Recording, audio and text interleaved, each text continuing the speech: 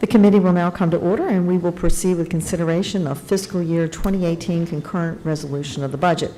I want to thank the ranking member, Mr. Yarmouth, for working with me to develop a structure for this markup that closely resembles and follows what has been done here in the past. Our goal is to have an open markup, which both sides will have an opportunity to debate the framework for the fiscal year 2018 concurrent budget resolution. We have a long day ahead of us, and I thank everyone for their cooperation. We will complete our work by midnight, and hopefully well before then, if we all can work together, that may be possible. I'd like to begin by recognizing the distinguished member from Indiana, Mr. Rokita. Good morning, everyone, and thank you, Madam Chairman. With several floor votes expected later today and other committee markups, I would ask unanimous consent that, consistent with Clause 4 of Rule 16, the Chairman be authorized to declare recess at any time today. Without objection, so ordered. Consistent with the agreement that I reached with Mr. Yarmouth, I ask unanimous consent that each side be allocated 45 minutes to make presentations in lieu of opening comments. The ranking member, Mr. Yarmouth, and I each will make an opening statement out of that allotted time. Each side then make presentations out of the remaining time. Members have 7 days to submit additional statements for the record, and after these presentations, we proceed to opening presentations on the budget resolution. Without objection, so ordered.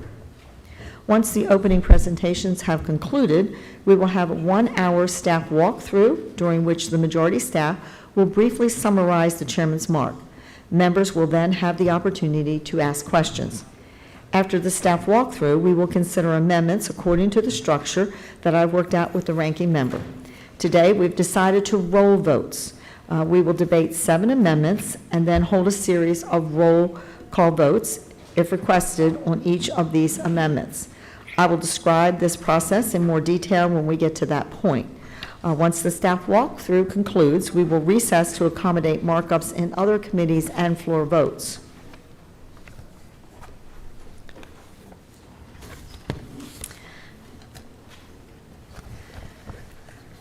Once again, good morning and welcome to our markup of the fiscal year 2018 budget resolution. Our budget is called Building a Better America because we take real, tangible steps to balance the budget, build a stronger military, and support an economy that creates opportunity for all Americans. In the past years, our budget resolution was a vision document, but this year is different. With the election of President Trump, our budget goes from being a vision document to being a governing document that outlines how we build America for our children and grandchildren. The time is over. Now is the time for action. The time for talking is over. Now is the time for action. When I came to Congress 6 years ago, I had 3 priorities: repeal and replace Obamacare, balance the budget, and reform our tax code. This year, we've already taken the largest step yet to accomplish these first of these priorities, and I was proud to sponsor the American Health Care Act to bring patient-centered reforms to our healthcare system. This markup begins the process of tackling a balanced budget by the 2027 and pro-growth reform. Balancing the budget by 2027 is a top priority. Our national debt stands at $20 trillion, with $9 trillion added over just the last 8 years. Both parties in Washington have failed to abide by a simple principle that all American families and small businesses do, and that is that we must live within our means. The Congressional Budget Office and outside experts all agree our current fiscal path is unsustainable. As United States Comptroller General Gene Dodaro put it in a recent House Budget Committee hearing, quote, "If we fail to get control of debt and deficits, we are putting our country at risk of fiscal and economic crisis," close quote. Balancing the budget requires us to make tough choices, but the consequences of inaction far outweigh any political risks that we may face. Doing nothing and continuing the status quo of more spending and more debt jeopardizes this American experiment of 250 years in the making. The budget resolution before us takes real steps to put our country on a sound fiscal path that balances in 10 years and will allow us to start paying down our national debt. Building a Better America makes a bold reform to strengthen programs that our seniors and most vulnerable citizens rely on and ensure that we can continue to serve them for a generation to come. While our budget includes reforms to discretionary spending, we also strongly believe that mandatory spending must be addressed in this budget resolution and in the budget resolutions to come. Mandatory spending is already more than 2/3 of our federal spending, and that number will continue to grow. We address mandatory spending in two ways. First, our budget outlines various reforms to mandatory spending programs that we believe reflect a responsible vision for reforming and saving these programs. These programs would require further legislation and political will to make the tough choices needed to benefit the American people. Second, our budget includes reconciliation instructions requiring savings and reforms in mandatory spending programs. These savings would go toward deficit reduction and cannot be used to pay for tax reform. Our reconciliation instructions require 11 authorizing committees to find a minimum of $203 billion in savings and reforms over the 10-year window, with the expectation that the reforms will result in significantly higher savings. This package of mandatory reforms is the largest since the 1990s through reconciliation, and it's the first step to change the culture of the spending here in Washington. The goal of the Budget Committee is to return to the traditional budget process and the true purpose of reconciliation, deficit reduction through mandatory spending reforms. This is the first step, but it is an important one. Our budget also promotes tax and regulatory reform to get to the federal government out of the way and to allow our free market economy to thrive. The larger the government, the less freedom for individuals and businesses to thrive, grow, hire, and innovate. The Obama economy left millions of people behind, with over 14 million people leaving the labor workforce in just the last 8 years. Through reconciliation, our budget specifically paves the way to pro-growth tax reform that will be deficit neutral and independent of reconciliation instructions for mandatory spending and reforms. This pro-growth reform will reduce taxes, it will simplify the tax code, and unleash the potential of the American economy to help those who have been left behind. Many of our friends across the aisle and in the media have said that a 1.9% economic growth is the new normal, that we are doomed to continue the economic stagnation of the Obama years.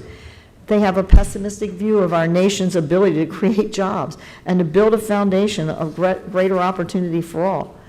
America has the greatest workers, the greatest innovators, and entrepreneurial ethos to far surpass the economic growth of the last 8 years, if only the federal government would get out of their way. We believe that the pro-growth policies recommended in our budget will result in higher economic growth, averaging 2.6% over the 10-year window, because we put our trust in the potential of the American people. But a stronger economy is not enough. We must also strengthen our military. The number one job of the federal government is to protect its citizens. Over the last 8 years, the weak foreign policy of President Obama has led to increased threats from all corners of the globe, while the funding of our men and women in uniform has failed to keep pace. Building a Better America invests $621.5 billion in our military and $75 billion specifically for the global war on terrorism for the fiscal year of 2018. These resources will help our men and women in uniform complete the mission with which they have been tasked.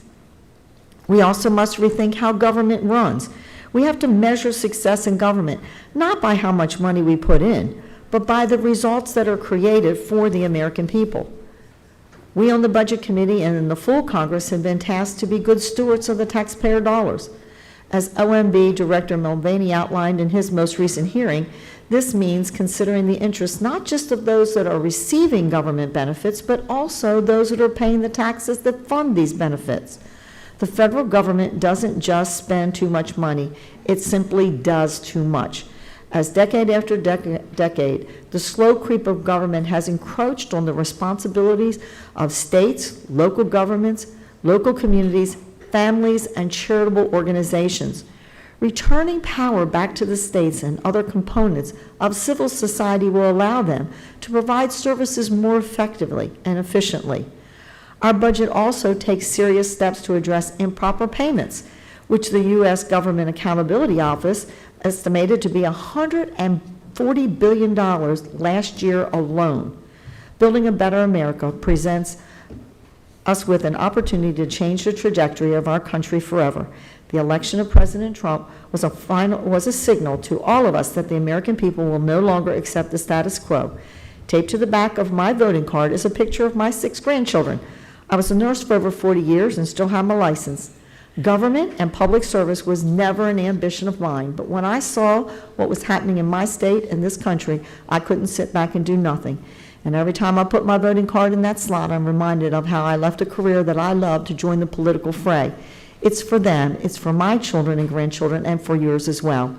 I grew up in America where a poor girl like me, whose parents only had an ambition for me to finish high school, could graduate from college, become a nurse, and eventually become a member of the United States House of Representatives. I grew up in America that was a land of opportunity, of strength and compassion, but that America is slipping away from us. For too many people in this country, the opportunity to live the American dream is out of reach.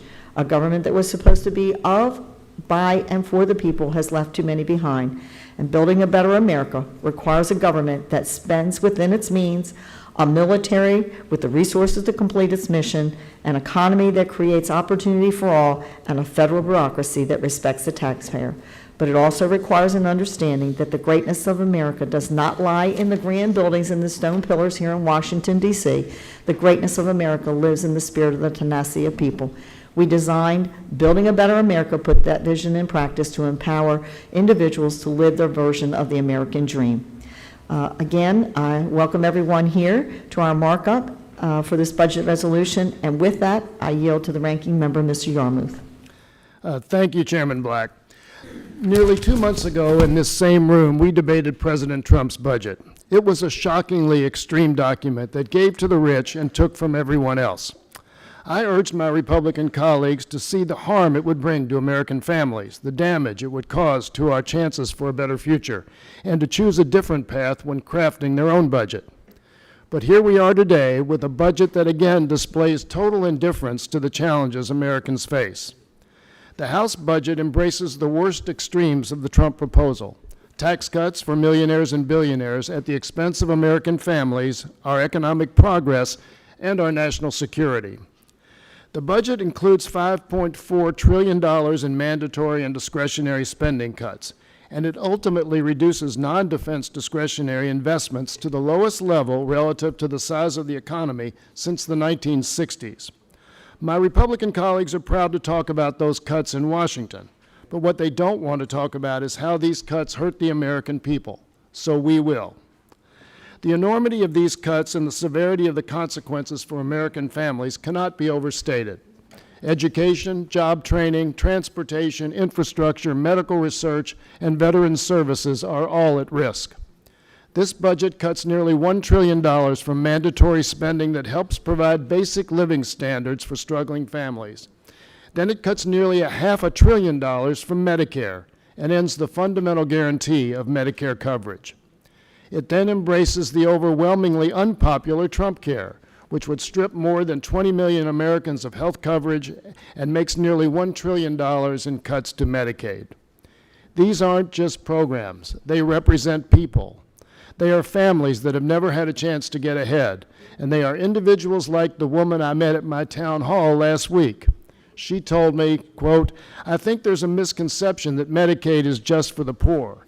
In 2014, my husband lost his job of 25 years, and we were suddenly without health insurance or income. But we were covered for the 11 months leading up to him finding a new job through the Medicaid expansion." Medicaid was a lifeline for this woman and her family, as it has been for millions of Americans all across the country. But all of that is at risk for them and millions of other families because of the drastic cuts in this budget. It is an incredibly cold document that willfully ignores the needs and priorities of the American people. But it's not just the economic security of millions of families that's at risk in this budget. It's also our nation's security. My Republican colleagues have put on display a narrow worldview, one where our country's security is only about the size of our military. The Republican budget increases defense spending by an astonishing $72 billion above the current cap, and more than $18 billion above what even President Trump requested.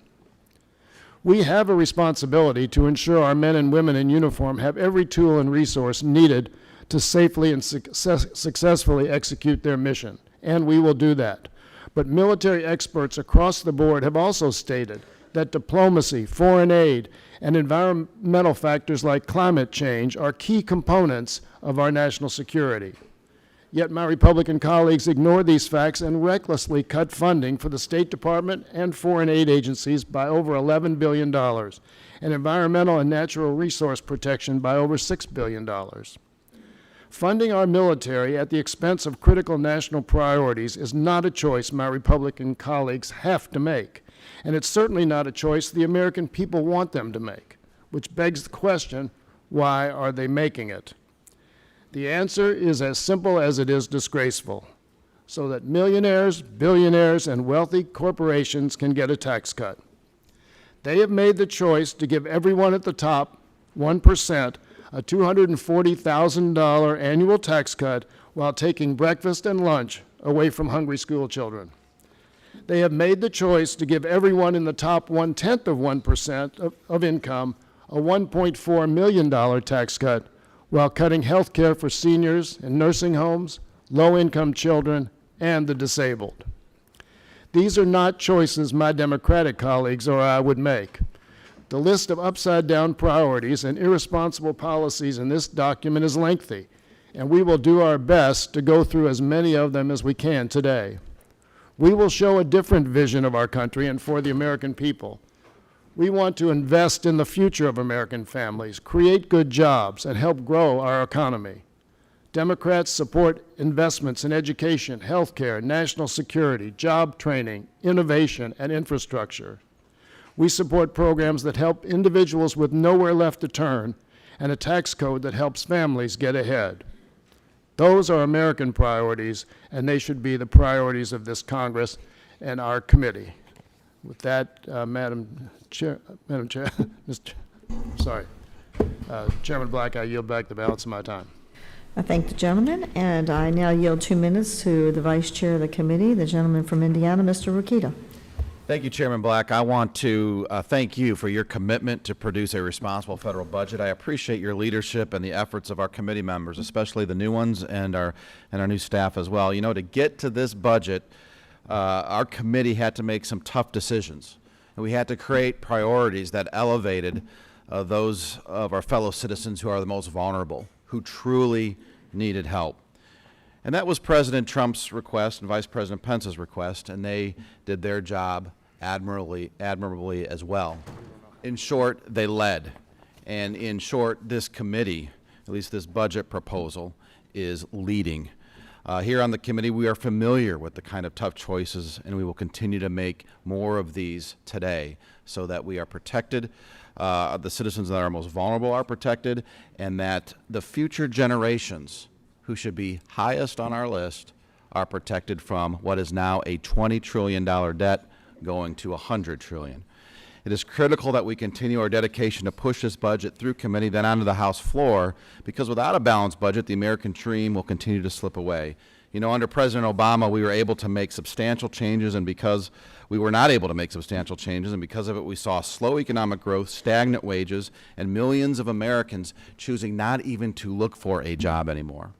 We can't let that mentality, that opportunity has been lost, continue to fester under our watch now. We can't accept the new normal caused by the failed policies of the past spending that goes way beyond our nation's needs and borrowing too much from China. This budget will help bring opportunity back to American families by opening the door for economic growth and tax reform. This budget also addresses our nation's growing fiscal crisis by reforming antiquated, bloated government programs that aren't serving us well anymore. $203 billion worth of mandatory spending has been addressed here so that these programs can remain not only for those who need it most, Madam Chairman, but for future generations. These programs might still be around to serve those who need them. I yield back. The Gentleman's time has expired. I now recognize the gentleman from California, Mr. McClintock, for 2 minutes. Thank you, Madam Chairman. On our current trajectory, the CBO warns that just 4 fiscal years from now, 2022, our annual deficits will surpass $1 trillion. That's where economists warn we run the risk or even loss of our access to credit. A sovereign debt crisis. Venezuela is going through that right now. Even within our own territory, the Commonwealth of Puerto Rico is going through that. Pension systems implode, basic services falter, and the economy collapses. We will begin running that risk in 4 years on the path we're on. 2 years after that, in 2024, the CBO tells us that the annual interest cost on our debt, simply renting the money we've already spent, will reach $654 billion. That's more than we currently spend on our entire defense establishment. You cannot provide for the common defense or promote the general welfare if you cannot pay for it. We are at the upper limits of tax revenues that our economy can generate. When tax rates rise above this natural limit, tax avoidance activity increases, capital moves offshore, the economy falters, and revenues fall. We have no choice but to change the spending trajectory, and we are running out of time. This budget barely restrains spending growth over the next decade and begins to change that trajectory by using reconciliation for its intended purpose. Every year we delay, the danger gets closer, and our options become more difficult. I hope everyone will think about this carefully as we begin our work on the budget today. I yield back. The gentleman yields back. I now recognize the gentleman from Wisconsin, Mr. Grothman, for 2 minutes.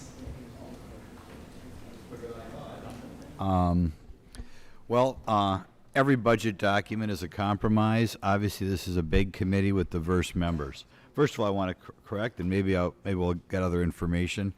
The ranking member, Yarmouth, I think he talked about an $18 billion increase on defense over what President Trump promised. I think including an OCO, I think it's a $28 billion increase over what President Trump requested, which is frustrating. Like I said, it's a compromise document. I think President Trump tried to propose a very fiscally responsible budget in which he tried to hold discretionary spending even. There were increases in this document on non-defense of almost $50 billion, and I just mentioned the $28 billion increase in defense, which makes it a very difficult budget to vote for, though I understand this is a compromised budget. This is not the last step on the process. There's going to be a floor vote on this budget. There's going to be appropriation bills coming out, and we're going to eventually see whether those appropriation bills appropriate to the max or whether somewhat less than the max. But I'd like to thank the chairman for having so many committee meetings. I think this is the 3rd year that I've been part of the budget process, and I think she's brought us in and worked harder than the last 2 years. So I'd like to thank you for that, and hope we have, look forward to taking the votes on the amendments today. The gentleman yields back the balance of his time. I now recognize the gentleman from Ohio, Mr. Renacci. Thank you, Madam Chairman. And as someone who's come to Congress with 30 years of business experience, I've always been a strong advocate for the need for Washington to pass a budget and stick to it. That's something that this federal government has far too often failed to do, yet people back home are required to do it every day. I applaud this committee for putting forward a budget that actually balances over the next 10 years and which outlines policy proposals that may lead to economic growth and begin to address the long-term financial obligations of the United States. However, as our nation sits here today, saddled with more than $20 trillion in debt, there is no question that we have a moral obligation as a Congress to take meaningful action to tackle our long-term debt by addressing its most serious driver, mandatory spending. And while I'm encouraged that our committee has expressed a serious commitment to advancing these badly needed reforms, I'm concerned that through this budget we might fail to adequately bring about the savings, particularly in mandatory spending, that are needed to set our country back on a sustainable and responsible fiscal course. In addition, as a member of the Ways and Means Committee, I'm concerned that the instructions tied to this package may make it difficult for Congress to pass a tax reform package in the near future. With that said, I enter today's hearing with an open mind and look forward to its hearing and the process and merits of this budget blueprint. I'm someone who believes in the process, and many times a process requires moving bills knowing that this is not the final vote. But ultimately, it remains vital that this Congress advance a budget that is able to pass both the House and Senate and allows for Congress to move forward with these vital policy changes we need. I sincerely hope that today's hearing demonstrates that is what this bill entails. Thank you, and I yield back. Gentleman yields back the balance of his time. I now recognize the gentleman from Ohio, Mr. Johnson, for 2 minutes. Thank you, Madam Chair. And I, too, am proud of this committee's work to present a budget that will put America back on a path of fiscal responsibility. Not only does this budget proposal balance within 10 years without raising taxes on hardworking Americans, but also achieves $6.5 trillion in deficit reduction. Furthermore, for the first time in decades, this budget proposal requires reconciliation instructions to achieve at least $203 billion in mandatory savings and reforms. American families have to balance their budgets and live within their means. It's time for Washington to do the same. It's unacceptable and irresponsible to risk our children's and grandchildren's financial security with crushing debt. While improving America's economic security, this budget also emphasizes our commitment to our national security by providing $621.5 billion in defense discretionary spending. We're living in a dangerous time with gathering threats to our homeland, our allies, and our interests abroad. It's essential that Congress provide the men and women who wear our uniform in defense of our country the resources they need to be successful in their mission. Doing so will also provide needed assurance to our allies and send a strong message to our enemies that America will not lead from behind. Rather, we will remain the global force for peace and stability. At home, this budget calls for increased accountability at the Department of Veterans Affairs and works to ensure that our nation's heroes receive the care, the benefits, and the services that they have earned and are entitled to. So I encourage my colleagues to support this budget, and I yield back the balance of my time. The gentleman yields back the balance of his time. I now recognize the gentleman, Mr. Lewis from Missouri.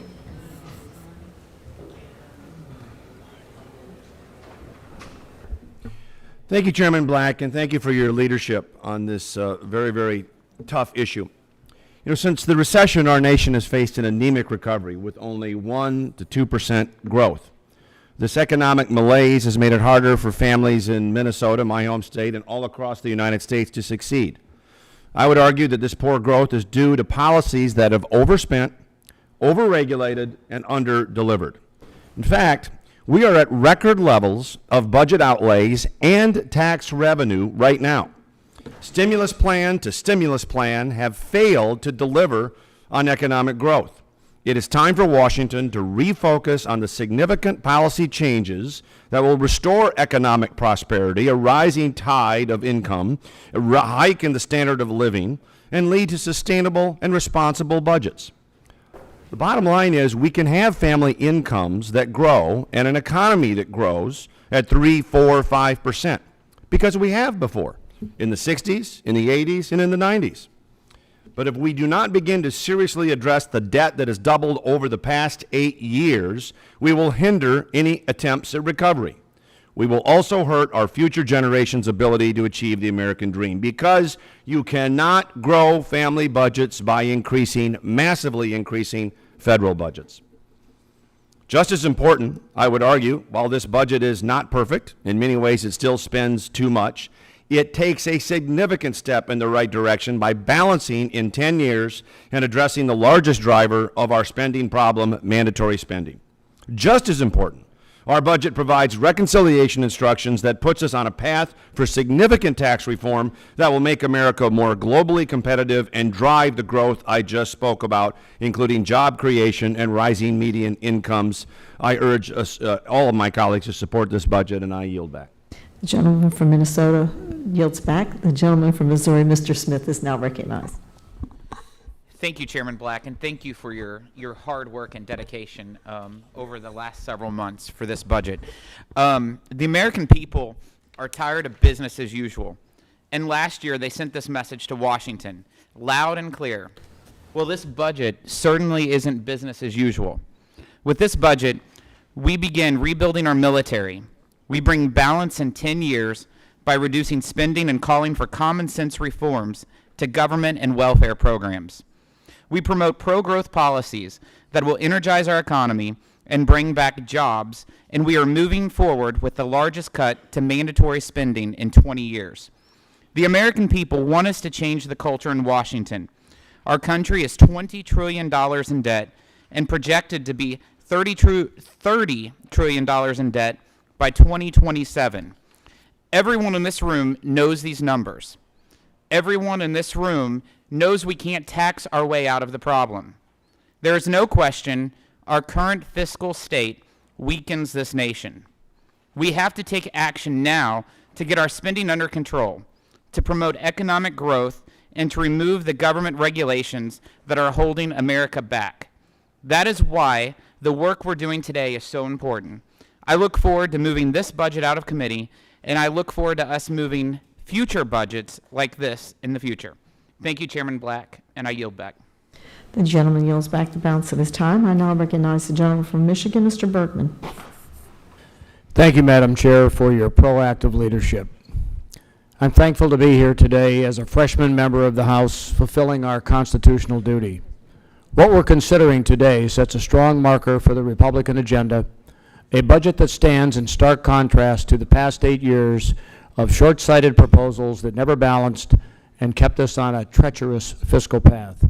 I decided to run for Congress because I was deeply concerned about the kind of world we were leaving my grandchildren. The trillions of dollars of debt, misguided spending priorities, national security issues at home and around the world, the list goes on. I proudly represent the folks from Michigan's 1st District who sent me to Washington to make tough decisions and get wasteful spending under control. This budget is a next first step to accomplish that. It also includes important reconciliation instructions for tax reform and deficit reduction, two issues that have not been meaningfully addressed for far too long. $200+ billion in mandatory savings, that's what the Republicans on this committee and in our conference are calling for today, and that's just a floor, not a ceiling, a floor. I believe we can do more, but I'm encouraged by the commitment made in this budget to begin to change our current path. Wasteful spending can no longer be the prescription for this country's ills, its problems. The time is now for us as a Congress to make these difficult decisions, to keep Washington accountable to and produce results for the American taxpayer. Let's empower our constituents and our communities, make economic opportunity a top priority for this country, and ultimately build a better America for all of our grandchildren. I yield back. The gentleman yields back. I now recognize the gentleman from Pennsylvania, Mr. Smucker. Thank you, Madam Chair. I'd like to start by just extending my appreciation to you, Madam Chair, for your leadership on this committee, and to my colleagues as well for the countless hours of work that went into developing this budget. Our national debt is spiraling out of control. We're a staggering $20 trillion in debt, a number we're quickly approaching. And the spending policies of recent years just simply did not work for hardworking American families and for the small businesses that employ them. This budget fulfills our commitment to the American people to balance the budget and to rein in our spending. It puts us on a sustainable fiscal path, while at the same time ensuring that our military has the resources it needs to keep our homeland safe. It's also a important first step towards comprehensive tax reform, one of the main priorities of many of my colleagues and priority of mine on this committee and in the House. I ran a small business for 25 years, and one of the main reasons I wanted to serve the community I grew up in was because I saw firsthand how our tax system was holding back job creation, holding back economic growth.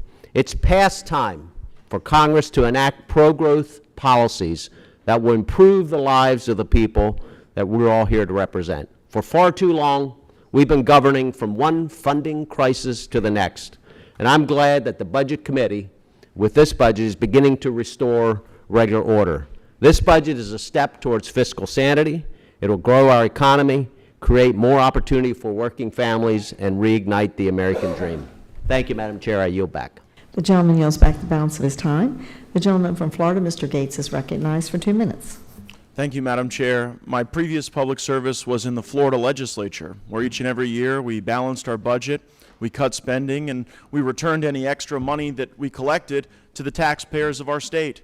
In many ways, this was really terrible preparation for coming to Washington, D.C., because in this town, we spend too much, our focus is often disjointed, and we continue to drive our country deeper into debt. There have been millions of pages written about the fall of the Roman Empire. They spent too much, had too many interventionist wars. And I wonder how history will judge us with a $19 trillion debt, heading to a $28 trillion debt, with what I fear is the lack of a strategy to constrain the spending that will cripple our country. I believe that histories will judge most harshly the young people in the Congress today, who should be doing more to ensure that we're meeting the fiscal obligations that we need to without unnecessarily spending on wasteful programs that are converting a needed safety net into an economically destructive hammock for far too many Americans.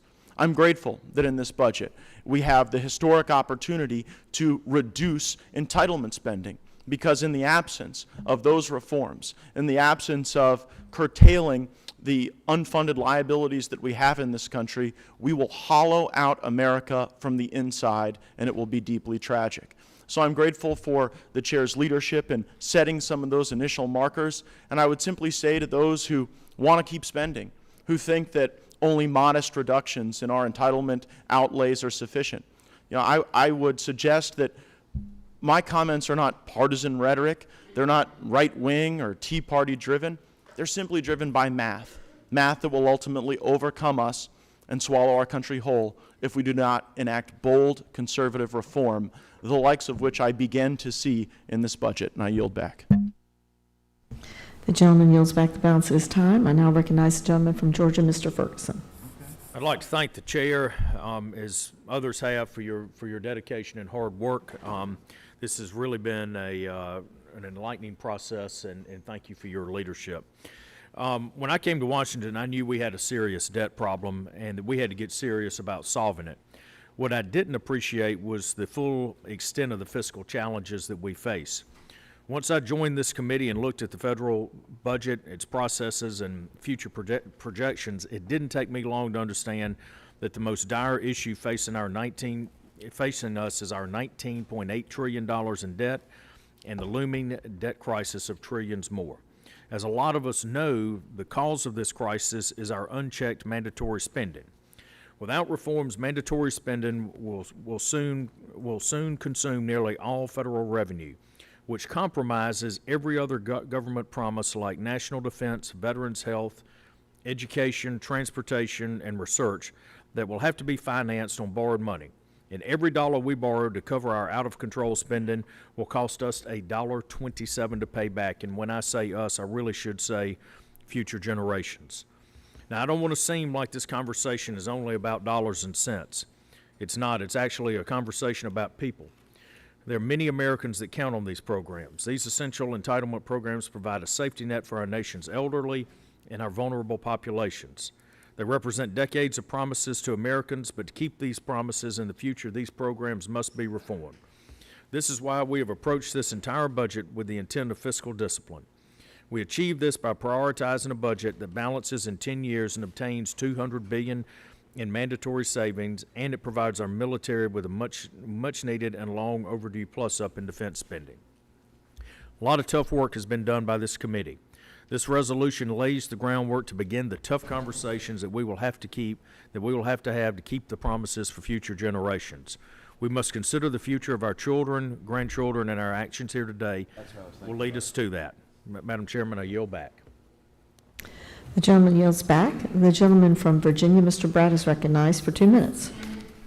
Thank you, Madam Chair. I would also like to compliment your great work in this entire process and the colleagues here today who have done hard work. You, for the first time, have delved into going around to all committee chairs looking for savings, finding and creating new ways of looking at mandatory spending, and have made tremendous progress on that. And I, throughout this process, have said that I would be flexible on the top line number, and I think we've done solid work on that. My major concern in this budget process has always been the linkage between the top line number that we're discussing today with a couple other trillion-dollar pieces that transcend the power of this committee in some ways, but that are definitely related to our budget outlook. Of course, yesterday we got staggering news on the healthcare piece. That's a $1 trillion piece linked to the Obamacare tax increases. There's also the issue of the border adjustable piece. We've sought resolution on that and clarity on that, and we have not received clarity on that $1 trillion piece and how we should move forward. The major issue and anxiety I've had is the relationship between those $2 trillion pieces and the pro-growth policies that everyone around this table have just brought up. We need those pro-growth policies to get us out of $20 trillion in debt and out of the $100 trillion in unfunded liabilities. And so my fears today, unfortunately, have been confirmed a little bit. The Trump administration just sent out news that instead of the corporate rate going down to 15, now they're looking at the corporate rate being in the 20 to 25 range. And I hope that is the end of the movement up on tax rates. So my worst fears about our ability to reach consensus on the health care bill and border adjustable look like they're coming to fruition in today's news. I am struggling with how we get those rates back down. Without that, the American people will not be able to find jobs for their kids after high school and college. Wage rates will not go up as we need them to do. And so while I applaud the top line number and the hard work this committee's done, I still am asking our leadership to give us clarity on the connection between the health care $1 trillion piece, the border adjustable piece, and the work of this committee. Thank you. And I yield back. The gentleman yields back the balance of his time. The gentleman from South Carolina, Mr. Sanford, is recognized for 2 minutes. I thank the chair, and I would echo my colleague from Virginia's comments with regard to kudos for your hard work and for that of the committee. I guess the saying is that a journey of 1,000 miles begins with the first step. And I think that to his point, you've raised a very important point in pushing this issue of mandatory savings. I think that until we get our arms around that issue, we're going to have profound budgetary problems. That having been said, I remain concerned about scale on the reconciliation front there. If you annualize the numbers, we're looking at $20 billion a year in the framework of deficits that are roughly $750 billion a year. And you won't solve this $100 trillion contingent liability or the $20 trillion debt problem that we have with those kinds of numbers. I remain concerned about economic growth. I think that some of the forecasts are still rosy, and I don't think you ever build a household or a business budget on rosy assumptions.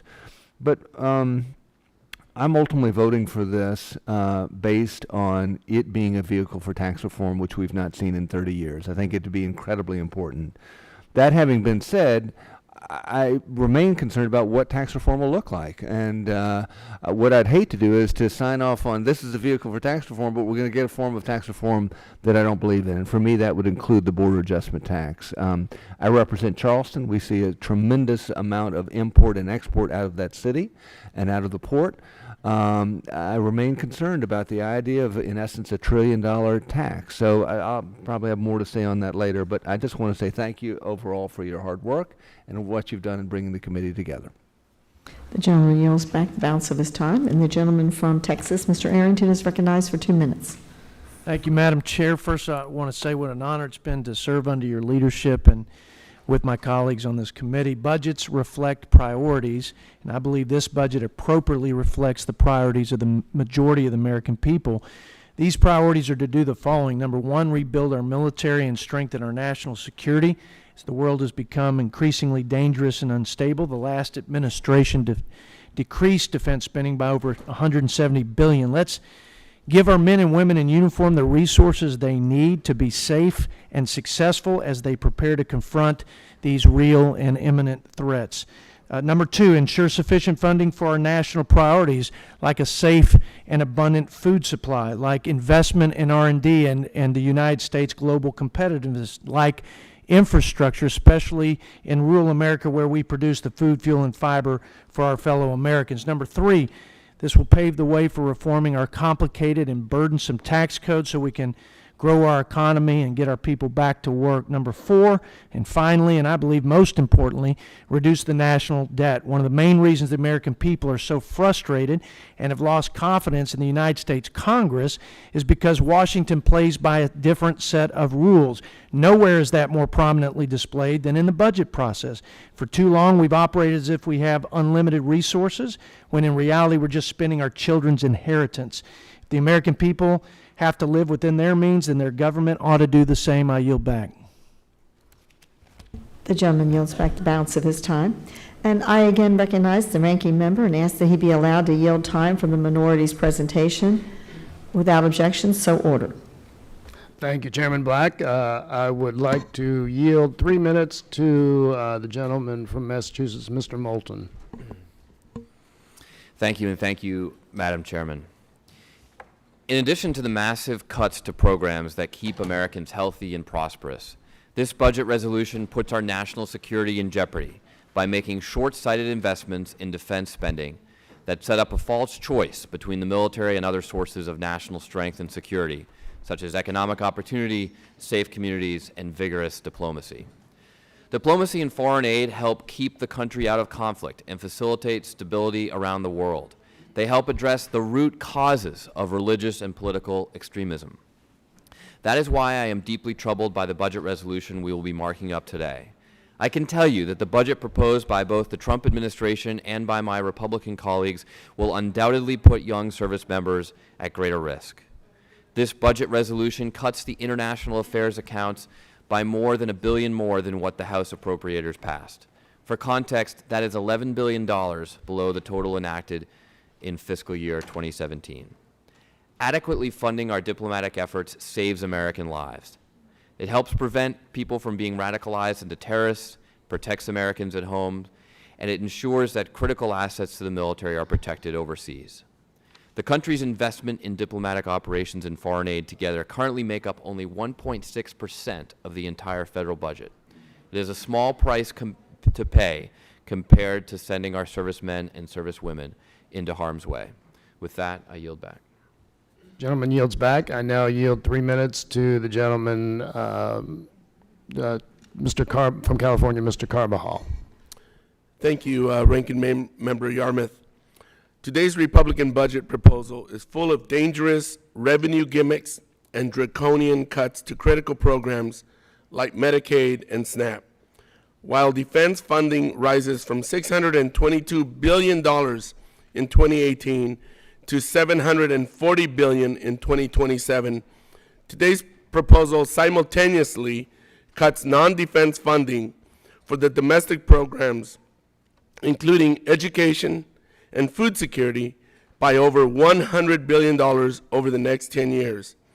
This budget simply walks away from investments promoting economic security, job creation, and innovation. Not only are we funding defense at an even higher level than the president requested, but we are doing so with such a narrow view of our national security. One source of national security we leave out is the environment. I also sit on the House Armed Services Committee, and I've heard from many military leaders, including Secretary Mattis himself, about the threat climate change poses to our military operations and institutions. Over 30 military sites in the United States are already at risk, facing elevated risks because of sea level rise. On the West Coast, wildfires season continues to grow longer and more intense. In my district, we've experienced over 4 significant fires in the last week alone. Last year in California, fires threatened Camp Pendleton as well as Vandenberg Air Force Base in my district. There is no question climate change will increasingly impact our nation's military infrastructure here and abroad, ultimately making it more difficult to defend America's interests. This budget resolution dramatically underfunds agencies dealing with this threat. This is irresponsible with the threats that we face, and I encourage my colleagues to re-examine their priorities. Mr. Yarmouth, I yield back. Gentleman yields back. I now yield 3 minutes to the gentlewoman from Texas, Ms. Jackson Lee. I thank the ranking member. I have no doubt of the commitment of the chair of this committee, but I have to embrace the comments of the ranking member that says that this budget embraces the worst of the extreme of the Trump budget. Yes, we are stewards of the American people's tax dollars, but this is what this budget simply wants to do. It wants to have massive cuts, tax cuts for millionaires, while increasing tax increases for millions of working families. These are the working families that depend upon national security. And the FY 2018 budget endangers national security by narrowly focusing on defense funding.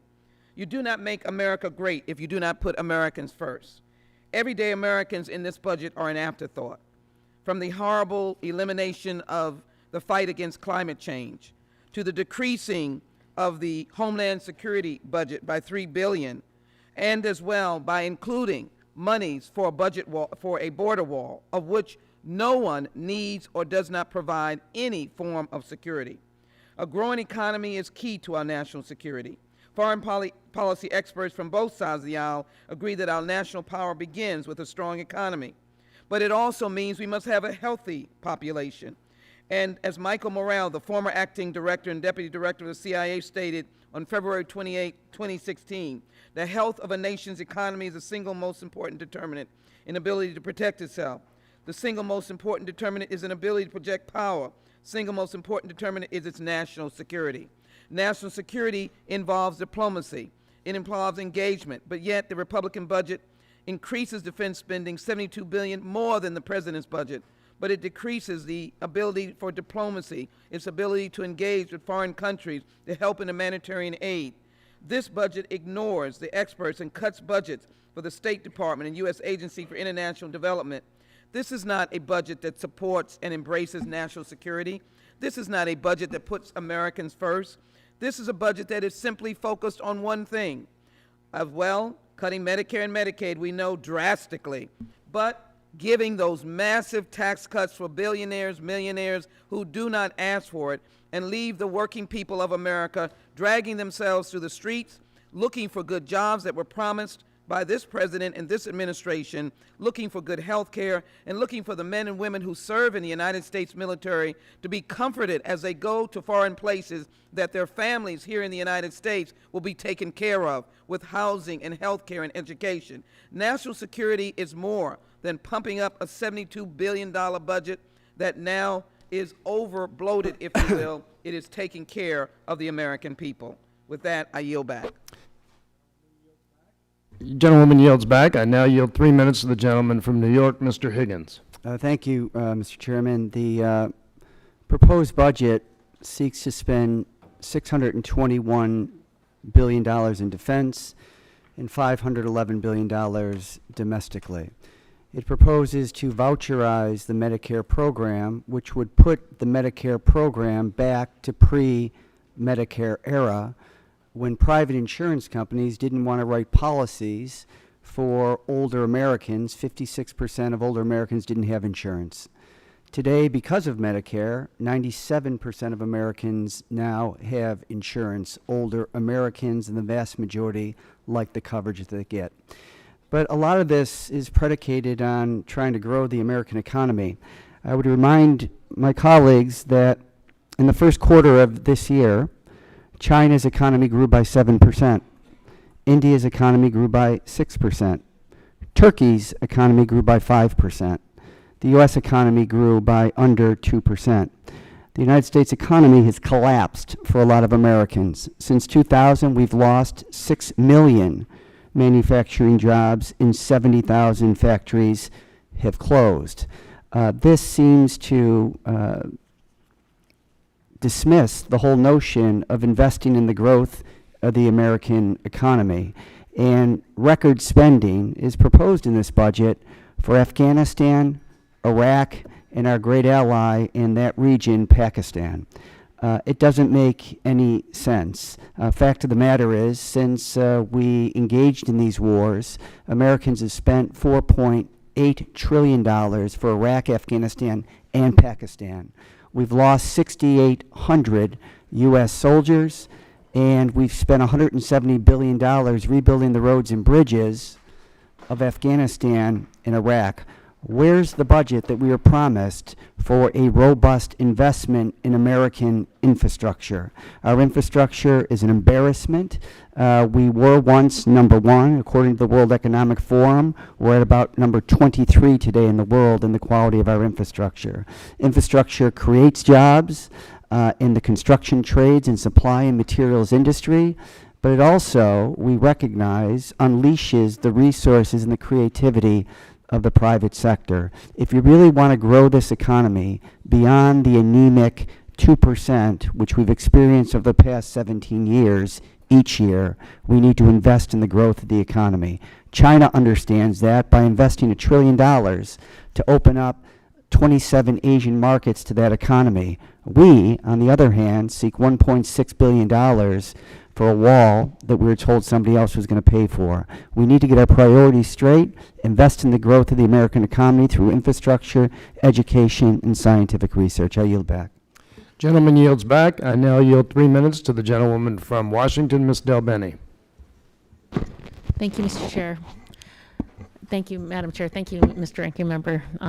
With many working families and businesses still struggling in a rapidly changing economy, our top priority in Congress should be helping to ensure that every American can succeed in the 21st century and invest in the foundations we need to sustain long-term economic growth and security. To spur robust job growth, we must expand access to opportunity and build an economy in which anyone willing to work hard can get ahead and build a better future for the next generation. We should make investments in our education system to provide the training and skills that workers need to be prepared for the jobs of today and tomorrow.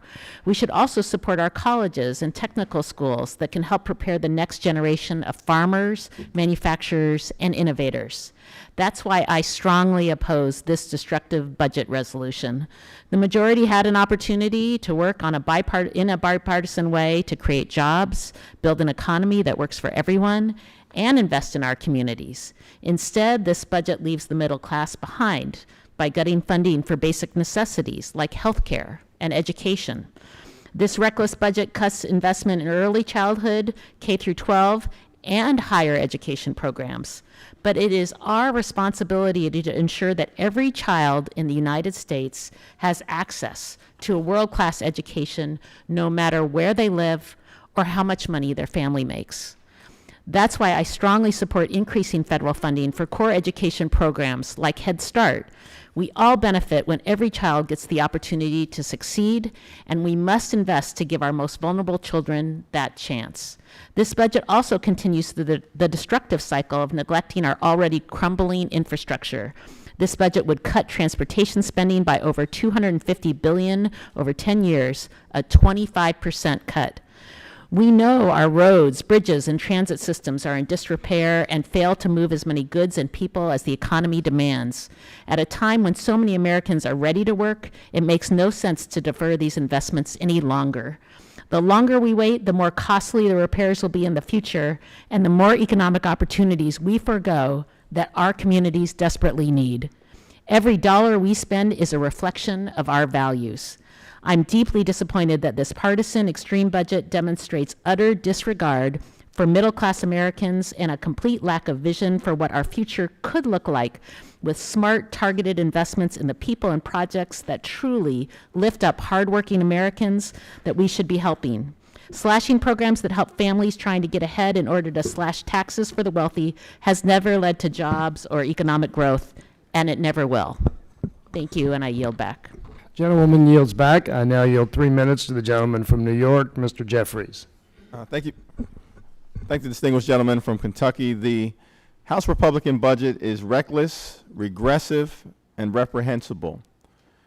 It seeks to balance itself on the backs of working families, middle-class folks, senior citizens, the poor, the sick, the afflicted, and rural America, all to promote a deep tax cut for the wealthy and for the well-off. Instead of trying to advance the interests of the middle class, the House Republican budget simply promotes the lifestyles of the rich and shameless. The Republican budget fast-tracks massive tax cuts to the wealthy, shifting the burden to the middle class and working families. The budget clearly shows that House Republicans are not interested in working on behalf of everyday Americans. Like the Trump budget, the Republican version here in the House shamelessly takes away hope and opportunity from millions of families while showering millionaires, billionaires, wealthy corporations with unnecessary and counterproductive tax cuts that will do nothing to help average everyday Americans pursue the American dream. Instead of bringing jobs back to communities that have fallen on hard times, in inner city America, suburban America, rural America, the heartland of America, the Republican budget hollows out these investments that are necessary to build a strong competitive economy, again, simply to provide tax cuts to the wealthy and to the well-off. The budget recycles the stale, repeatedly discredited myth that tax cuts for the wealthy will somehow magically generate an economic boom that will solve all of our nation's problems.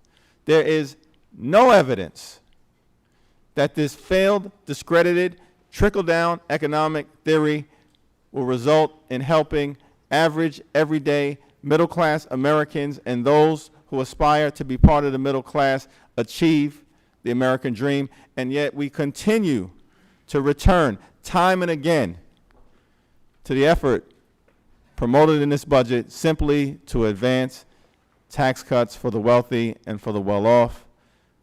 It is reckless, it is regressive, it is irresponsible, and it should be rejected by this committee. Gentleman yields back. I now yield 3 minutes to the gentleman from Pennsylvania, Mr. Boyle. Thank the gentleman from a fellow Commonwealth, Commonwealth of Kentucky. You know, we're obviously going to be spending a lot of time with one another today. And in all of that time we'll be spending today, we will hear a lot of numbers and a lot of statistics thrown around. I really think the most important number that you'll hear today is 99.6. That's 99.6% of the benefit of the House Republican tax plan goes to the wealthiest 1%. 99.6%. Not to be outdone, the House Republican blueprint for tax reform provides a $3 trillion tax cut to the wealthy and almost nothing to everyone else. The average person in the wealthiest 1/10 of 1% will get a $1.5 million tax cut. And the middle-income household, not the very poor, not the very rich, the median household in this country will get $60. But it's actually worse than that, because this budget also raises taxes on low-income working families, and it does that in two ways. This budget cuts the child tax credit and the EITC, the Earned Income Tax Credit, by a combined $40 billion by changing requirements on who is eligible. These refundable tax credits help millions of Americans support their families and lifts millions of children out of poverty every year. So a cut to these is a tax increase on low-income working families. An analysis of a similar proposal by House Republicans on cutting the Trust the Child tax credit found that 3 million children would be harmed. And this is such a betrayal of past accepted economic theory on the Republican side. It is a fact that one of the greatest evangelists for the earned income tax credit was President Ronald Reagan. He called it the single best anti-poverty program in government today. And here we are with a budget in 2017, 99.6% of which goes to the wealthiest 1%, and a massive tax increase on the working poor. It is wrong. I will oppose this budget, and with that, I yield back. Gentleman yields back. I now yield 3 minutes to the gentleman from California, Mr. Khanna. Thank you, Ranking Member Yarmouth. Thank you, Madam Chair. The colleagues on the other side, Republicans, have said that we Democrats are pessimistic, that somehow we don't believe in economic growth or 3% growth. And that's simply not the case. We just have a very different view about how you grow the economy. If you believe that the challenge of growing the economy is the investor class, that the people who need help to grow this economy are people who are speculating on Wall Street or CEOs of hospitals making $3 million, $6 million, and that corporations which have record profits need more tax credits, and that's how we're going to grow the economy, then I suppose you should vote for the Republican budget. If you believe, as colleagues on our side do, Mr. Jeffries and Mr. Higgins, Mr. Boyle, Ms. Delabine, that the way you grow the economy is by putting your faith in ordinary Americans who start small businesses, who are manufacturers, who are nurses, who do the hard work that has built this country, then you would have a view that you get to economic growth by helping the middle class, that the tax cuts shouldn't be geared towards people who are already invested in the stock market, that the problem isn't that our Dow isn't growing fast enough. The problem is that 50% of Americans are working harder and wages have stagnated for the last 30 years. Our belief is we can have that economic growth if we provide tax relief for the working families who deserve it and not the speculators, if we invest in their job training programs, if we invest in programs like Medicaid and Medicare, which, by the way, aren't just moral programs, but according to McKinsey, are going to lead to the most jobs in the 21st century on elder care, on child care, and jobs for the middle class. So that is the philosophical difference. Do you believe that America's greatness lies with Wall Street speculators and CEOs? Or do you believe America's greatness lies with ordinary, hardworking Americans, small business owners, and people who actually do the jobs? Democrats are for the belief that we are great because of ordinary individuals, and the Republican budget says let's put all our faith in the executive investor class. That's the real difference. My final point is I want to commend Congressman Sanford for really indicating what's at stake. Because if you want revenue neutrality, as the Republican budget says on the tax proposal, their only way of getting there is a border adjustment tax. A border adjustment tax would be the largest tax increase on the middle class probably in the last 50 years. And I would urge this committee to join Congressman Sanford on a bipartisan basis and say no to the largest tax increase in the last 50 years. Let's make it clear we're against a border adjustment tax. Gentleman yields back. I now yield 3 minutes to the gentlewoman from Washington and the vice-ranking member of the committee, Ms. Jayapal. Thank you to the gentleman from Kentucky and our ranking member for your leadership and for yielding. Madam Chair, I agree with some of our colleagues who have said that our budget is a document of our priorities. And unfortunately, though, I am disappointed that this budget resolution does not invest in working families. And it does so little to help millions across our country who are struggling. Why? As you've heard from many of my colleagues, this budget prioritizes putting millions of dollars towards tax cuts for the very wealthiest in our country, the 1%, the wealthiest corporations, and it does not have to be like this. We on the Budget Committee have the obligation to define the spending priorities that lead to robust economic growth that reaches all Americans. But the blind ideological pursuit of tax cuts for the wealthiest that are contained within this budget, and honestly, all of us know that these are failed policies of the past. They are not the kinds of tax cuts that lead to the growth of the economy. That is going to cost the American taxpayers greatly. This budget slashes corporate tax rates from 35 to 15%, costing American taxpayers $2.4 trillion in revenue over the next 10 years. And that is equivalent, what could you pay for with those dollars? That's equivalent to the 5-year cost of Medicaid and the Children's Health Insurance Program that serve nearly 75 million seniors, people with disabilities, and families in need. We know that large American companies hold $2.6 trillion in offshore profits, and I believe that there's bipartisan consensus that we should bring those dollars back into America. But unfortunately, this budget promises a big tax break for the companies to bring those profits back, and it forgoes $600 billion of the $760 billion owed in U.S. taxes by corporations that have taken their profits outside.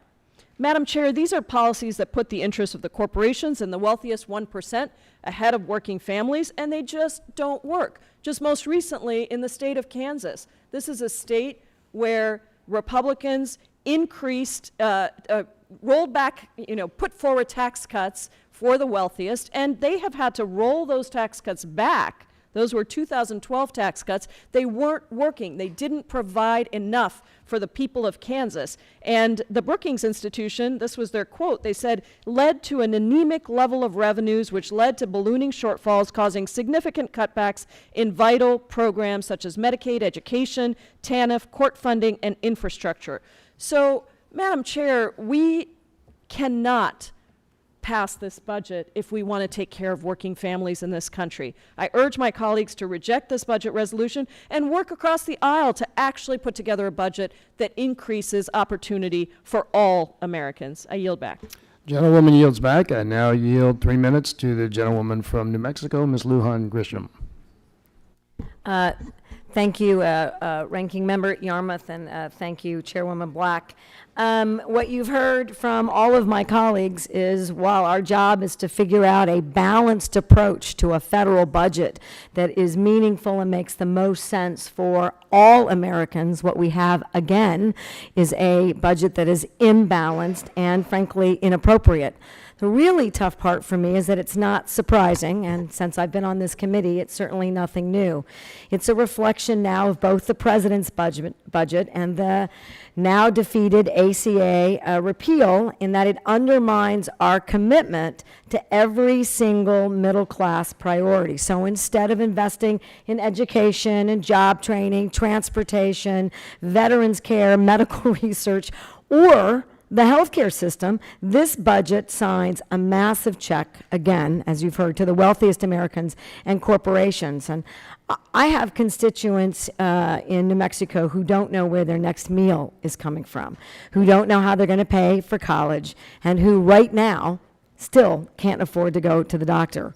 20% of New Mexicans live in poverty. 1 out of every 4 New Mexico children are food insecure, and my state has the second highest unemployment rate in the nation. This budget prioritized benefits for the richest Americans instead of these constituents who are working hard every day to provide for their families and make ends meet. I want to introduce you to a constituent of mine, Lene Havens. She's a single mother of a young son, Connor, who is working full-time, and most recently in describing to me about how she manages a child care benefit or a SNAP benefit to make ends meet so that she can continue to work full-time, because she's doing everything right to care and support her family. She was recently offered a 53 cent an hour wage increase. Now, her choice is to take that wage increase, to continue to try to move into the middle class, to get out of poverty, but in doing so, she will lose approximately $600 in public benefits. And the most notable is she will lose that food assistance, SNAP. These are the choices that this budget not only endorses, but it exacerbates by even removing the safety net, so that my constituent would have no housing, no SNAP, no child care, and no hope for the future of her family. This is fundamentally unjust, and quite frankly, it's bad policy if we're trying to get America working. This is an America First budget only for Americans that are already well-connected, wealthy, and powerful. I understand the goal of my colleagues to enact, I think, a fiscally responsible budget. But the record-setting cuts to Medicaid, Medicare, SNAP, and other programs that provide basic living standards to some of the most vulnerable constituents in my district and yours is a devastating effort to a system that's already stretched too thin. This is short-sighted, arrogant, and it's an insult to my constituents who struggle to find jobs, pay their bills, and provide their kids with a better future. I urge my colleagues to oppose this incredibly irresponsible budget, and I yield back. Gentlewoman yields back. I now yield myself 3 minutes.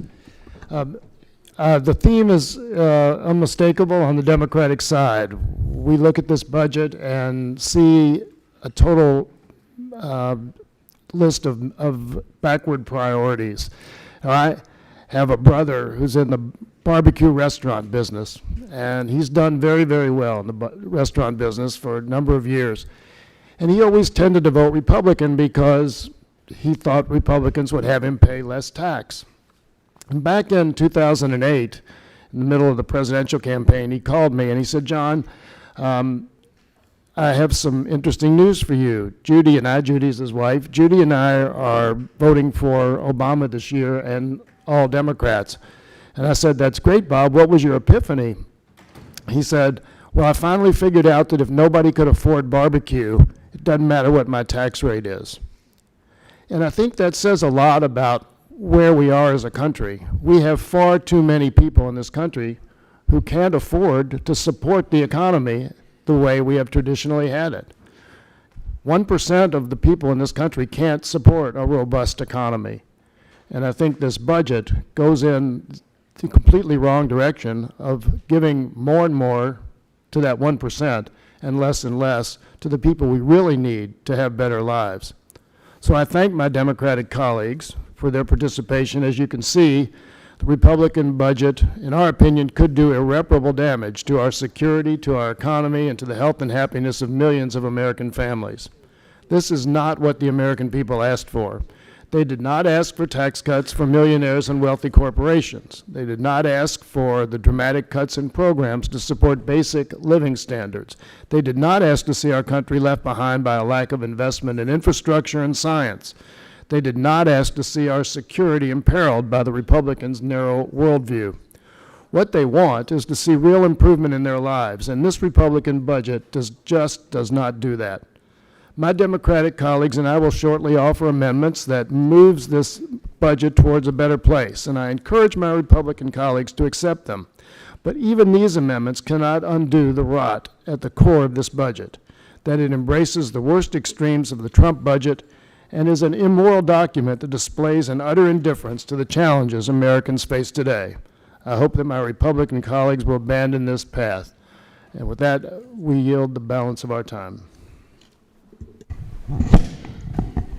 The gentleman yields the balance of his time. We will now proceed with the staff walkthrough for the fiscal year 2018 concurrent budget resolution. We have the witness at the table, Rick May, our staff director, Jenna Spellman, our policy director, and Andy Morton, our chief economist. The staff will briefly summarize the chairman's mark and then will be available to answer questions members may have. I would urge members to ask factual questions.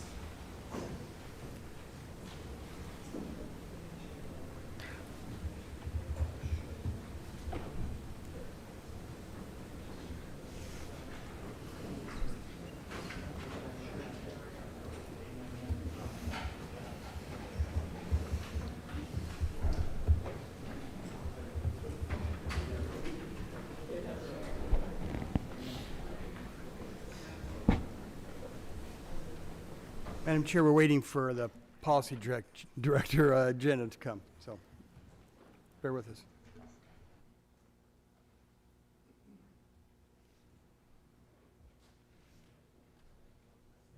Thank you, Mr. May, and you may begin when you're ready. Madam Chairman and Mr. Yarmouth, it's our honor and pleasure to provide to you a walkthrough for the next 60 minutes regarding the provisions of the Chairman's Mark.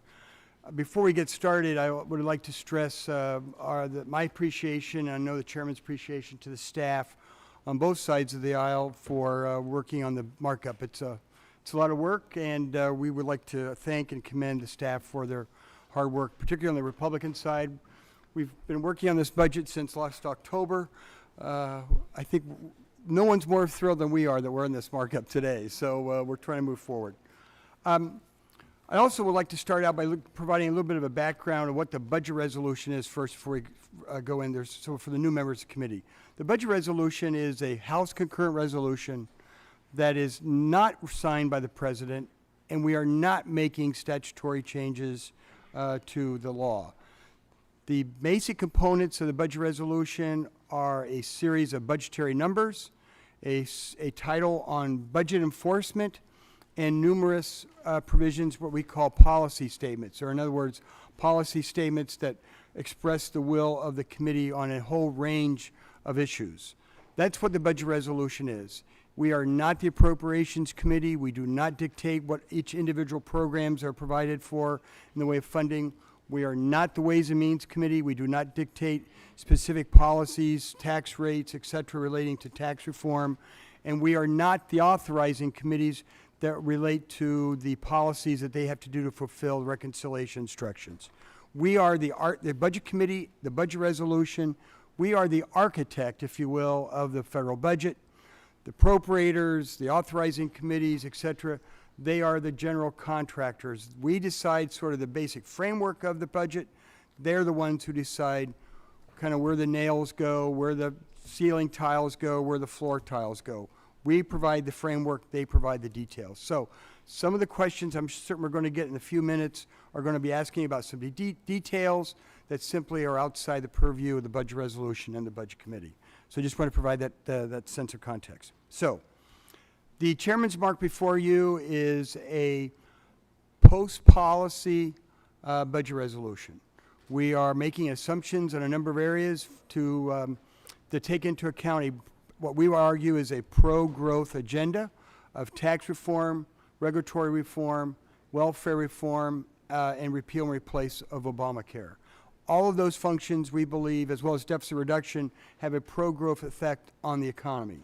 If the members will recall, we had a hearing several weeks ago with various distinguished economists talking about those pro-growth policies, and this budget resolution incorporates a lot of that testimony from the economists of that hearing, as well as several outside economic experts that we'd be glad to discuss, I guess, further in the Q&A process. The Chairman's Mark gets to balance over the next 10 years. We are projecting a budget surplus of $9 billion by 2027, the 10th year of the 10-year window. In each of the years, we are based upon the CBO January baseline. Each of the years, our projected deficits are below the CBO deficit projection for those years, vis-a-vis the January baseline projection. We do that through a number of ways. We make numerous changes on discretionary spending, and we are assuming many changes on the mandatory side. On the discretionary side for the fiscal year 18, which again, one of the basic functions of the budget resolution is to provide 302A allocations to the Appropriations Committee. The budget resolution calls for $621.5 billion for 050, or for national defense. It provides $75 billion in GWAT funding. It provides approximately $511 billion for non-defense discretionary, and approximately $12 billion for GWAT on the non-defense discretionary. Those numbers are being reflected by other actions by other committees. For example, the defense number is exactly being matched by the recent NDAA that was approved by the House Armed Services Committee and approved by the full House. Appropriations Committee is moving through their various 12 appropriation bills, and they are fulfilling both the defense appropriation number, the 621.5 plus the $75 billion in GWAT funding. They're fulfilling that number. Appropriations Committee is also taking final steps this week to fulfill the $511 billion number for appropriation bills. So that process is moving in tandem with the budget resolution process. On the mandatory side, we are making a number of assumptions on a whole range of various programs within the federal budget. We are assuming a $203 billion reconciliation instruction for 11 authorizing committees. Those instructions are designed to do two things. One is to provide for Ways and Means to do deficit neutral tax reform and also to do at least $203 billion in deficit reduction over the next 10 years. As the chairman has stressed in many meetings over the course of the last several weeks, the $203 billion number is a floor, not a ceiling. And I think it is the hope of the chairman and the members of this committee that the authorizing committees, as they fulfill and meet that target, that the actual savings will be greater than $203 billion over 10. As everybody who's been around the budget committee for a while understands, the authorizing committees have maximum flexibility in reaching those numbers. It is not within the purview of the budget committee, not within the purview of the reconciliation instructions, that we can provide a policy directive to the committees that they have to achieve a budgetary savings, deficit reduction savings by any particular policy approach. They have maximum flexibility to reach that number. You will notice in the instructions, part of the budget resolution, there is just a number for each of the 11 committees, and that is to fulfill the requirements of the Congressional Budget Act. They only call for a number. We also do, as I mentioned, we do a number of assumptions within a whole range of mandatory programs. We do make deficit reduction savings in Medicare of approximately $487 billion over 10. We assuming additional savings from the House passage of the American Health Care Act. We have been working with CBO to come up with, shall we say, the 11th year of the savings. The numbers that CBO has been providing thus far, excuse me, on the health care bill is based upon fiscal year 17 through 26. Our budget goes through fiscal year 18 through 27. So we've been working with CBO of coming up with an estimate of approximately $204 billion in deficit reduction over the next 10-year period from repeal and replacement of Obamacare as it was passed by the House. We are also making some additional assumptions to get the balance. In the way of Medicaid, we're assuming some additional savings out of Medicaid of approximately $114 billion over 10 years. Those savings are in addition to the savings that were in the American Health Care Act. We are also making some assumptions regarding all the other areas of mandatory spending. One of the principles of this budget is to ask every program, every major component of the federal budget to participate in the balanced budget exercise. Therefore, we are suggesting a number of savings in the welfare reform area, a number of savings in federal retirement programs. We are making a number of savings with veterans, student loan reform programs. We're making changes in agriculture, suggesting savings in agriculture programs, and on and on and on. On the revenue side, we are assuming as I said, the House-passed version of the American Health Care Act. Embedded in that is a $1.1 trillion reduction in revenues based upon the various taxes that were part of the ACA. Those items have been removed from the revenue baseline. So our revenue baseline is now $1.1 trillion lower than the current law baseline as estimated by CBO and joint tax. We also are assuming something new as well. We are assuming $700 billion in additional budgetary savings from reducing by 50% over the next 10 years the amount of improper payments that the federal government provides.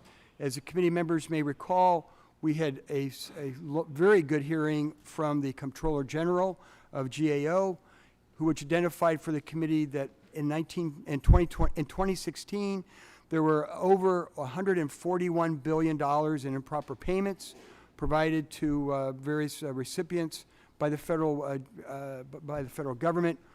If you extrapolate that 1.4 trillion over 10 years, that's approximately 1.4 trillion in improper payments. In fact, the Comptroller General commented that that $1.4 trillion number is probably an understatement. So actually the real number is probably closer to maybe 1.5, maybe even 1.6 trillion over the next 10 years. We are assuming that we reduce that amount by 50%. Thus, if we started from a base of 1.4, reduction of 50% of that would, of course, generate $700 billion savings over 10 years. On our economic assumptions, and I'll end because I promised 10 minutes, we are assuming a average GDP growth rate over the next 10 years of 2.6%. We are counting $1.5 trillion of that macroeconomic feedback as part of our deficit reduction efforts. So if you add up our policy changes on the mandatory and discretionary side, along with the higher economic growth, we have approximately $6.5 trillion in deficit reduction as compared to the CBO baseline over the next 10 years. So I think I'll leave it at that. I've gone a little over the 10 minutes, but I think that provides a very good overview of how the chairman's mark gets to balance some of the major provisions, and we'd be glad to answer any questions. On my left is Jenna Spielman, who is our policy director, and on my right is Andy Morton, who is our chief economist. In the room are other staff members, Jim Bates, and who's our chief counsel, and others that are also available to answer any questions that if we cannot answer those, we'd be glad to do so. Thank you, Mr. May, and I understand that Ms. Albani has sought time for a question. The lady is recognized. Thank you very much, Madam Chair. I have some questions about supplemental nutrition assistance programs and other income security, kind of what's looked at as Function 600. The mandatory savings in Function 600 total $896 billion. So my question, first question is, does the resolution assume turning SNAP into a block grant as in previous years, or does the resolution assume the president's plan to convert the program into one that requires a state match? Madam Chairman, Representative, I think it's fair to say that when you will notice in the committee report that we plan to file sometime on Friday, there will be no reference in the committee report to block grants. We've been working very closely with the House Agriculture Committee, and they have requested that we just leave that issue to be open and flexible. So we are assuming a number of savings from SNAP reforms. But you don't know about the state match? But we are not necessarily using the phraseology of block grants. And so how much does the budget assume from these changes to SNAP? Approximately $150 billion over the next 10 years. And when would that start? I believe sometime about the mid of the 10-year period, somewhere 5 years, I believe. And about 5 years. Yeah. Most of those savings are after the 5th year, so it'll be mostly in the savings in the 6th, 7th, 8th, 9th, and 10th year. Okay. How much savings does the budget assume from changes to SNAP work requirements? Approximately $12.5, $13 billion. Okay. And are there other policy assumptions that are made for SNAP with respect to the budget? I think there's some other changes that are assuming, but I think primarily it is sort of this flexibility, giving states more authority to help administer the so-called old block grant approach or state flexibility approach that we're using today. That's really, I think, the primary driver of the And how much of the savings does the budget assume from federal employee or military retirement? I think approximately, if I could take my glasses off and read, approximately about $230 billion over 10. 230, okay. And how much of the savings does the budget assume from changes to the earned income tax credit or to the child tax credit? I believe it's somewhere approximately $20 billion, but thank you for asking. 20 for EITC or? It's both EITC and the child tax credit. Combined? Combined. Okay. I think, I'm glad you asked that question because there was some misinformation. The Republican budget, the chairman's mark, does not in any way at all reduce those benefits. The policies that are assumed in those savings is an idea that's been just considered by Ways and Means and other committees Ways and Means in the past of requiring a Social Security number for each recipient of the tax credit. Therefore, there is a need to improve the administration and the waste, fraud, and abuse of the program. But there's no specific plan of how that would happen. It's just, you're just assuming there's going to be a dollar savings there. Well, if I may, Representative, as you may recall, the testimony from the Comptroller General, this program has been identified by the IRS, I believe, to have somewhere around 35% or 25% of the outlays for these two programs have been viewed to be going to people who are ineligible for the tax credits. No, thank you for the number. I'm just saying there's no plan. Right now it looks like we just have a number. Does the resolution assume any changes to child nutrition programs like the school lunch program? Go ahead, Brad. Go ahead. Yeah, go ahead. Yeah, stand. Community eligibility provision, $1.6 billion. We increased the threshold from 40% to 60%. Okay, thank you. And so what's the remaining difference? Because if I add all of these up, I don't get to the 896. Well, I think there are some assumptions that we make that. We don't share all the assumptions underlying the budget. Yeah, These are just some illustrative options on how you can hit that target. Okay, so there's a pretty big difference, though, between these and the total number, but. It's ultimately up to the committees of jurisdiction to determine how to hit the funding levels provided in the budget resolution. Okay, thank you. I yield back. Gentlelady yields back. I now recognize the ranking member, Mr. Yarmouth.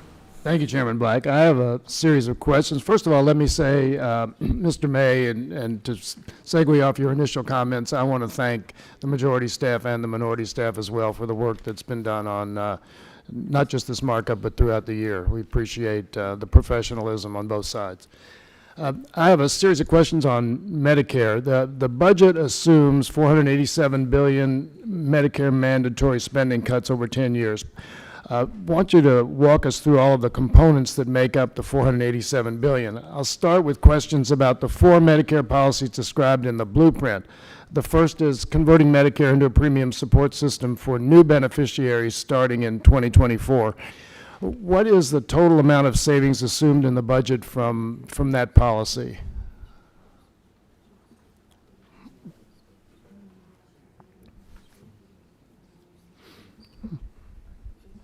Steve, you want to answer those?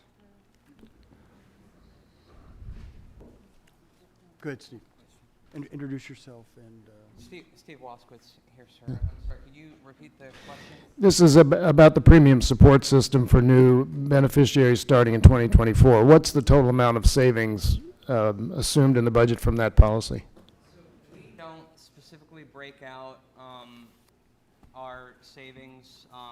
We sort of view all of the savings between both structural reforms and our non-structural reforms as a combination of various reforms that in total get you to the total of $487 billion over the budget window. But so do you have specific policy parameters associated with that estimate and with the plan, in particular how the premium support amount is determined? Is it linked to the average plan bid or the second lowest bid? What happens to the premium support payment over time? Is it tied to a specific index such as medical inflation, or does it float with plan bids? Do you have any details on that? Follow the approach that CBO put forward in their 2013 report and use the average bid option. Okay. Do you have an estimate of how the plan would affect the solvency of the Medicare Trust Fund or the projected date of trust fund exhaustion? No, sir, we don't.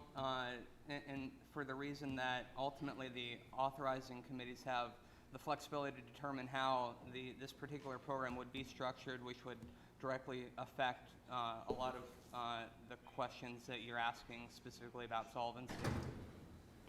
Okay. I assume the answers are going to be pretty much the same for these other areas, but I want to ask them anyway. So you've got one, the Medicare policy change, the promoting personal digital advanced care plans. Does the budget estimate any savings associated with this policy? And how much? Obviously, you've already answered the how much. You don't know. Yeah, no, we don't have a specific savings target associated with that specific policy. Now, getting to means testing for high-income seniors. Again, I wanted to ask about the 10-year savings assumed from that, from those related premiums, but I guess the answer is the same. Yes, sir, it's the same answer. I would point out that we follow basically the proposal put forward by former President Obama in his previous budgets for increased means testing. Good, that was my next question, so you've answered that already. The last one, reform medical liability insurance. Does the budget assume outlay savings equal to the CBO score of HR 1215, which was $43.9 billion? And if you assume different savings, what accounts for the difference there? Yes, sir. We do assume the reforms associated with HR 1215. Okay. Thank you. And are you carrying all the savings in the Medicare function, or is some carried in the health function? Put it at 920, don't we? Yeah. Madam Chair, Mr. Yarmouth, we don't put that in the Medicare function. We put that, I think, in 920. What? Or 930. 920 or 930. But we don't put it in the Medicare. We don't count. And we can provide some of these details to your staff about the various, various components are going to save X number of dollars. We'll be glad to provide that to you. We've got that. Thank you. Because medical liability or medical malpractice reform crosses so many different things, that's why we don't put it in the Medicare. But that 47 or 48 billion is on top of the 487. We don't count that within the 487. Okay, thank you. What policies account for the remainder of the 487 billion other than the ones that I've mentioned? Does the budget assume savings from repealing the Medicare benefit improvements in the Affordable Care Act, such as the provision closing the Part D coverage gap? Well, sir, we do not specifically include that within our savings number. We also some of the other provisions we do include and these are again just illustrative options, but to equalize the Medicare eligibility age with that of Social Security gradually over time. Also, streamlining graduate medical education funding as well is another illustrative option that we include as part of the savings in 570. Okay, I was going to ask you about raising the age, so you've already answered that. My understanding is this is going back to the Part D coverage gap. The last year's budget reported out of the committee assumed roughly a $38 billion in Medicare spending reductions from repealing that policy. Is that consistent with this year? We do not specify that as an option within 570. Okay. Does the budget assume savings from restructuring Part A and Part B cost sharing, including establishing a unified deductible and catastrophic cap on out-of-pocket costs and making changes to Medigap supplemental coverage? Yes, sir, it does. And if so, do you have what kind of a savings assumed in your budget from these? Again, we don't put a specific number associated with that policy. However, it's the policy of this resolution. We felt that, and we've carried this in 4 past Republican budgets, to simplify the program and model it after very similar to how employer-sponsored insurance is, as opposed to how it currently is. Okay, thank you. I want to move to Medicaid and some other health questions. Oh, no, I'm going to let another member ask those. Actually, recognize Mr. Carbajal for a question. Madam Chair, if I may interject here, and Mr. Yarmouth, we'd be glad to provide some of those numbers that you've asked for, but I think it's important to, as Steve just mentioned, the budget resolution is based on a series of policy assumptions that we make to meet our number. But again, those are not binding on the committees. I We only understand. provide illustrative examples. There are many, many different ways that Ways and Means, Energy and Commerce that share jurisdiction on Medicare, that they could theoretically at some point in the future meet those numbers. So it's not so much the fact that we're driving a particular policy or policies. It's simply an outline or a blueprint as to if we get to balance, these are the approximate savings that we believe is a fair and reasonable way of getting to balance within the 10-year period. So, I mean, and we're not trying to hide anything. It's just that some of the details really are, I don't want to say irrelevant, but it's not really a policy-driven process. It's a numerical effort to show how we can get to balance. Thank you for that. The gentleman yields back. The gentleman, Mr. Carvajal, is recognized. Thank you, Chairwoman Black. Staff, the Building a Better America document on page 31 and 32 states that the budget includes more funding for border security and construction. Does that include President Trump's border wall? And if so, how much is assumed for 2018? It's the same amount that's being assumed being implemented by the House Appropriations Committee through, I believe, the Homeland Security Appropriations Bill. Do we know with that amount? It accommodates. For that level. Yes, accommodates, which I think is, I read somewhere, and Representative, don't quote me on this, but I think it's approximately $1.6 billion in fiscal year 18. And what about for the years beyond that? It doesn't necessarily make any specific assumptions beyond that. Because again, the key number is the 302A allocation for fiscal year 18, and that's why we don't necessarily make an assumption for the out years. And it's ultimately up to the appropriators on how they decide to disperse the 302A allocation. Okay, thank you.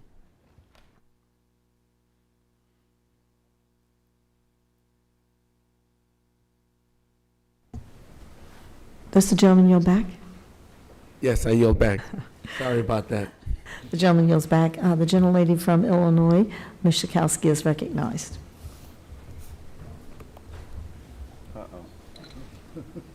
Just coming.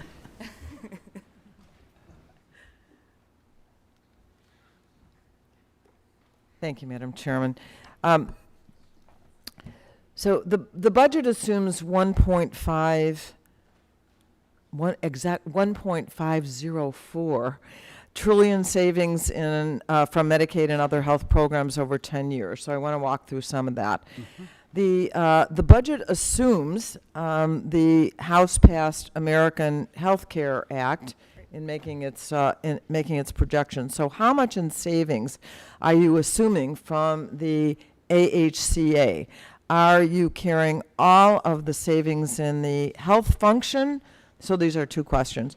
How much are you assuming in savings, and are you carrying all of the savings in the health function, or is some carried in other functions? It's all in the, Madam Chairman, Representative, it's all in the health function. Here's the numbers, I think, how we can help show you how we are getting our deficit reduction savings.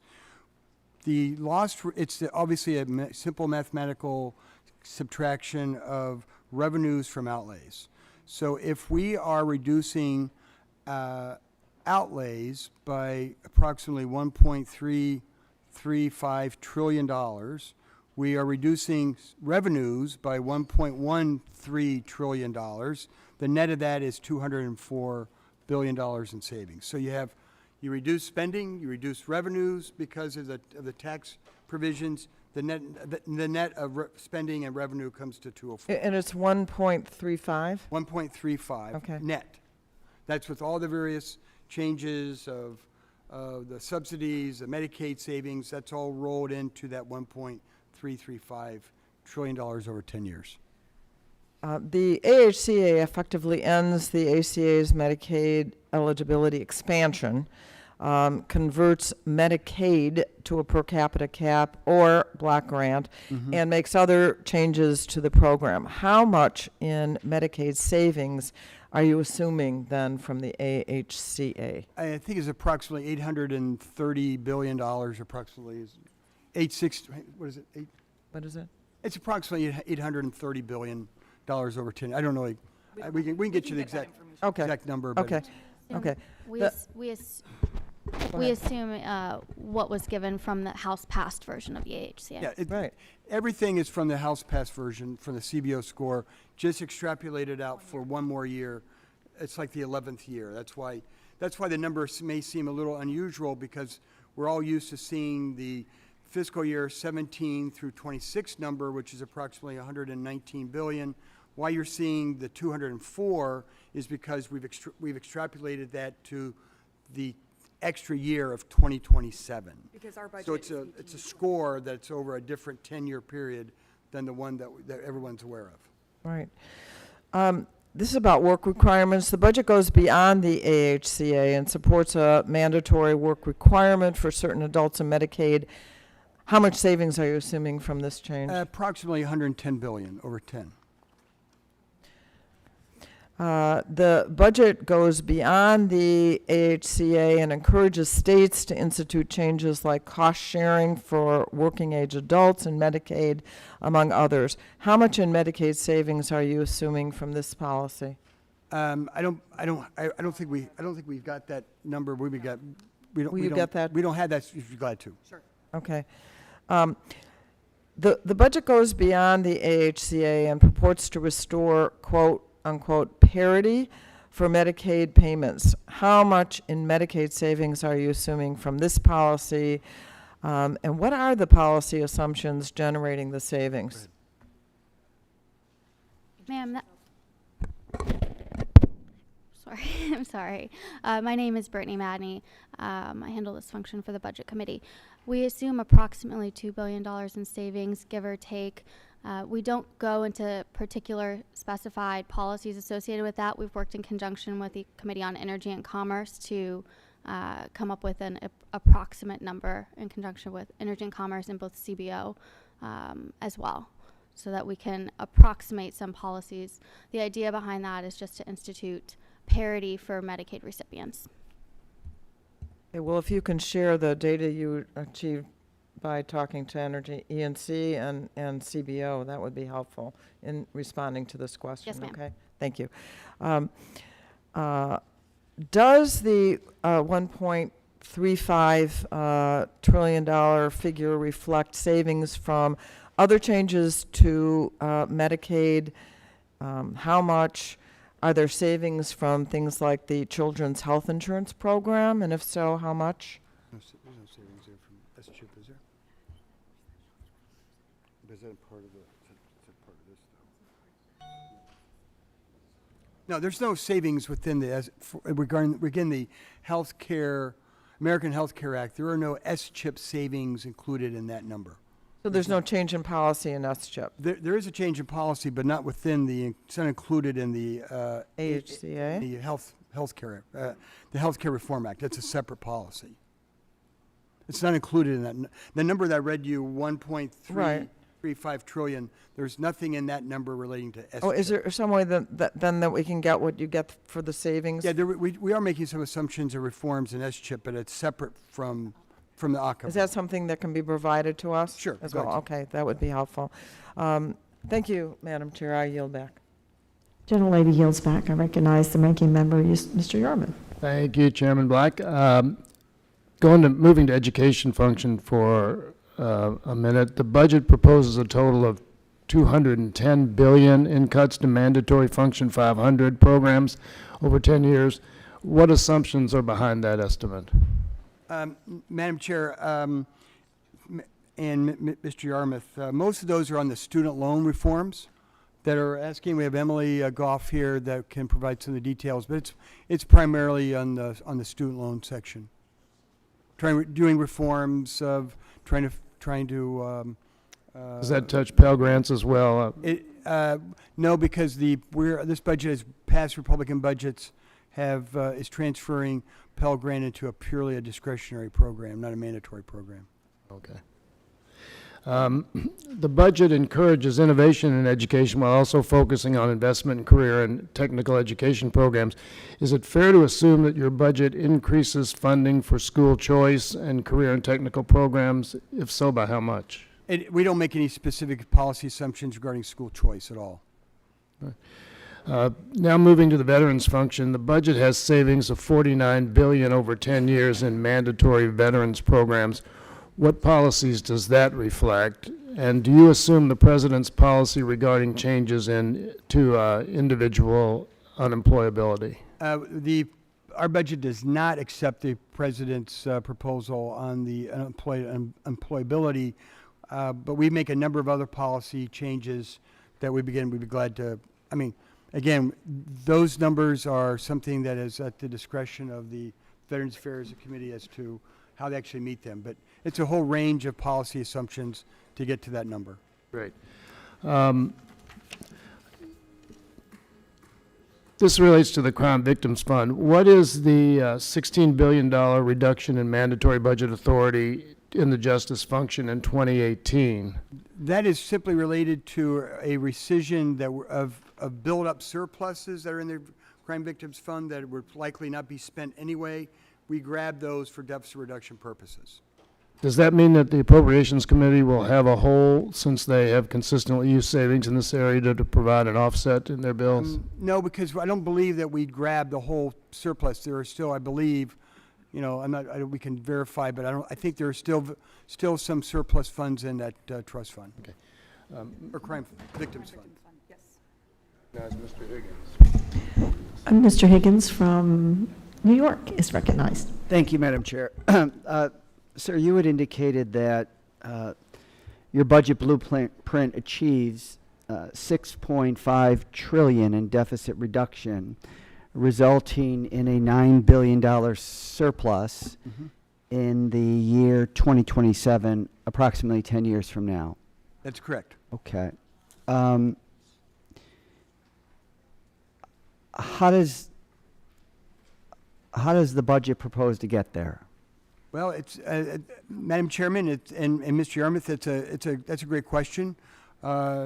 It's through the hard work of every member in our committee. We met for, oh geez, we've been working I think 2 or 3 times a week since January on this budget with the members of the committee. So it's a series of decisions. It's a series of compromises. It's a series of change in economics. It's change of looking at various programs where we can save money from a lot of reforms. Sir, I don't question the work ethic. Okay, I'm but I'm just saying it's a whole series of decisions. It's not right, a but magic bullet where you do projecting one. budget growth, and thus in your plan deficit reduction, what are the assumptions that go into a very bold statement about eliminating budgetary deficits entirely in the amount of $6.5 trillion in 10 years? What's your economic growth projection? Oh, the economic growth projection, as I mentioned in my opening overview, is that we believe that we want to improve upon the CBO projections. CBO is projecting 1.9% real GDP growth averaging over the next 10 years. Our budget assumes 2.6% of real GDP. That generates $1.5 trillion in deficit reduction. Okay, let me just, I appreciate that. Okay. So, in the last 17 years, the American economy has grown on average each year about 2%. You're projecting over the next 10 years that you're going to improve that economic performance by 0.6% each year. How do you do that? I'll let my chief economist, Andy, Dr. Morton, answer that question. It is Dr. Morton. It is. Yes, sir. So this, as Rick mentioned at the outset, this is a post-policy budget. Is your microphone on, Dr. Morton? Yes, it is. If you'll move it just a little closer, thank you. As Rick mentioned, this budget, the committee is this year it is taking the approach of a post-policy budget What does that mean? What we mean by that is this budget assumes a series of what we believe are and expect to be pro-growth reforms, and that includes the House-passed version of the House-passed American Health Care Act, welfare reform, comprehensive tax reform, the administration's regulatory reform, and spending-based deficit reduction, the amount of which you've already mentioned, and then we, economists such as John Diamond and Doug Holteken, who's a former CBO director, who testified before our committee, they both feel that that with policies of this type as a package, Would that be in the realm then of what's referred to or characterized by neo-economists as dynamic scoring?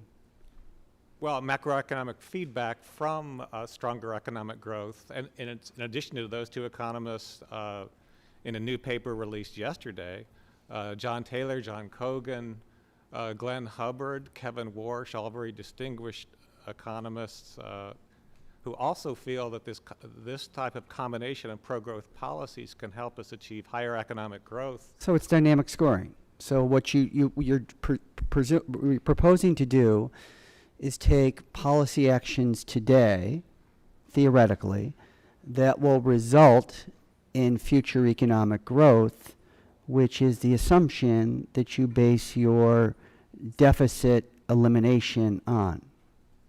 Correct. I think so. that's It's a modern view of a latter-day view of supply side economics. In other words, a policy whereby corporations, wealthy individuals, experience tax savings, and then that money finds its way back into the economy in new investment and job growth. Madam Chair and Mr. Yarmouth, Representative, I'm not sure the committee would agree with that characterization exactly, but I think it's fair to say we believe that, as Andy described, the pro-growth policies of our budget, when implemented, will generate more economic growth, more job creation, more people will. So that, by definition, is dynamic scoring. I'm just trying to get you to that point. I think from a budgetary perspective, dynamic scoring refers to a piece of particular legislation within the spending or revenue world where it is projected that that particular legislation has a macroeconomic feedback effect. We're talking more broadly. It's more than dynamic scoring. It's more of a pro-growth agenda that is designed to get more people working, more people paying taxes, thus more revenues are generated to the federal government. But inclusive of dynamic scoring. Again, as a component. We're budget guys, so we like to look at things, I guess, from a budgetary perspective rather than sort of a broader, economic perspective. Let me just tell you what my concern is. Mr. Higgins, we're moving into different territory. We're here just not to debate philosophy or policy. We're here just to ask questions of the staff about the budget in this section of the. Well, I would just say, I'll close. I respect that, but if you're making very ambitious budgetary projections as it relates to budgetary deficit elimination over a 10-year period, a deep understanding of the assumptions on which those ambitious budgetary goals are made, I think, are very, very relevant here. But and we'll have the opportunity to debate that. If I may, just to clarify, as I said, we have $6.5 trillion in deficit reduction over the 10-year period. Only $1.5 trillion of that number is related to this macroeconomic feedback of more pro-growth policies. So it's not the whole thing. It's only a portion. I've got a rocket round, and then we'll be finished. I've got a rocket round. And So, gentlemen, yield back. Mr. Higgins, you yield back. Thank you. I now recognize the ranking member, Mr. Yarmouth. Thank you very much. I have a rocket round now. We'll do some real quick questions. The simple yes and no answers would be preferred. That's fine. Okay. The budget assumes $700 billion in savings from reducing improper payments across the government. Where do those savings appear in the functional distribution? We put those in 920, I believe. 930, I'm sorry. Function 930. Government-wide savings. Government-wide savings. So there are, in the allowances function, there are $817 billion in mandatory savings. What do they represent? Just stand up and say. Just stand up. It's from the BCA. Oh, it's mostly from the mandatory what it is that's a baseline adjustment for the most part. CBO will take from mandatory on the discretionary side. They provide increases in discretionary spending that are over and above the caps. We take that expenditure out of the baseline, if you will, and most of that is a baseline adjustment for the BCA. Gotcha. Let's see, in the undistributed offsetting receipts function, what does the rough $100 billion in savings represent? Jenna, go ahead. I mean, one of the ways that you can get there is to sell a strategic petroleum reserve. That's an option to get there. Okay. Spectrum, I think Spectrum sales would also be in part of that function as well. Gotcha. In the special discretionary category, what does the budget assume for disasters, emergency funding, and program integrity funding that get special treatment under the Budget Control Act? I don't believe we make any specific assumptions on those numbers. We just maintain sort of the 302A allocation numbers that we provide to the Appropriations Committee. In the table of mandatory assumptions, we've talked through quite a few functions today, but there are others with significant reductions relative to CBO's baseline. In the past, you've shared a table outlining the pragmatic assumptions you've made for mandatory programs. Would you do that again? Be glad to, Mr. Absolutely. Does the budget assume funding for the 2020 census? That's a great question. It doesn't I don't, include it does? funding. It I doesn't believe preclude does. funding for the 2020. It does, yes. It does. All right. In the community and regional development function, does the budget assume the president's elimination of community development block grants? It does. It does. But Mr. Jarmuth, as you know, that proposal's been in, I think, every Republican budget since we're here in the 90s. So These are also illustrative options. It is ultimately up to the committees of jurisdiction to make these decisions. What else is assumed within the $7.2 billion cut in 2018 for Function 450?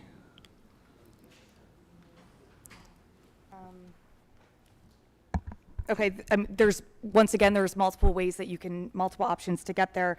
One example is, this is for 450 mandatory or discretionary? Function 450 mandatory or discretionary? Discretionary, okay. One example is to eliminate FEMA preparedness non-disaster grants. That's an option that could get you savings of about $10.9 billion over 10 years.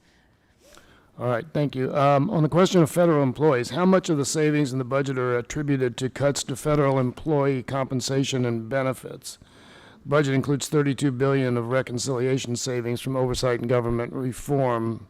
What policies does that assume? just wait a second, we'll be glad to. Yeah. Go ahead. Yeah, go ahead.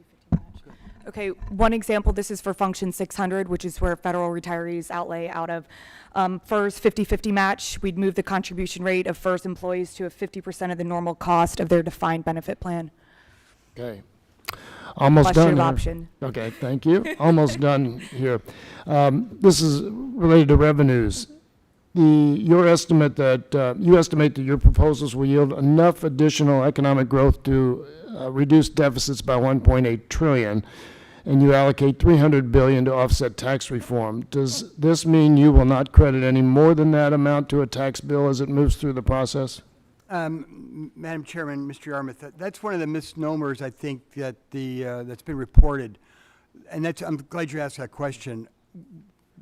What the $300 billion represents is simply this, as you just alluded to.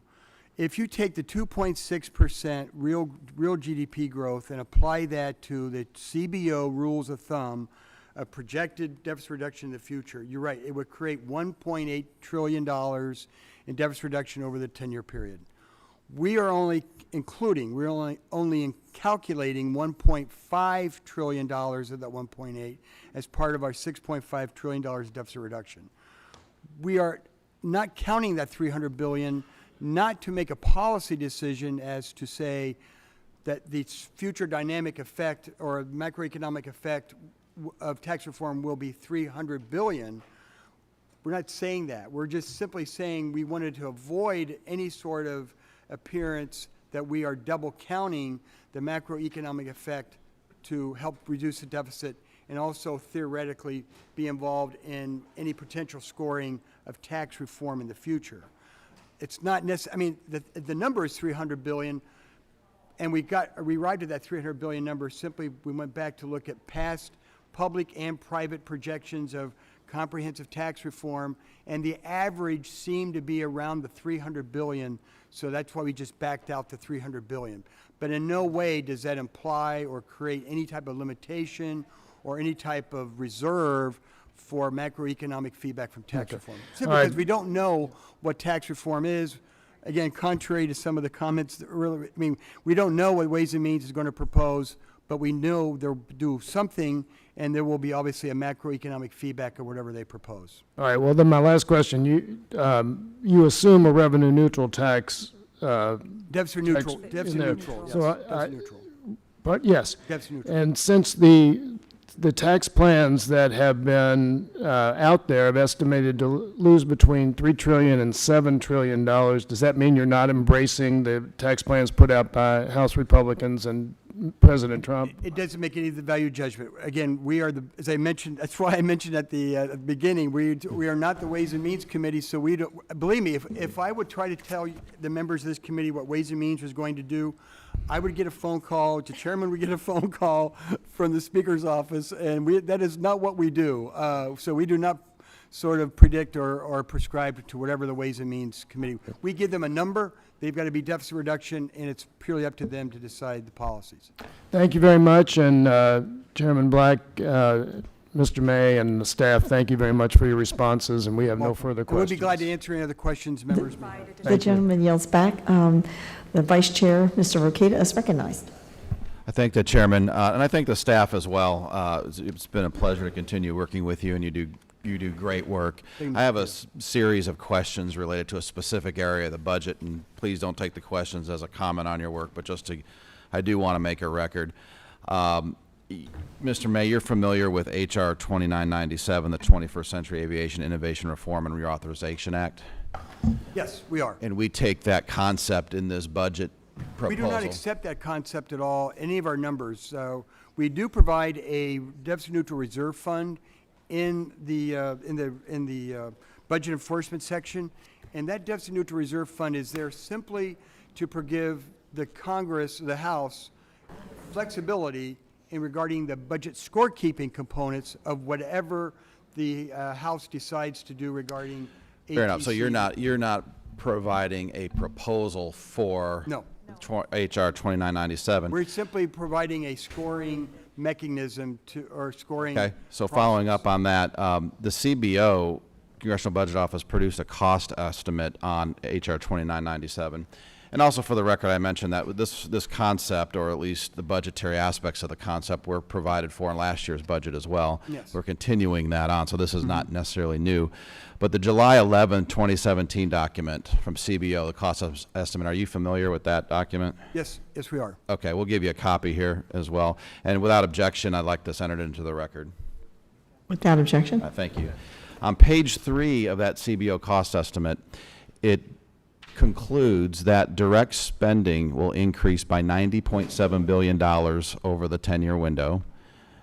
It concludes that revenues will increase by $70 billion, creating a net deficit over the window of $20.70 billion, according to CBO. Mm-hmm. So the costs of this concept, according to CBO, are $20.70 billion in the net over 10 years. Mm-hmm. Do you agree?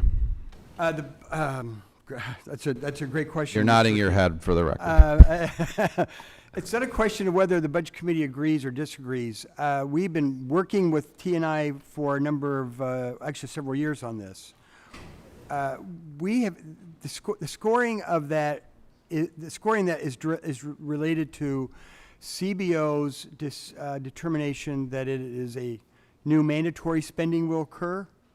The Budget Committee has been involved in making a reduction in the discretionary caps in the future to do the shift from governmental from governmental to Well, non-governmental. what CBO's CBO is assuming it's continuing to be a governmental. OMB, not that I want to speak for OMB, but OMB believes that it's not a governmental. My So question is not about OMB, that's but that's under the this question. document in CBO, they're saying that they're extrapolating FAA cost of running ATC over 10 years, and that's coming out to $90.7 billion. And in fact, the reason I asked the concept question is no one, I'm on transportation and infrastructure too, that committee for the record. Yep. No one's saying in that bill that this is going to save money. They're giving they're giving control over airspace to interested parties who use the airspace, eventually to be the airlines. It's not a savings reform. It's a control reform. So what CBO did is calculate regular costs over the 10-year window. That comes out to $90.7 billion. Then they took the revenues out to be $70 billion, and they don't start calculating increased revenues until about halfway through or so, maybe in year 6 of the window, because that new board can't start collecting the taxes, the fees, until year 6. So I'm sure that's why there's a deficit there under CBO's logic. But my question, the question is for clarification. You mentioned in the beginning of your statement a reserve fund. So here we have CBO who's saying $20.7 billion in deficit, and this budget document, correct, does not reflect any deficit. This, and the yeah, reason, we don't assume any deficits. and, or any, and the reason is because of this concept called a reserve fund. Yes, that's correct. Again, reserve funds are included in the budget for budget enforcement capabilities or provisions, and for things that are yet to be determined. We haven't making any assumptions. But from a budgetary standpoint, you have evidence it's purely here. budget. It's policy neutral. You This have reserve fund evidence is here policy that says $20.7 billion, and we're going to ignore that in this budget document and just assume zero. We're not making any assumptions anything regarding the ATC. We don't assume it is a savings. We don't assume it is a deficit we're increasing. With regard to other concepts in bills not yet made into law, do you act the same way? Exact same way. You'll notice in here we have So a any new reserve. concept that's not law yet that we're adopting in this budget is treated as a reserve fund and not Yes. not accounted for. Yes. The president, for example, has talked about his budget regarding an infrastructure new program.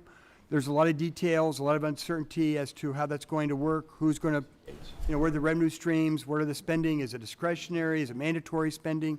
We have a reserve fund for infrastructure as well, because we just simply can't define something that is not yet sort of kind of become Okay, I guess my mature final in its question, then I'll policy. yield back, is why is this in the budget then?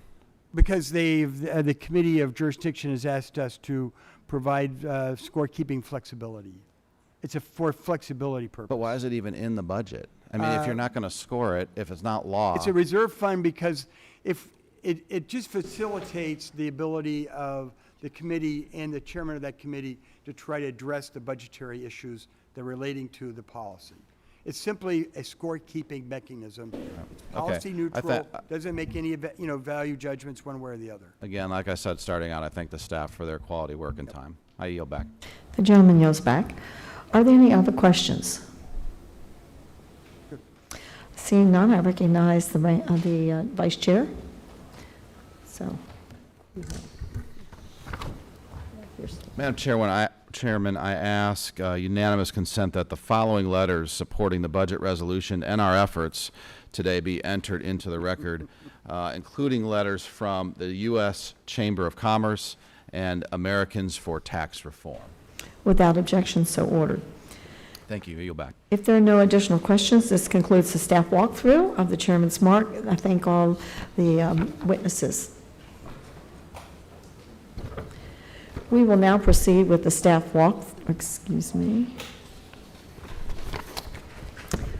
We will now proceed with consideration of the fiscal year 2018 concurrent resolution on the budget. Under Committee Rule Number 9, the committee will consider a document containing the budget aggregates, functional categories, and other components of the budget resolution. Amendments may be offered to this document subject to the agreement between the majority and the minority. After this, the document has been approved. It will be incorporated into the text of the concurrent resolution on the budget for the final vote on whether to report the measure to the House. The committee now will proceed to the consideration of the budget aggregates, functional categories, and other appropriate matters. This text is identical to the tables distributed to the minority and posted on our website on Tuesday morning. The ranking member and I have reached an agreement to ensure that there is ample opportunity for members to offer amendments. We will conclude markup no later than midnight.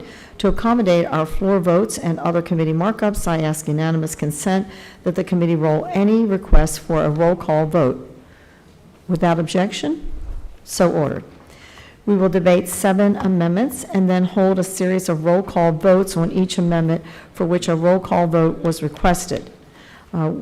And that will be for those that are requested. We will repeat this process 3 additional times until all 28 all 28 amendments have been considered and voted on. Consistent with my agreement with Mr. Yarmouth, I ask for unanimous consent that 1, the document will be considered as read and open for an amendment at any point. The amendments considered by the committee will be those submitted pursuant to the agreement I made with the ranking member, Mr. Yarmouth. The amendments be organized into 2 tiers, Tier 1 and Tier 2. The debate time for each Tier 1 amendment will be limited to 14 minutes, and Tier 2 will be limited to 8 minutes. Debate time will be evenly divided between the sponsor of the amendment and the member opposed. The proponent of the amendment will have 1 minute reserved to close. So they must reserve that time for their close because that is considered in their total. Without objection, so ordered. We will now proceed to the amendments. The amendments will be considered in numerical order on the list on the dais in front of you.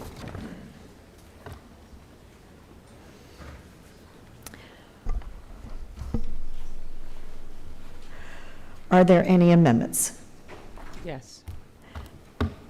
Madam Chair, I have an amendment.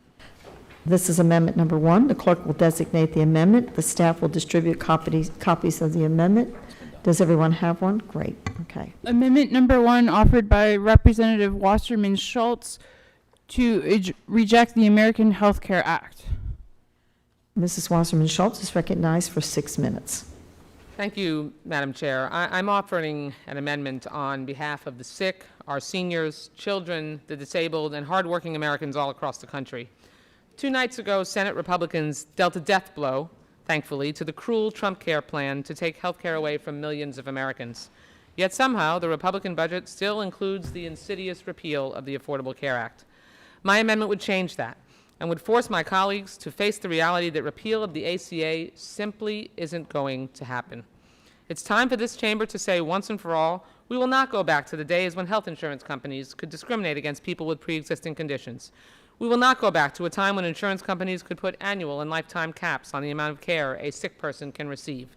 And we will not bring back out-of-pocket costs for many preventative health care services or strip the ability of young adults to stay on their parents' insurance until they are 26. To do otherwise would be absolutely unconscionable.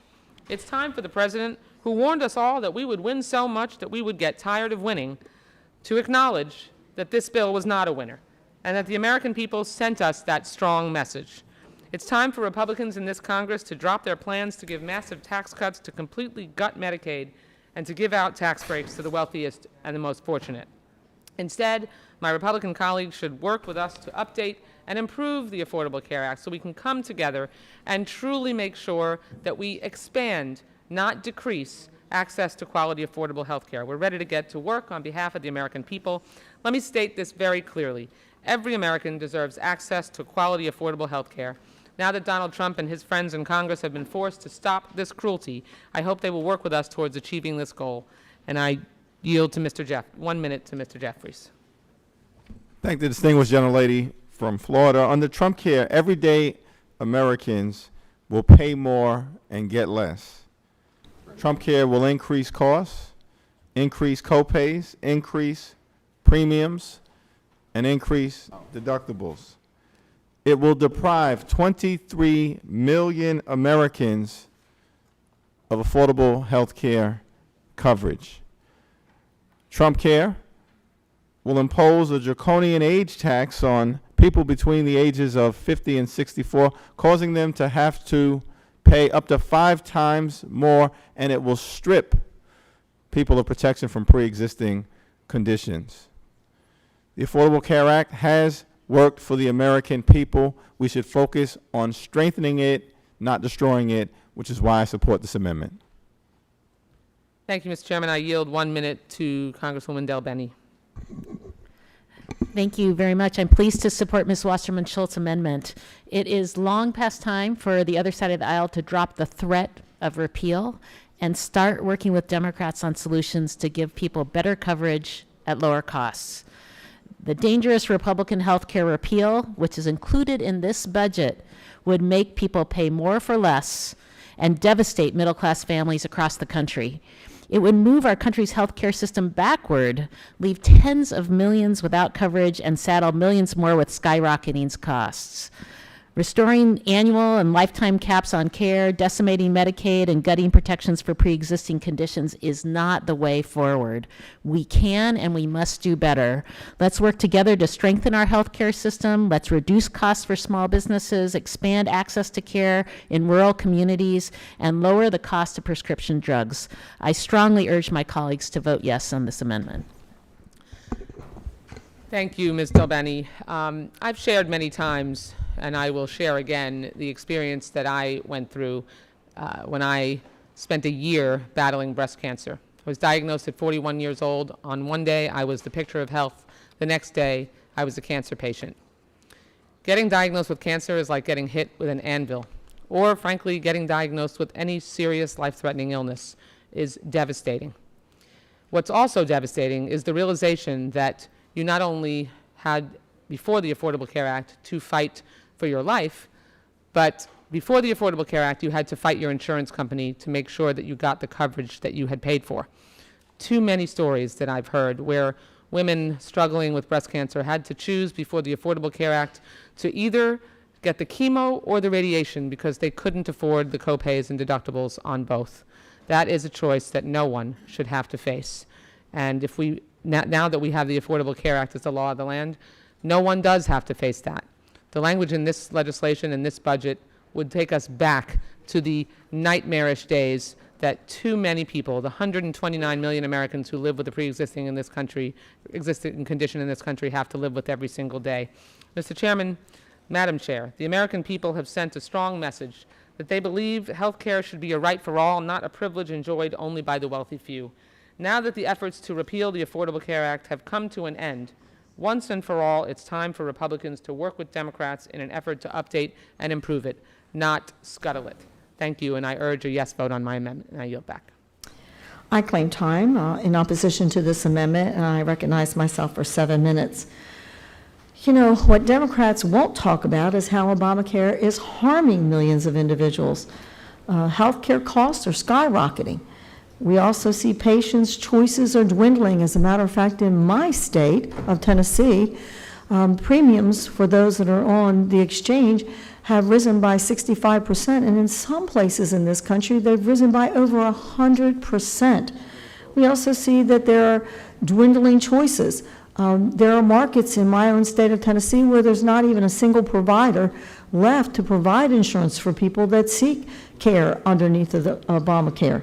And millions are forced to pay a penalty. And, you know, with that penalty, many times they don't get anything, so they're paying for nothing. Americans have health insurance on paper many times, but they really don't have access to affordable care. And that's because they may get help with their premiums, but the deductibles are so high they can't afford the deductibles. Who in my state of Tennessee that's making $35,000 to $40,000 a year can afford a deductible of $8,000 to $10,000? And that's where they are right now. So if the program were working, we wouldn't see these kinds of things that are happening. There would be more access to care. So instead of expanding the number of individuals with health insurance by making coverage more affordable, Obamacare actually penalizes Americans who do not buy health care plans, often because they can't afford to, and that meets the standards of what the Washington bureaucrats have set up. So let's take a look at this. According to the IRS, in 2016, 6.5 million Americans paid $3 billion for a penalty and did not receive any care for that. $3 billion and received no care. And more than 12.7 million claimed an exemption from the penalty. That means they didn't feel that what they could buy was even worth it. That's roughly 20 million people who decided that Obamacare is not worth the trouble or the price. So the plan passed by the House moves from the top-down government mandate, forces individuals into health care that they don't want, to a plan that gives them a choice, something that they decide that they want, a coverage that they can afford, and a plan that best suits their needs. I'd like to now yield 2 minutes to the gentleman from Ohio, Mr. Johnson. Thank you, Madam Chair, and I can certainly empathize with my colleague, Ms. Wasserman Schultz, on her health condition. I too am a cancer survivor. My mother is, my brother is, and I've got thousands and thousands of people in my district that are as well. Unfortunately, many of those people have been the victim of a failed law that's no longer protecting them. I know we talk about coverage for pre-existing conditions often, but I wonder what the people in the 18 counties in Ohio who've been informed that Anthem is pulling out and that they will have no choice of an insurance carrier on the exchange. I wonder what those people are going to do that have pre-existing conditions when they don't have a choice for a health care provider. The news just continues to get more dire, it seems like, day to day. And it's important that we, as lawmakers, take the important steps to repeal and replace this failing law with one that's going to work for all Americans. I can tell you that the CBO confirms that most of the drop, as it pertains to the American Health Care Act, most of the drop in coverage is attributed to the repeal of the individual mandate, and those millions of people that are not going to choose to buy a product that they don't want, that they don't need, and that they might not be able to afford.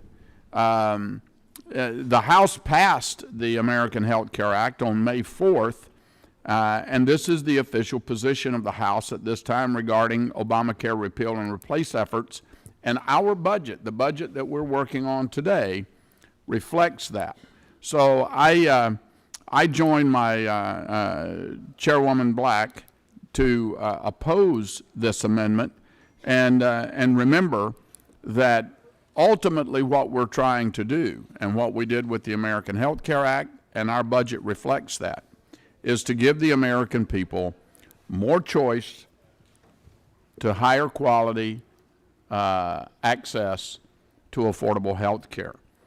There's a big difference between coverage and access, because I've heard it mentioned already. When you've got an $18,000 a year premium and a $9,000 a year deductible, that's $27,000 out of a couple's pocket before the insurance pays a dime. Yes. That's unacceptable, and that's what we're trying to rectify. So I urge a no vote on this amendment, Madam Chair, and I yield back. I yield the balance of my time to the gentleman from Georgia, Mr. Ferguson. Thank you, Chairwoman Black. All too often, we're hearing stories back home about what the Affordable Care Act is doing to middle-class families, and I'm going to share with you one quick example. I have a friend of mine back home who is a consultant. His wife is an educator, and they now spend two-thirds of her salary on health insurance. They pay more for health insurance than they do their house. And this is not a wealthy couple. This is a middle-class couple. He is an entrepreneur. I hear this from every small business owner. I hear this across the board. We have got to keep fighting to repeal the Affordable Care Act. And we have got to make sure that we don't continue to grow the mandatory spending in this nation in an unchecked manner. We have to reel that in. We have to be fiscally responsible. If not, we will continue to destroy middle-class families and their incomes because of this law. Most importantly, we will continue to put the most vulnerable in our nation at risk. And that is something that we have to recognize, because fiscal calamity puts those most vulnerable in the most precarious positions. I yield back. The gentleman yields back. Ms. Wasserman Schultz, you're recognized for 1 minute to close.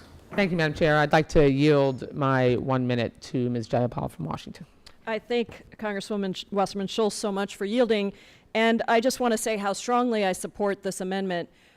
We have already seen that the American people have rejected Trump care. They've rejected attempts at health care that don't actually provide better quality, affordable care for millions of Americans across the country. That's why the bill failed in the Senate. That's why Republicans in the Senate would not vote for this bill, because if we are going to take away benefits that Americans need, pre-existing conditions, the ability for seniors to be in nursing homes, the ability for people to get Medicaid, then the American people don't want it, regardless of whether you're a Republican or a Democrat, regardless of whether you live in a red state or a blue state. So this amendment is a common sense amendment that reflects the will of the American people to get affordable and quality health care. And I hope that we will all pass this amendment so that we can serve the American people. I yield back. The gentlelady's time has expired. The question is on agreeing to the amendment offered by Ms. Wasserman Schultz. All those in favor say aye. Aye. All those opposed, no. Request a recorded vote. A recorded vote is requested, and pursuant to our unanimous consent agreement, we will postpone the recorded vote until we have finished debate on this batch of 7 amendments. Are there other amendments? Madam Chair, I have an amendment at the desk. What is the number on your amendment? Number 2. Okay, thank you. This is amendment number 2, and the clerk will designate the amendment. The staff will distribute copies of the amendment.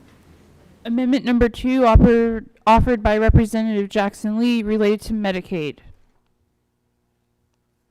Ms. Jackson Lee, you are recognized for 6 minutes.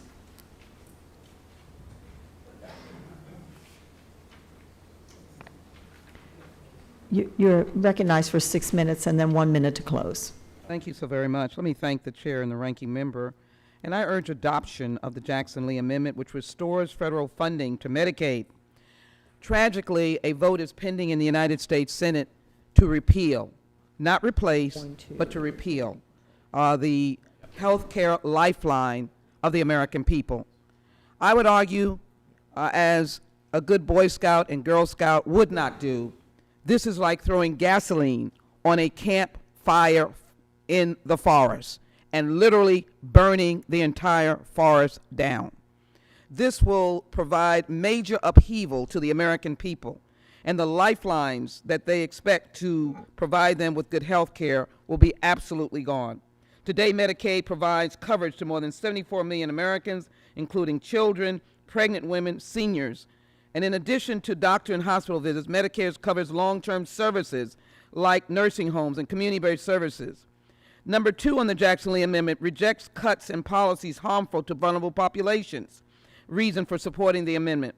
The Republican budget reflects the American health care AHCA, which drains roughly $1 trillion from Medicaid over 10 years.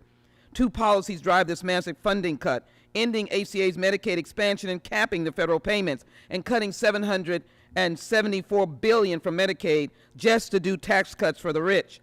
The Jackson Lee Amendment should be passed because it rejects converting Medicaid to a per capita block grant. Listen to this story. 9/11 dollars were supposed to be used on a phone system taxation to use for 9/11 resources. They were sent to the state. The state didn't use those dollars to improve our 9/11 911 call system. They used it for other things. That's what block grant and caps will be doing. The states will use the money for other things.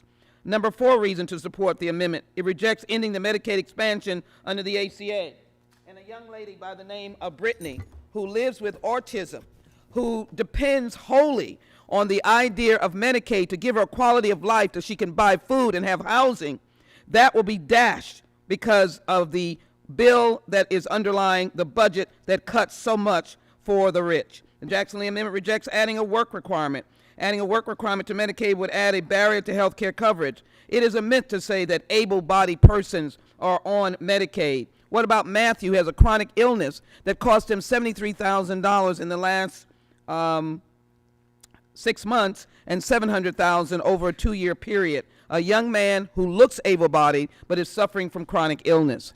This is what the cutting of Medicaid will do to all. And what about the idea of those preemie babies or maternal health that will be voided?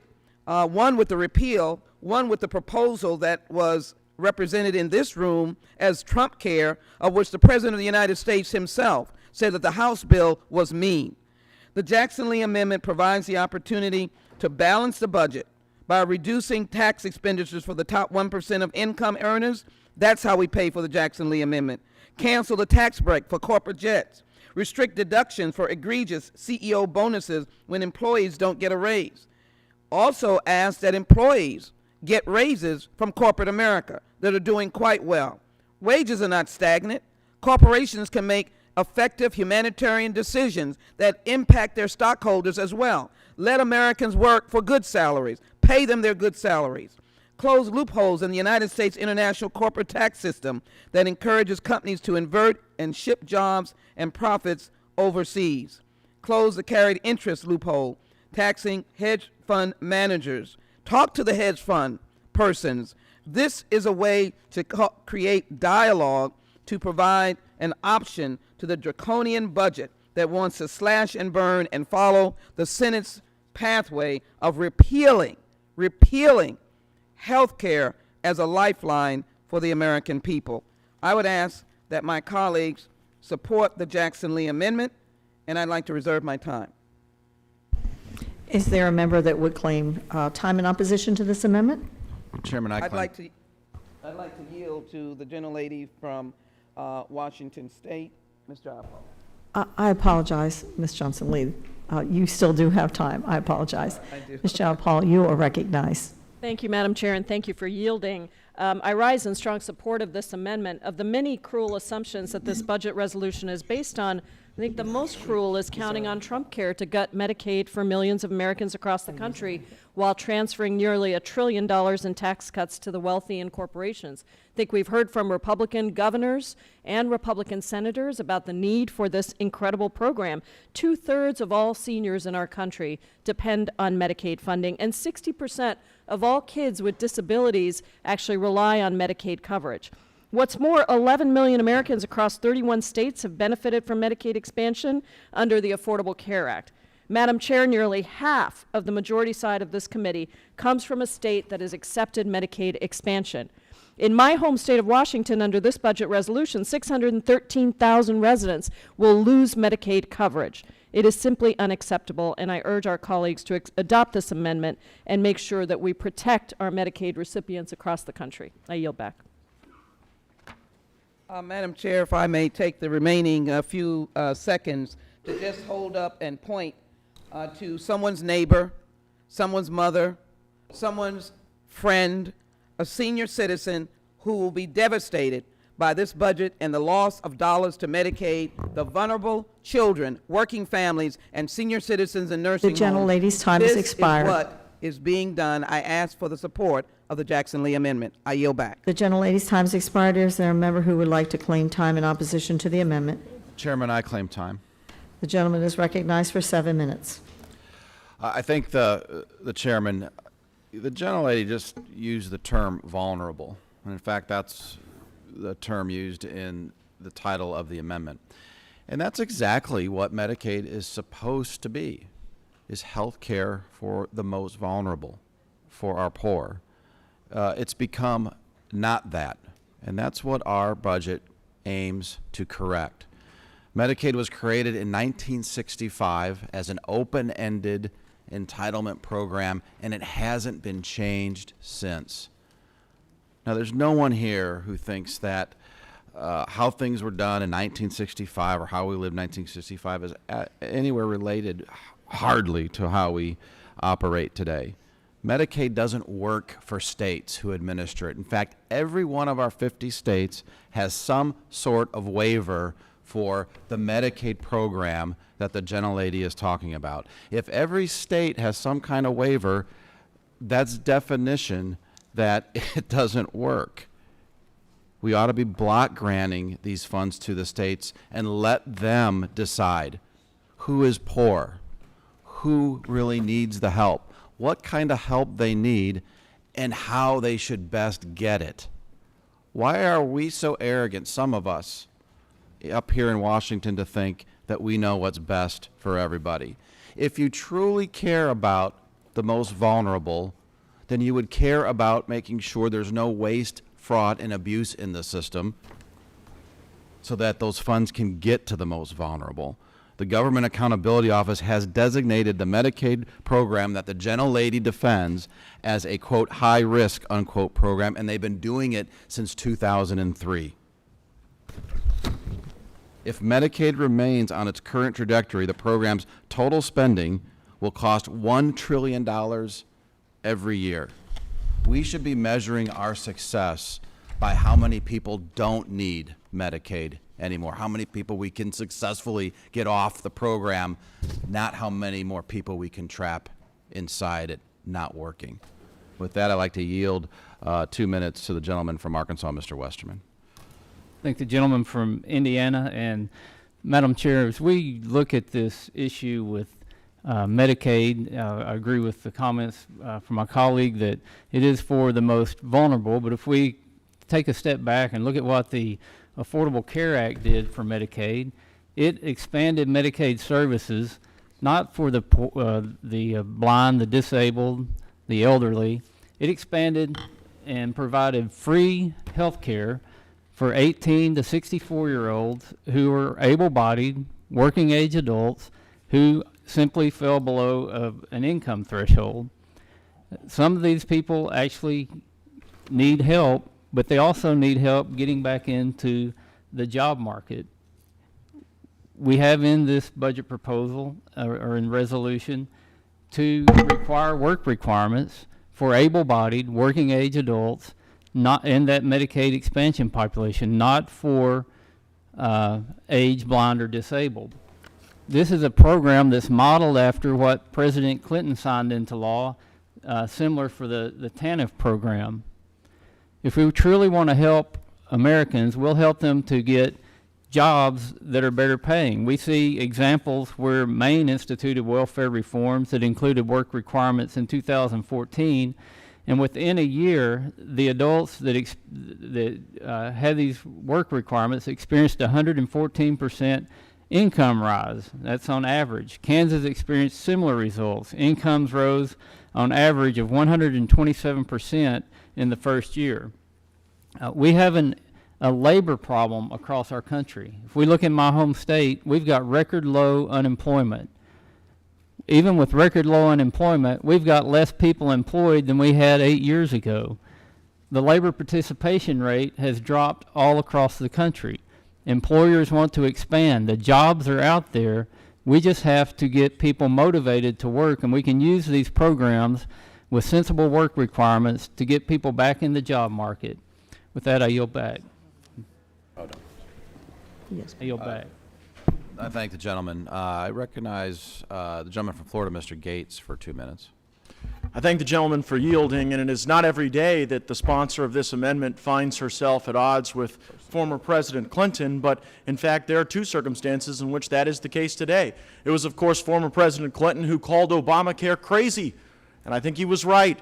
This amendment would restore features of Obamacare. Moreover, presumably the gentlelady would have us believe that an open-ended, uncapped Medicaid system is what's best for the vulnerable. Again, former President Clinton disagrees, having stated, and I quote, "A per capita cap approach guarantees that the elderly, disabled, and pregnant women and children meeting certain criteria will continue to be eligible for health benefits."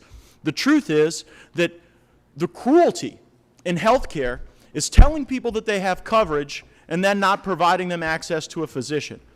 Now, in America, we've got 1 in every 4 Americans on Medicaid. It's totally unsustainable. In states that have embraced Obamacare, it's 1 out of every 3 that are on Medicaid. That means a hard-working American has got to pay for the whole cost of their own health care, and then half of the cost of somebody else's. Medicaid is important for the vulnerable, for the disabled, for seniors, for children. And we do nothing for the vulnerable when we jam more people into a system that is already failing them. And so that's why I support the Republican approach in this budget. Let's go ahead and accept the fact that Washington has utterly failed at managing the Medicaid program. Uncontrolled costs, no evidence of better health care outcomes. Meanwhile, our states are doing better.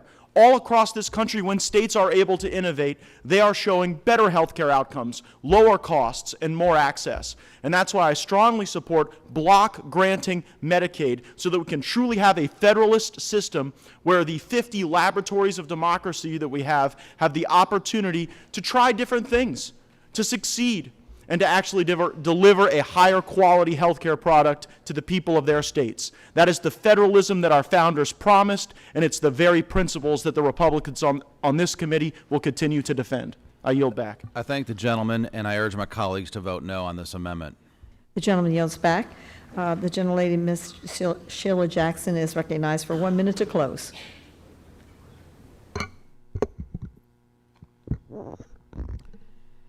I heard this morning that a number of members said, I will keep an open mind. And I believe that though intentions are well, the words are misguided. States are not responsibly handling health care. They're begging for help, as the governors who met were begging for help. The vulnerable will be harmed by the underlying budget. And as I indicated, this person, young babies and senior citizens will be harmed. As the gentleman said, with certain rules. Let me be very clear to the American people. Certain rules will mean that you will not have Medicaid for the vulnerable, senior citizens who are in nursing homes, young mothers, those who have chronic illnesses, like young Brittany with autism. You will not have health care. You will have a state that will take block-granted Medicaid dollars and use them for something else. Expired. I believe the Jackson-Lee Amendment can be fiscally responsible, but it will save lives, and I ask for the support of the Jackson-Lee Amendment. The gentlelady's time has expired. The question is on agreeing to the amendment offered by Ms. Jackson-Lee. All those in favor say aye. Aye. All those opposed? No. The noes have it. Request a recorded vote. A recorded vote is requested pursuant to the unanimous consent agreement. We will postpone the recorded vote until we have finished debating this batch of 7 amendments. Are there other amendments? Madam Chair, I have an amendment I would like to offer. The amendment number is number 3. The clerk designate the amendment. The staff will distribute copies of the amendment. Amendment number 3, offered by Representative Boyle to insert a policy statement on preventing tax increases on low-income and middle-class families. Mr. Boyle is recognized for 6 minutes. Thank you, Madam Chair. The goal of this amendment is very straightforward. This amendment opposes any tax increase on middle-class or low-income families, including any reduction in refundable tax credits. Madam Chair, I would hope that we can actually have some bipartisan support for this amendment because certainly probably all members of this committee at one point or another have claimed to oppose tax increases on middle-class and low-income families.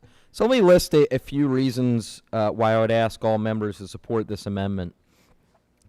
First, middle-class and low-income families have seen their wages stagnating for decades.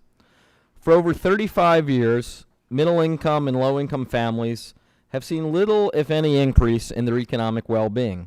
This has been a problem through both Democratic and Republican administrations. By almost any measure, even as the wealthy are getting richer and richer, wealthier than at any point in American history, most everyone else is being left behind. For example, from 1979 to 2013, real after-tax income for the wealthiest 1% grew by about 200%. But for those in the bottom 80%, it grew just over 40%. This understates the stagnation for many Americans, as households in the lower half of the income scale have seen no real increase in their average income for 35 years. The last thing these families need is a tax increase. While these families have seen their wages stagnate, they are still struggling with growing costs in childcare, housing, and education. The very last thing they need to see on top of all of this is lower take-home pay through higher taxes. The Trump campaign tax plan would raise taxes on millions of low-income and middle-class families. During the 2016 presidential campaign, then candidate Trump released a tax plan that included eliminating the personal exemption and eliminating the head of household filing status. An analysis found that even in combination with changes to the standard deduction, repealing these two provisions would raise taxes on more than 8 million families. That encompasses more than 26 million Americans. By repealing the personal exemption, the Trump plan would raise taxes on many families that have more than 2 children. And by repealing the head of household filing status, the Trump tax plan would raise taxes on families that are led by a single parent. Even accounting for other changes, the result was that large or single parent families making low or middle incomes would actually see their taxes increase, even as millionaires and billionaires would be getting massive tax cuts. I also want to again remind this committee what I mentioned a few hours ago in my opening statement. The cuts to refundable tax credits will raise taxes on low-income families. The president's budget cuts the child tax credit and the earned income tax credit by a combined $40 billion by changing the requirements on who is eligible. So those are millions of families, again, that are working, that would be paying higher taxes as a result of this budget. So please join with me in sending a large, loud, bipartisan signal that we will not accept higher taxes on the working poor and the middle class, and please support me in this amendment. And with that, I would reserve for my close. The gentleman yields back. Is there a member who would like to claim time in opposition to this amendment? I'd like to claim time, Madam Chairman. The gentleman, Mr. Palmer, is recognized for 7 minutes. Thank you, Madam Chairman. I appreciate the passionate support that the gentleman from Pennsylvania, my friend, offers for this amendment. It's unfortunate that most of it is inaccurate. This amendment suggests that Republicans would raise taxes on families and single-parent households.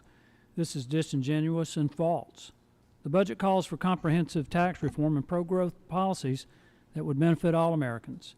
In regard to the earned income tax issue that he raises, our budget would reduce improper payments out of the earned income tax credit by $40 billion. He calls that a cut of benefits.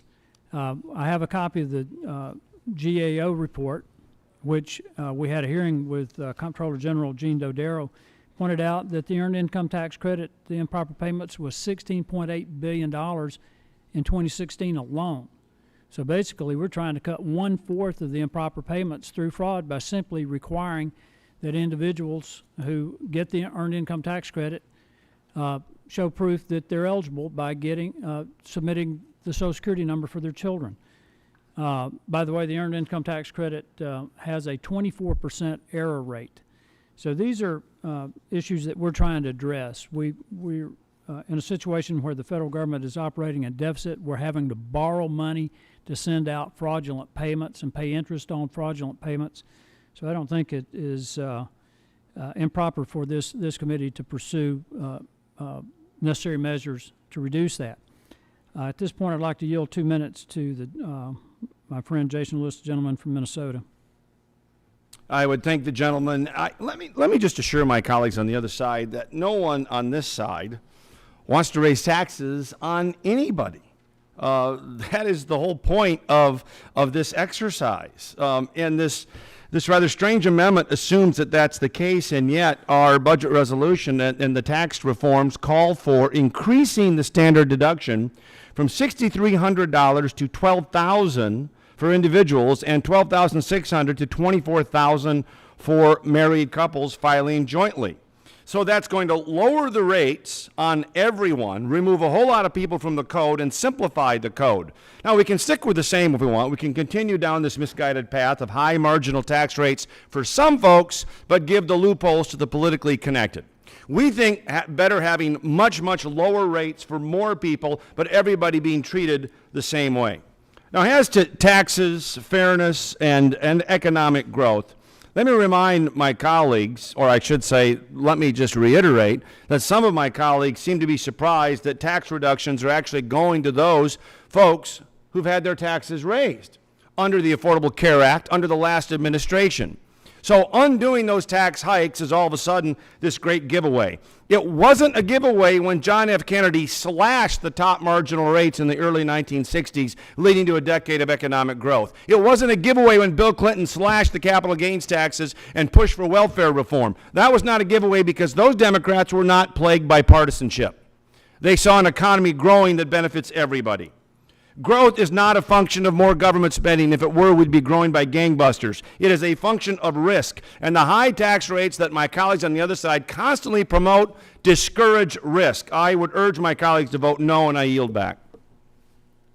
Thank the gentleman. I now recognize the gentleman from Ohio, Mr. Renacci, for 2 minutes. Thank you, Mr. Palmer. And I would also agree the gentleman from Pennsylvania has used ideas coming out of the Trump budget, not the budget that's in front of us. And I think that's important. I am a member of the Ways and Means Committee, and this budget really says that we're supposed to enact pro-growth, simplified tax reform, deficit neutral, budget neutral. It doesn't talk about many of the issues that the gentleman from PA is talking about, and I understand his concerns. But as a CPA and someone who spent nearly 30 years in the business world creating more than 1,000 jobs, I do know how complicated our tax code is.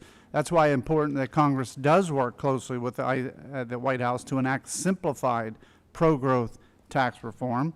Simplifying our tax code would also allow hardworking Americans that Congressman Boyle was talking about to keep more of their hard-earned money with them instead of having to spend it on compliance. We should be striving for that to help all Americans by spurring economic growth and creating more job opportunities.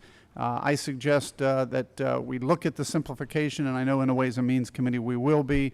I mean, just some of the issues. We have a tax code that is more than 100 pages of IRS instructions to explain tax benefits related to higher education, 218 words in tax code to define what married means, and more than 80 line items on Form 1040. We should be working together, as this budget says, for simplified pro-growth tax reform, and I urge a no vote on this amendment. Thank the gentleman. I just want to point out on the wage stagnation, the Bureau of Labor Statistics puts out a category it calls the labor productivity and cost. That includes total compensation, and since 1973, total compensation as measured by the Bureau of Labor Statistics has actually gone up 30%. When employers compensate employees, they include the cost of things like health care. And since 2009, that has increased from $590 per employee to $1,121, plus another $458 per month that employees are identifying that they're having to provide in compensation for health care related costs. The last thing I want to point out, Madam Chairman, is in 1967, households earning an annual income of $50,000 constituted 58.2% of all Americans. By the end of 2014, that fell to 46.8%, while only 8.1% of American households in 1967 earned $100,000. By 2014, that had gone up to 24.7%. Rather than a collapsing middle class, I think what we have is a growing upper middle class. And the key that I want to get across here is that we can argue over these issues, but we need to argue from facts. And the facts are that total compensation being provided by businesses to employees has actually gone up. I yield back, and I urge my colleagues to vote no. The gentleman yields back. Mr. Boyle is recognized for 1 minute to close. Thank you, Madam Chair, and I thank the former football star from Alabama for his comments. Since he said we need to work from facts, let me just correct a couple of misstatements that were mentioned on the other side. The reference was made to the Kennedy tax cut in the early 1960s.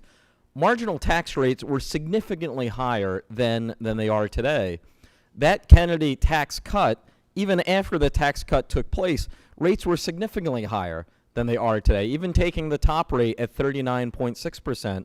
During the Eisenhower and Kennedy years, they were in the 60% range. Even the Reagan tax cut that was cited in the 1980s brought the tax rates down to a level that are higher than where tax rates are today. So those are the simple facts and need to be pointed out when we're talking about tax cuts. I can't imagine anyone on the other side would want to go back to the tax rates as they were during the Kennedy years. I'd also point out, so I'm not sure where I am on the minute, nothing was really addressed with respect to the earned income tax credit. Mention was made about fraud, but I see a lack of support or enthusiasm for the actual program, which again incentivizes work, especially for those who are the working poor. This is one of the smartest tax credits that we have, used to have bipartisan support on the other side, and we can signal support for it by supporting this amendment. Thank you, and I yield back. The gentleman yields back. The question is on agreeing to the amendment offered by Mr. Boyle. All those in favor say aye. Aye. Those opposed? No. Request a recorded vote. A recorded vote is requested. Pursuant to the unanimous consent agreement, we will postpone the recorded vote until we have finished debating this batch of 7 amendments. Mr. Yarmouth, you're recognized. Yes, I have an amendment at the desk. This is amendment number 4. The clerk will designate the amendment. The staff will distribute copies of the amendment. Amendment number 4, offered by Representative Yarmouth, to insert a policy statement on defense and non-defense funding increases. Mr. Yarmouth, you are recognized for 6 minutes. Thank you, Chairman Black. We've been playing a game in this Congress for several years now with statutory caps on spending. These caps were brought into play in the Budget Control Act of 2011 when they were thought to be so unattractive and so outrageously imprudent that they would spur negotiators into action to create a budget agreement. Of course, that budget agreement never happened, and we were stuck with the whole notion of sequestration and budgetary caps. We shouldn't be curtailing important services through arbitrary restrictions. We've never allowed these caps to fully go into effect. In the past, bipartisan agreements have eased these limits so we could adequately fund government programs, and we have done so in the spirit of the original Budget Control Act with a commitment to parity for defense and non-defense spending. It's time for us to get to the negotiating table and find a way forward. We Democrats are not averse to lifting the defense cap, but we object to leaving non-defense behind, or worse, lowering the non-defense cap to help pay for defense. As a matter of fact, that's exactly what happened with the Trump budget proposal for 2018 when the administration proposed a $54 billion increase in defense and a $54 billion cut in non-defense. Non-defense discretionary funding provides resources for hundreds of programs that affect Americans every day, programs that range from producing innovative research to advance the quality of our lives, to making sure Americans drink clean water, breathe clean air, travel safely, and maintain our status as the world's economic leader. The 2018 cap for non-defense spending matches the lowest levels in history as a percentage of the economy. But the chairman's mark brings that level even lower, cutting $5 billion more. Over 10 years, cuts under this budget get even worse. Non-defense discretionary funding will decline from $511 billion in 2018 to $424 billion in 2027. That's an 18% cut in actual dollar amounts. For 2027, that's an NDD cut of more than $200 billion from CBO's baseline, while defense sees an increase in that year of more than $50 billion. That's a far cry from the parity envisioned by the Budget Control Act. My amendment would call on Congress to do the responsible thing and raise the spending limits with parity for defense and non-defense investments as soon as possible. With that, I yield as much time as she consumes from my remaining time to Ms. Jayapal. Thank you, Ranking Member Yarmouth. I rise in strong support of this amendment.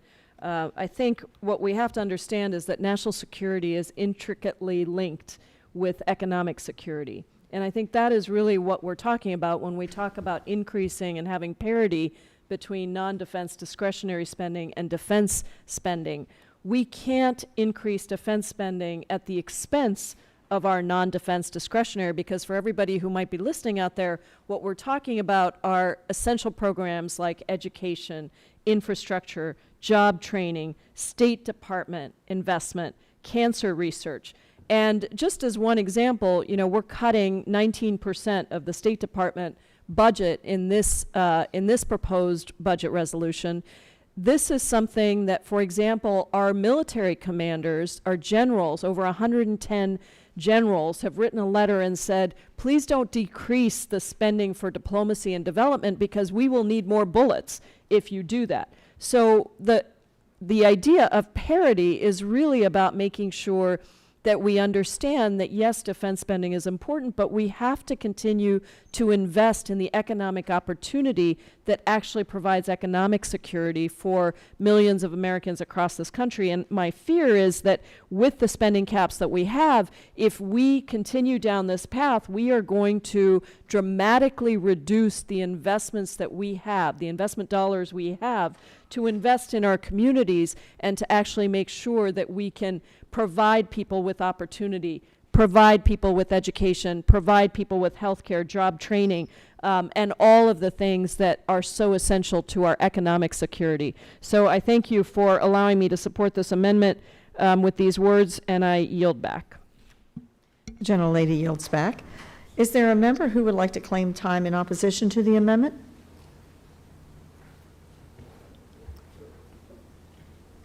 I'd like to claim time, Chair. You are recognized for 7 minutes. Mr. Smucker. Thank you, Madam Chair. I like to thank the ranking member for his comments in regards to this amendment. You know, I'm new here, and it was hard for me to understand exactly what sequestration is, exactly what the spending Budget Control Act of 2011 was. It was hard for me to believe that Congress would allow arbitrary limits to stand in place rather than making decisions on our budget based on what we really believe met the needs. But the ranking member's description of the budget, I've come to understand, is exactly correct. And so in regards to Congress, as the amendment states, must begin negotiations to raise the limits in a reasonable manner, I would agree with.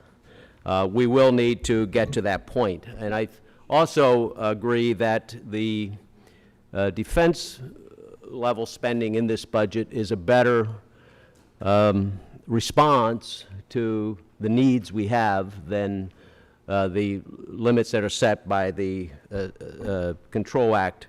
You know, the first duty of our federal government is to keep our families safe. This includes protecting our nation against threats both foreign and domestic. And this budget reflects the needs that we are seeing today. Our country faces larger, more complex threats from all across the globe than it did back in 2011. We're seeing threats from North Korea, ISIS, Russia, and Iran. And the responsibility to promote this security at home and assert our strength abroad is one that this committee takes seriously and is reflected in this budget. The budget provides our nation's servicemen and women with the tools, resources, and the pay that they need to keep our homeland safe. Where I disagree with this amendment and why I rise in opposition is that the idea that we have to tie arbitrarily any particular areas of the budget to another does exactly what the Budget Control Act did. It takes the responsibility away from us to evaluate exactly what the needs are. So in the same way that our defense spending number is based on our needs, in the same way we make that decision, we should be doing that on any area of the budget and not just based on a spending level in another area. And in fact, that is exactly what was done in the last omnibus appropriations bill that was signed in 2017 and agreed to by former President Obama. So he rejected the idea that there had to be a one-to-one spending or parity between defense and non-defense. Again, I rise in opposition. I ask members of the committee to oppose this bill for that reason. And I'd like to yield 2 minutes of my time to Representative Bergman. Thanks, Mr. Schmucker, and thanks, Madam Chairman. I'm going to use a visual example here based upon what I think this amendment means. We have a non-discretionary dollar. So we just take it and split it 50-50. To me, that doesn't reflect anything in the reality of prioritization of a limited resource. You got to remember, I'm a Marine. We deal with things very simply. But I would suggest to you very strongly that debt and defense are related very deeply, because as former Chairman of the Joint Chiefs, Admiral Mullen, said, debt, our national debt, is the single biggest security threat to our country. Defense dollars in this budget are not plus-up funds. Instead, they are catch-up dollars after 8 years, sorely needed after 8 years of underfunding the Department of Defense. We have servicemen and women who are tired. We have equipment that is broken. That wasn't recognized for too long. It is our congressional responsibility to provide for the common defense. Said another way, to guarantee the safety and security of all of our citizens. You know, there's an old saying that says, sometimes it's tough to remember what your priorities were in the swamp if the alligators got you up the tree. Well, in this particular case, I would suggest to you the alligator is the debt. And we need to make sure that we focus on what comes first. We need to have the strong defense. And it's not at the risk of other things. It's a balancing and a prioritization, which is our congressional responsibility to prioritize these very limited resources. So in making those tough decisions regarding the prioritization and the allocation of limited fiscal resources, I strongly urge my colleagues to vote no on this amendment, and I yield back. Thank you, Madam. I yield back the balance of my time. The gentleman yields back the balance of his time. Mr. Yarmouth, you're recognized for 1 minute to close. Thank you, Chairman Black. This amendment reinstates the Budget Control Act's guiding principle of parity for defense and non-defense spending increases. We recognize, and I'm glad at least that we have a bipartisan agreement on the fact that the defense caps are too low and need to be increased. Unfortunately, the other side seems unable to accept that non-defense programs also play a vital role in keeping our nation and economy strong. As a matter of fact, I remember when former Chairman Hal Rogers of my state was chairman of the Appropriations Committee, and he made the case very, very strenuously that the non-defense discretionary caps were too low and you could not appropriate funds adequately with those levels. So we've already gone over what these funds include: Homeland Security, education, research, healthcare, transportation, much more. These are programs that the American people need and overwhelmingly support and will help support a great, robust economy. So I urge my colleagues to support my amendment to raise the cap so we can invest in our national priorities, and I yield back. The gentleman yields back. The question is on agreeing to the amendment offered by Mr. Yarmouth. All those in favor say aye. Aye. Those opposed? No. In the opinion of the chairs, the no have it. Request a recorded vote. A recorded vote is requested pursuant to the unanimous consent agreement. We will postpone the recorded vote until we have finished debating this batch of 7 amendments. Are there other amendments?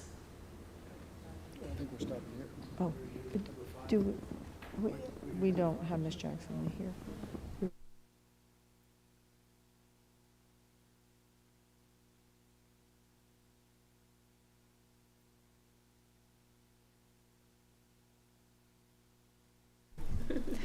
We thought if she were here, we'd continue. No, that's fine, but I just asked her.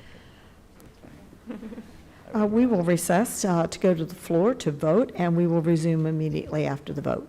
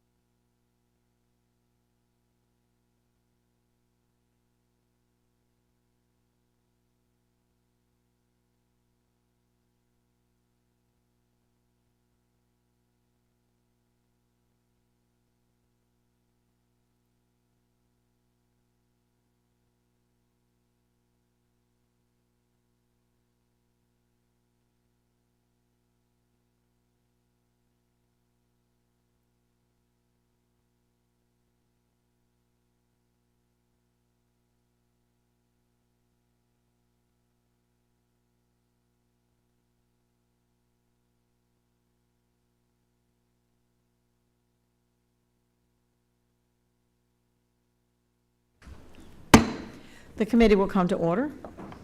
Are there any other amendments? This is amendment number 6, and the clerk will designate the amendment. The staff will distribute copies of the amendment. Amendment number 6, offered by Mr. Jeffries, to insert a policy statement on preserving Medicare for seniors and persons with disabilities. Mr. Jeffries is recognized for 6 minutes. Thank you, Madam Chair. This amendment will help ensure that Congress does not fund tax breaks for Trump's wealthy friends and special interests by cutting Medicare.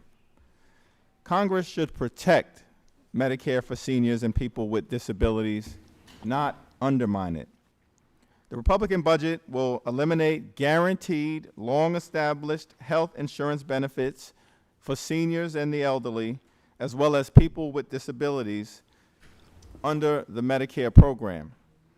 The Republican budget will increase costs for the elderly and disabled by establishing a Medicare voucher scheme that provides insufficient payments to Medicare beneficiaries in order to purchase needed health care. And the Republican budget will destroy the traditional Medicare program by diverting the healthiest enrollees into private plans, which would undermine traditional Medicare's ability to control costs. Once again, this budget omits the policy details that would allow us to engage in a full analysis of the plan. But one thing is clear. The budget utterly fails to address the root causes of growing health care costs, which is price gouging by pharmaceutical companies.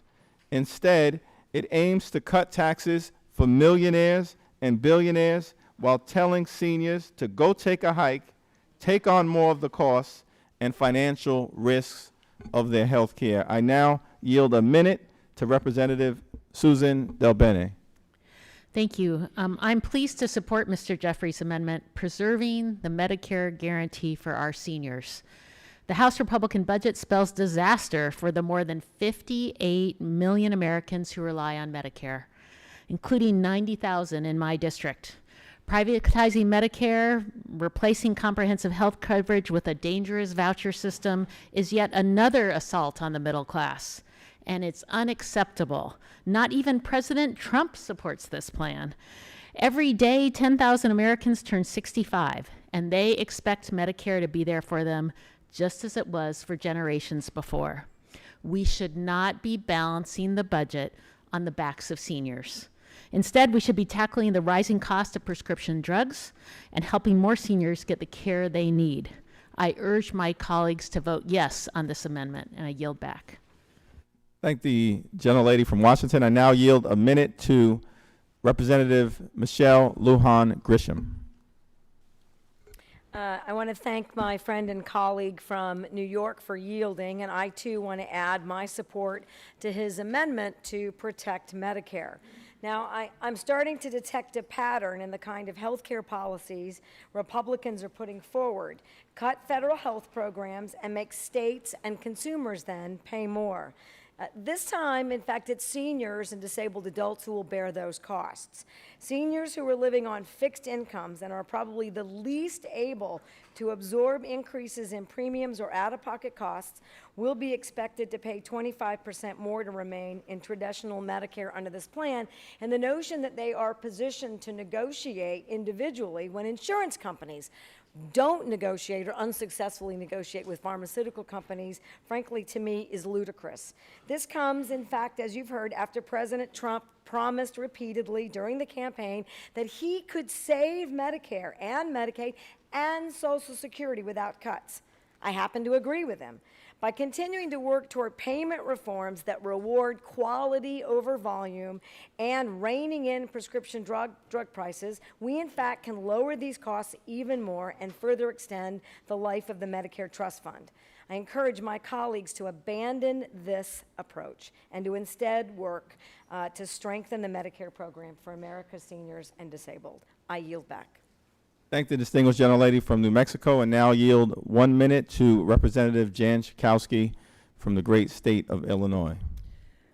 Thank you. I support Congressman Jeffries' amendment. Then candidate Trump bragged that he was, quote, the first and only potential GOP candidate to state there will be no cuts to Social Security, Medicare, and Medicaid, unquote. And that promise will be broken if the policies in this budget are enacted. Despite what my Republican colleagues will claim, this budget would end Medicare as we know it by essentially privatizing the program. However, the Republican budget is very short on details. Will seniors be given a voucher to pay their private insurance premiums? Will costs go up for the seniors if their vouchers don't cover their entire premium? Will they be subject to higher cost sharing? Seniors across the country are paying close attention and have every reason to worry.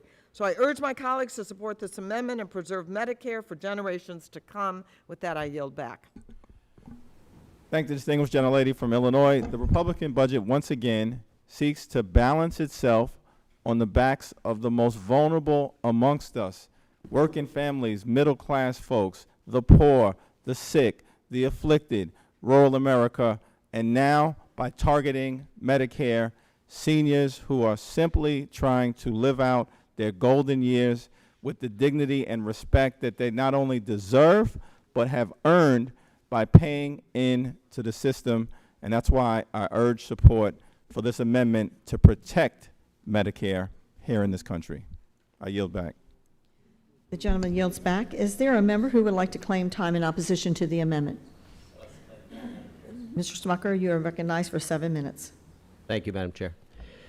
Let's be clear, it's important that we strengthen, we secure, and we save Medicare for current seniors and for future generations of Americans. And our budget does just that. The math on this is absolutely clear.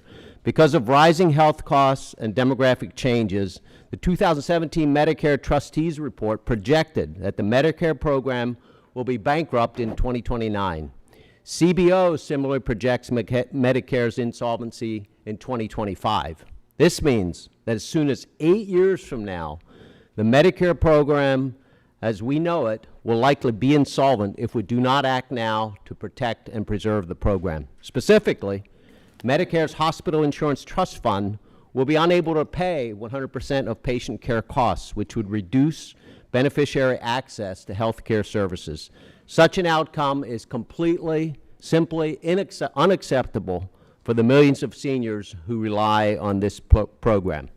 So to clarify any misconceptions about our plan, let's debunk some of the political attacks on our efforts to save and strengthen Medicare for the American people. Number one, our budget protects the current Medicare system as it is, so those at or near retirement will be unaffected and experience no changes, while protecting the Medicare system for younger generations as well. This resolution fully supports a patient-centered Medicare program that increases quality and choice for beneficiaries. The Medicare improvements envisioned in this budget would adopt the popular simplified coverage structure of Medicare Advantage and would allow seniors greater plan choices while reducing costs. And furthermore, the government payment would be adjusted so the sick would receive more financial assistance if their conditions worsened, and lower income seniors would receive additional support to help cover premiums and out-of-pocket costs. Under this improved program, traditional Medicare is saved, and it would always, and I repeat, always be an option, traditional Medicare, available to seniors. And finally, CBO determined that a Medicare program following the model proposed by this budget would result in cost savings for both seniors and for the program. Under our plan, 50 million seniors are empowered to use choice and competition to bring down health care costs. The real threat to the Medicare guarantee is the status quo. Costs continue to skyrocket. Today's seniors continue to lose access to quality care, and the program remains on a quick path to bankruptcy. Inaction and ignorance will not protect Medicare. It will only hasten the program's demise, leaving our nation's seniors in despair. Our budget plan ensures solvency for the Medicare program and safeguards this vital program for our nation's current seniors and future generations of beneficiaries to come. Therefore, for these reasons, I urge a no vote on this amendment.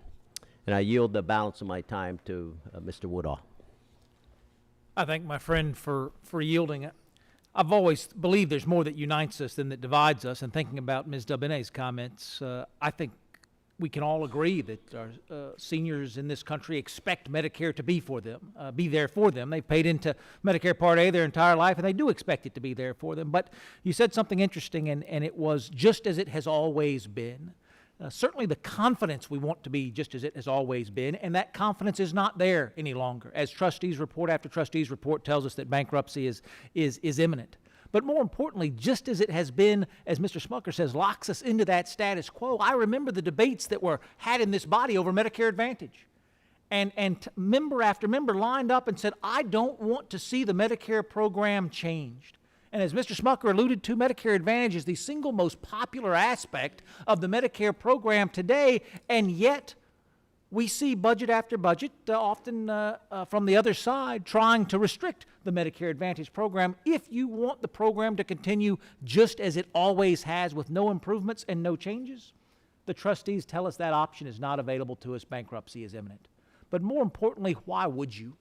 Why wouldn't you want to add more choices to the system? We have done that in the past. We have done it successfully, and we have done it to the delight of those members on Medicare.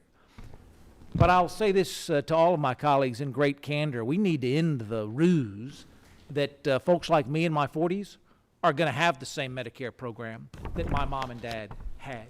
We have never had enough money coming into the program to preserve the Medicare program for folks in their 30s and 40s, and we still don't today. The time to act, the time to make those changes is today, while folks still have enough time looking forward into their future to plan. And I want to be clear, this budget protects every single senior on Medicare today. It anticipates making sure those promises are kept, expanded, but kept. Madam Chair, this has been called the third rail of politics, and folks have allowed the degradation of the solvency of the trust fund to come to the place that it is today because they were afraid to tackle it. Through your leadership on this committee, folks have had the courage to stand up and say we can protect Medicare today, we can improve Medicare tomorrow, and the status quo is not an acceptable alternative. I urge my colleagues, knowing that there's more on which we agree than that we disagree, to reject this amendment. Let's agree to fight for Medicare, but let's let that fighting be against the status quo and in favor of long-term solvency. And with that, I yield back the balance of our time. The gentleman yields back the balance of his time. Mr. Jeffries is recognized for 1 minute to close. The Republican budget's plan for unfettered market competition is a recipe for disaster. Prior to the creation of Medicare in 1965, almost half of American seniors had no health insurance whatsoever. As health care costs steadily rose, the so-called market failed to respond. Medicare changed that dynamic. Democrats are committed to keeping and strengthening Medicare for seniors and disabled workers by reducing cost growth within the health system while protecting and providing essential benefits. The Affordable Care Act includes numerous cost containment tools and has contributed to record low rates of healthcare spending growth since 2010. It has begun Medicare's transformation toward rewarding quality and value and keeping it sustainable. We need to build upon that progress, not undermine it. I yield back. The gentleman's time has expired. The question is on agreeing to the amendment offered by Mr. Jeffries. All those in favor say aye. Aye. All those opposed? No. In the opinion of the chair, the ayes, the noes have it. A recorded vote is requested pursuant to the unanimous consent agreement. We will postpone the recorded vote until we have finished debate of the batch of 7 amendments. Are there other amendments?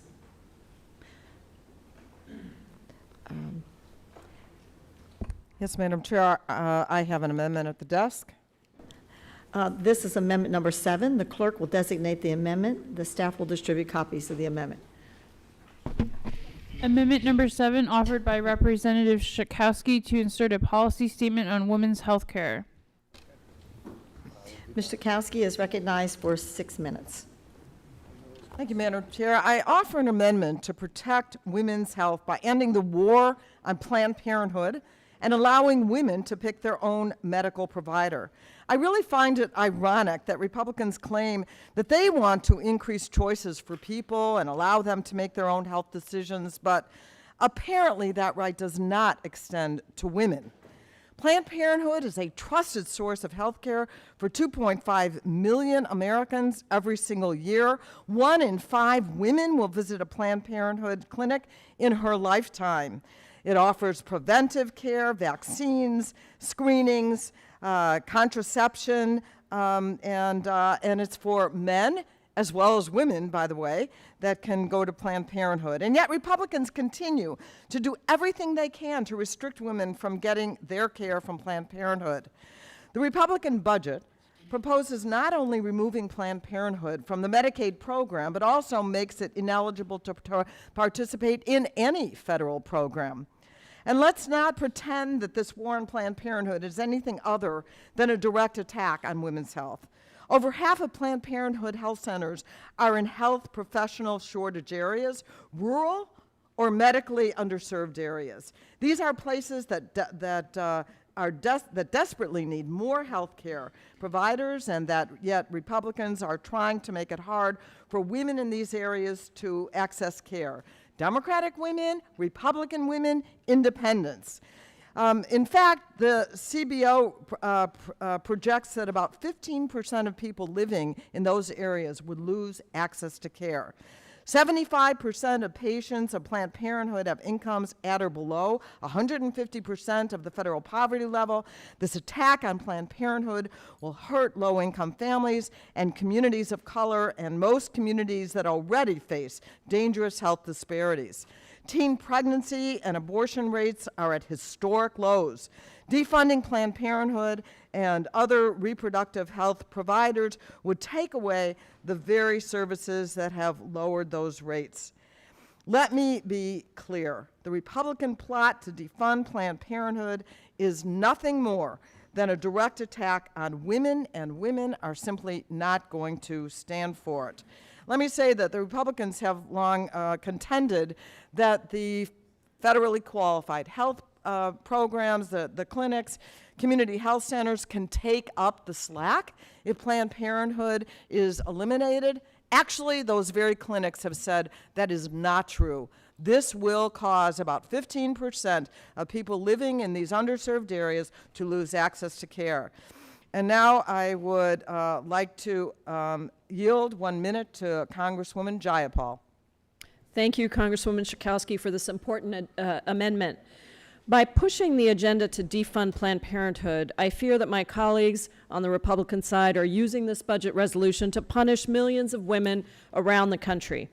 In a single year, Planned Parenthood provides care for 2.4 million people at over 600 affiliate healthcare centers around the country. 80% of patients visit the clinics to prevent pregnancies and to get contraceptive pills, which prevented 560,000 unintended pregnancies.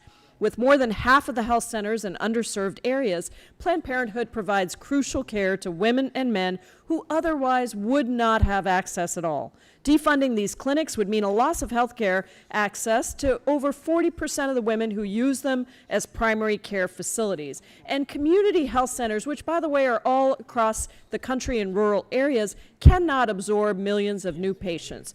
So I hope that our colleagues on both sides of the aisle will actually support this amendment, because cutting funding does not save us money. It's simply a tool to control women's choices and bodies. I yield back the balance of my time. And now I'd like to yield 1 minute to Congresswoman Del Bene. Thank you. I strongly support Ms. Schakowsky's amendment to protect women's access to care through Planned Parenthood. The House Republican budget would be devastating to women's health.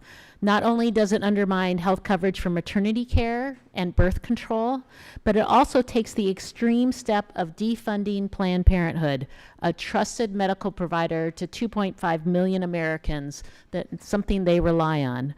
Politicians have no right to interfere in a woman's personal medical decisions, and that includes when and where she gets health care. Last year, Planned Parenthood performed more than 600,000 cancer screenings and helped detect abnormalities in more than 72,000 women. This is life-saving care. It's time for Republicans to stop their relentless crusade against Planned Parenthood and give women the dignity of making their own health care decisions. I urge all my colleagues who respect women's health to vote yes on this amendment, and I yield back. Thank you, and I yield the remaining time to Congresswoman Jackson Lee.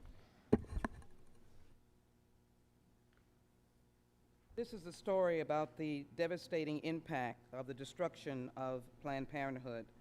75% of Planned Parenthood patients have incomes at or below 150% of the federal poverty level, and at least 60% of patients access care through Medicaid or Title X family planning, and more than 1/3 of patients are people of color.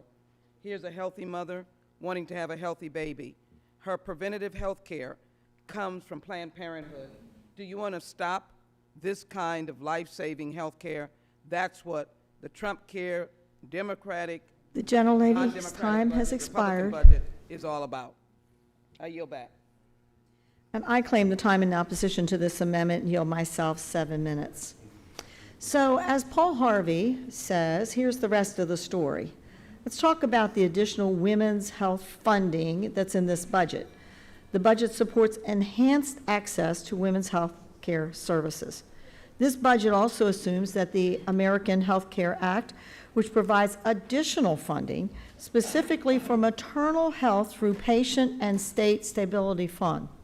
This budget fully funds discretionary programs at the Department of Health and Human Services that focus on women's health, including the NIH Office of Women's Health, the NIH Pregnancy and Perinatal Branch, the CDC Office of Women's Health, the CDC efforts to prevent the spread of Zika virus, which impacts pregnant women.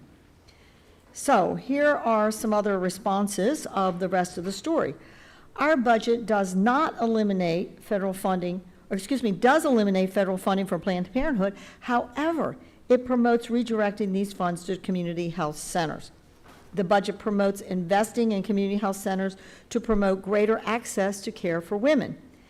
The community health centers are nonprofit. They're community-based clinics that provide comprehensive care, including mammograms, which, by the way, Planned Parenthood claims to have provided, and we now know that they do not provide mammograms. In fact, they do not have a single location that provides a mammogram. Now, here are some other little facts. There are 9,000 community health centers, which, unlike Planned Parenthood clinics, are required. Yes, they're required by law to be located in medically underserved areas with high levels of poverty and infant mortality. So when others talk about, oh, there's not going to be services, they are actually required to be in those very communities where women need these healthcare services the very most. In fact, in 2015, community health centers provided health services for more than 20 million Americans. Nearly 60% of those that they provided services for were females. In contrast, Planned Parenthood served less than 3 million. So let's look at that. Nearly 20 million or more than 20 million in community health centers and fewer than 3 million in Planned Parenthood facilities. This budget also makes efforts to ensure that taxpayer dollars do not go to the nation's largest provider of abortions, but rather supports those healthcare centers that truly provide comprehensive care to women. More than just mammograms, more than just prenatal care, there are other services they provide that are not provided in Planned Parenthood centers. The federal government should not force states to provide funding to clinics such as Planned Parenthood that perform elective abortions. And similarly, the government should not force taxpayers to fund clinics where they are against their own values. This budget continues this protection by proposing to eliminate all federal funding for Planned Parenthood and similar organizations. Now, Additionally, let's look at the CBO score that was mentioning in the open remarks. So the Congressional Budget Office does anticipate some small costs associated with the complete elimination of funding Planned Parenthood. The Budget Committee contests the score that they have put out because it's based on CBO's faulty assumption that reducing Planned Parenthood funding would result in more pregnancies from a lack of access to contraceptives. As I've already talked about, there are 20 million women that are taken care of in the community health centers, and only 3 million, less than 3 million in Planned Parenthood. But this is unreasonable. And you talk about being against women. This is a sexist assumption that women's ability to seek out care depends upon having a Planned Parenthood facility across the street. As we are providing additional funding for community health centers as part of our ACA, it's unreasonable for CBO to assume that women are incapable of finding another provider. Women are smarter than this. They're able to find other providers. Planned Parenthood is not, if it is their option, they are smart enough to find other providers. And I'm insulted to say that women are not going to be able to make that choice to find another provider. We assume that we, in our budget, assume that women are capable, they're smart, they're independent enough to seek contraceptive elsewhere, instead of giving up and going straight home to get pregnant, as CBO assumes. It is an insult to women. Women don't need some paternalistic government to provide for them. Our budget is pro-women, it's pro-girl, and it's pro-unborn baby girl. You talk about being pro-women. If we're taking little girls' lives, that doesn't seem to me to be very pro-woman. So I urge a no vote on this amendment, and I yield back the balance of my time. And now Ms. Schakowsky is recognized for 1 minute to close. A couple of things. Planned Parenthood does screenings for breast cancer, yes, and then it will refer women where there's a mammogram when there is something abnormal found. And these screenings are very important. As far as insulting women, are you kidding me? There are women that have to travel hundreds of miles in order to get to a clinic if they don't have a Planned Parenthood clinic nearby. And so it is not for a lack of smarts and intelligence that women seek. And again, it's Democratic and Republican women alike that seek Planned Parenthood clinics. In fact, 19 national polls have shown that American people do not support defunding Planned Parenthood. But if the Republicans have their way, millions of patients will, in fact, lose access to cancer screening and contraception and STI testing and well women visits and more. And those very community health centers you cite suggest that it would be a problem for them. They would not be able to make up the gap. So I urge my colleagues to support this pro-woman amendment, and I yield back. The gentlelady yields back the balance of her time. The question is on agreeing to the amendment by Ms. Schakowsky. All those in favor say aye. Aye. Those opposed? No. In the opinion of the chair, the noes have it. Madam Chair, I request a recorded vote. A recorded vote is requested, and pursuant to an unanimous consent agreement, we will postpone the recorded vote until we have finished debate on the batch of this 7.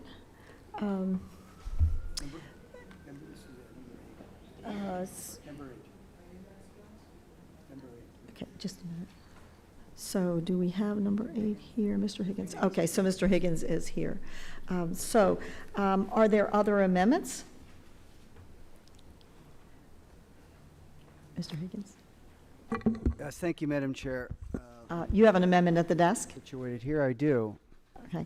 So this is amendment number 8, and the clerk will designate the amendment. The staff will distribute copies of the amendment. Amendment number 8, offered by Representative Higgins, related to America's transportation infrastructure. Thank you, Mr. Madam Higgins is recognized for 6 minutes. Thank you, Madam Chair. Fundamental to the growth of any advanced industrial society is the investment you make in infrastructure for a couple of reasons. One is it's a massive investment that you finance publicly at very, very low rates to create jobs in the construction trades and the supply and materials industry immediately. And that, after you make that investment, it unleashes the creativity and the resources of the private sector. We see that happening in places like Buffalo, New York. Every place where we've made federal investments in new roads, we see new investment in businesses along those new roads that we built. The state of the American infrastructure is pathetic, and this is a pathetically weak response to an urgent need to rebuild our nation's roads and bridges. The 2018 budget proposes to spend less than $92 billion in outlays for American transportation infrastructure. When you compare that to the $118 billion that U.S. taxpayers paid to rebuild the roads and bridges of Afghanistan, it pales in comparison. When you consider the $96 billion U.S. taxpayers paid to rebuild the roads and bridges of Iraq, a $92 billion investment in 2018 in rebuilding the infrastructure of America is, again, I think, a national and international embarrassment. Now, keep in mind that both Iraq and Afghanistan, they are nations with a population of approximately 30 million people. America is 325 million people. The American Society of Civil Engineers consistently rates the quality of American infrastructure at a D rating. The World Economic Forum, where American infrastructure in terms of quality was number 1 10 years ago, it's now number 24. Recently, JP Morgan Chase President and CEO Jamie Dimon had said that the United States hasn't built a major airport in 20 years.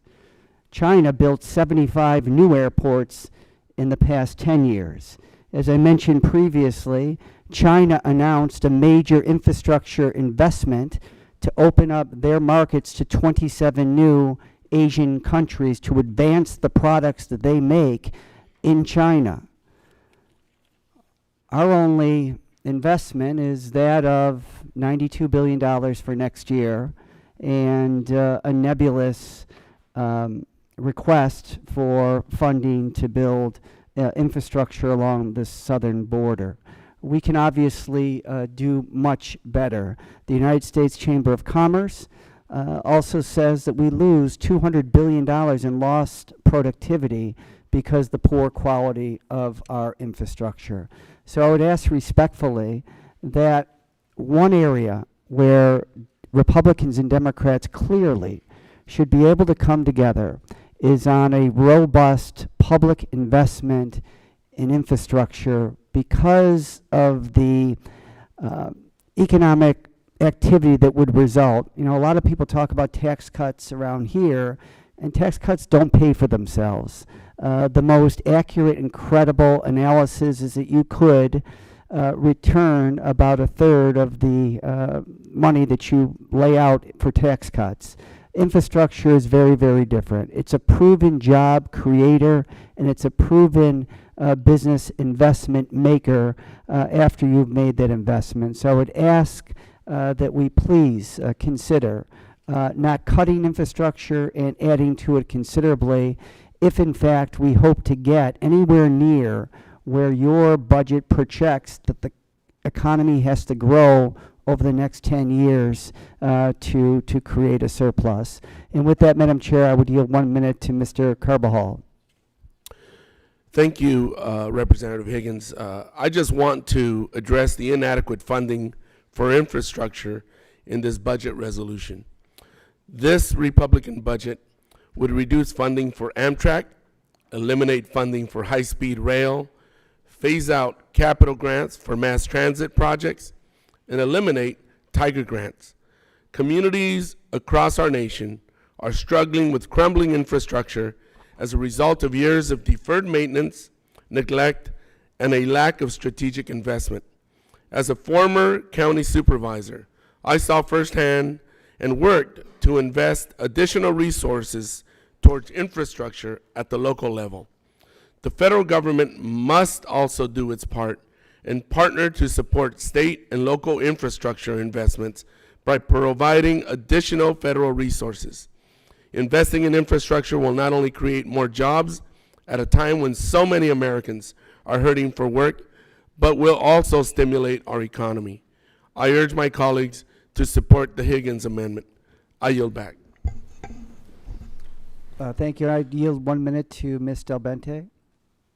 You have 20 seconds. Thank you. I just say that I'm pleased to support Mr. Higgins' amendment.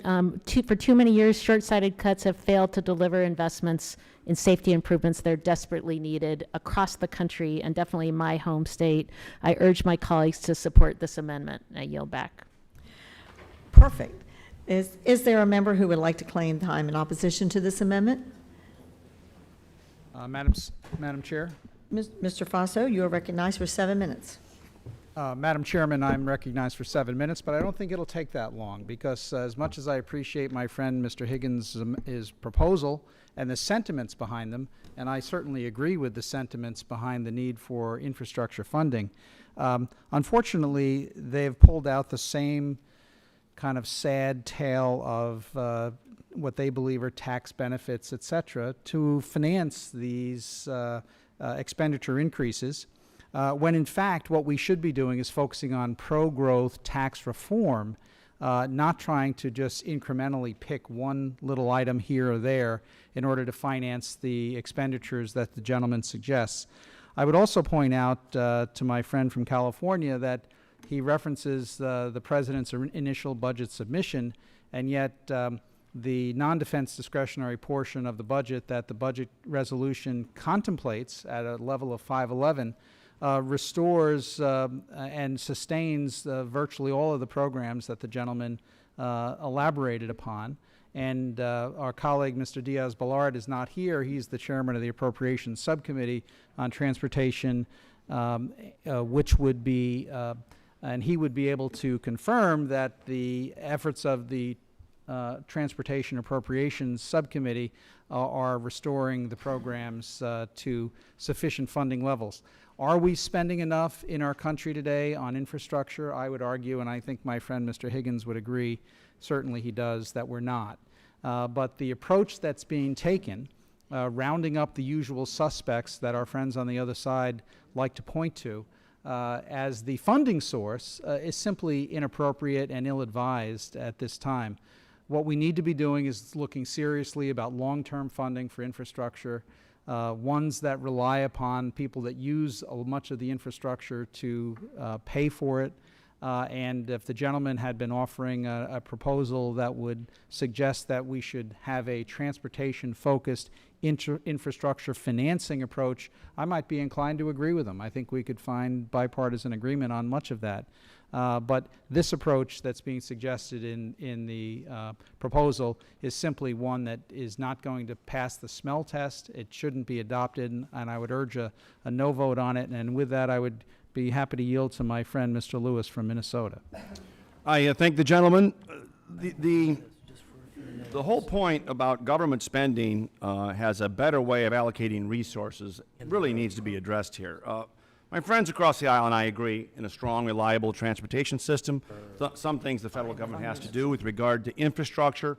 That's why I believe the last Congress devoted about $305 billion to improve transit systems, bridges, highways. This amendment, unfortunately, would be more of the same. More of the same from the last administration, from previous failed stimulus programs. It would increase taxes on American businesses in order to pay for more spending. Now, when I say to talk about spending, economists will tell you what's the best way to allocate resources. And the best way to allocate resources is where you get the highest economic return. I have to admit, I have a bias here. I think market discipline allows private sector resources to actually have an economic return. We call those profits in order to service the debt. Government far too often devotes their resources for a political return. Hence, we spent $836 billion on a stimulus package, and we got 1.6% economic growth out of it. How many times are we going to go down this road? And in order to pay for this, and by the way, whether you tax, inflate, or borrow, all government spending comes out of the private sector, diverting those resources that could be used for productive investment into unproductive investment all too often.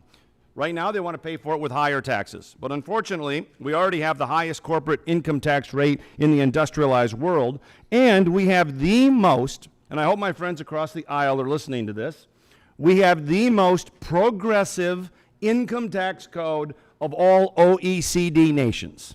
We can't get much more progressive than we are, and yet they want to raise taxes.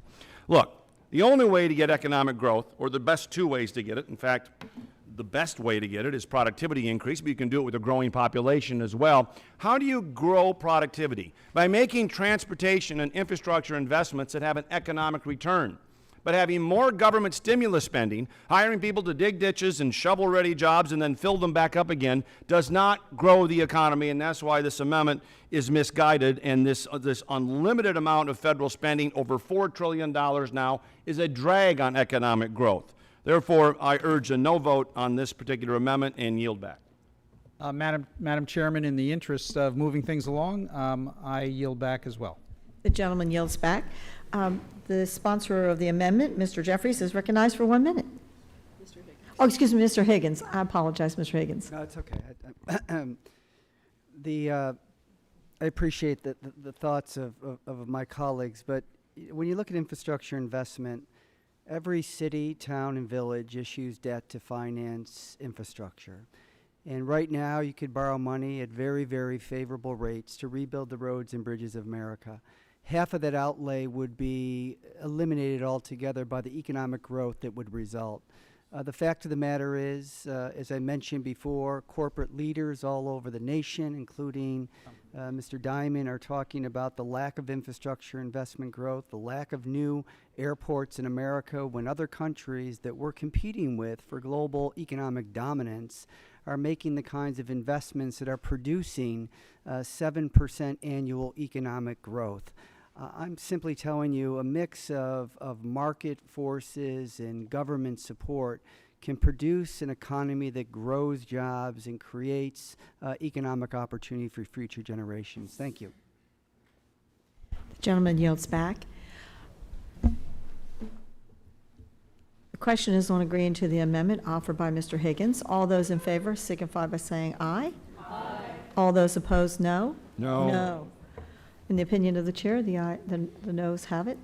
Madam Chair, I request a recorded vote. A recorded vote is requested pursuant to the unanimous consent agreement. We will postpone the recorded vote until we have finished the debate on this batch of 7. And therefore, we are going to take a very brief recess of just 5 minutes. The members have been called that are not currently here. They're on their way, and we will resume in 5 minutes to take votes on the first 7 amendments. Committee stands in recess.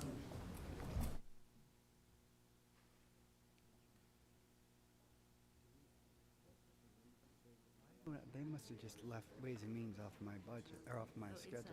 Tax subcommittee. Oh, okay. You're not on that. No, okay. Somebody's asked to send me go what? And then you just say, oh, those short naps are great, thanks. That was good, Jason. But it was good. I mean, it was it was nice to sit between you and just listen to it flow. That's right, John said. I agree we need more spending, and I said we need more spending. It was perfect. We're spending properly. There you go. I'm hungry.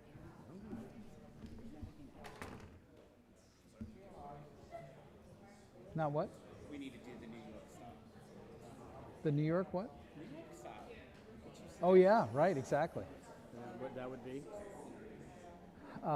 In the New York legislature, if you have a party vote, the leader on the one side says party vote in the affirmative, the other side says party vote in the negative, and if there are any exceptions, just say party vote with exceptions, and then they name who the exceptions are. We could do these 7 or 8 roll calls in about 2 minutes as opposed to, 20 minutes it's going to take us to do it. Okay. I told Jason that was the only thing we could ever adopt from the New York State Assembly. That would be an improvement here.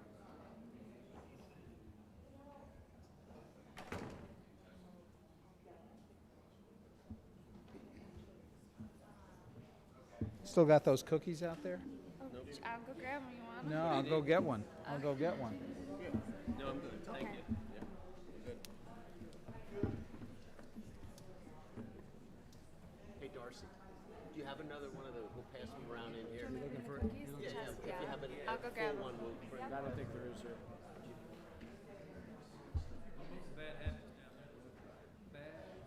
think we ought to make that part of an infrastructure upgrade.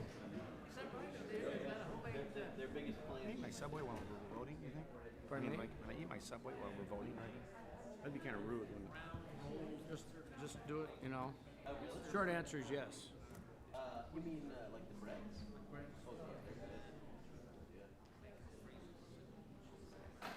Who makes them? We have, like my district in my area of Pennsylvania, known as sort of the snack capital of the world. We have a lot of pretzels, manufacturers, and cookies. There you go. You can see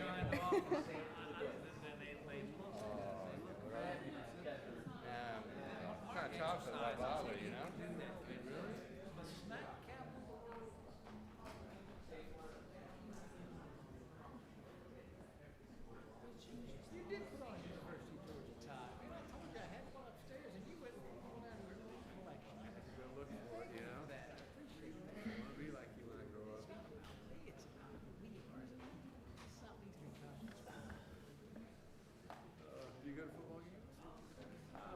No, but thank you.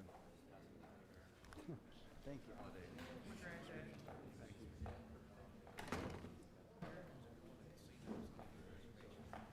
Don't give me.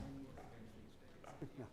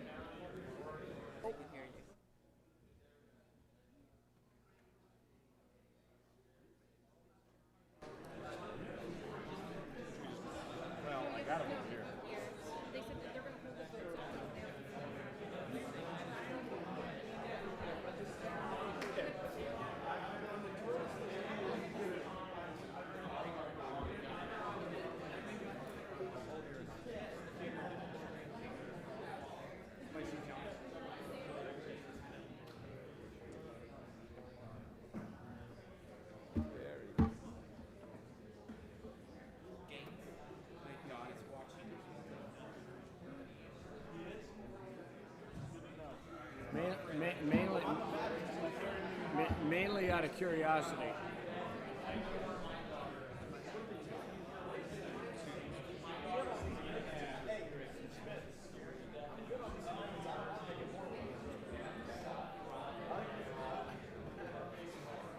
Good on the amendments is like telling a 2-year-old it's okay. I think you should lollipop back.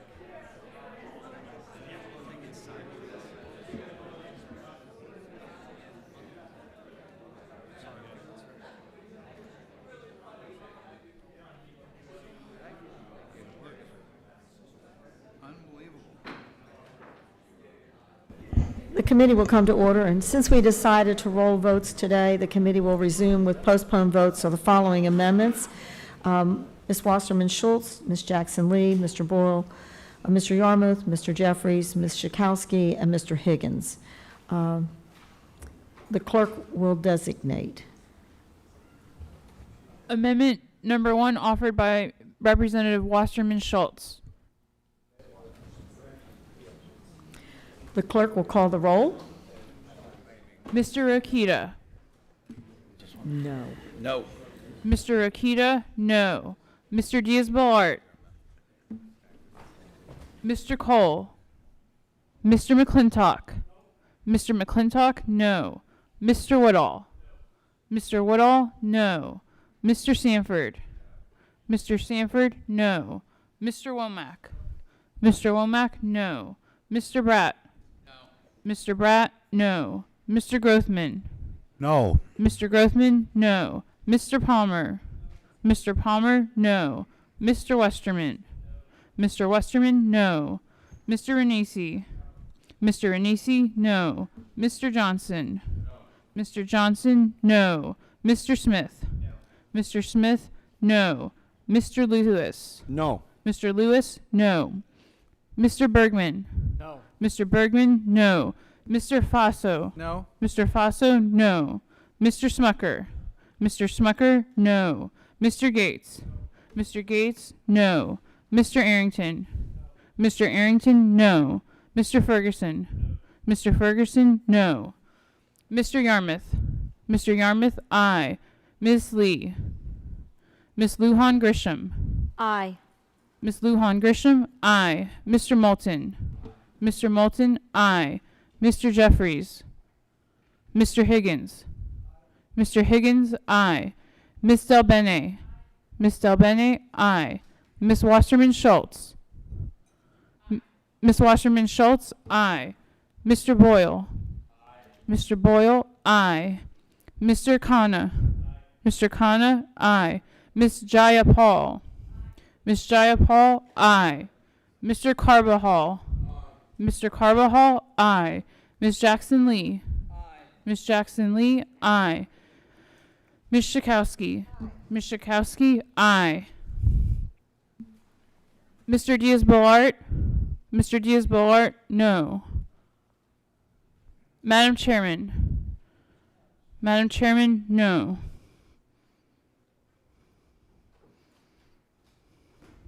Are there members who wish to vote or change the vote?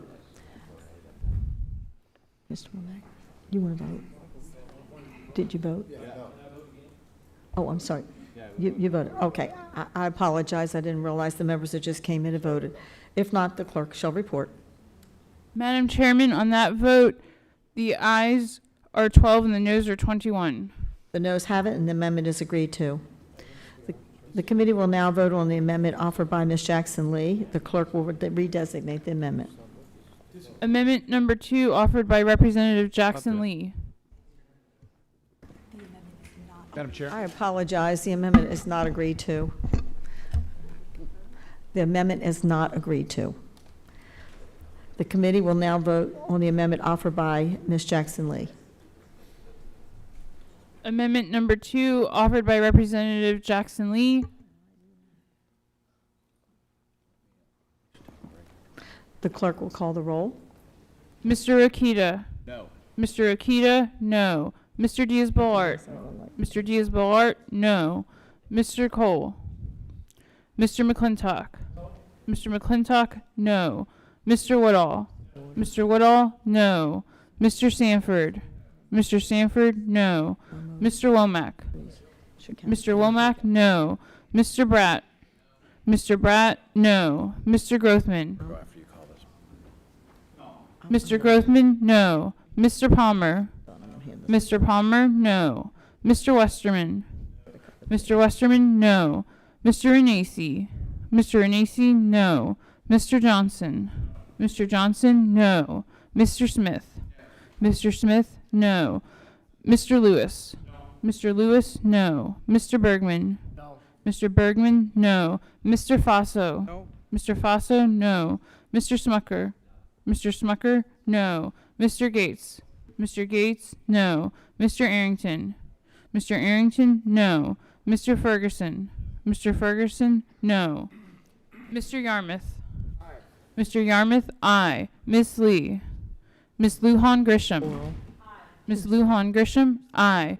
Mr. Moulton. Mr. Moulton, aye. Mr. Jeffries.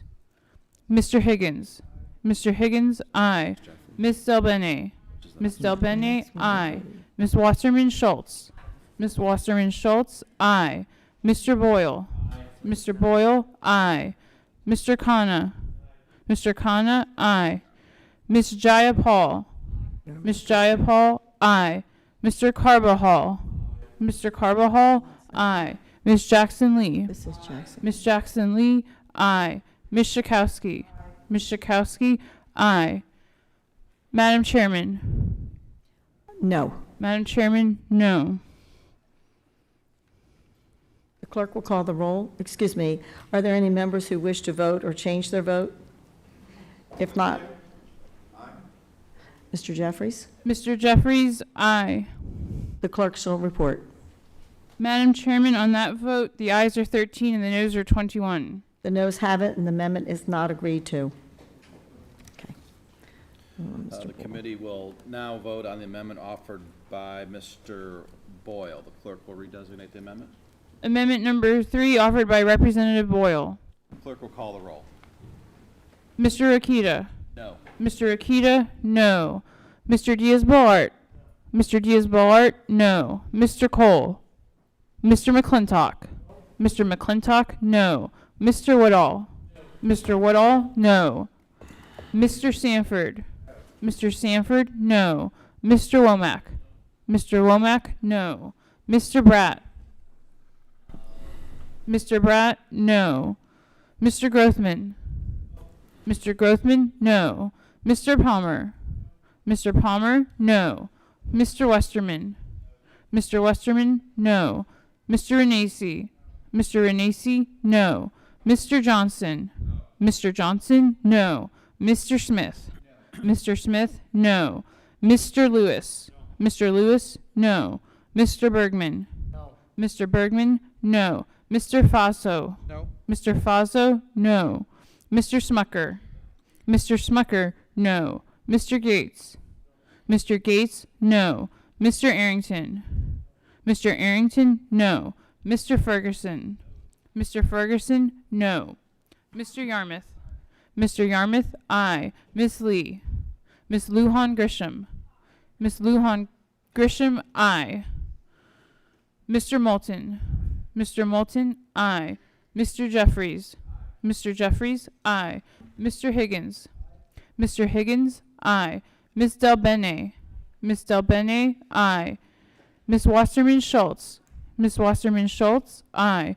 Mr. Boyle. Mr. Boyle, aye. Mr. Khanna. Mr. Khanna, aye. Miss Jaya Paul. Miss Jaya Paul, aye. Mr. Carbajal. Mr. Carbajal, aye. Miss Jackson Lee. Miss Jackson Lee, aye. Miss Schakowsky. Miss Schakowsky, aye. Madam Chairman? Madam Chairman, no. Are there any members that wish to vote or change their vote? Hearing none, the clerk shall report. Mr. Chairman, on that vote, the ayes are 13 and the noes are 21. The noes have it. The amendment is not agreed to. Next, we will vote on an amendment offered by Mr. Yarmouth. The clerk shall redesignate the amendment. Amendment number 4 offered by Representative Yarmouth. Clerk will call the roll. Mr. Akita. No. Mr. Akita, no. Mr. Diaz-Balart. Mr. Diaz-Balart, no. Mr. Cole. Mr. McClintock. Mr. McClintock, no. Mr. Woodall. Mr. Woodall, no. Mr. Sanford. Mr. Sanford, no. Mr. Womack. Mr. Womack, no. Mr. Bratt. Mr. Bratt, no. Mr. Grothman. Mr. Grothman? Mr. Grothman, no. Mr. Palmer. Mr. Palmer, no. Mr. Westerman. Mr. Westerman, no. Mr. Renacci. Mr. Renacci, no. Mr. Johnson. Mr. Johnson, no. Mr. Smith. Mr. Smith, no. Mr. Lewis. Mr. Lewis, no. Mr. Bergman. No. Mr. Bergman, no. Mr. Faso. No. Mr. Faso, no. Mr. Smucker. Mr. Smucker, no. Mr. Gates. Mr. Gates, no. Mr. Arrington. Mr. Arrington, no. Mr. Ferguson. Mr. Ferguson, no. Mr. Yarmouth. Mr. Yarmouth, aye. Miss Lee. Miss Lujan Grisham. Miss Lujan Grisham, aye. Mr. Moulton. Mr. Moulton, aye. Mr. Jeffries. Mr. Jeffries, aye. Mr. Higgins. Mr. Higgins, aye. Miss Del Bene. Miss Del Bene, aye. Miss Wasserman Schultz. Miss Wasserman Schultz, aye. Mr. Boyle. Mr. Boyle, aye. Mr. Khanna. Mr. Khanna, aye. Miss Jaya Paul. Miss Jaya Paul, aye. Mr. Carbajal. Mr. Carbajal, aye. Miss Jackson Lee. Miss Jackson Lee, aye. Miss Schakowsky. Miss Schakowsky, aye. Madam Chairman? Madam Chairman, no. Are there any, thank you. Are there any members that wish to vote or change their vote? If not, the clerk shall report. Mr. Chairman, on that vote, the ayes are 13 and the noes are 21. And I say the noes have it. The amendment is not agreed to. Next, the committee will now vote on the amendment offered by Ms. Jackson Lee. The clerk will redesignate the amendment.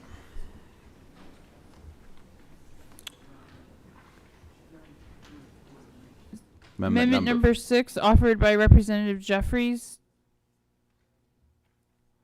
We'll go with number 6 by Jeffries. I had number 5.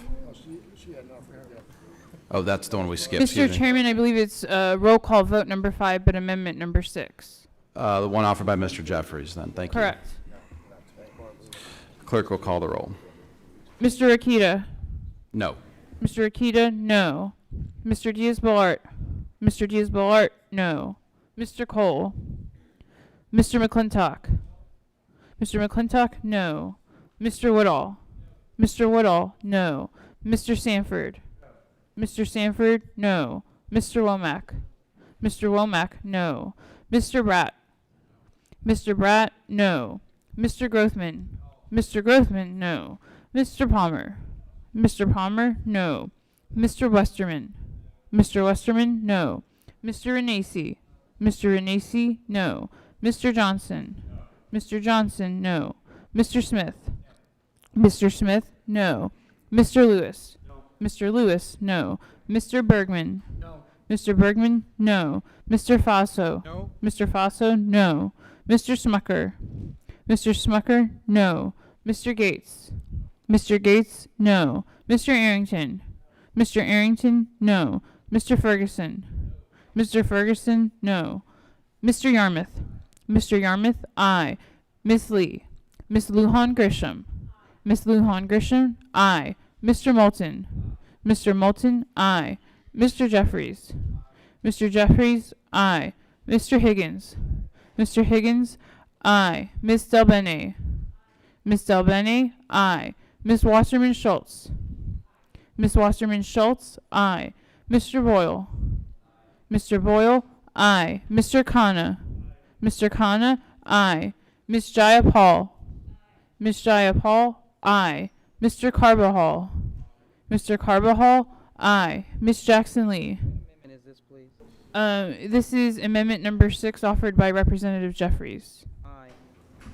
Miss Jackson Lee, aye. Miss Schakowsky. Miss Schakowsky, aye. Thank you. Are there any members who wish to vote or change their vote? How's the gentlelady recorded? She is not recorded. Miss Lee, aye. Are there any members who wish to vote or change their vote? How's the chairman recorded? She is not recorded. She votes no. Madam Chairman, no.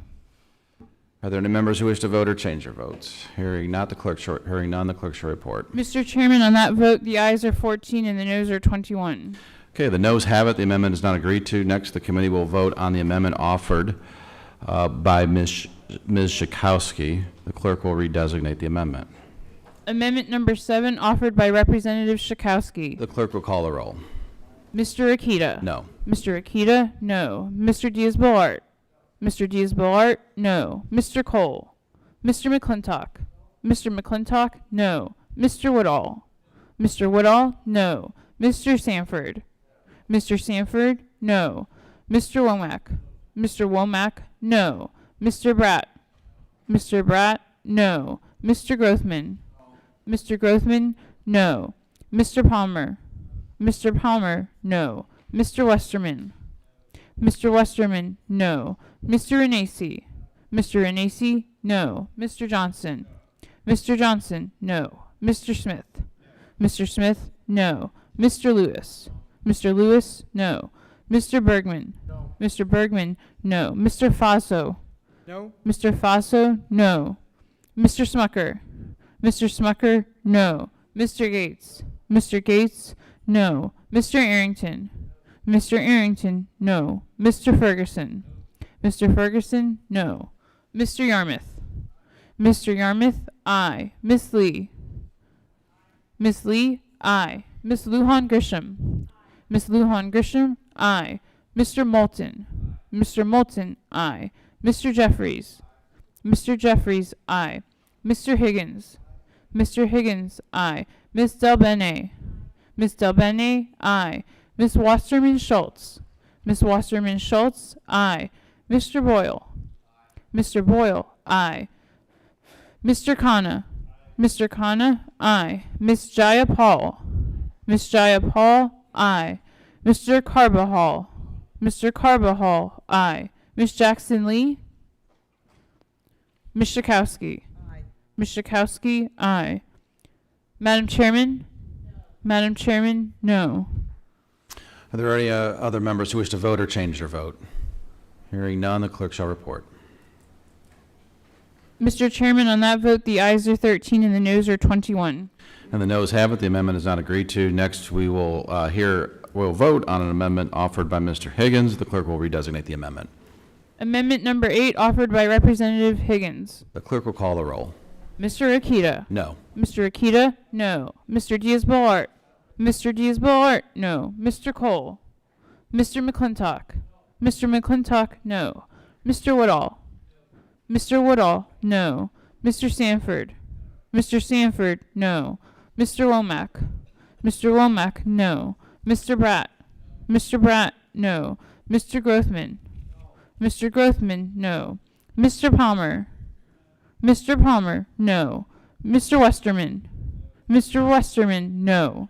Mr. Renacci. Mr. Renacci, no. Mr. Johnson. Mr. Johnson, no. Mr. Smith. Mr. Smith, no. Mr. Lewis. Mr. Lewis, no. Mr. Bergman. Mr. Bergman, no. Mr. Faso. No. Mr. Faso, no. Mr. Smucker. Mr. Smucker, no. Mr. Gates. Mr. Gates, no. Mr. Arrington. Mr. Arrington, no. Mr. Ferguson. Mr. Ferguson, no. Mr. Yarmouth. Mr. Yarmouth, aye. Miss Lee.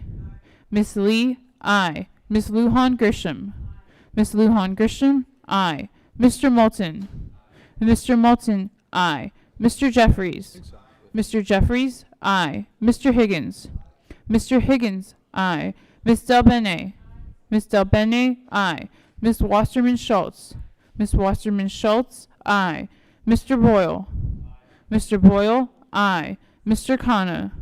Mr. Khanna, aye. Miss Jayapal. Miss Jayapal, aye. Mr. Carbajal. Mr. Carbajal, aye. Miss Jackson Lee. Aye. Miss Jackson Lee, aye. Miss Schakowsky. Miss Schakowsky, aye. Madam Chairman? Madam Chairman, no. Madam Chairman, on that vote, the ayes are 14 and the noes are 21. The noes have it and the amendment is not agreed to. Madam Chairman, excuse me. Gentlelady is recognized. Madam Chairman, thank you so very much. I believe that I was in the room as the vote was being called on women's health. I'd like to be registered, at least in the record, for voting aye for amendment number 7 as unanimous consent. The clerk will report. Was she recorded? Was Madam Jackson? No, Lee? Madam Chairman. Okay. She was not recorded on the vote. If we can record her for the record as voting We aye. will. Yes, ma'am. Thank you. Thank you very much, Madam Chair. I You're yield welcome. back. You're welcome. Okay. So you all want to go to 5? Ms. Lee? Okay. All right. Great. Okay. Are there any other amendments? Thank you, Madam Chair. I have an amendment. That's number 5. This is the amendment number 5. The clerk will designate the amendment, and the staff will distribute the copies of the amendment. Amendment number 5, offered by Representative Lee, related to funding for anti-poverty programs. Thank you very much. Madam Chair, this amendment would restore funding for several mandatory funding programs that are very critical to reducing poverty and providing opportunity for all. These programs include Social Security, Medicare, SNAP, and many more. My amendment, which is necessary, would ensure that we continue to invest in our communities and provide a basic standard of living for everyone. Once again, we see a budget that seems to ignore the fact that there are still more than 46 million Americans living in poverty, both in rural and urban areas. In fact, in rural America, it continues to face levels of poverty that are close to 3% higher than rates in urban and metro areas. This budget is balanced by slashing critical earned benefits like Social Security and Medicare, programs vital to reducing poverty and providing a decent standard of living for all. Now, let me say that again, earned benefits. We know that these programs work. According to a study from Pew Charitable Trust, an additional 8 million people would be living in poverty without our nation's food stamp program. And our poverty rate for senior citizens would jump from 14.6% to 52.67% without Social Security, again, earned benefits. This is almost 4 times higher. Yet, once again, we see our Republican colleagues wanting to cut and turn these programs into block grants, despite evidence that clearly shows that that would make them much less effective. How many times do I have to remind us, cutting poverty programs is not the same as cutting poverty? Is that really how we want to budget? By doling out the pain to those with the least resources while rewarding the wealthiest with tax breaks and huge companies with corporate welfare. Madam Chair, this is really shocking that once again we're seeing that a budget that really does not recognize that too many Americans are still being left behind and struggling to find jobs that pay a living wage. They're forced to choose between paying their bills and putting food on the table. No one in the richest nation on earth should have to make that choice. Now, I know from personal experience that people want to work.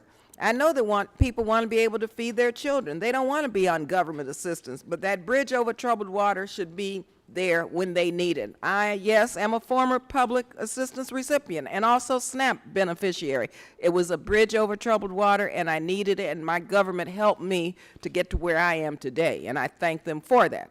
And so this is a moral document, and it should make lifting Americans out of poverty a priority, rather than cut programs that will ensure they continue to have to struggle just to make ends meet. I'd like to yield 2 minutes to my colleague, Congresswoman Sheila Jackson-Lee. I think I want to take just a moment to thank Congresswoman Lee for continued decades, and certainly her time in the United States Congress, for enlightening us on what really happens when you provide individuals not a handout but a hand up. I started by acknowledging the fact that this is a draconian budget, a Trump budget that cuts $200 billion. And frankly, it goes into the forest, it takes gasoline and pours it on a campfire and brings the whole forest down. That's what will happen to those who need a lifeline. It is well known that programs like TANF, SNAP, the affordable housing and the child tax credit helps Americans who are facing hard times, which can access food and shelter. It is also well documented that in non-metro areas, 2.6 percentage points of poverty were higher in the 1990s and 2.7 percentage points higher from 2000 to 2009 compared to metro areas. This was non-metro areas. So poverty particularly impacts the rural areas. I would make the argument of supporting the Lee amendment for the fact that she gives a lifeline to individuals who seek a better life and who are prepared to serve their nation, some in uniform, to be able to make this country the great country that it is. I thank the gentlelady for yielding, and I yield back. Thank you very much. Is there a member who would like to claim time in opposition to the amendment? Madam Chairman? Oh, I apologize. You still had time, Ms. Lee. Yes, you still have time. Any other members? If there are no other members on our side, I'll close. Let me thank the gentlelady for her comments and for her tremendous leadership, trying to make sure that everyone has an opportunity to lift themselves out of poverty. I'll close by saying that this amendment is really about equity. It's about equity of opportunity for all Americans. And we know that there are tremendous disparities in poverty rates among our African American and Latino communities, with 24% of African Americans and 21% of Latinos living in poverty, compared to 9% of whites, even though the majority of those living below the poverty line, of course, are whites. And so we have to come together to try to figure out how for all of us to lift everyone out of poverty. In terms of wealth, these numbers are even more stark. The Institute of Policy Studies found that it would take the average black family 228 years to amass the same amount of wealth that white families have today if rates remain the same. That's in the year 2241. That's how long it's going to take to make up these years in terms of amounting wealth. And so it's really a disgrace that we continue to cut our safety net and programs that really help everyone, all Americans, to lift themselves out of poverty into the middle class. So I hope you support this amendment so we can make sure that more people are not pushed into poverty, and that so we can begin to close some of these inequities in our country. Thank you again. The gentlelady's time has expired. Is there a member who would like to claim time in opposition to the amendment? Mr. McClintock, you're recognized for 7 minutes. Great, thank you, Madam Chairman. Well, since 1964, we've tried it the Democrats' way. According to the Heritage Foundation, we've spent $22 trillion fighting the war on poverty as a result. Adjusted for inflation, this is 3 times more than all of the military wars we have ever fought combined. Put another way, it's $176,000 taken from the lifetime earnings of every family in America over those 50 years. We've created 92 different federal anti-poverty programs in this effort.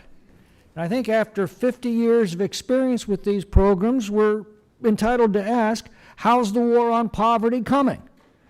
Well, in 1966, the poverty rate stood at 14.7%. Today it's 13.5%. $22 trillion, and 50 years later, poverty has barely budged. Republicans have warned for years of the poverty trap. The practical effect of these programs is to trap generations in poverty by robbing them of the incentive to succeed and denying them the dignity, the indescribable feeling of self-worth that comes with a paycheck. As the old adage says, give a man a fish, he'll eat for a day. Teach a man how to fish, and he'll eat for a lifetime.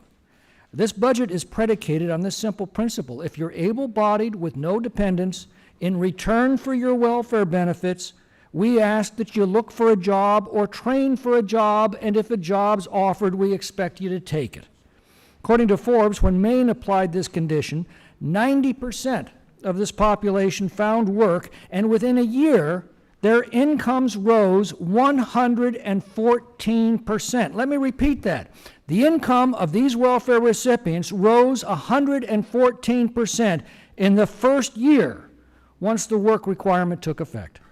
Alabama had similar results this year when 13 counties implemented work requirements for SNAP. The reforms in this budget are specifically designed to change the incentives to get people back into the workforce so that they too can see their income soar along with their self-respect and dignity. They also assure that we can focus more resources on those who can't fend for themselves. Not only do the Democrats propose keeping people trapped in poverty with their programs, but they also propose to harm the economy, robbing people of the opportunity to succeed. Taxing the top 1% might make a good bumper sticker, but it hurts the very people they say they're trying to help. The vast majority of American businesses are individuals filing under Subchapter S, and most of that income's already taxed in the top bracket. Businesses don't pay business taxes. The only 3 ways that a business tax can possibly be paid is by us as consumers through higher prices, by us as employees through lower wages, and by us as investors through lower earnings on our retirement savings. And as Arthur Laffer has often warned, and my home state of California is again discovering, there is nothing more portable in this world than money and rich people. High taxes have already sent hundreds of billions of dollars of capital offshore.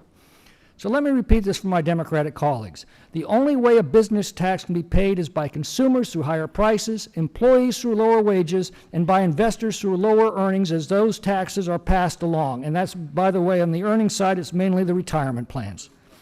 Our tax plan produces more affordable products for consumers, higher wages and more jobs for employees, and higher returns for people's retirement funds. You know, there was a time when Democrats supported these policies. That's what John F. Kennedy accomplished through the tax cuts in the early 1960s, reminding us that a rising tide lifts all boats.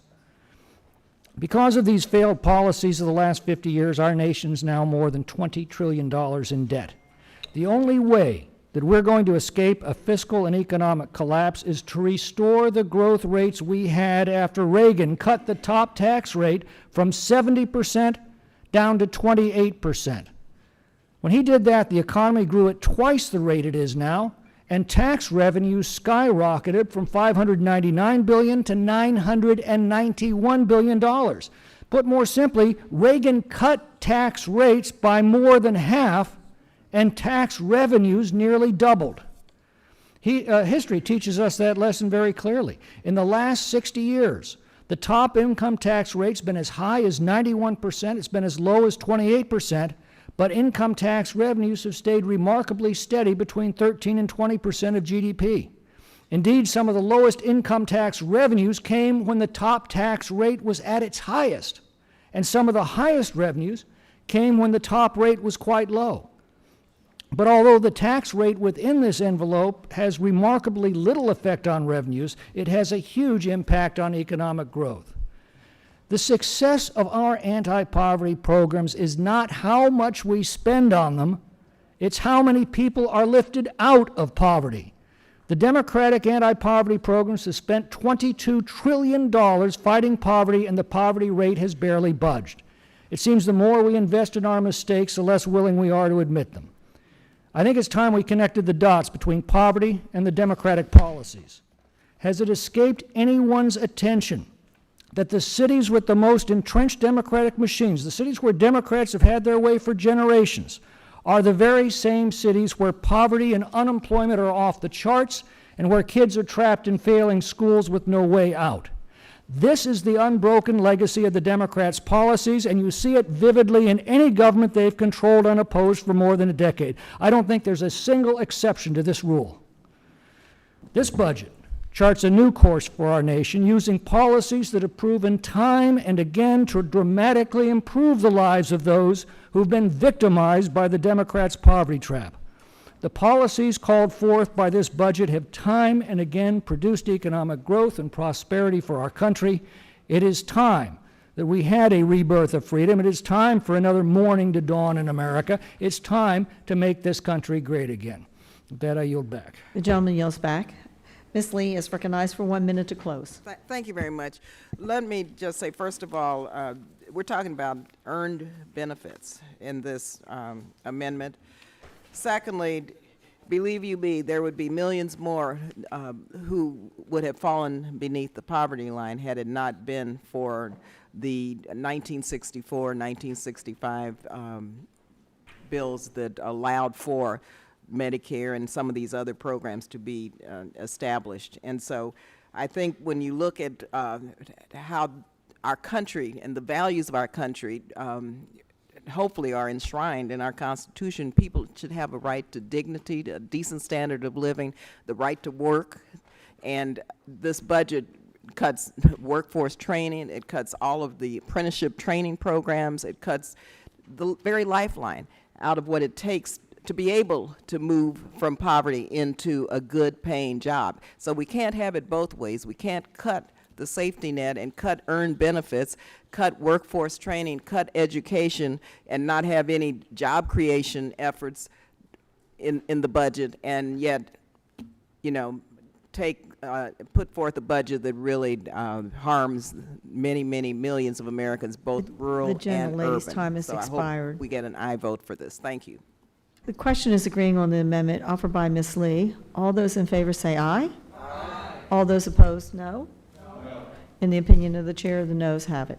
Request a recorded vote. A recorded vote is requested. Pursuant to our unanimous consent agreement, we will postpone the recorded vote until we have finished debating the next 7 amendments. Are there other amendments? Madam Chair, I have an amendment at the desk. This is amendment number 9, and the clerk will designate the amendment. The staff will distribute copies of the amendment. Amendment number 9 offered by Representative Jaya Paul related to Border Security and Immigration Modernization Act. Ms. Jayapal is recognized for 6 minutes. Thank you, Madam Chair. If this committee really wants to get to the kind of growth that's projected in this budget, one way to actually get there is to enact comprehensive immigration reform. My amendment does just that. Estimates from economists on both sides of the aisle project that passing immigration reform would bring $1.5 to $1.8 trillion into our economy over the next 14 years. For all the rhetoric spread about undocumented immigrants, Madam Chair, the facts are clear. Undocumented immigrants pay an estimated $11.7 billion in taxes each year. And if comprehensive reform were enacted that provided legal status for all undocumented immigrants, it would increase state and local tax contributions by an estimated $2 billion a year. Now, just last month in this committee, we heard from 3 economists, 2 of whom were majority witnesses to this committee, and all of whom testified to the benefits of comprehensive immigration reform.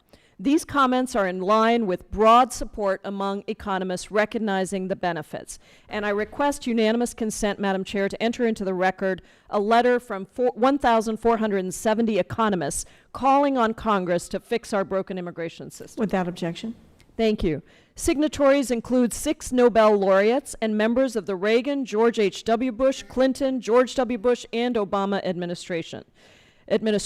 And in the letter, these economists recognize, and this is a quote, that the benefits that immigration brings to society far outweigh their costs, and smart immigration policy could better maximize the benefits of immigration while reducing the costs.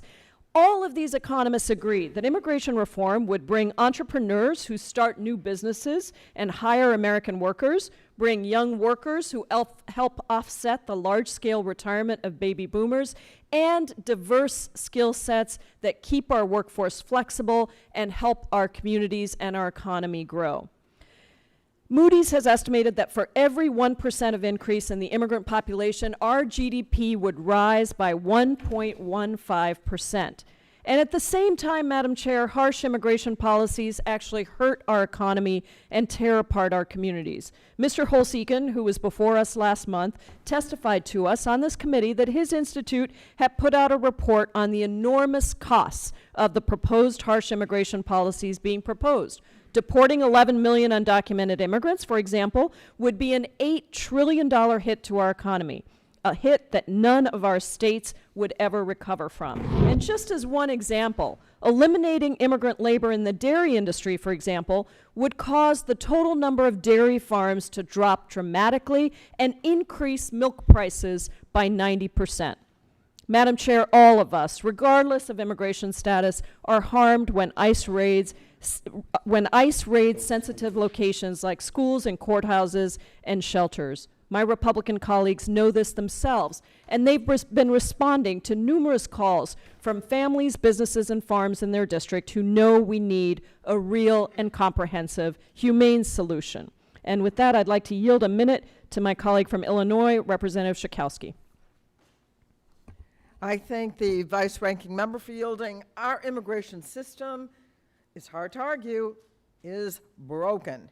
We spent over $2 billion for ICE to detain immigrants, few of whom have committed serious crimes.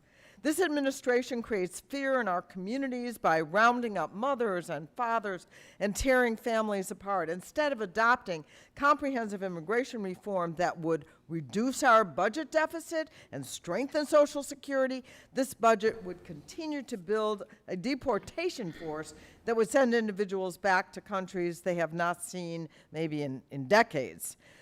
My Republican colleagues say they are concerned with strengthening our economy, yet they fail to see the potential for comprehensive immigration reform to deliver on that goal. We are a nation of immigrants. Let's fix our broken immigration system and make comprehensive immigration reform a real priority. And I yield back. Thank you, Ms. Schakowsky. And I'd like to yield a minute to my colleague from Washington State, Susan Delbene. Thank you. I'm pleased to support Ms. Jayapal's amendment. We need bipartisan, comprehensive immigration reform that protects workers, unites families, and provides an earned pathway to citizenship. And I believe, given the chance to vote, many of my colleagues on the other side of the aisle might agree.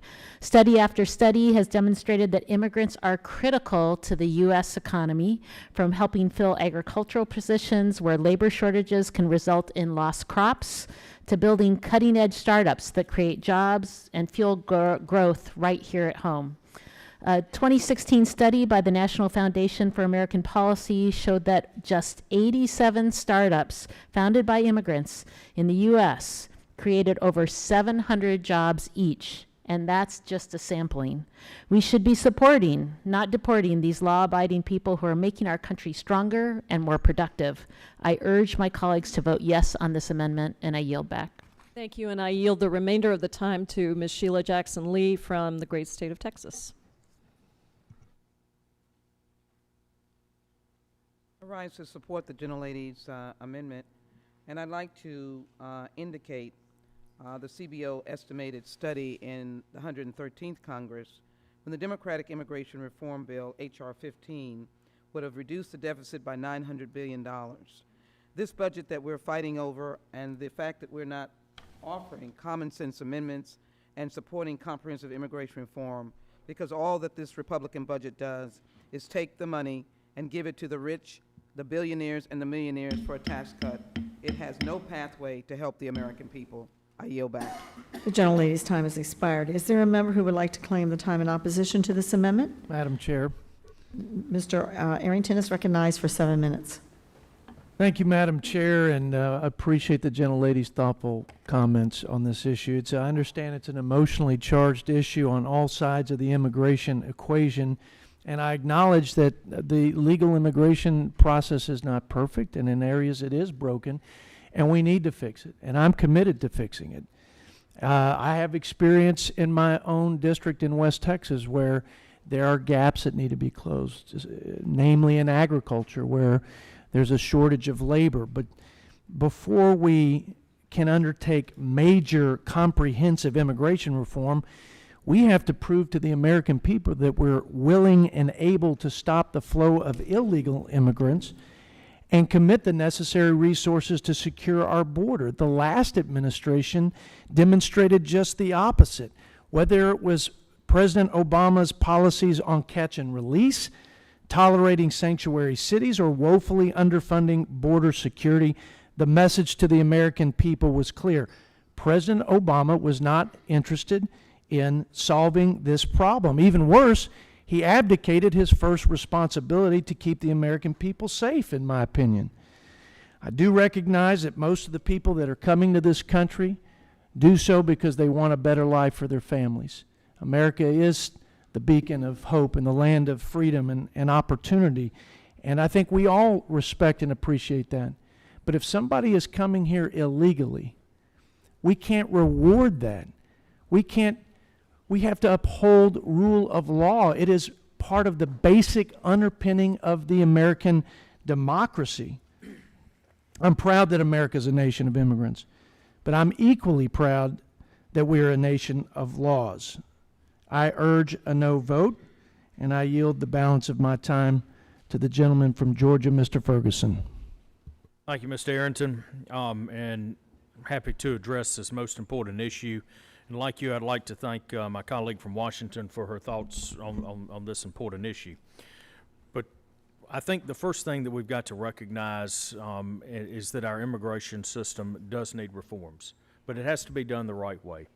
And one of the things that I think that is so vitally important to that discussion is building trust with the American people, and that trust cannot be built until we know for sure that the border is secure and that we have security from folks that wish to do us harm coming into this nation. And that is a tough thing to talk about because many times that paints everyone with a bad light, and that's not what the intent of it is to do. But there are several other issues that we've got to contend with. First of all, H.R. 15 gives unchecked authority to the executive branch to prevent future removals, including removals of criminal aliens.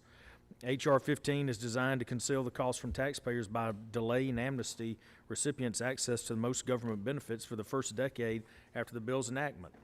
About 13 years after passage, amnesty recipients would be eligible for over 80 federal means-tested welfare programs. I think we can all recognize that not every immigrant would be on welfare or receiving an entitlement. But right now, we have a mandatory spending curve that is out of control, and we must get that, and we must address that, and we must be realistic about that. As we continue to grow mandatory spending, it crowds out every other thing in our budget and everything else that we need to do. And before we can expand our immigration policy, that is something that we must do, because we cannot take care of anybody if this nation is in a fiscal crisis and a sovereign debt crisis. I think we all recognize the great contribution that immigrants make to this nation, just as all of our ancestors had.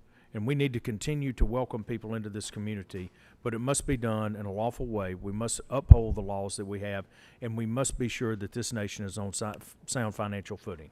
Madam Chairman, I yield back. Thank you, Mr. Ferguson. I yield the balance of the time to Mr. Grothman. Right. It's amazing we're sitting here in the budget, everything an excuse to talk about immigration and confuse legal immigration to illegal immigration. It is true, presidents of both parties, for a variety of reasons, have ignored our immigration laws. But let's face it, in this large world, there are a lot of people who want to come here. There are a lot of people who want to come here legally, and the problem with this amendment, it seems to favor people who would have rather come to America illegally than people who wanted to fill out the appropriate forms and go through the waiting period and come here legally. Now, as we look at the future of the American economy and the future amount of cost that's involved, let's stop and think. Which class of citizens is going to be more likely to be law-abiding? Well, right now, the 5 districts closest to the Mexican border are 5 districts who are way disproportionately have criminal cases filed by federal prosecutors. It wouldn't be surprising to me if the people who are coming here illegally rather than legally are more likely to commit crimes. As far as take advantage of our incredibly generous safety nets, it's hard to get exact figures here because I don't think people want to fill out forms saying here illegally. But again, obviously, if we don't pick our immigrants, we're going to be more likely to get people who take advantage of our generous welfare benefits. As far as age is concerned, let's be honest. We do not want to take people, we have already a huge crisis in our country as far as health care costs. I don't think we want to be the country that takes in everybody in their declining years and has to pay for their health care. But again, this is something we can take care of if we're picking our immigrants rather than saying whoever comes here illegally can have a path to citizenship. And common sense will tell you, as we pick our immigrants for this country, we would be better off taking people who come here legally rather than muddling the American minds and working towards amnesty for people who come here and are breaking the law in the first place. For the long-run benefit of America, whether you're looking at the income side of the equation, we want the most productive citizens who are going to be paying the most tax, or whether you look at the expense side of the equation and look for citizens who are least likely to take advantage of our welfare programs, the idea of at least this example of comprehensive immigration reform should be a non-starter. And I yield my remaining 2 seconds back to Congressman. Thank you, Mr. Grothman. Madam Chair, I yield back. Ms. Jayapol, you're recognized for 1 minute to close. Thank you, Madam Chair.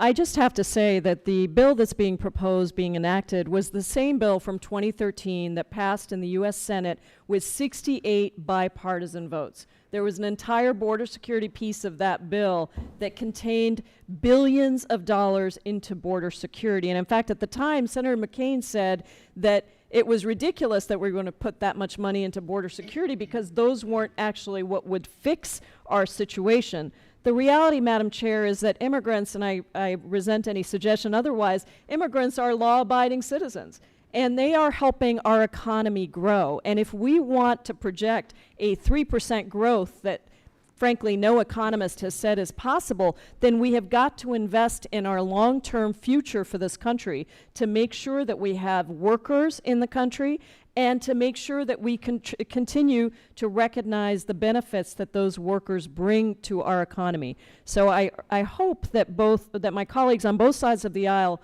will vote for this amendment, recognizing that this is in the interests of all of our districts and our economy. Thank you, Madam Chair. I yield back. The gentlelady yields back. The question is on agreeing to the amendment offered by Ms. Jayapol. All those in favor say aye. Aye. All those opposed? No? No. No. In the opinion of the chair, the noes have it.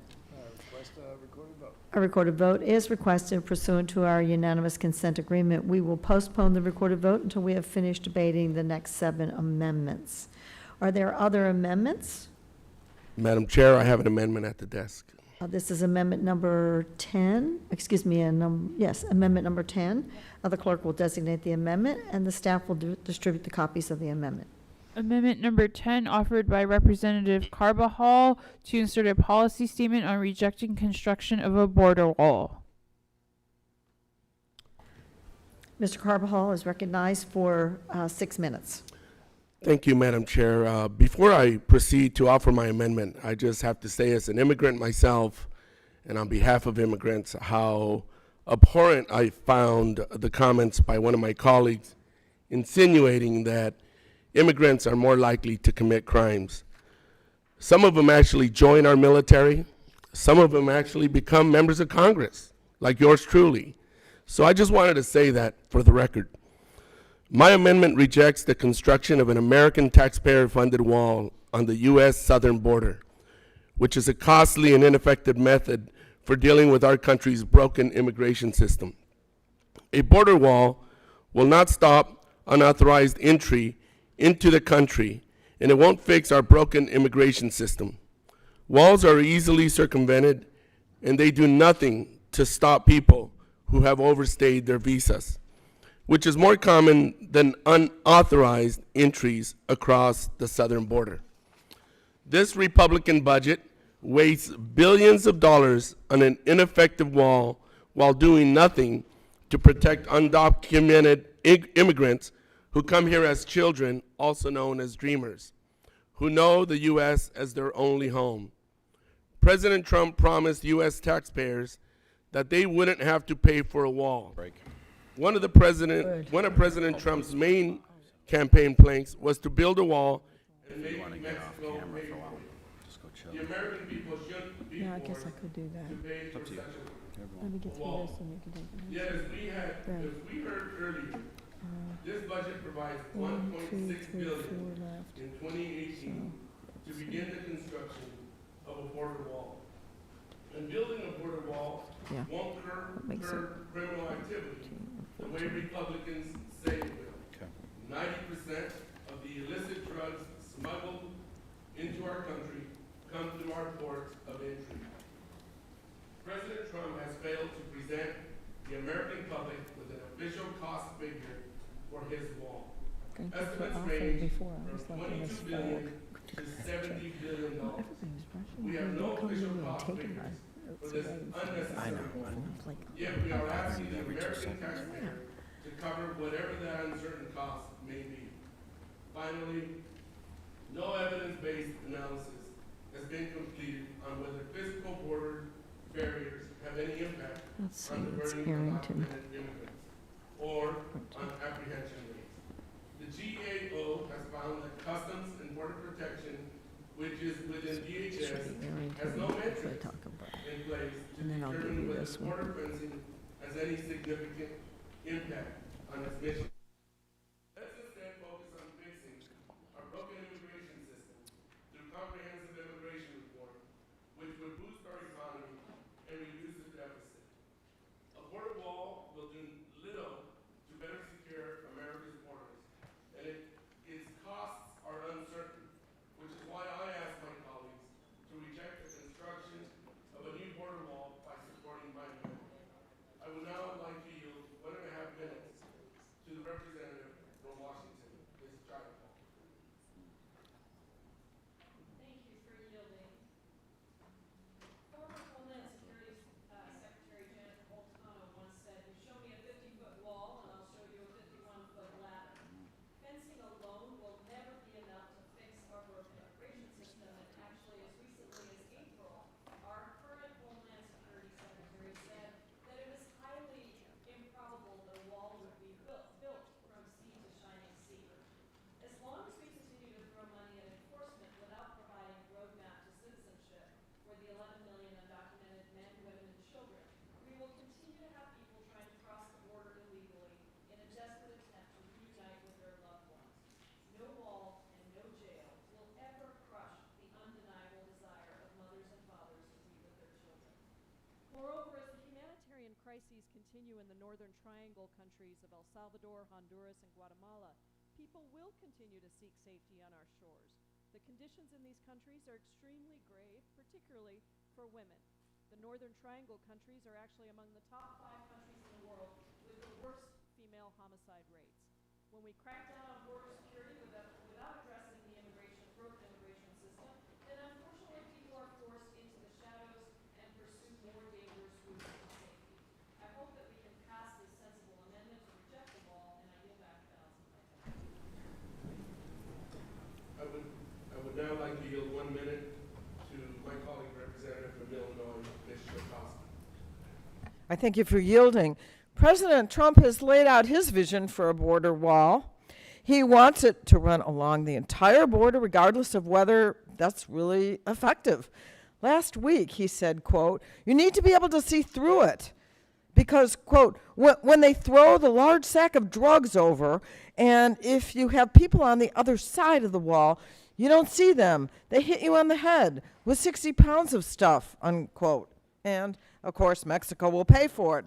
Congress should not ask Americans to pay for this incredibly expensive waste.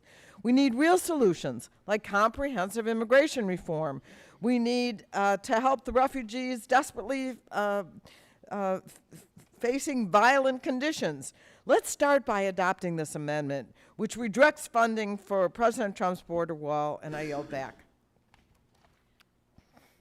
The lady's time has expired. Is there a member who would like to claim time in opposition to the amendment? Madam Chair, I'd like to claim time. Mr. Arrington, you're recognized for 7 minutes. Thank you, Madam Chair. I appreciate the comments of my friend from California, and by the way, I am proud to serve with you.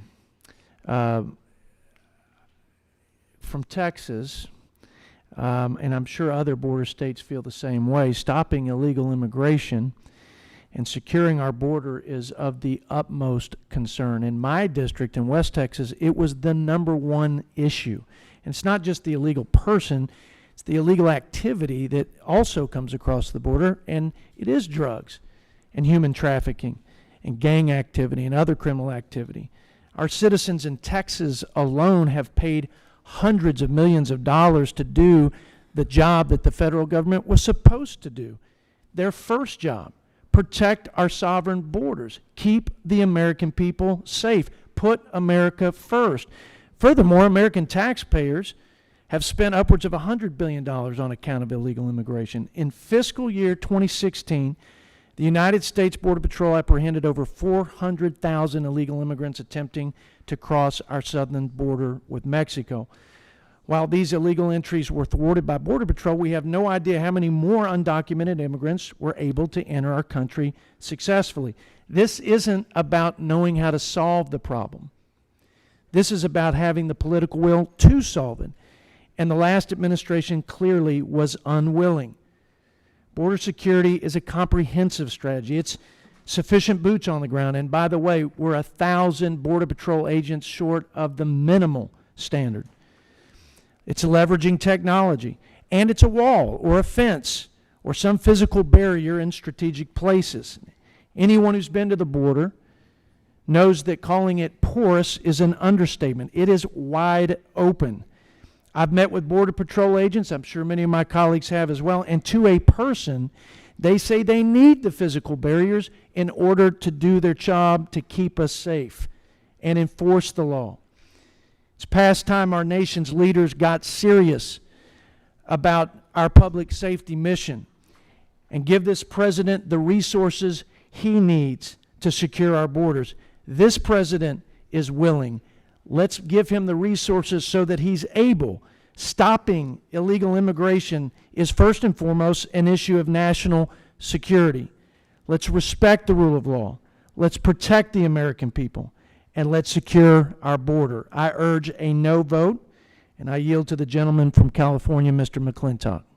I thank the gentleman. I've always found it confusing when the Democrats say that they care deeply about unemployment and income inequality and wages, but they're perfectly fine with adding millions of illegal immigrants to compete for entry-level jobs, which increases unemployment, adds to income inequality, and drives wages down.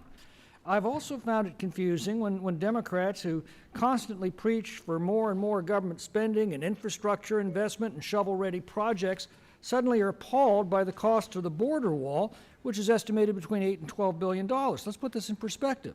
The direct cost to taxpayers for illegal immigration is an estimated $113 billion a year. That includes nearly $30 billion from the federal government. Illegals pay an estimated $11 billion in taxes, so the net cost is roughly $100 billion. And that doesn't include the social cost of crime, drug, and sex trafficking, and the cost of supporting children born to illegal immigrants. Put another way, it is 0.3% of what the federal government spends. So there it is, a one-time investment of $12 billion to save $100 billion in net expenditures, assure market wages for every American worker, and reduce the incidence of crime. I think that's a very good investment. And I would remind my friend from California of the Fox report in 2015. Illegal immigrants, as opposed to all immigrants, illegal immigrants account for 3.7% of the population. They're convicted of 13.6% of all crimes, 12% of all murders, 20% of kidnappings, and 16% of drug trafficking.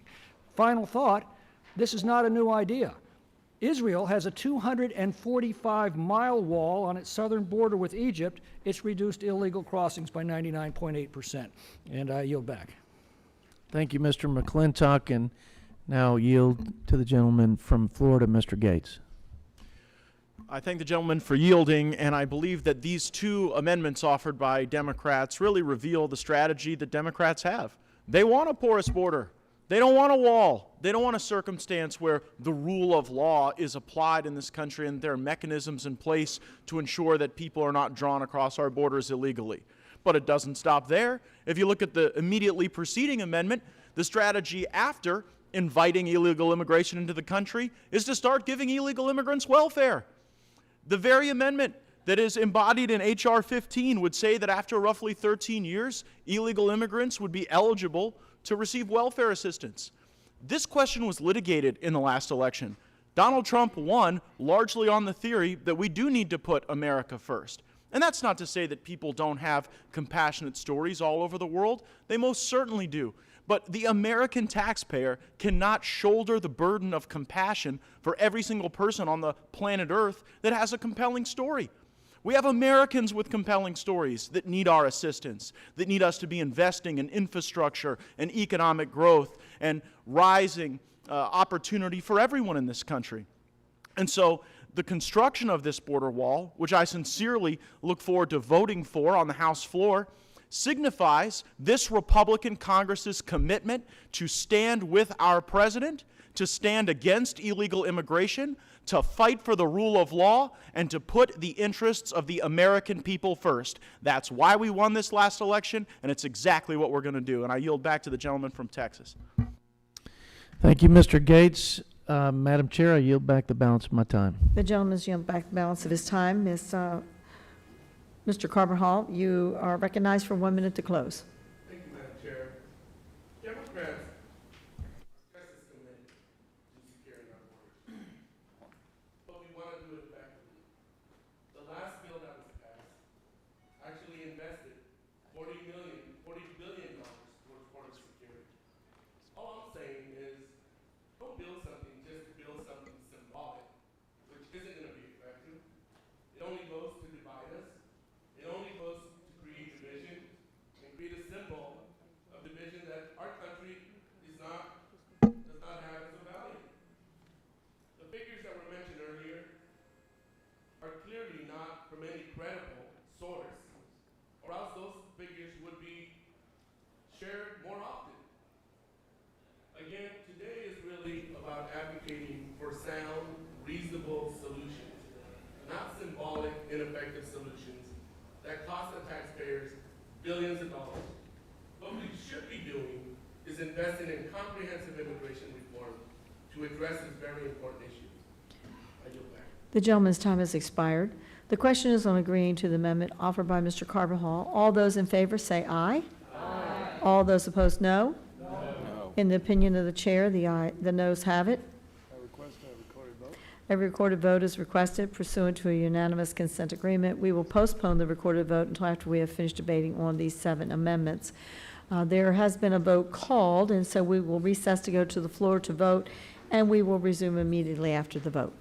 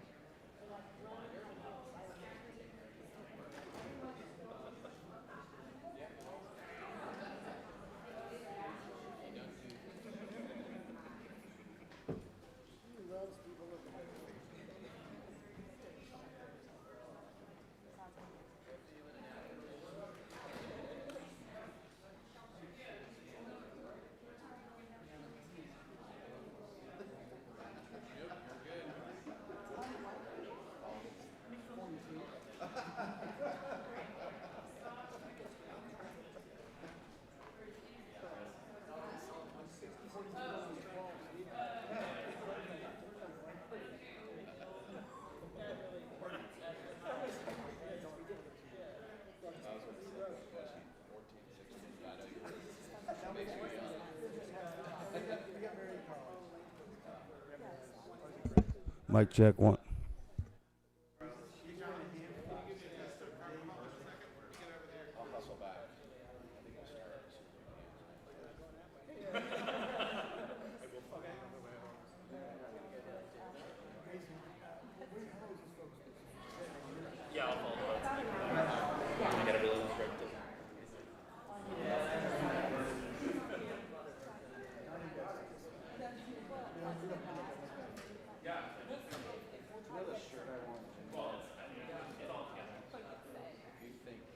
Mic check 1, 2.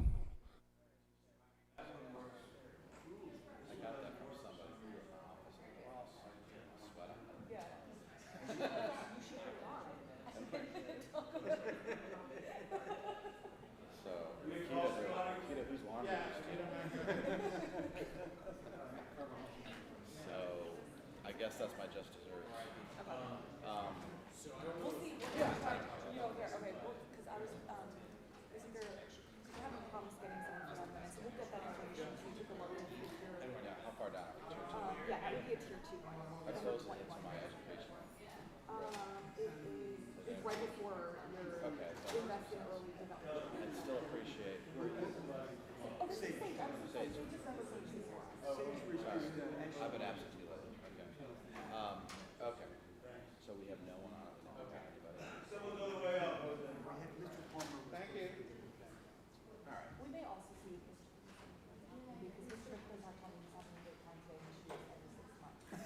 So maybe, but we'll get you the materials, and then if you're just like, then we'll see. Yeah, we'll make it work. Okay. Count on me. Okay. And we'll give you some. Let them do it. Okay. Share the wealth. Okay, awesome. Thank you, sir, appreciate it.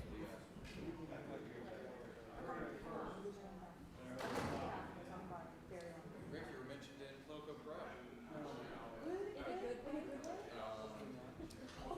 Budget chairman, I am forced to delay the vote series for supplemental minutes as both the staff and group get their GOP holding time to vote against the amendments. Call your bosses, call your bosses, call your bosses, committees. Mic check 1, 2. I would say the same, but I would do It this. sounds like a Dr. Seuss right now. I would call your bosses. That's awesome. Can we frame that? Don't frame it that way. We probably will eventually slide in. You want me to? Oh, it was from her. We will frame that. Yes, sir. I have a question. Yes. What amendment did we leave off on? So we just finished up on the number 10. So when we come back, we're going to start doing number 11. Okay, good, because they already have 11 on. Perfect. Yeah. So the tier 2 amendments, we have all of the text printed out. Yep, good. And then We're caught up on the responses too, but we don't have all of them. Should we pass out what we have so far? No, just wait. Just wait until we got an hour. Wait you get them all. And then you still want us to repass it out Yeah, because when you're it's up. Or you can, or you We can don't pass them really all. need to repass it out once we pass around the packet. We don't need to repass out the amendment again. No. Once you pass out the packet, they should be fine unless it's someone. Okay. But wait until after the vote. We have an hour. and then- Yeah, wait till we get everything we and should then have give it. it, okay. The team's doing well. They're almost Yeah, no, done. they're quick. Good, Yeah. awesome. Okay. Thanks, Ben, for Thank helping you. us.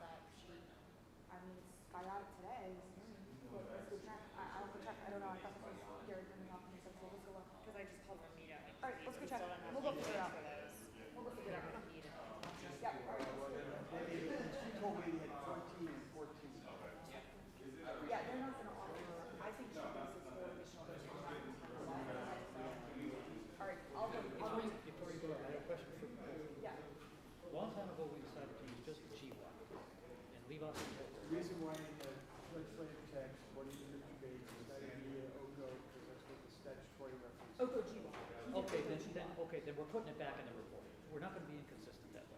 I agree. I would refer to both of them. Because most people aren't gonna know.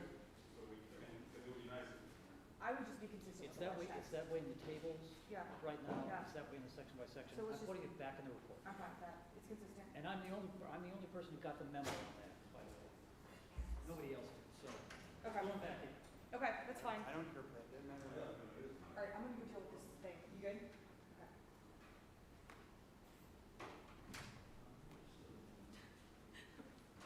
Great.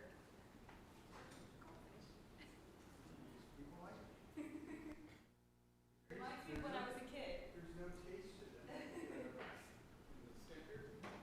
How's it going? Good.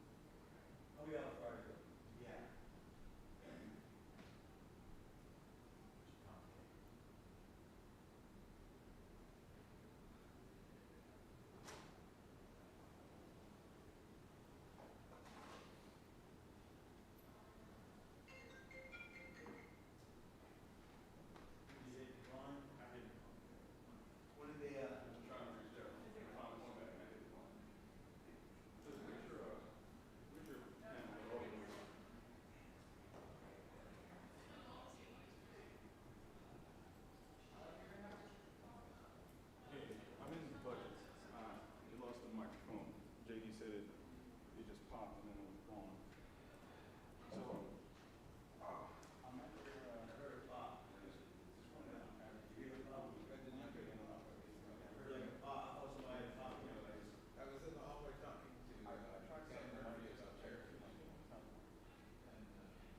What would you start out in here? Somebody came out and I guess I lost it. I came in and it was working. Oh, really? Nah, I got swapped it out with a spare mic. Nothing.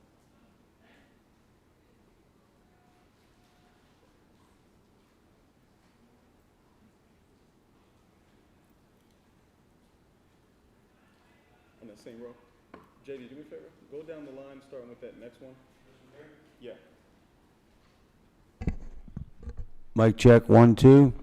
Mic check 1 2. Mic check 1 2. Mic check 1 2.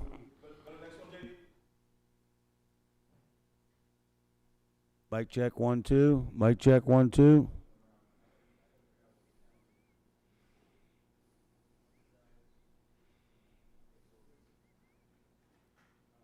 know what mic number that is you're standing next to? No. The mic that says the chairman light is on. Yeah, you're the chairman, and it's on your roll. You want me to do the chairman?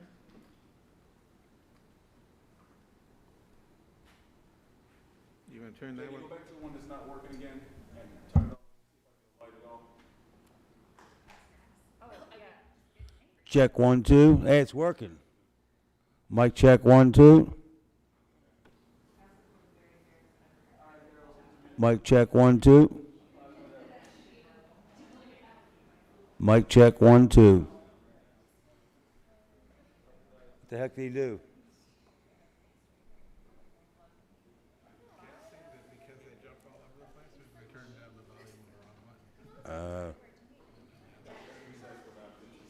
Mic check 1 2.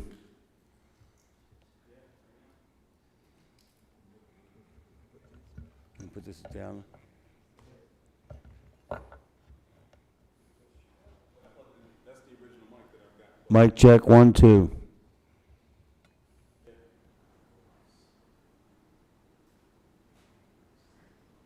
I'm gonna go back down the hall then. You going with me, Dominic?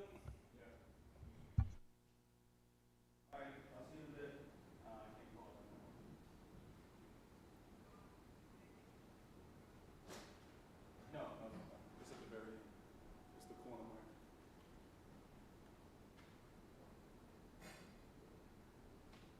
Yeah, two people sharing that mic. So I wanted to have some kind of backup.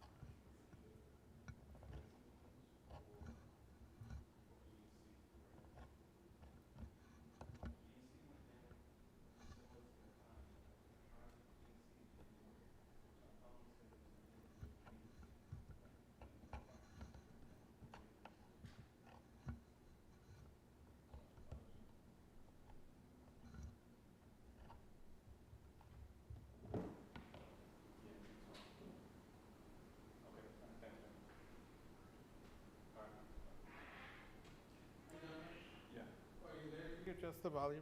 Can we lower the volume a little bit on this one? Little high. Test. This is 1334 Longworth, Committee on the Budget Markup on the fiscal year. That's better. Did you lower it a little? Yeah. Okay. Well, You want it that low? yeah, I think we could leave it there. Thank you. It almost seems like, because that one is potted down really low. Very loud. It's a bit of a challenge because he's soft. Oh, yeah. He's loud. He's soft. Listen, if this one goes out again before I can even get up here, turn the knob all the way down and then back up to like 2 and see if you get the audio back. Okay. Because it seemed to have gotten into a state where it just wasn't passing any audio, but the mic was always working. Okay. And it always powered up. So just pot it down and pot it, because it's an analog system. It could have just gotten into a state where it was like, okay, I'm not passing audio anymore. Okay. And that should jar it back to life. Yeah, I was about ready to reboot the whole system. Yeah, Okay. we don't want to All right. do that. We might lose. Yeah.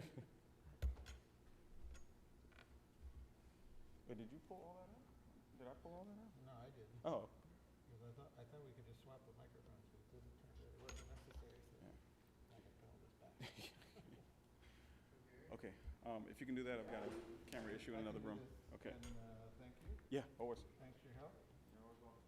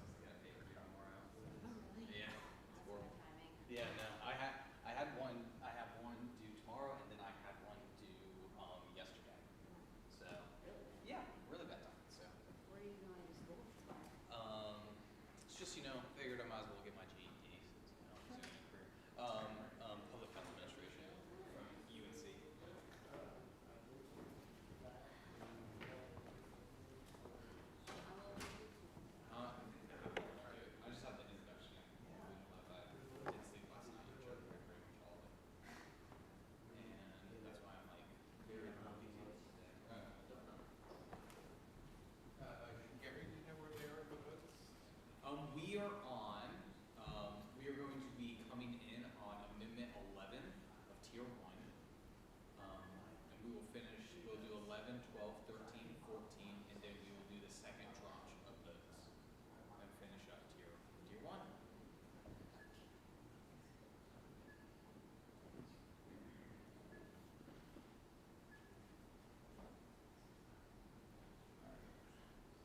And on the floor votes, where are they? I guess they're done. No, this looks like motion to recommit on the first, Okay. debate on the first bill. This is two bills, so it would be motion to recommit, final passage, bill on, then 20 minutes, NTR debate, NTR vote, final passage of bill. And they, are these 5 minute votes? So they're roughly 25 minutes before they come over. Yeah, they said 5:50. Oh, yeah, I don't know. That's what it was.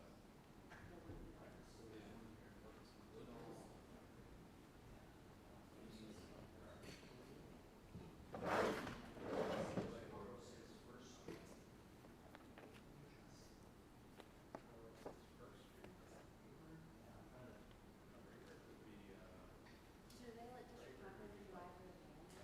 Yeah, there's a loading dock. Yeah. This is 9. Hopefully they'll be on time. Hopefully. Well, didn't last year they just like Bill Clinton just was driving around and couldn't make it to the Capitol? Yeah, pretty much. Yeah, like, They kept going down the wrong roads and they kept like turning back. Well, the crowd was blowing up.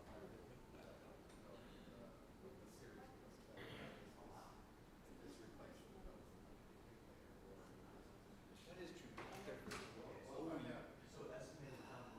In terms of barbecue that you would get to see, what would you say is your favorite place? That's a trick question because there are no good barbecues. That's exactly my point, though. So, like, Hill Country, someone that's surprise. This is Gary Beck. I'm doing well. How are you doing?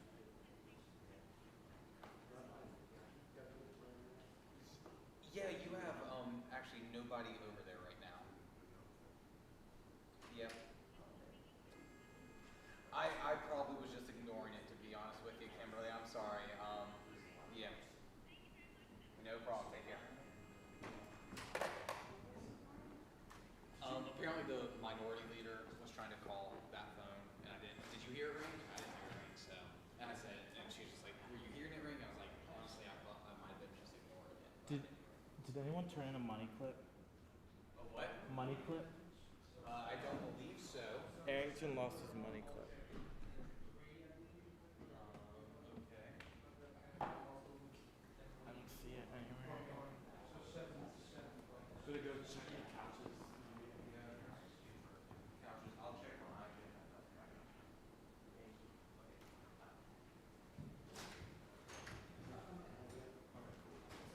Yeah, but that's why Hill Country, like. But even, okay, even if you accept that Dixie barbecue is terrible, Hill Country would be considered middling and terrible at best. Yes. Oh, I completely agree. And you can't roll into Hill Country and ask for pulled pork. Like, this is. I also think Hill Country's a little too, like, kitschy. They try too hard, like, with food. Like, go up and get your own I food. don't even care about the decor. I just want pulled pork. Yeah. I know it's Texas barbecue. They don't work in Texas. I don't care. It's Mid-Atlantic. I want pulled pork.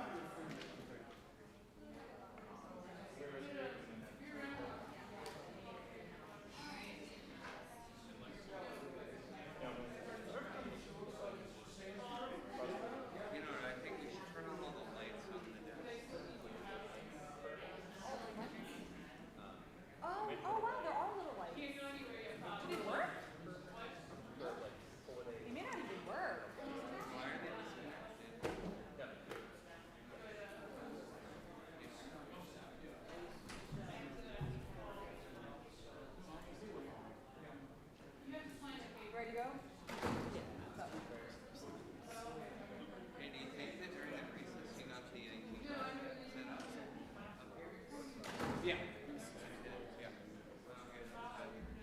I just can't like, I can't like attach things from the G drive. I have to like literally have the G drive open and drag them over to make it easier. Yeah, exactly.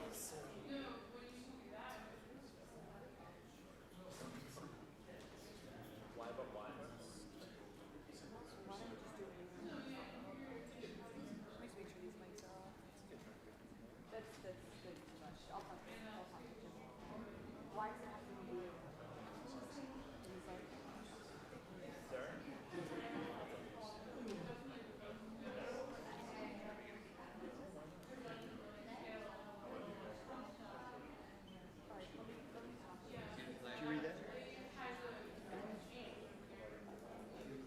Republican budget security.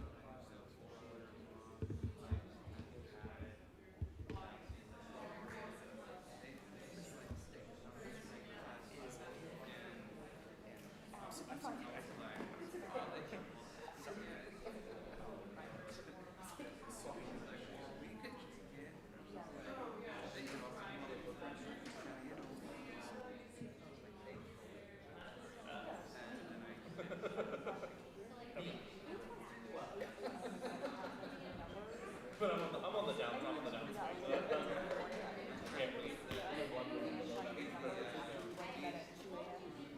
I think the reason why he's doing what he is because the one final text. I don't know why you have to be 80. Yeah, I was thinking maybe a little bit 9.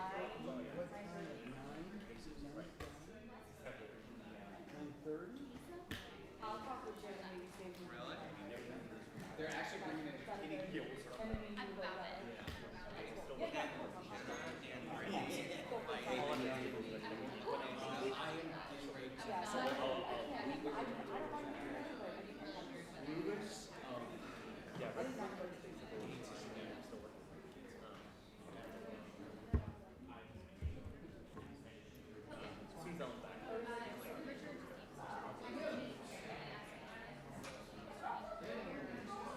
Yes. Yes. Hey, Brad. Hey, Brad. Brad. Did you add up all the revenue increases? I haven't done that yet. After, because this amendment is on Snap, as soon as that's done, I'll do that, and then I'll get it to you. Yeah, here's the stuff. Here we go. This is for. Nope, I brought all my stuff with me. It's on there. Just get the spreadsheet.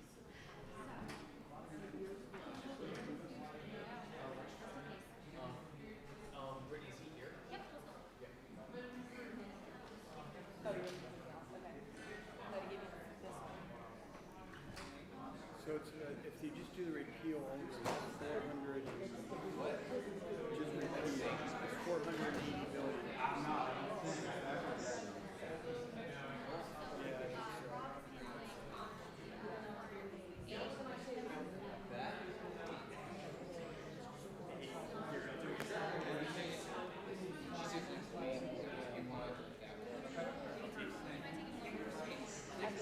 Let's just get their attention.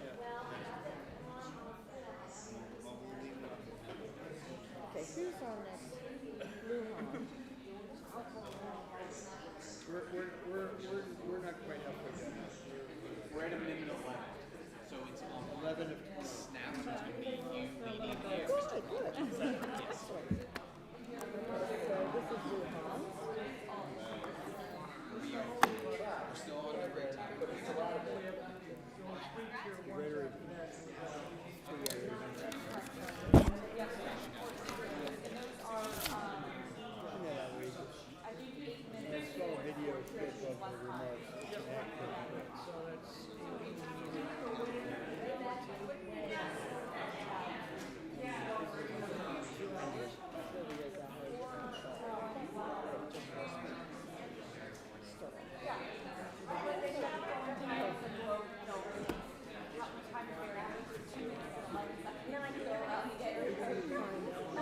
Well, they turned the two different floors, they go, but then I think it was supposed to be down, and the room didn't have money either, I guess they just named the whole zone. I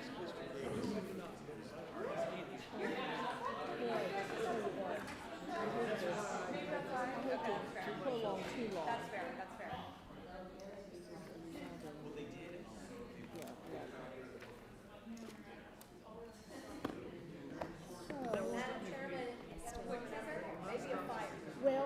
they turned the temperature from earlier this morning, but then when we all left here and all the body heat went out, I think the temperature, the room has gotten cooled down again.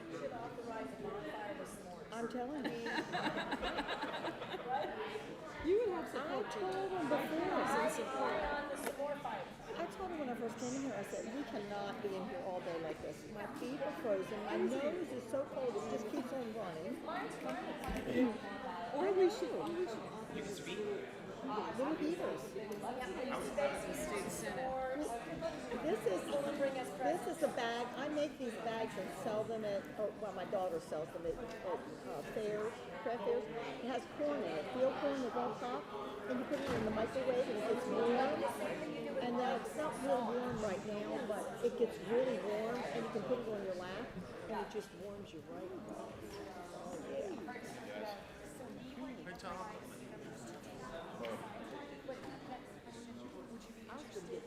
I'm gonna take this back. Hey, Robert. Yeah. Oh, I'm sorry. Yeah. You wanna keep it? Okay. So I get to you first.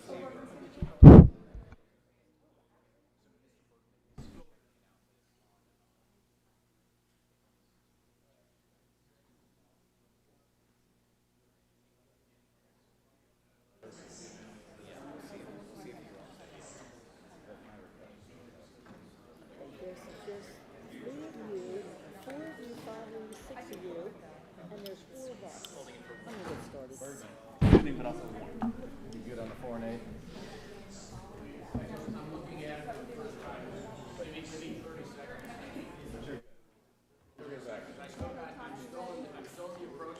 Tom, you okay, ready to go?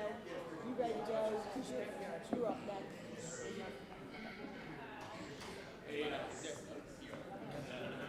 If I come in under budget on my time, I said I need 30 seconds, do I get something back for it? Yeah, I'll buy you dinner tonight. No, thank you. As long as you buy the beer. Yes. You know, a good Mexican beer with tacos. Okay, I'm getting started. Cerveza fría, okay. The committee will come to order. Are there any other amendments? I have an amendment to this. This is amendment number 10. The clerk will designate the amendment. The staff will distribute the copies of the amendment. I think it's 11. Excuse me, this is amendment number 11. 11. Amendment number 11 offered by Representative Lujan Grisham related to nutrition assistance. Ms. Lujan Grisham is recognized for 6 minutes. Thank you, Madam Chairman. The Republican budget cuts the supplemental nutrition program by $150 billion, turns it into a block grant program. Now, I opened my remarks this morning about a constituent of mine, Lene Havens, who is trying to survive on $33 a week in SNAP benefits while raising a 9-year-old son. Without that $33, she's indicated that she's not able to afford the most important foods for her son, foods with meats, foods with protein and iron in them that she needs to keep her child healthy. But this is just one story, and the cuts in this budget will harm an estimated 43 million Americans who receive SNAP, almost half of whom are children. In fact, over 80% of SNAP households are living at or below the poverty line, and almost 90% of these participants live in a household with a child under 18, an elderly person over 60, or an individual with disabilities. In addition, 1 in 4 children at the Department of Defense schools are eligible for free lunch. In 2016, $67 billion in food stamps was spent at our commissaries, and 1.5 million veterans a year are on SNAP. Although some states are slowly coming out of the recession, my home state of New Mexico has been left behind. And in fact, we're one of the hungriest states in the nation. In 2016, New Mexico ranked 2nd worst for childhood hunger. 1 out of 4 New Mexican children are food insecure. And also in 2016, a quarter of our state's population was on SNAP. This was 471,000 New Mexicans. Not only does this budget drastically cut SNAP, it also imposes even stricter work requirements that already exist in the program. The budget does nothing to increase job training, raise the minimum wage, or increase funding for any other programs would help people find employment or take home a bigger paycheck. In New Mexico, there are no jobs. There is no job training, and we're already one of the hungriest and poorest states in the entire country. We have the second highest unemployment rate at 6.6%. Albuquerque has lost approximately 4 private sector jobs per day over the last 10 years. Cutting SNAP devastates my state, as well as many other hungry states like Mississippi, Texas, Alaska, and Kentucky. My amendment rejects these deep cuts to SNAP and improves access to child nutrition assistance in the summer months, and I encourage my colleagues to support it. I yield 1 minute to my friend, Congresswoman Delveni. Thank you. I'm pleased to support Representative Lujan Grisham's amendment. This budget hurts the neediest and most vulnerable Americans by making drastic cuts to SNAP and converting the program into a block grant by 2021. SNAP will provide benefits to over 43 million Americans this year, almost half of whom are children. And over 80% of SNAP households are living at or below the poverty line. Access to SNAP by pregnant women leads to healthier babies, and girls who have access to SNAP as children are 18% more likely to graduate from high school. The Republican budget is playing politics with hunger. We should be focusing on creating jobs, not punishing our most vulnerable citizens. I strongly urge my colleagues to vote yes on this amendment, and I yield back. Thank you. I now yield 1 minute to my friend, Congressman Carbajal. Thank you, Ms. Lujan Grisham. Our budget should not be balanced on the backs of the most vulnerable, but this Republican budget does just that. Most SNAP recipients are children, the elderly, and the disabled. Those who can work, either in jobs paying too little or providing too few hours to support their families. The rest includes vulnerable populations who need support to address barriers to work, like returning veterans or former foster youth. The Republican blueprint suggests eliminating waivers for able-bodied adults without dependents. As we have seen since the Great Recession, these waivers are vital tools to provide food assistance to communities with chronically high unemployment. Taking away this flexibility from states is guaranteed to worsen hunger. SNAP has one of the highest stimulus effects of any federal spending, supporting economic growth and jobs. I urge support for Representative Lujan Grisham's amendment. I yield back. Thank you. I now yield 1 minute to my friend, Congresswoman Schakowsky. I thank my colleague for her amendment. This proposed budget assumes $150 billion in cuts to the SNAP program over the next 10 years. Cutting SNAP would leave American families, including children, unable to put food on the table and with nowhere else to turn. We can't expect that local charities or states will be able to fill the void left by this budget cut. For every meal provided by a charity in Illinois, SNAP provides 9. I have to ask my colleagues sitting here today, did you really come to Congress to take food out of the mouths of hungry children? I urge my colleagues to reject this budget's deep cuts to the SNAP program, and I yield back. Thank you. I reserve. The gentlelady reserves her time. Is there a member who would like to claim the time in opposition to the amendment? Madam Chairman. Mr. McClintock is recognized for 7 minutes. Thank you. Madam Chairman, this amendment actually perpetuates the debt and poverty spiral that the Democrats have put us in the last 8 years. In 2002, 1 in 15 Americans were on SNAP or food stamps. Today, 1 in 7 are. Let me put it another way.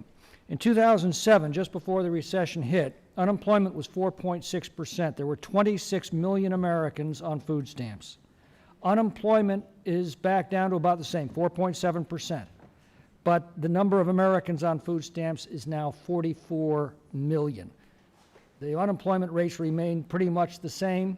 The enrollment has nearly doubled. Let me put it in family-sized numbers. This program now consumes an average of $568 from the taxes paid by every American family. Let me repeat that.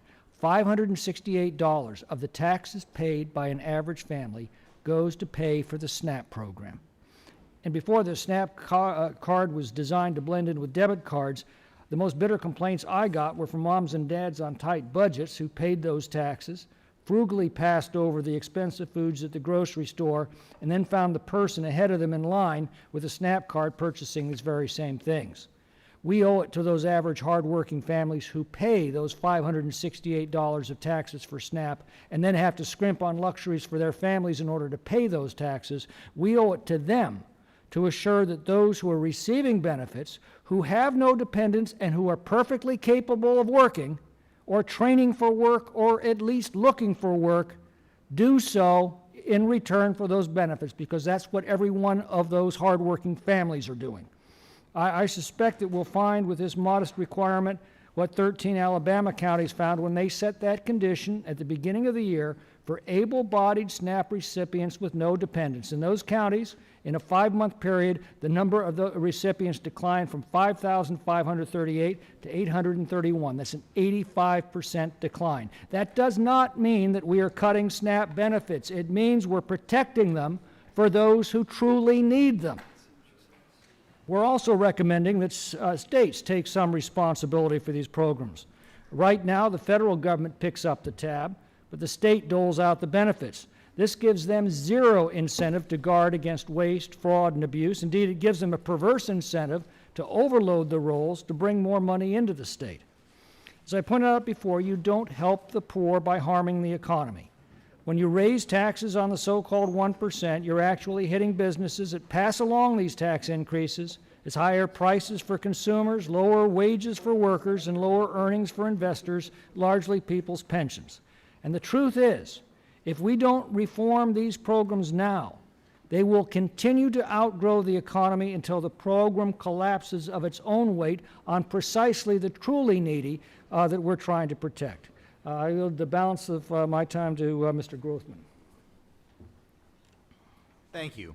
This is another program, and I feel bad disagreeing with the wonderful Congressman Mitchum, but this is a program, when you look, it's growing from 16 million to 44 million over 16 years, at a time when unemployment, at least in my state, and I think largely nationwide, is the lowest it's been in years and years and years.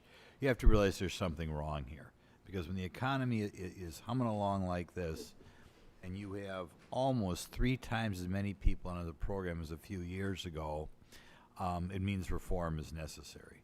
Now, I don't care whether you go in my district, whether you talk to people in Washington, right now people sell SNAP for 50 cents on the dollar, which also indicates something is wrong. Because I wouldn't sell, $20 of food for $10. But that is what's going all around this country, and it's something that ought to be reported a little bit more. The SNAP program incentivizes people in 2 ways. First of all, the SNAP program incentivizes people not to work as much. When combined with the many other anti-poverty programs we have in this country, one can only say that it discourages work, or it discourages working full-time. And I think anybody who talks to employers making in the lower wage class, they will give you examples of people who have turned down wages, turned down additional hours because they like to keep their benefits going. The other problem I have with SNAP is it discourages marriage. It's one of many government anti-poverty programs that you are eligible for, provided there's not a hard-working full-time working person in the household. So given those things, I think this is an inappropriate amendment. I think if people want to introduce something making it easier to find work or training people in the many areas that we're screaming for more people, I think that would be a more productive use. But common sense will tell you that when you have an increase of almost 3-fold in 16 years and your unemployment rate is so very low, there are people taking advantage of this program who don't have to take advantage of it. I yield the remainder of my time. The gentleman yields back. Ms. Lujan Grisham is recognized for 1 minute to close. Thank you, Madam Chair. I'm going to tease a bit my colleague, Mr. Grothman. I've been engaged for 5 years, and I took the SNAP challenge, and now finally I can explain the reason I'm not married to my fiance. I don't think we have a good understanding of the SNAP program. Veterans, working military, the constituent I mentioned, working mom, 53 cents an hour was her raise. You can't do it. It's $33 a week. When I took the SNAP challenge, I couldn't afford any productive, good, healthy food, and I suffered a sports injury, and I couldn't buy any of the foods that the doctor told me would heal that. Fortunately, I didn't have to live on $33 a week with the family for food, but these folks do. 38,000 grocery stores. You want to do something about growing the economy, and you said the economy is humming. In prior statements, you said this budget was necessary because the economy is not humming. I would submit to you that we don't have a good understanding of the seniors, disabled adults, and the children, veterans, and active working military who are on this program, who without which do not have sufficient resources to buy the very food in which to exist. I yield back. The gentlelady's time has expired. The question is on agreeing to the amendment offered by Ms. Luann Gresham. All those in favor say aye. Aye. Those opposed, no. No. No. In the opinion of the chair, the noes have it. A recorded vote is requested, and pursuant to our unanimous consent agreement, we will postpone the recorded vote until we have finished debating this batch of 7 amendments. Are there other amendments? Madam Chair, I have an amendment at the desk. This amendment is number 12. The clerk will designate the amendment, and the staff will distribute the copies of the amendment. Amendment number 12, offered by Representative Del Bene to insert a reserve fund to ensure economic growth and job creation in areas with high poverty, unemployment, food insecurity, homelessness, and foreclosure rates. Ms. Del Bene is recognized for 6 minutes. Thank you, Madam Chair. Too many Americans are still struggling, particularly in economically troubled areas with high poverty rates. Helping people find good paying long-term work in a high demand field is the best way to ensure that everyone has access to economic advancement. If we invest a little now in a targeted way, not only can we help the people who are still feeling left behind, but we can actually save the government money in the long run by making people self-sufficient. It's important to remember that these investments we make not only have an incredible impact on our economy, but also on people's lives. My amendment adds a deficit-neutral reserve fund to accommodate policies and programs that foster economic development and boost job creation in areas with high poverty, unemployment, food insecurity, homelessness and foreclosure rates, including tribal communities. This could include the establishment of an interagency commission to help coordinate resources and ensure that targeted areas are receiving appropriate support, or supporting pilot programs or studies to determine the most effective way to focus resources to assist struggling communities. This amendment could also be used to expand important programs such as the Community Development Block Grants and the Promise Zones Initiative, programs that help people in rural and tribal areas, for example, that have been left behind. Community Development Block Grants help states and localities get the kinds of infrastructure investment, job creation, and poverty elimination that many of our communities desperately need. Community development block grants also help drive economic growth, helping communities leverage funds for essential water and sewer improvement projects, housing needs, forging innovative partnerships to meet increasing public service needs, and revitalizing their economies. They support local businesses, builders, and contractors and service providers who improve the neighborhoods where they work and live. They are also a great return on federal investment. Every dollar leverages $3.65 of other public and private sources of capital. I know this firsthand because in 2014, Snohomish County in my district received a $1.5 million grant from the Department of Housing and Urban Development to help local communities recover from a deadly mudslide that devastated the community. And promise zones establish partnerships between the federal government, local communities, and businesses to comprehensively address a region's or a neighborhood's needs. These competitively chosen promise zones are high poverty, urban, rural, and tribal communities where local government, nonprofits, businesses, and community leaders collaborate to make investments that reward hard work and expand opportunity. The federal government partners with these communities to help them secure the resources and flexibility they need to achieve their goals. I urge my colleagues to support this amendment, and I'm pleased to yield 1 minute to Congressman Moulton. I want to thank my friend from Washington for the time, and I am proud to support her amendment. Our economy is changing, and we must prepare our current and future workforce for the jobs of the 21st century. This proposed budget does just that opposite of that in gutting vital funds for workforce development programs. Gutting these vital programs and slashing spending don't foster economic growth or help businesses create jobs. Rather, they harbor anxiety in the workforce. Just last week, I introduced a bill that will allow industries, academic institutions, vocational and technical schools, and workforce development programs across the country form partnerships and train Americans for the new economy. That type of collaboration and innovation is what should be fueling our debate about the future of work. It's time for politicians to stop rigging the system. We need a budget that seriously looks at how to foster growth in the modern economy, and this is not that budget. The amendment will make it better. I yield back. Thank you. And now I yield a minute to Congresswoman Schakowsky. I thank the Congresswoman for her amendment. Instead of a bold investment in infrastructure, this budget ends Tiger grants, cuts off funding for new transit projects. Those cuts mean fewer construction jobs and less access to jobs for workers who depend on our transportation system.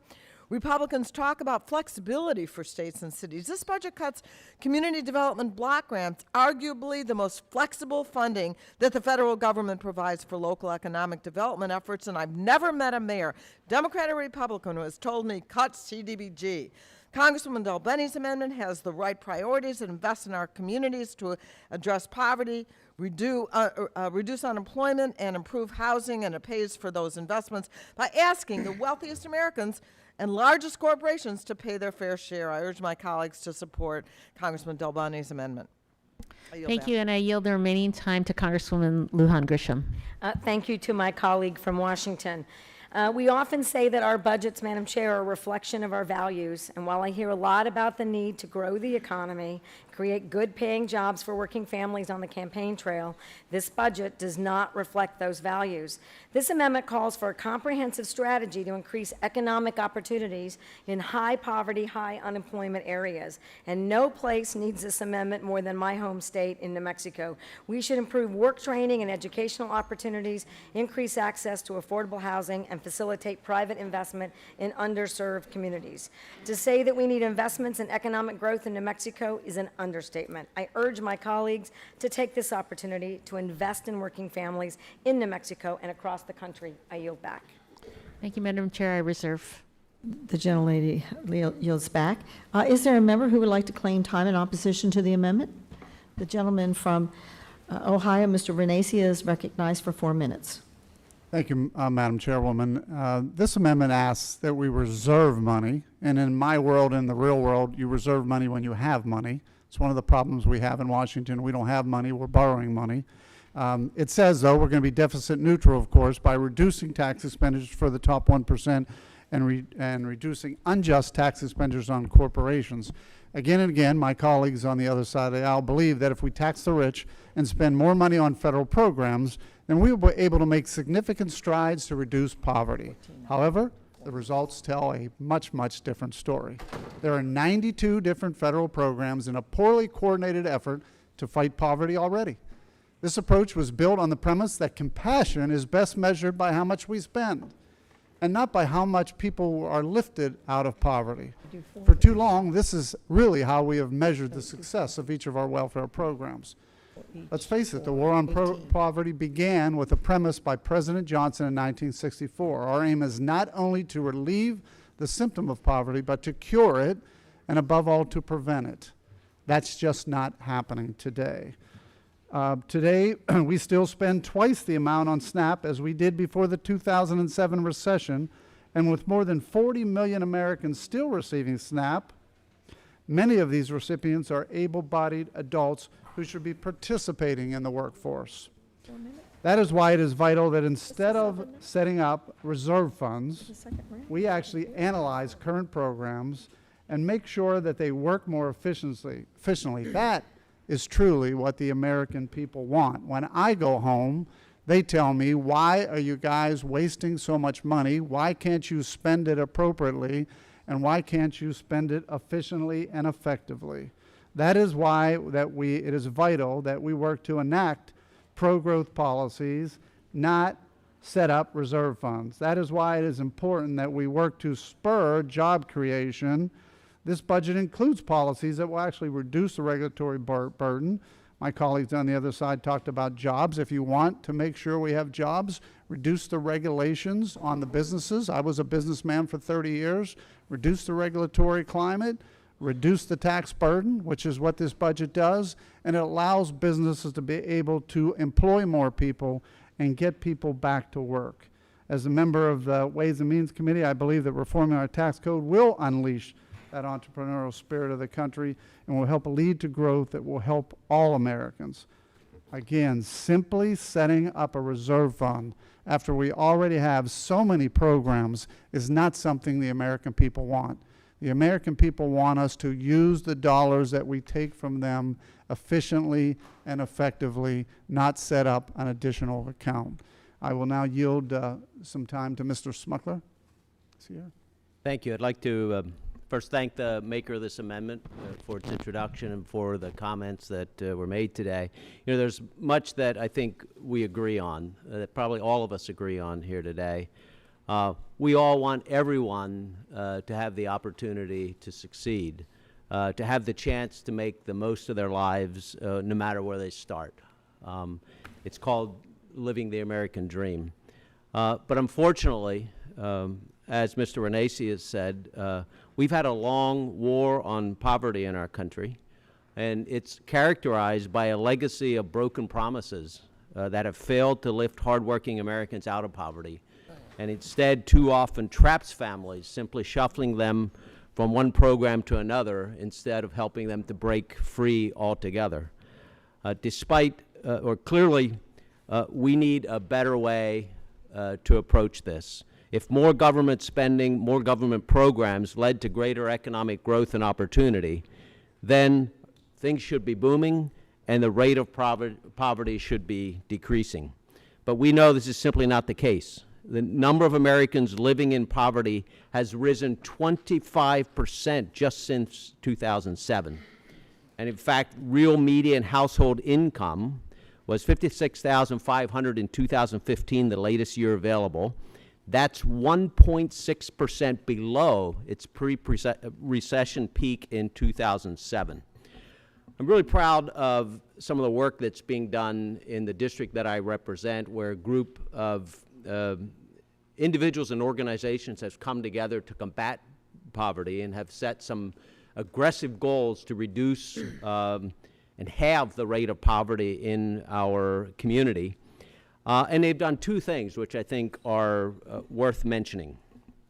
Too many people mistakenly believe that compassion is measured simply by how much money the federal government spends, not by how many people that we lift out of poverty.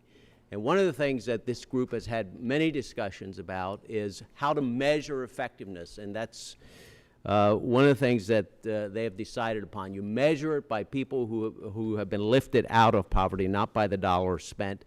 And the other thing that they're doing very well is having agencies work together to try to create a more unified approach to addressing poverty. We must stop relieving the symptoms of poverty and rather focus our efforts on addressing the issue of poverty at its roots. Yes, we need a safety net. We need support for families in need, but we must also couple that with real opportunity through economic growth. The tax and spend policies of the previous administration have weighed on our nation's economy. There simply was very little accountability from the executive branch and very little coordination with the stakeholders at the front line of this fight to identify the policies that were working and those that were not. Our budget rejects those careless policies. I mentioned earlier today, as a former business owner, I saw firsthand how our onerous tax system was limiting job creation and stunting economic growth. I understand that inherent in a strong, thriving economy is the work ethic, the dignity of work that has long defined the American dream.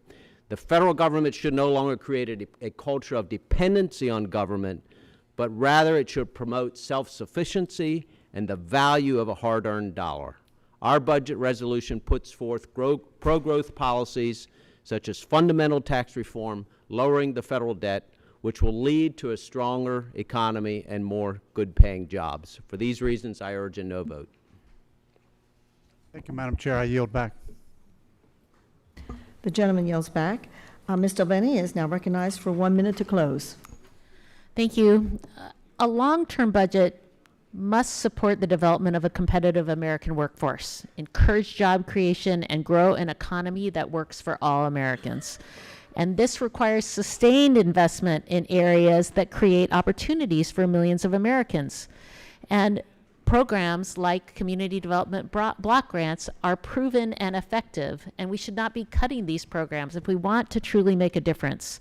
It's also important to note that the increased funding for community development in my amendment is offset by an equal amount of revenue from reducing tax expenditures that go to top income earners, reducing corporate tax breaks, and closing loopholes that allow tax inversions and encourage companies to shelter their profits in foreign tax havens. I urge my colleagues to vote yes on this important amendment, and I yield back. The gentlelady yields back. The question is an agreement on the amendment offered by Ms. Delbeni. All those in favor say aye. Aye. All those opposed, no. No. In the opinion of the chair, the noes have it. Request a recorded vote. A recorded vote is requested. Pursuant to the unanimous consent agreement, we will postpone the recorded vote until we have finished debating this batch of 7 amendments. Are there other amendments?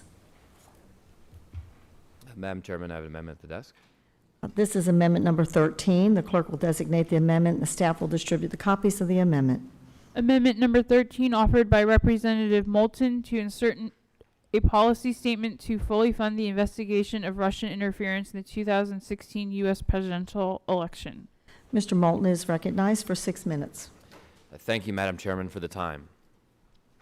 When our founding fathers framed the Constitution, they were wary that foreign intervention could lead to the downfall of their newly founded government. In Federalist Paper number 68, Alexander Hamilton said that those foreign powers who seek to gain influence in our political institutions are, quote, the most deadly adversaries of Republican government.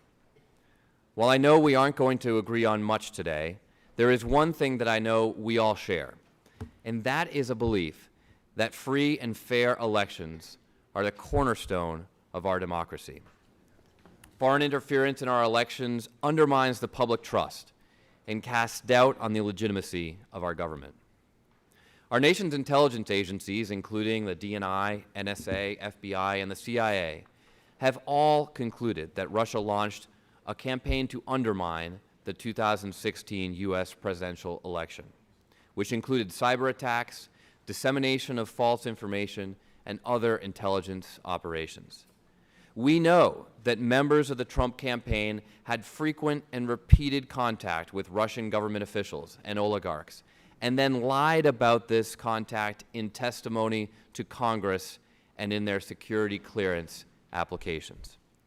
In April, we learned that Jared Kushner, President Trump's son-in-law and top advisor, failed to inform the FBI of meetings he had with the head of a major Russian state-owned bank, Sergei Gorkov, who was a close confidant of Russian President Vladimir Putin, and with Russia's ambassador to the United States, Sergei Kislyak, during the presidential transition.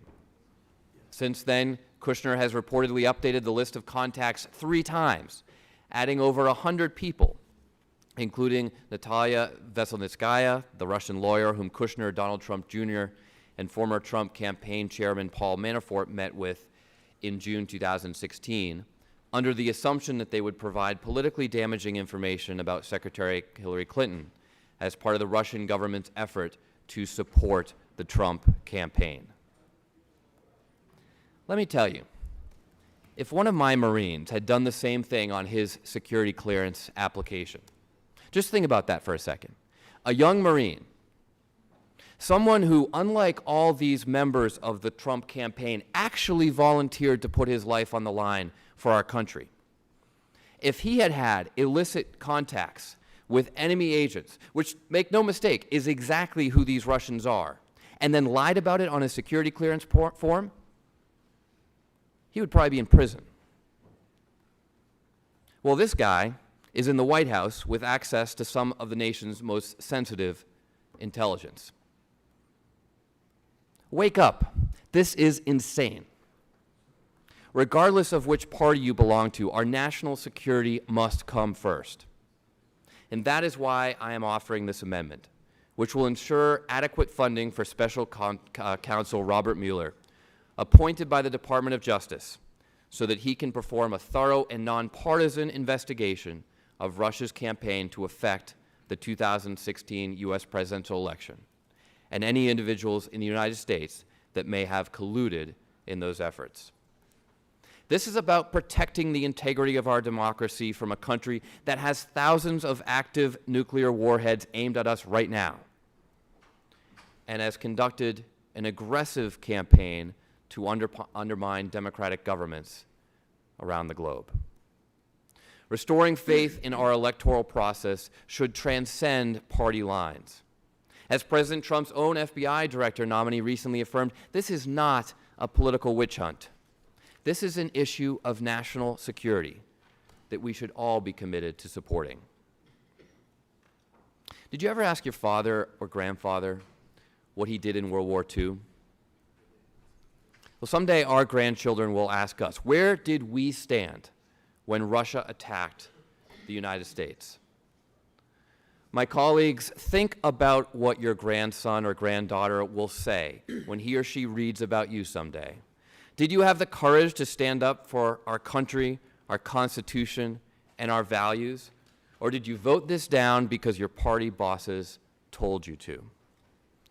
The committee should pass this amendment to show it fully supports the investigation and to give the public confidence that Congress is committed to finding the facts. With that, I'd like to yield my time to my colleague from New York, Mr. Jeffries. Thank the distinguished gentleman from the Commonwealth of Massachusetts for your leadership on this issue and for your service.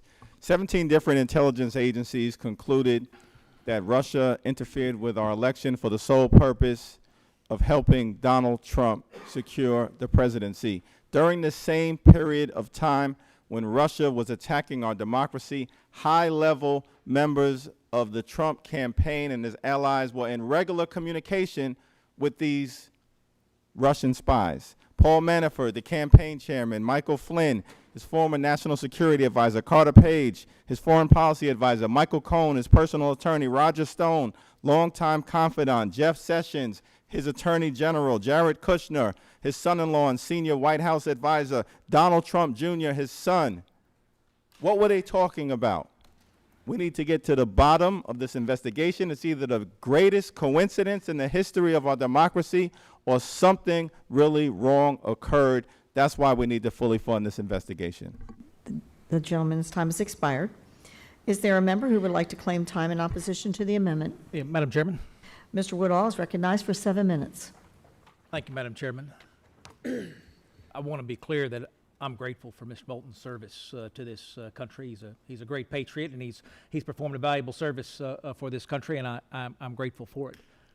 I would say to my friends here today, though, I believe this amendment is a disservice to what we could be about. The gentleman said in his statement that restoring faith in our electoral politics should transcend party lines, and he is 100% right when he says that, and I know there is not one member on this committee who is not committed to getting to the bottom of this investigation. But to suggest, number one, that the Budget Committee has any role in funding investigations is to mislead the American public, because we don't.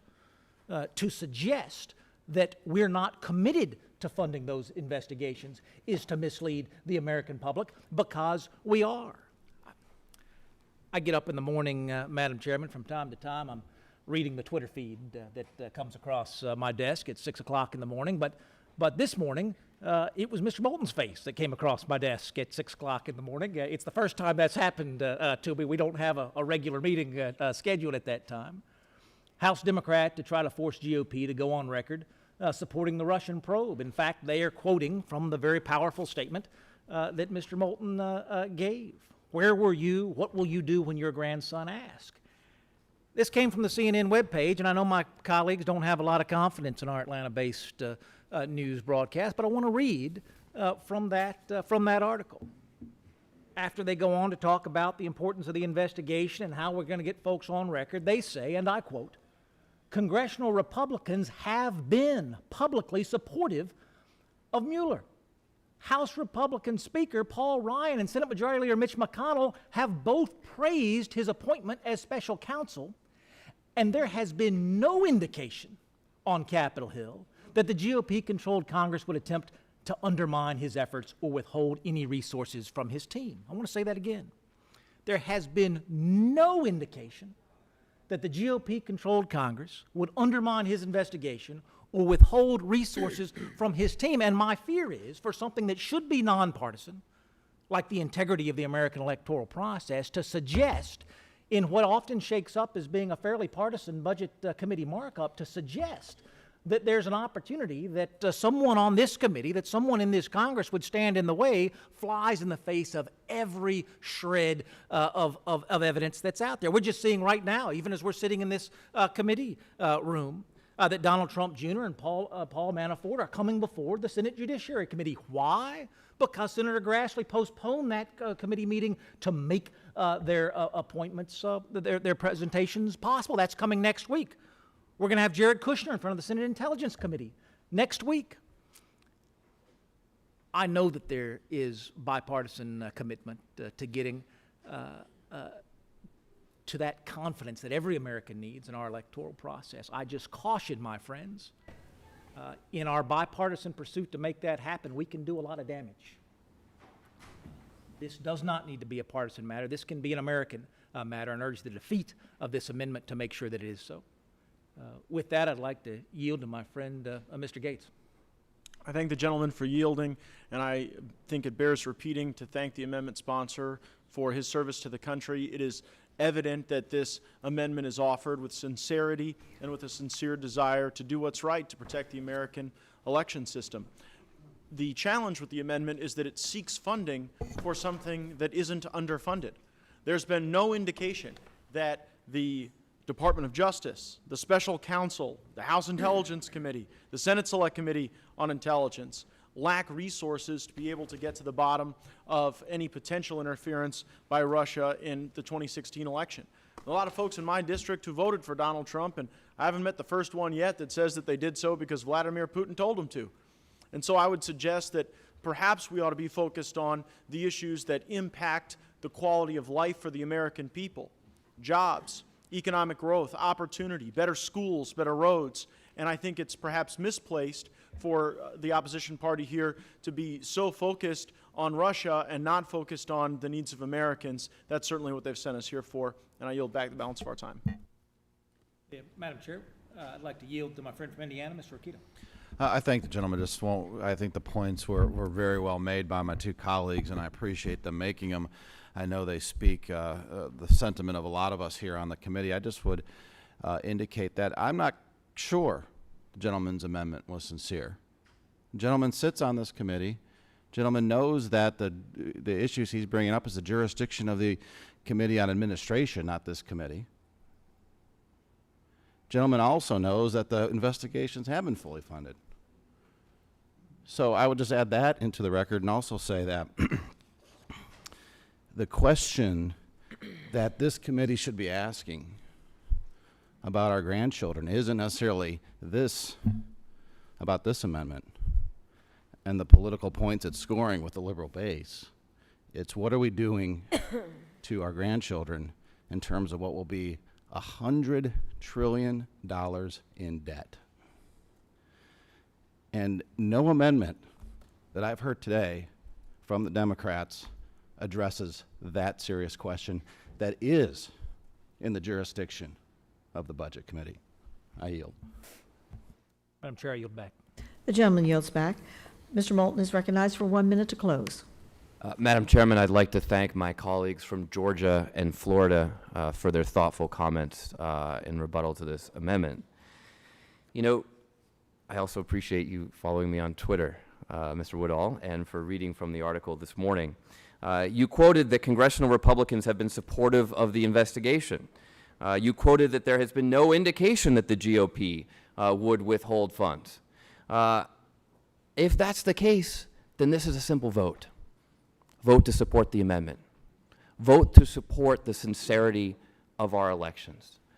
Vote to support the same bipartisanship that you purport exists on this issue. Vote to support the amendment. Don't give in to the party politics of the Budget Committee. Do the right thing for our national security. And with that, I yield back.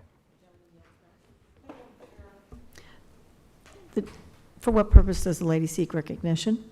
I would just like to say that while we may differ, we should not question each other's motivations. And I feel, I personally felt resentful that the author of this and the person offering this amendment, that somehow his motivations were questioned. I think we can question a lot of things, but not that. The gentlelady's time's expired. The question is on agreeing on the amendment offered by Mr. Moulton. All those in favor say aye. Aye. All those opposed, no. No. No. In the opinion of the chair, the noes have it. I request a recorded vote.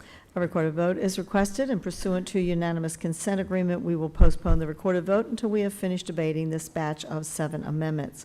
Are there other amendments? Madam Chair, I have an amendment at the desk. This is amendment number 14.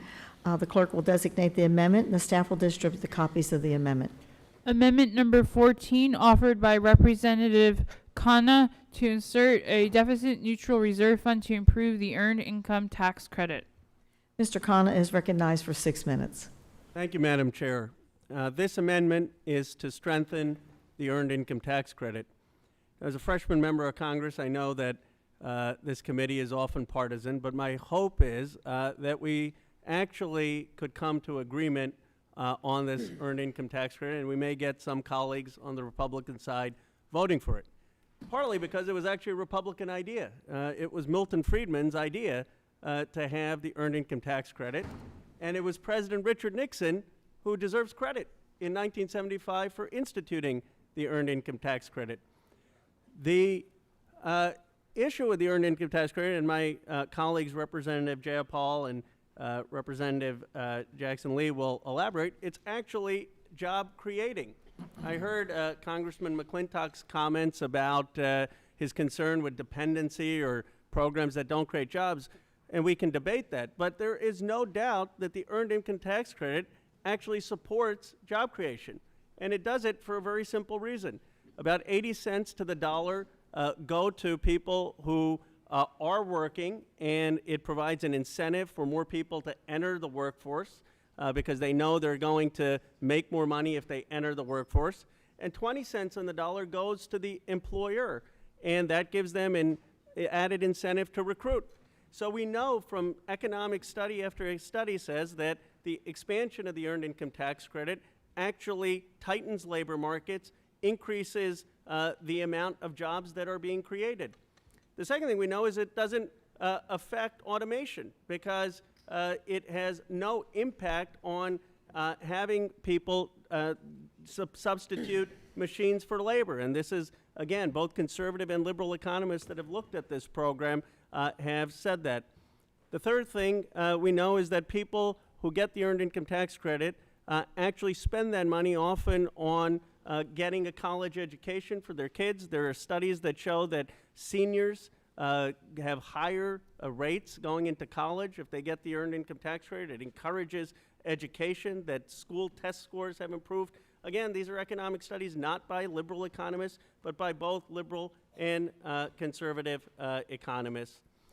And we know, I know there's this concern about the manipulation of the earned income tax credit and some payments, overpayments, and that those are legitimate concerns. No one is saying the program is perfect. I'm sure if you looked at how very wealthy people avoid tax or their collections, there's concerns there as well. But Senator Orrin Hatch said that the 2015 agreement was the strongest agreement in cleaning up the abuse of the Earned Income Tax Credit. There are other proposals we can do, bipartisan proposals that will strengthen the enforcement. We can require, for example, commercial preparers of these tax returns to be certified. We can look at some of the overfiling which comes from families that are either separated or divorced, and both parents are filing often innocent mistakes because of the complexity of modern families. But just because there is an issue that needs to be addressed on strengthening the ability to get the Earned Income Tax Credit doesn't mean that we should throw out an idea that the most prominent economists have said is the best job-creating effort. The final point before I turn it over to my two distinguished colleagues is even Speaker Ryan has recognized that we ought to expand the Earned Income Tax Credit for people, childless workers. And that's one of the things that this amendment would do. And the reason is because there are a lot of young people who want to be entrepreneurs, many in my district in Silicon Valley and other parts of the country, and they would benefit by being able to go start a small business, by being able to be entrepreneurs, and they should be able to take advantage of the Earned Income Tax Credit. It's something that's universally recognized as improving the program. So I'm hopeful that we may get folks on the other side who've ever quoted Milton Friedman to be supporting this amendment. I now turn it over to my distinguished colleague, Representative Jayapal. Thank you so much for this amendment. I'm in strong support of it, and I wanted to just emphasize that we have talked a lot on this committee today about getting people back to work, about making sure that people are actually taking care of themselves and supporting themselves. And studies, very reputable studies, show that the Earned Income Tax Credit actually encourages large members, particularly of single parents, to leave welfare for work. And it does it for a very simple reason.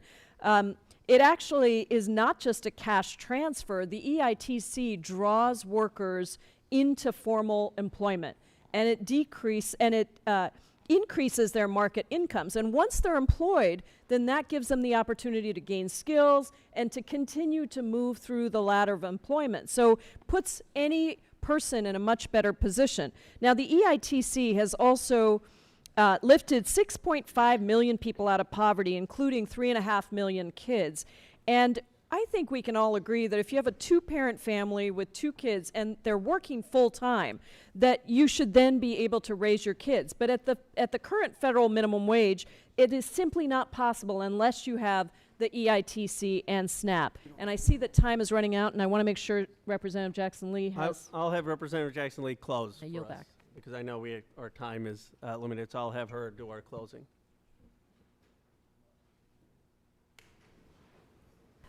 The gentleman's time has expired. Is there a member who would like to claim time in opposition to the amendment? Mr. Vernacci, you're recognized for 7 minutes. Thank you, Madam Chairwoman. And as a member of the House Ways and Means Committee, I look forward to working with my colleagues across the aisle to advance legislation regarding the Earned Income Tax Credit. Additionally, I agree with Mr. Khanna that the Earned Income Tax Credit is an effective tool in encouraging labor participation and fighting poverty. It's great that during a markup that has so far been partisan, that we're able to find policies that we agree on. However, before we discuss expansion of this program, we need to look at the problems that currently exist within the program. And that's one of the things that the American taxpayers would want us to do. And it doesn't need a reserve fund. There's plenty of dollars available if we just look at the improper payment rate. So according to the IRS, in 2016, the EITC improper payment rate was 24%, equaling more than $16 billion. Most of those improper payments came from false claims from taxpayers who overreport their income through reporting fictitious wages or self-employment income. That is simply unacceptable. Hardworking American taxpayers expect for their hard-earned money to be spent responsibly, and we have an obligation to meet that expectation. That is why this budget proposes additional verification requirements and why I am also working on legislation, which I welcome the members on the other side of the aisle to work with me on in conjunction with the Social Security Administration and the IRS to eliminate fraudulent EITC claims. If we eliminate those fraudulent claims, just in 2006 alone, we'll have that fund you're looking for of $16 billion extra dollars. So I hope to be able to work with my colleagues across the aisle on this issue to address the misuse of these federal funds, which means we would not need to be looking at a reserve fund as requested. And I would urge a no vote, and I would now go to Mr. Grothman for some time. Thanks. I hate to throw some water on this wonderful earned income tax credit. I think it is accurate to say the earned income tax credit encourages work, but it doesn't encourage a lot of work. And that's why I think it was such a poorly designed program in the first place. I have been told, without confirming it, that when Milton Friedman encouraged the program in the first place, it was supposed to replace other income transfer programs instead. But what it does is this. Let's take a parent with 2 kids, and the numbers vary depending upon your number of kids. It is true, it encourages her to make up to $14,000 a year. When she makes over $24,000 a year, they begin to take away the substantial credit. So it discourages her from, as soon as she gets to $24,000, it says, stop, don't make more money. I believe when you have 1 kid, it discourages you from working and making more than $19,000 a year. Now, why in the world would we come up with a program that tells someone, once you hit 19 grand a year, stop working, don't look for a raise, don't look for overtime, don't look to improve yourself? And these economists, I mean, to me, I want people making 35 grand a year, 45 grand a year, 65 grand a year. The idea of introducing a program that says, please don't make more than 19 grand a year, or please don't make more than 23 grand a year, or you'll hammer you, is a huge mistake. As was already pointed out, when you give such big checks away, one shot $6,000, you really almost invite people to try to abuse the program, which they do. The final thing I'll bring up, I always try to meet with any people around my district. And I like to tour sometimes the low-income housing. And usually the people who run the low-income housing are more Democrat in nature, so I love to talk to them because I love to talk to Democrats. And one thing that we agree on is the earned income tax program ain't all it's cracked up to be. I encourage my colleagues to tour their local low-income housing projects, talk to the people who run them if they live there, and ask them what they think the residents are doing with their earned income tax credit. Hint, it doesn't go for tuition. Thanks much, Will. Thank you, Mr. Grothman. I yield some time now to Mr. Smith. Thank you. You know, the earned income tax credit has been around since 1975.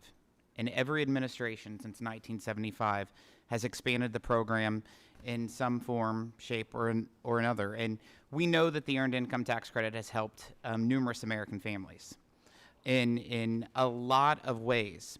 We also know that to continue to help these American families with this current income tax credit is by making sure that there's not fraud in the program. And as the gentleman from Ohio illustrated earlier, of what was a report of the IRS from 2016 of the overpayments of almost 24% of the earned income tax credit, that's unacceptable.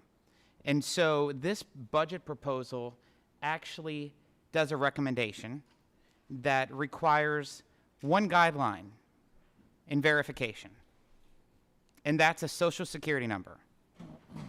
A Social Security number. And we've had people on the other side of the aisle say that this was a restriction and would be a tax increase of $40 billion affecting child care tax credits and earned income tax credits. That is absolutely ridiculous. If the American people actually saw that the only guideline that is in this budget proposal is the fact that you need a Social Security number to get the earned income tax or the child care tax credit, they would be astonished of the talking points on the other side saying that this is a tax increase on them. No, This is making sure that anyone who actually has a child will have a Social Security number and will provide that in order to earn the child care tax. And anyone who's going to receive the earned income tax credit also has to have a Social Security number. Those are simple guidelines, and this is there to assure that this program is there and will help the most needy. With that, Ms. Chairman, I yield back. But Yield to Renee. thank you. I would only close by saying, look, this is pretty simple. This is under the jurisdiction of the Ways and Means Committee. It's the sole tax writing committee in the House. An expansion of the earned income tax credit falls within this jurisdiction, so I would urge a no vote, and I yield back. The gentleman yields back. Mr. Khanna is recognized for 1 minute to close. Thank you, Madam Chair. I yield my time to Representative Jackson Lee. I thank the gentleman of California for his thoughtful amendment. In 2016, 27 million households received benefits from EITC. But thanks to EITC, over 6 million people were raised out of poverty. Interestingly enough, the expansion of EITC for childless workers has bipartisan support. Speaker Ryan, President Obama, we understand that childless workers would benefit because it only deals with people who are employed. Childless workers are the only group that can currently be taxed into poverty. But if they have this earned income tax, they can have improved educational outcomes, wages, and long-term health. I can assure you that it is important to correct, but we should not eliminate. But I thought we had a deal, Mr. Khanna. I thought you had someone to agree with you. But frankly, you just can't win with these Republicans. SNAP recipients are too lazy to work.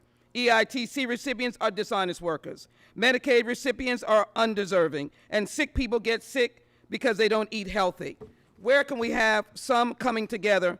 Presidents Reagan, H.W. Bush, Clinton, George W. Bush, and Obama understand that EITC helps people to get out of poverty. The expansion is a good idea to help for childless workers, to help them The lady's get time out has of poverty. expired. With that, I ask support of the gentleman's amendment. I yield back. The lady's time has expired. The question is agreeing on the amendment by Mr. Khanna. All those in favor say aye. Aye. All those opposed, no. No. In the opinion of the chair, the noes have it. That's for recorded vote. A recorded vote is requested pursuant to the unanimous consent agreement. We will postpone the recorded vote until we are finished debating this entire patch of 7 amendments. And I believe we have reached that point in time.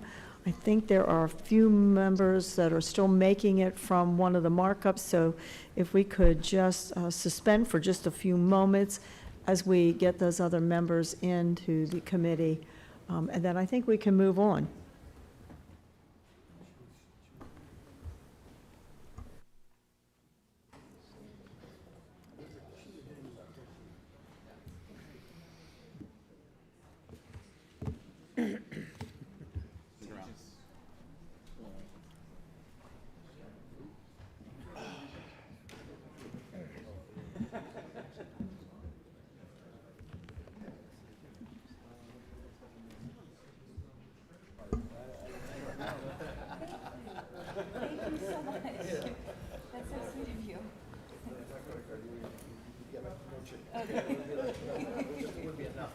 Just the chips and salsa.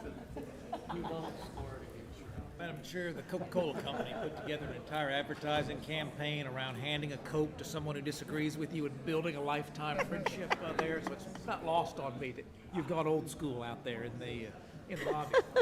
That's good. Here we go. They're coming out here. They were hungry. So Miss Lee is not here, but okay. Okay.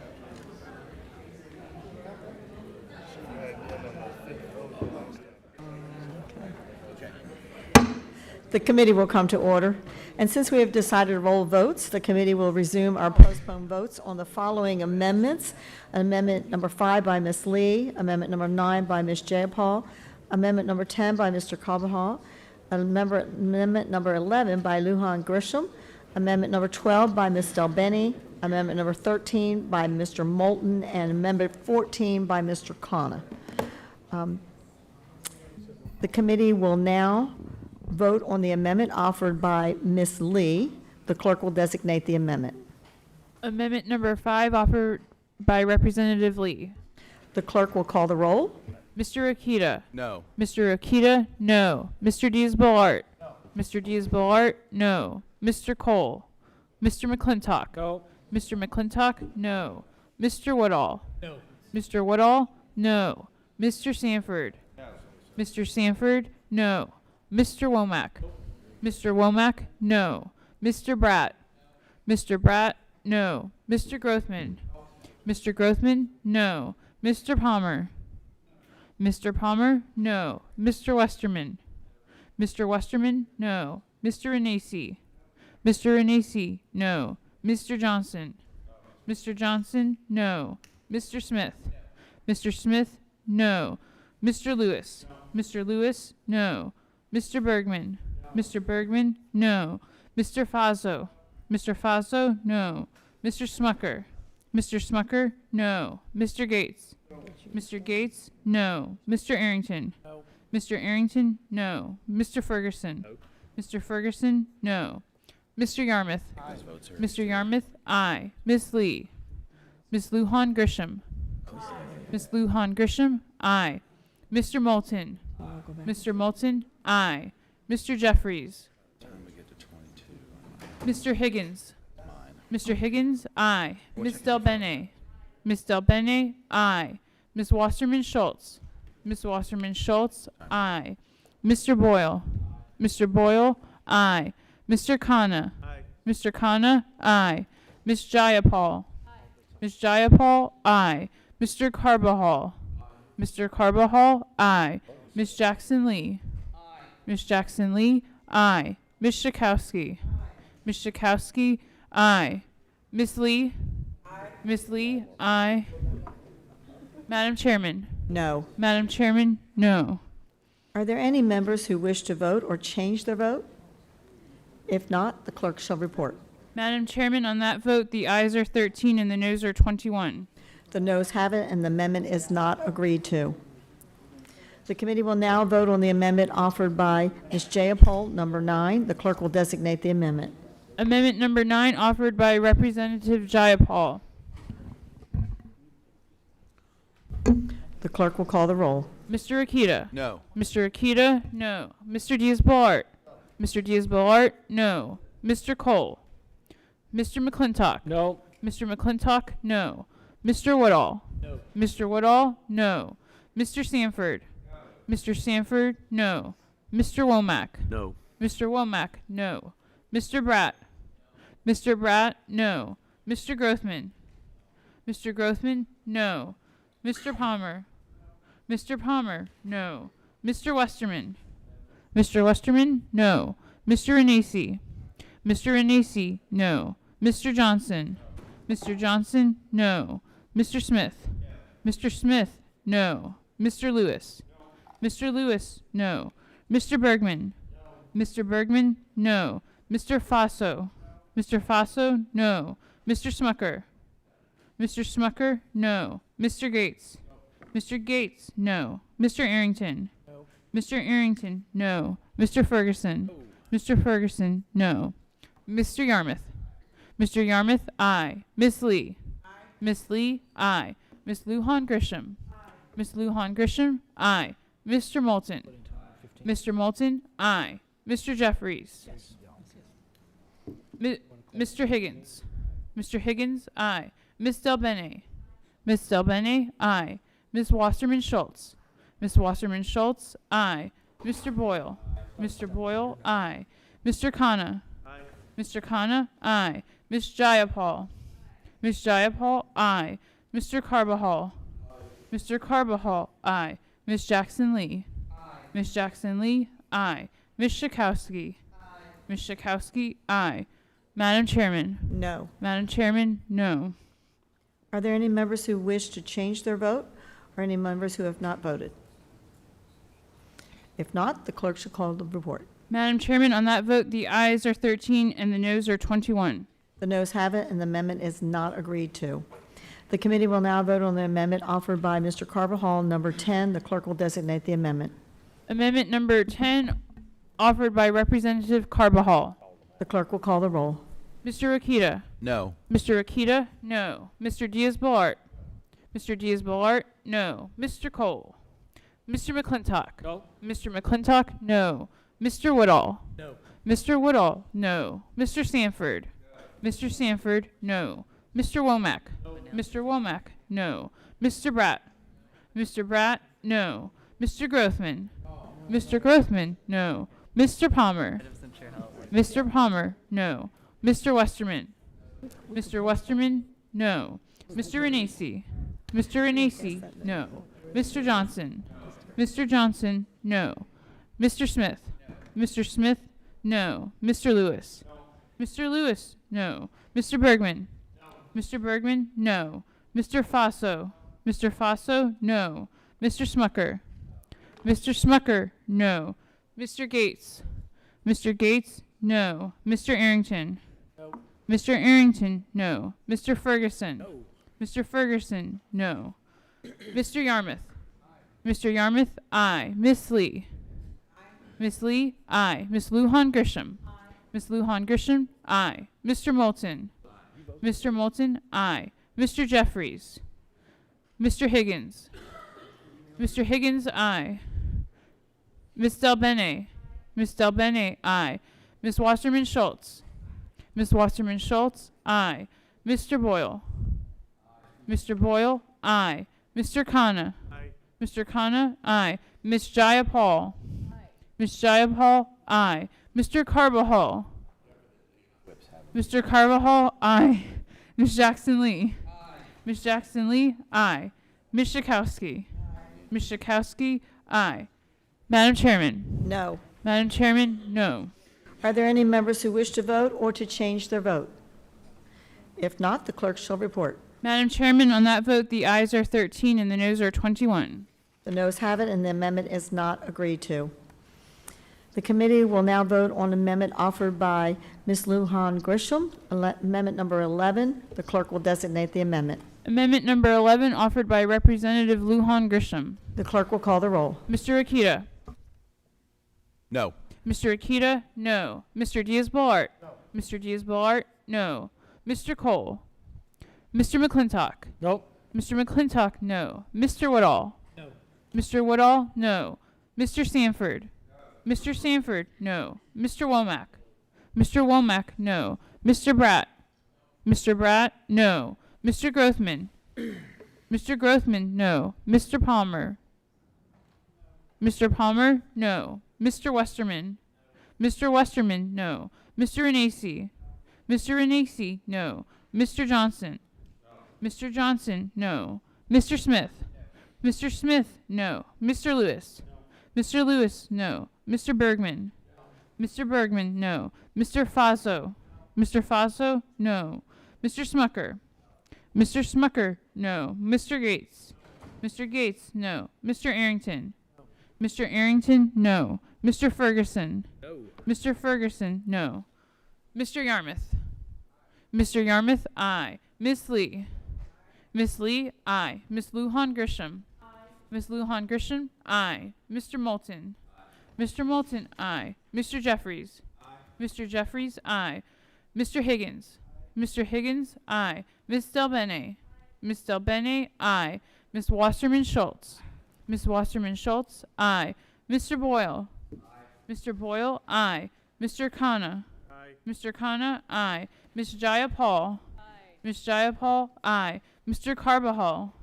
Mr. Carbajal, aye. Miss Jackson Lee. Miss Jackson Lee, aye. Miss Schakowsky. Miss Schakowsky, aye. Madam Chairman? No. Madam Chairman, no.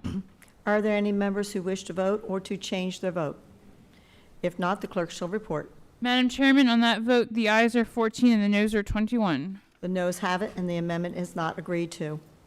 The committee will now vote on amendment offered by Ms. Delbene, number 12. No, excuse me, Mr. Moulton, number 13. Guess I should have crossed that out. No, I was correct on Ms. Delbene on 13, or excuse me, on 12. Let me start that all over again. It's been a very long day. Let me put my finger on the right one. We are now going to vote on amendment number 12 by Ms. Delbene. The clerk will redesignate the amendment. Amendment number 12, offered by Representative Delbene. The clerk will call the roll. Mr. Akita? No. Mr. Akita? No. Mr. Diaz-Balart? Mr. Diaz-Balart? No. Mr. Cole? Mr. McClintock? No. Mr. McClintock? No. Mr. Woodall? No. Mr. Woodall? No. Mr. Sanford? No. Mr. Sanford? No. Mr. Womack? Mr. Womack? No. Mr. Bratt? Mr. Bratt? No. Mr. Grothman? Mr. Grothman? No. Mr. Palmer? Mr. Palmer? No. Mr. Westerman? Mr. Westerman? No.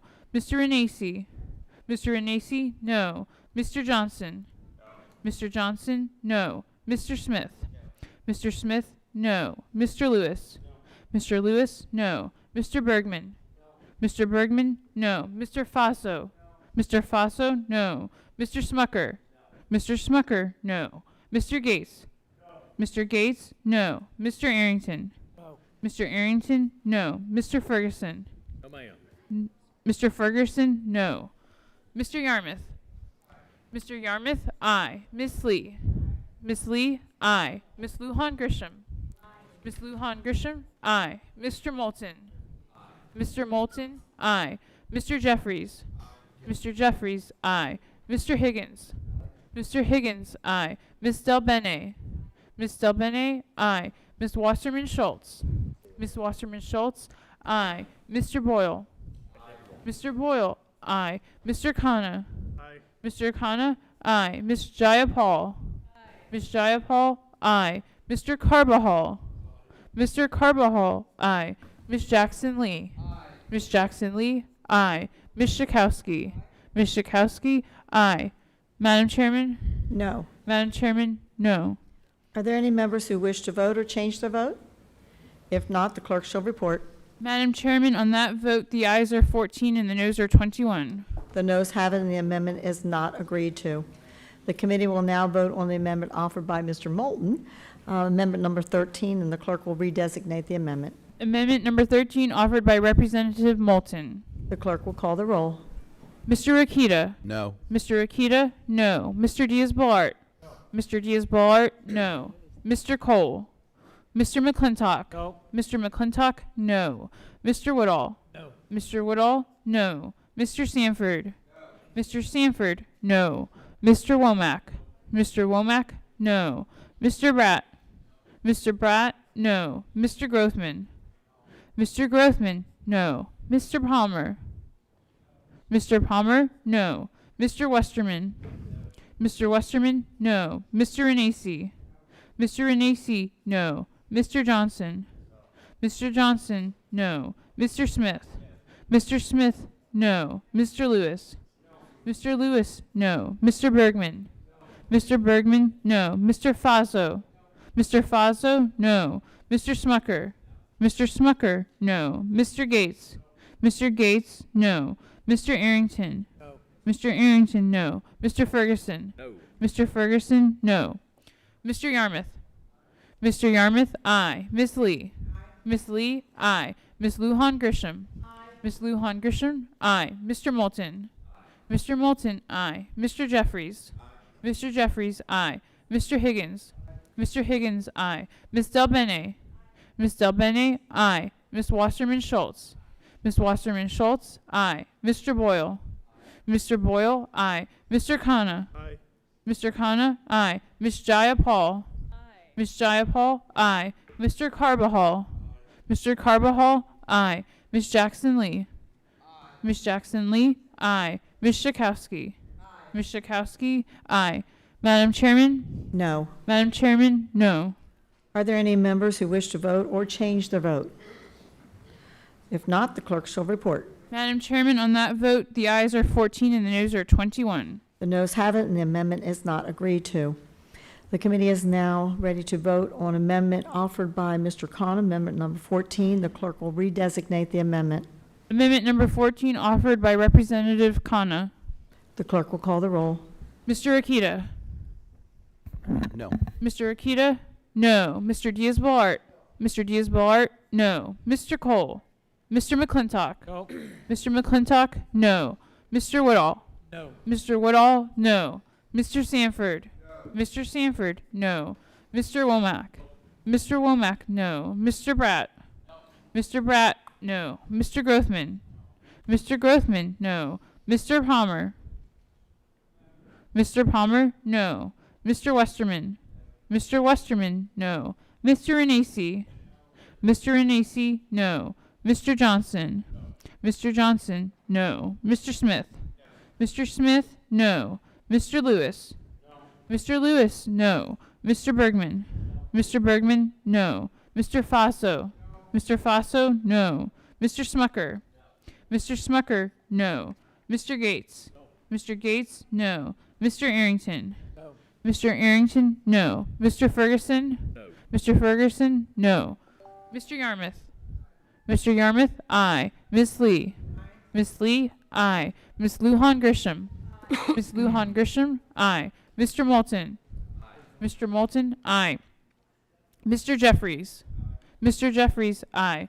Mr. Higgins, Mr. Higgins, aye. Miss Delbene, Miss Delbene, aye. Miss Wasserman Schultz, Miss Wasserman Schultz, aye. Mr. Boyle, Mr. Boyle, aye. Mr. Khanna, Aye. Mr. Khanna, aye. Miss Jayapal, Miss Jayapal, aye. Mr. Carbajal, Mr. Carbajal, aye. Miss Jackson Lee, Miss Jackson Lee, aye. Miss Schakowsky, Miss Schakowsky, aye. Madam Chairman, No. Madam Chairman, no. Are there any members who wish to vote or to change their vote? If not, the clerk shall report. Madam Chairman, on that vote, the ayes are 14 and the noes are 21. The noes have it, and the amendment is not agreed to. We'll now continue on with Tier 2 amendments. Are there Tier 2 amendments? Anyone with the Tier 2 amendments? Mr. Chairman, I have an amendment at the desk. This is amendment number 15. The clerk will designate the amendment. The staff will distribute copies of the amendment. Amendment number 15, offered by Representative Yarmouth to eliminate the reconciliation instructions. We'll go down to 4 minutes total time each side. So, Mr. Yarmouth, you're recognized for 3 minutes. Thank you, Mr. Chairman. My amendment would strike the reconciliation instructions from the resolution. As everyone knows, the resolution would instruct 11 committees to report mandatory spending cuts of $203 billion.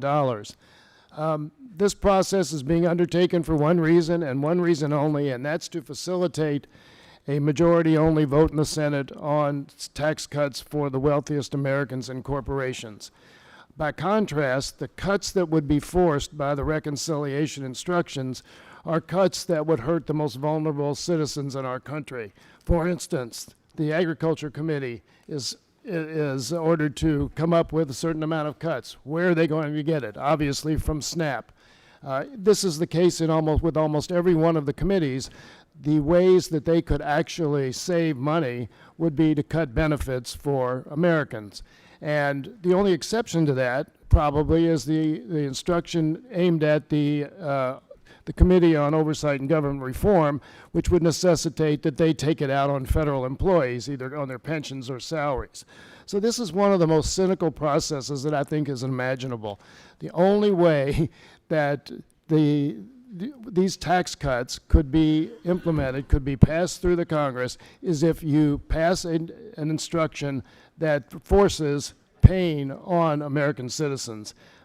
This is exactly what the American people don't want or expect out of their government, that we would provide tax cuts for the wealthiest Americans and corporations and pay for it on the backs of people who are struggling to make their lives better. So I know that I'm going to get a lot of Republican support for this amendment because it obviously would make the whole exercise moot if we passed it, but I think it's a point that has to be made, and I urge its adoption. And with that, I yield the remainder of my time to Ms. Schakowsky. I thank the ranking member for his amendment. The proposed budget cuts $203 billion in mandatory spending that will erode the basic standard of living for millions of Americans. This budget attacks federal workers who have already given up $182 billion in wages and benefits, and now this Republican budget cuts even their retirement benefits. This budget goes after the poor, the hungry, the disabled. It takes benefits away from public servants and retirees. And who wins? The wealthiest Americans and the largest corporations. We should strike the reconciliation instructions Budgets are about priorities, and it's time to get our priorities straight. We should support the Yarmouth Amendment, and I yield back. Gentleman yields. I yield. Is there a member who'd like to claim time in opposition to the amendment? Chairman. The gentleman from California is recognized for 4 minutes. Thank you. Mr. Chairman, reconciliation is the mechanism to make statutory changes in mandatory spending programs to keep them within the limits set by the budget. The budget sets discretionary limits and mandatory limits. The discretionary limits go to the Appropriations Committee, and they mark to those limits. The mandatory limits are supposed to go to the authorizing committees, and they're supposed to make statutory changes to keep mandatory programs within those limits. The problem is we have not availed ourselves of this mechanism in decades, and mandatory spending is now eating us alive. It is growing 3 times faster than the ability of the economy to support it. This budget finally uses reconciliation as was intended. It's exceedingly modest. It restrains the growth of mandatory spending by $200 billion over 10 years. That's $20 billion a year. That's 0.5% of what the federal government's spending. And once again, it doesn't cut spending, it restrains the growth of spending. This is absolutely essential this year because this budget busts the caps on discretionary spending and appropriates more than the president's requested. And we have to ask, what is the alternative? And I would remind my Democratic colleagues again of the CBO June forecast. On our current path, in 4 fiscal years, we'll be running trillion-dollar deficits, and we'll start running the risk of a sovereign debt crisis. And 2 years after that, just our interest costs alone will exceed what we're currently spending for the entire defense establishment. Without the reconciliation instructions in this budget, the discretionary increases would make the dire situation even worse. We're already at the historic upper limit of how much tax revenue the economy can generate, and there is simply absolutely no alternative but to restrain the growth of these programs and give the economy the time and room that it needs to expand. And I yield the balance of my time to Mr. Woodall. I thank my friend for yielding, and I appreciate the cautionary tale my ranking member gives. I just want to say it doesn't have to be that way. It doesn't have to be that partisan approach, and historically it has not been. Reconciliation is the tool that we use to make these hard decisions, but historically we've done these things collaboratively. I will remind my friends, since many of them are new, when we passed the Balanced Budget Act of 1997, Republicans leading the House, a Democrat in the White House, we reduced the budget by $127 billion in 5 years. It passed 85-15 in the Senate. I'll remind my friends, when we reformed welfare, Republicans in the House, Democrats in the White House, it passed 78-21 in the Senate, both processes through reconciliation. I will remind my friends, when Democrats controlled the United States Senate and President Bush was in the White House, we passed our reconciliation bill on a voice vote. Yes, reconciliation is a tool for mandatory spending changes, and it's the only tool that we have. And yes, it ensures that with 51 votes, we can move the needle for the American people, but it doesn't have to be 51 votes. It could be 65 votes. It could be 76 votes. It could be a voice vote. And as my speaker likes to say, I would encourage my colleagues to raise their gaze that perhaps we might get there this year. With that, I yield back the balance of my time. Gentleman yields. Gentleman from Kentucky is recognized for 1 minute to close. Thank you, Mr. Chairman, and I appreciate the comments of my friend from Georgia.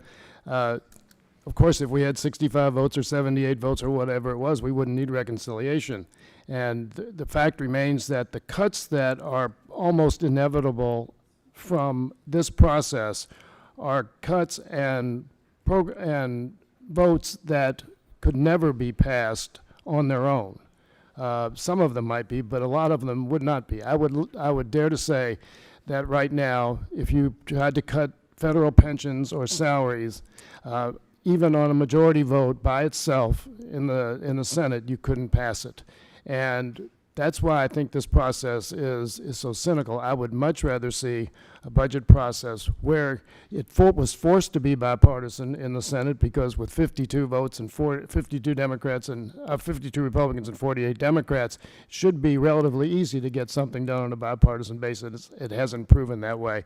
I think I certainly would welcome the type of atmosphere that my friend suggests, but we don't have that now, and again, urge my colleagues to adopt this amendment, and I yield back. Gentleman yields back. The question is agreeing on the amendment offered by Mr. Yarmouth of Kentucky. All those in favor say aye. Those opposed say no. No. In the opinion of the chair, the noes have it. A recorded vote is requested pursuant to the unanimous consent agreement. We will postpone this recorded vote until we have finished debating this batch of 7 amendments. Is there someone wishing to make an amendment? Thank you, Mr. Chairman. I have an amendment. Ms. Lee is recognized. Thank you, Mr. Chairman. This amendment is very The clerk will Excuse me. designate the amendment. Amendment number 16 offered by Representative Lee to decrease budget authority and associated outlays for Function 970, the Global War on Terrorism. Gentlelady is recognized for 3 minutes. Thank you, Mr. Chairman. This amendment is very straightforward. It would cut the extra $10 billion included in this bill for the Overseas Contingency Operations Fund. That's OCO. I am saddened, though not surprised, to see that Republicans once again are using this sham accounting system by leaving the OCO account and loophole open to get around spending caps in this budget. What's worse, this is $10 billion over the Pentagon's request. $10 billion. That is $10 billion in off-budget war spending that pads the wallets of defense contracts. Over the years, I'm proud to say that there has been bipartisan agreement over concerns regarding the OCO slush fund and it's being used as a source of our long-term Pentagon spending. We know OCO has expanded beyond any reasonable measure of what a contingency fund should be, and really it is a black box with no oversight. And now with more wars underway in Syria and Iraq, a war that Congress has yet, mind you, to debate and vote on as required by the Constitution, the OCO account continues to balloon. In recent years, we have paid nearly all wartime operations out of a fund that was meant to be a small emergency fund. This practice has resulted in less oversight and less certainty and higher levels of waste. Certainly, the OCO account no longer serves its intended purpose. Now is the time to end this loophole that allows the Pentagon to hide the true costs of having war without end. Mr. Chairman, leaving the door open to using OCO to plus up base level funding for DOD from an account that lacks adequate transparency and oversight really does a disservice to the taxpayers of this country and to the obligations of this committee. It's really beyond comprehension that the Pentagon has lost tens of billions of dollars to waste, fraud, and abuse while Congress sits idly by. So I hope that all members of this committee who are really serious about wanting deficit reduction and accountability in government spending support this amendment. Thank you. And I reserve the balance of my time. Gentlelady reserves. Is there a member who wants to claim opposition? Mr. Chairman. Mr. Gates, gentleman from Florida, is recognized for 4 minutes. Thank you, Mr. Chairman. And I agree with the gentlelady who introduced this amendment that we could do a lot more to move funding from overseas contingency operations into the base budget for the Department of Defense. As a matter of fact, I join fellow members of both the Armed Services Committee and the Budget Committee in our bipartisan desire to do so. But here's the problem. After 8 years of the Obama administration hollowing out our military, leaving our troops without the necessary capabilities, not supporting them when they're downrange and putting themselves in danger, we have to now go in and fill that hole temporarily so that the best among us, the bravest, who go overseas and fight for America's freedom and our interests in the global war on terror, in fact, have the capabilities and support necessary to achieve the mission. And so while I believe the intent of the amendment is correct, and I fully agree with it, I would ask my colleagues to oppose the amendment so that while we are recovering from 8 years of harm to our military under the Obama administration, we are able to get back to a more responsible mechanism of budgeting, and I certainly give my commitment to do so, and I would yield to the gentleman from Ohio, Mr. Johnson. I thank my colleague for yielding. You know, I spent 26 and a half years in the Air Force, retiring in 1999. I've never seen a more uncertain time in our nation in regards to the conflicts that we're facing. The uncertain nature of war mandates that these overseas contingency funds continue to provide flexibility to fight and win against current and ever-changing threats. For example, the expanded scope of operations in Syria, Libya, the Horn of Africa, and continued operations in Iraq and Afghanistan. It is critical that we continue this funding line in order to face those complex and evolving threats. You know, eliminating this funding would harm replacement of equipment that's been destroyed during wartime, and we've heard the examples from the armed services community about the holes and the gaps that exist today in our military. We've got to replace equipment that has been damaged and to bring that equipment back to its original capability so that it can go do the job for our troops that it was designed to do. I believe that the meeting of the financial needs of the warfighter should continue to be the highest priority of Congress. I mean, that's the oath that we take to support and defend our nation.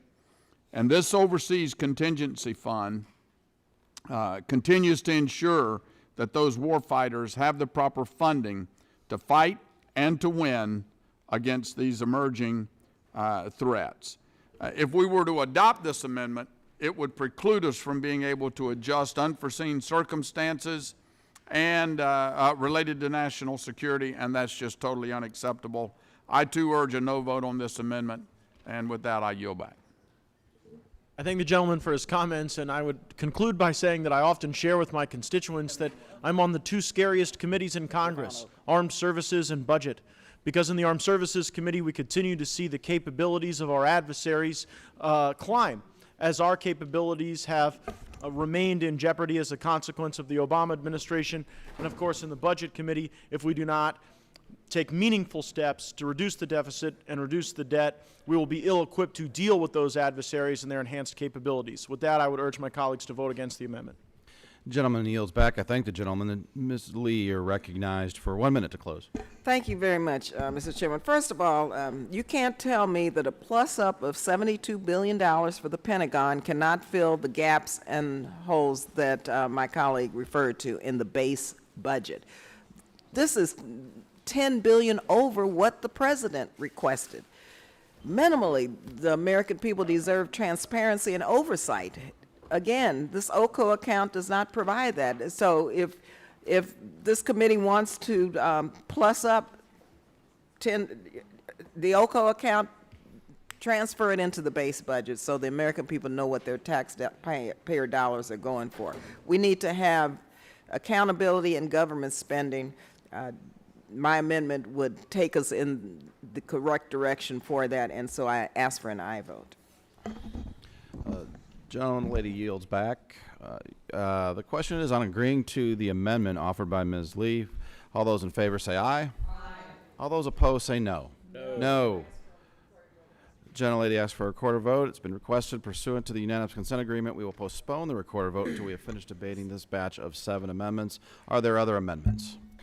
Mr. Chairman, I have an amendment at the desk. This is amendment number 17. The clerk will designate the amendment.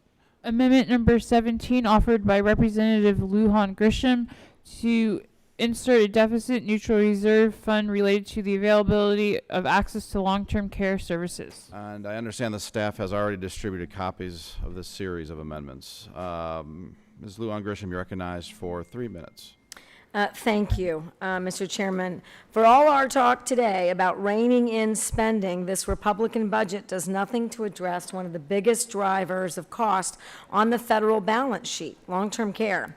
We have a looming long-term care crisis in this country. By 2030, there will be more than 72 million older Americans, making up 19% of the total population. Now, as they age, many of these seniors will need long-term supports and services, ranging from assistance with eating or dressing in their homes to more intensive nursing home care.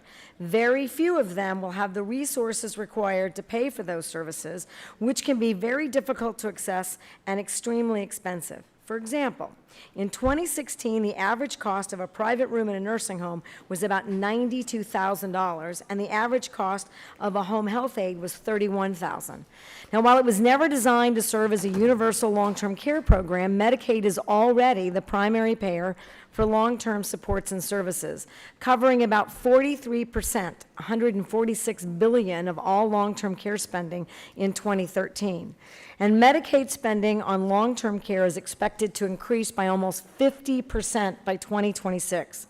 Now, my amendment creates a deficit-neutral reserve fund in support of initiatives that increase access to long-term care supports and services for seniors and individuals with disabilities. This allows us to consider a broad range of solutions to these challenges, from changes in federal health programs to comprehensive federal long-term care insurance. These solutions can help bend the cost curve and save federal government money. They also fill the gaps in our fragmented long-term care system, reaching middle-class families who currently have nowhere to turn for support. I'd like to yield 1 minute to my friend from Illinois, Congresswoman Schakowsky. Half the Americans turning 65 will need intensive long-term care assistance, and 18% of women will need long-term care for more than 5 years. 1 year of assisted living costs $44,000 on average, and a private room in a nursing home costs over $92,000. This budget makes the problem worse by slashing Medicaid. And in Illinois, my Republican governor attempted to tighten eligibility for long-term care. His proposal would have taken long-term services away from 40,000 seniors and 10,000 people with disabilities. Fortunately, it failed. And under the Republican budget, other states may cut benefits, putting long-term care out of reach for many Americans. The Lujan-Grisham amendment will help resolve this problem. I urge its support. I reserve. Gentlelady reserves. Is there a member who wants to claim time in opposition to this amendment? Chairman, I claim time. Gentlelady from Tennessee is recognized for 4 minutes. Thank you, Mr. Chairman. And I want to talk to this situation as a nurse for more than 40 years. I'm intimately familiar with long-term care services, and I very much agree with the spirit of the amendment offered by my friend from the other side of the aisle. However, Medicare is on an unsustainable path. At its current pace of expenditures, the Medicare actuaries estimated that the program will go bankrupt by 2029, and CBO estimates that it will occur even sooner at 2025. And this means that the benefits would be reduced automatically on that date if nothing is done to reform the program and save it as it is now. So I think it's irresponsible to add a new health care benefit to a program that's already unable to afford its current liabilities to the point where its existing beneficiaries are at risk. We have already tried this before. As a matter of fact, it was part of the ACA. I remember when I came in here to Congress in 2010, I remember seeing the Class Act, which was included in the ACA. It was designed specifically to meet long-term care needs of our population. But even the Obama administration and Secretary Sebelius said it was unworkable. They deemed it unworkable and took it out of the plan. And this didn't take legislative action. It was done by the administration. So adding a new benefit without improving the program through some structural reforms only hastens the program's trajectory toward insolvency and ensures that Medicare is unable to keep the promise of health care security to our current seniors and our future seniors as well. And instead, this budget resolution proposes some needed improvements to the Medicare program. I invite my colleagues from the other side of the aisle to look at those improvements that would actually save, strengthen, and secure the program for both current and future recipients. It also provides additional flexibility and authority for states to address these issues for their populations. And I can tell you that we've done that in the state of Tennessee and had quite a number of successes as a result of that. And so for the reasons that I've already stated, I would urge a no vote on this amendment. I yield to Mr. Ferguson for the remainder of my time. Thank you, Madam Chairman. And to my colleague from New Mexico, I thank you for raising this important issue. Medicare and Medicaid and senior services are so vitally important to this nation. And I think that it is important to recognize that, as the chairwoman pointed out in her remarks, that the program is on an unsustainable path. And nothing could be worse than the catastrophic failure of this program financially, not only to the recipients of this program, but also to the huge financial impact that it would place on our nation and the burden that would continue to place on future generations. As you know, under our budget, states will have the flexibility and authority to shape Medicaid programs to fit their needs and their state populations, and we feel like that is something that is very important given the diversity of our states. With state flexibility improved Medicaid, states will have the freedom to adjust the benefits, such as adding greater long-term services and supports to improve their program, and this can be done without breaking the federal budget. States are better equipped to know and how to address particular long-term care needs in their states and their populations much better than the folks here in Washington. And the structural improvements to Medicare and Medicaid proposed in this budget save, strengthen, and preserve these programs for future generations. This is not an issue that needs to be politicized. All too often, every time someone brings this topic up, the other side eviscerates them politically. It is time that we have an honest conversation about this in our nation to protect the seniors that are currently receiving the benefits, those that are close to the finish line, and to make sure that future generations have access to these important programs. I yield back. Thank the gentleman. Gentleman yields back. Ms. Luan Grisham, you're recognized for a minute to close. Thank you. I'm confused because Medicare does not provide for a long-term care benefit. Medicaid is the primary source that I was referring to, but I do appreciate that my colleagues are clear that this should not be a political issue, which is why it's a deficit-neutral reserve amendment. Because if we don't plan, you are burdening future generations. I'm a primary caregiver. My mother's Social Security is $18,000 a year. She can afford none of these services without my support. I'm lucky because I'm here and I have a great family with that support. Most Americans are having to dip into their savings, are having to go to part-time work. More than $500 billion is provided by unpaid family caregivers. We have an obligation to start to plan so that we shore up these programs and help states and families provide the best quality of care. And lastly, if you don't do this in the front end, you're going to spend more on Medicare on the long end because you're going to make people sicker. Thank you. I yield back. Gentlelady's time's expired. The question is on agreeing to the amendment. All those in favor say aye. And all those opposed say no. No. In the opinion of this chair, the noes have it. Thank the gentleman. A recorded vote is requested pursuant to the unanimous consent agreement. We will postpone the recorded vote until we have finished debating this batch of 7 amendments.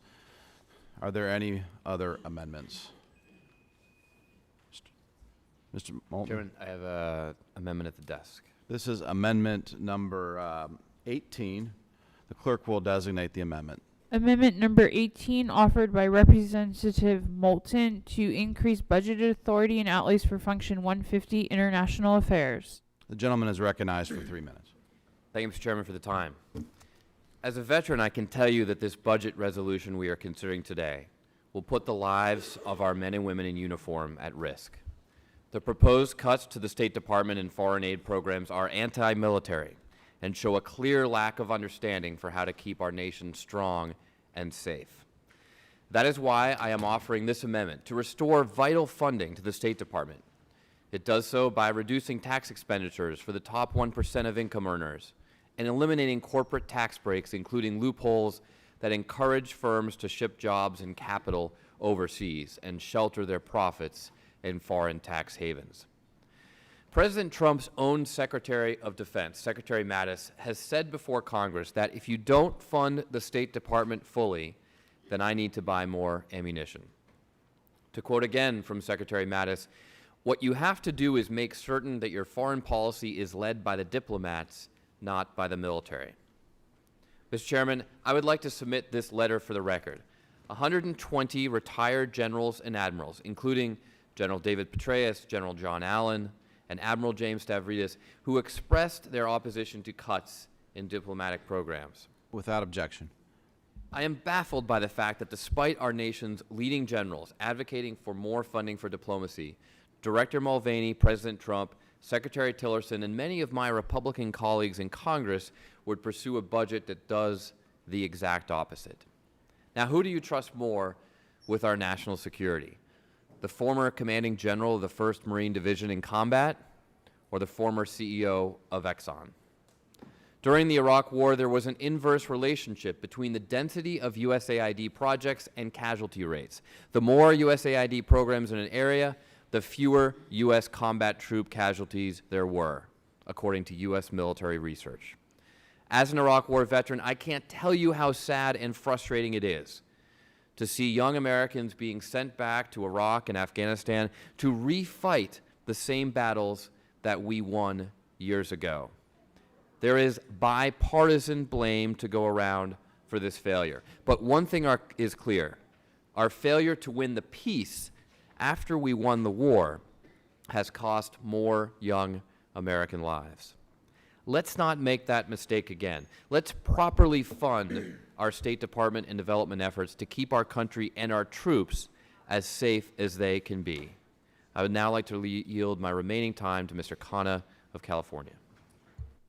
I will just offer this quote by Douglas MacArthur: "The soldier above all prays for peace because they know the hardships of war." That's paraphrasing, so I admire your service to our country, and your perspective, I think, is true to Mr. General MacArthur's words.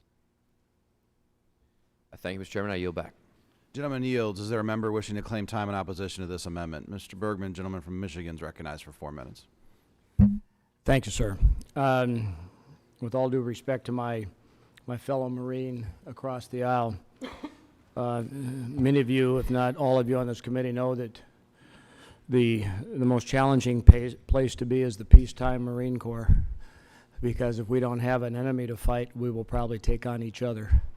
Because the point of it is that steel sharpens steel, and that's, as I see across the room here today, I see some good sharp steel, because we train to go to the fight. And I would suggest to you that having served with General Mattis and many of the retired generals and admirals that you cited, Mr. Moulton, that they have a very unique and well-established perspective in warfighting and world diplomacy. That's one of the things that our all-recruited military does for its senior officers and its senior enlisted, is provide them with the training to allow them to lead in very challenging conditions. And I guess that I would suggest to you that at the same time, all of them know that resources in the fight are limited. They are limited to what you have with you when the lead flies. And they know that they have to prioritize and reprioritize those limited resources to make sure that they have enough to complete the mission. But they also realize, I would suggest to you, that to be overlapping or duplicative is one of the things that creates challenges for all folks in the joint fight. And in this case, when you have combined forces with Department of Defense and Department of State, there is duplication in unnecessary areas, whether it's be dealing with NGOs, whether it be running training programs, or getting involved in pots of money with education and different things that cannot continue to occur, because we are wasting valuable and limited dollars to support our diplomatic efforts overseas, which, oh, by the way, they are funded in this budget. The money that we spend and invest in other countries to develop our allies has to be widely done.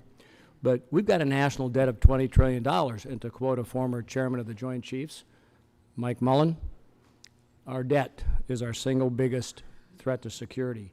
So it is in the best interest of our country and our State Department and our Department of Defense to ensure that we, as a Congress, give them what they need to do the fight and allow them to work it out, but not duplicate the efforts, because when you start duplicating efforts, you then beginning to trip on one another. And I can tell you, I've seen this, experienced this at the general officer level, and it takes away from the effectiveness of our joint force. So again, I would urge my colleagues to vote against this amendment, because our budget is going to be the driver that allows us, as the United States military and a diplomatic Department to prosper around the world as we support our allies. So I thank you, and I yield the rest of my time Thank the back. gentleman. Gentleman yields back. Mr. Moulton, you're recognized for 1 minute to close. Thank you, Mr. Chairman, and I want to thank my colleague and fellow Marine for his comments. But I'd like to see the evidence for this duplication. I'd like to see it because Secretary Mattis came before the Armed Services Committee this year and said, don't cut State Department funding. Because General Petraeus, and there's no one who's been more at the forefront of this fight in Iraq and Afghanistan, came before our committee this year and said, do not make these cuts to this funding. You're right that steel sharpens steel, and we should have a debate. But the experts are very clear on where they lie here. And one thing is certain.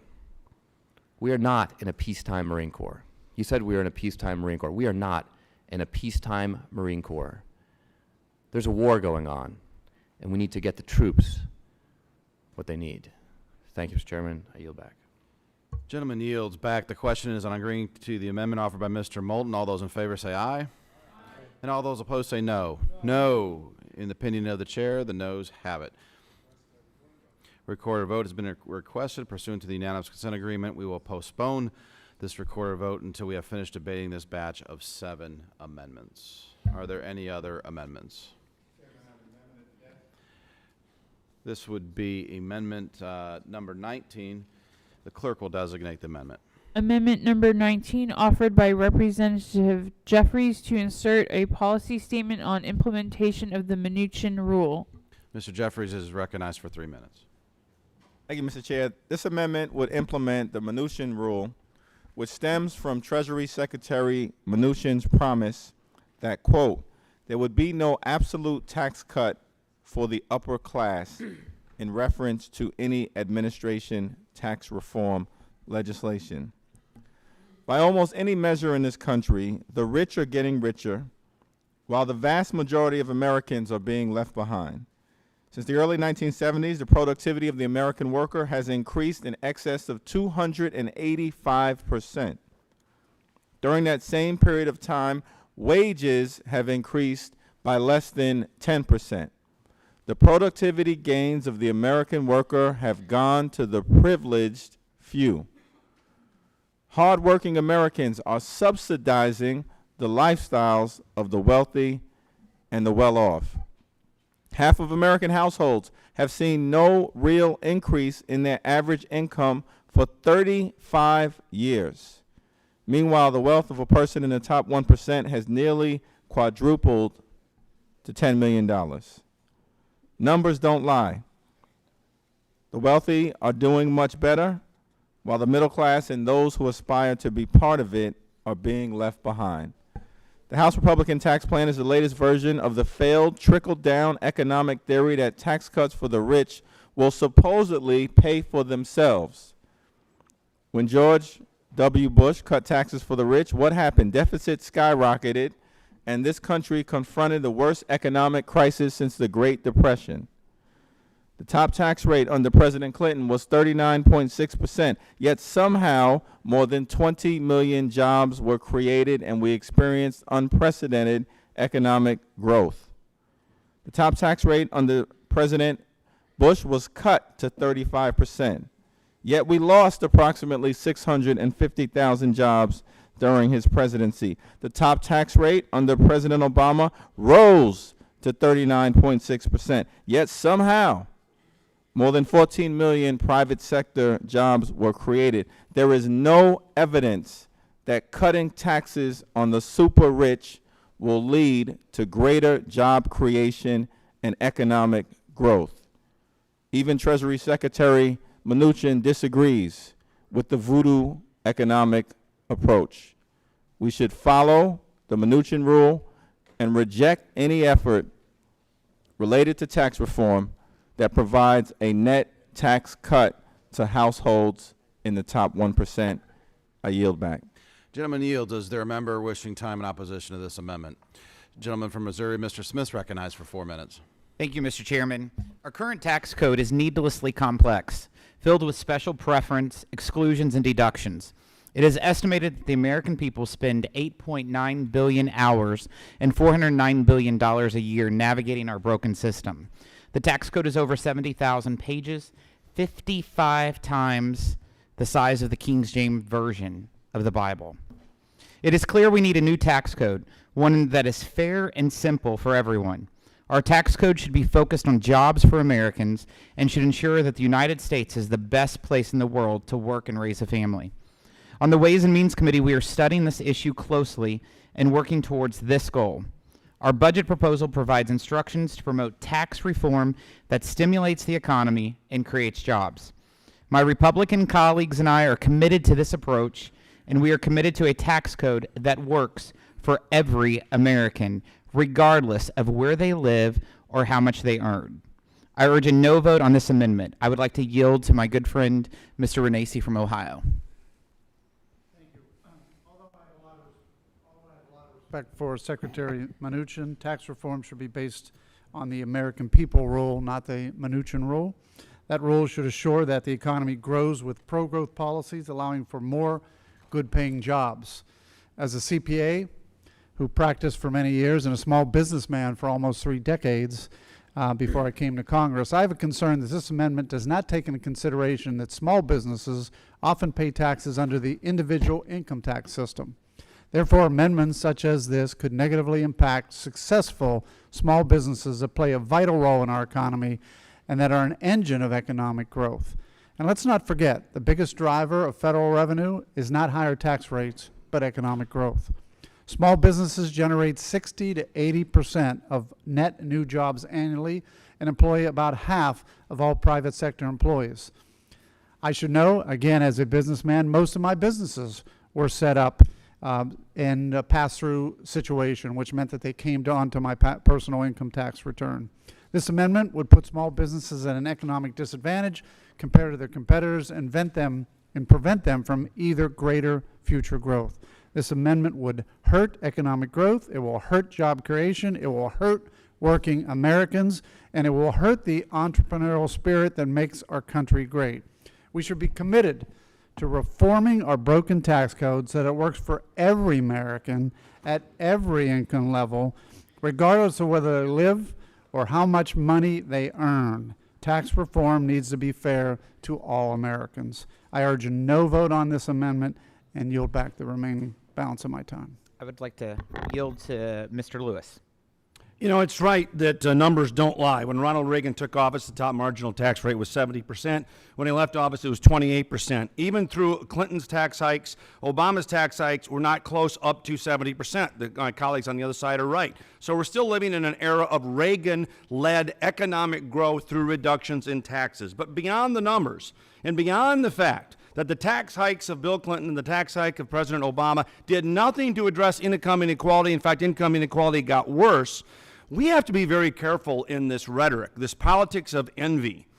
You know, we're setting some dangerous social divisions by focusing on a select group of successful Americans. Earlier today, House Minority Leader Nancy Pelosi said the Republican budget stirs up violence. Stirs up violence. Now, that's just plain irresponsible. You know, this year was the 100th birthday of President Kennedy at the Economic Club of New York in '62. He said, a complicated tax code with high rates exerts too heavy a drag on growth, and it reduces financial incentives for growth. That's, I should say, is what mainstream Democrats used to believe about a rising tide. Where have they gone? I yield back. Thank the gentleman. Mr. Jeffries is recognized for 1 minute to close. Heard a lot of things during my time in Congress, but the notion that we're still living through the Reagan economy in 2017 is quite new. When Kansas tried its experiment in trickle-down voodoo economics by cutting taxes for the rich and creating a pass-through loophole of its own, it was a spectacular failure, an unmitigated disaster. Huge deficits led to massive cuts in education spending. The Kansas economy stagnated even as its neighbors experienced economic growth. And the Republican-controlled Kansas legislature finally revolted, overturning much of its reckless tax cut. I have finally figured out what trickle-down economics means for the middle class. You may get a trickle, but you're guaranteed to stay down. I yield back. Gentleman yields back. The question is on agreeing to the amendment by Mr. Jeffries. All those in favor say aye. And all those opposed say no. No. No. In the opinion of the chair, the noes have it. Recorded vote has been requested pursuant to the unanimous consent agreement. We will postpone the recorded vote until we have finished debating this batch of 7 amendments. Are there other amendments? Hearing none, I guess we're done. Okay. Mr. Higgins has an amendment. It's an amendment to restore EPA funding. Okay, as for an the amendment at the natural- desk. I believe it's Amendment 20. The clerk will designate. Amendment number 20 offered by Representative Higgins to increase budget authority and outlays for Function 300, Natural Resources and Environment. And Mr. Higgins is recognized for 3 minutes. Thank you, Mr. Chair. Today, the Environmental Protection Agency is under threat from the administration that compromises the safety of our air and water in order to achieve small spending reductions. The budget we are considering today affirms these cuts and threatens to undermine years of progress. When President Nixon united with Congress to establish the Environmental Protection Agency and signed into law the Clean Air and Clean Water Acts, nearly 50 years ago, the protection of our environment was a top priority. But now, decades of hard work by both parties to rid our air of toxic pollutants, remove waste from our rivers and lakes, and provide safe drinking water to our communities is at risk. In my home community of Buffalo, New York, we have seen the EPA's effectiveness firsthand. 30 years ago, the Buffalo River was declared biologically dead and ecologically destroyed because of industrial dumping of toxic waste. Today, the river has been remediated and transformed to a recreational waterway with vastly improved water quality. The Great Lakes Restoration Initiative, administered by the EPA, the Buffalo Niagara River Keeper, and corporate partner Honeywell, has invested more than $70 million to remove 67,000 truckloads of toxic waste from the Buffalo River. As a result, the Buffalo River and adjacent land is helping to lead an economic and life quality renaissance at the water's edge in Buffalo, New York. Along with the Great Lakes Restoration Initiative, the EPA also administers similar programs in Puget Sound, Chesapeake Bay, Long Island Sound, the Gulf of Mexico, and others. These programs, which have marked progress in restoring native habitats, improving water quality, and enhancing fish populations, are also economic drivers. More than 1.5 million jobs and $62 billion in wages are directly tied to the Great Lakes.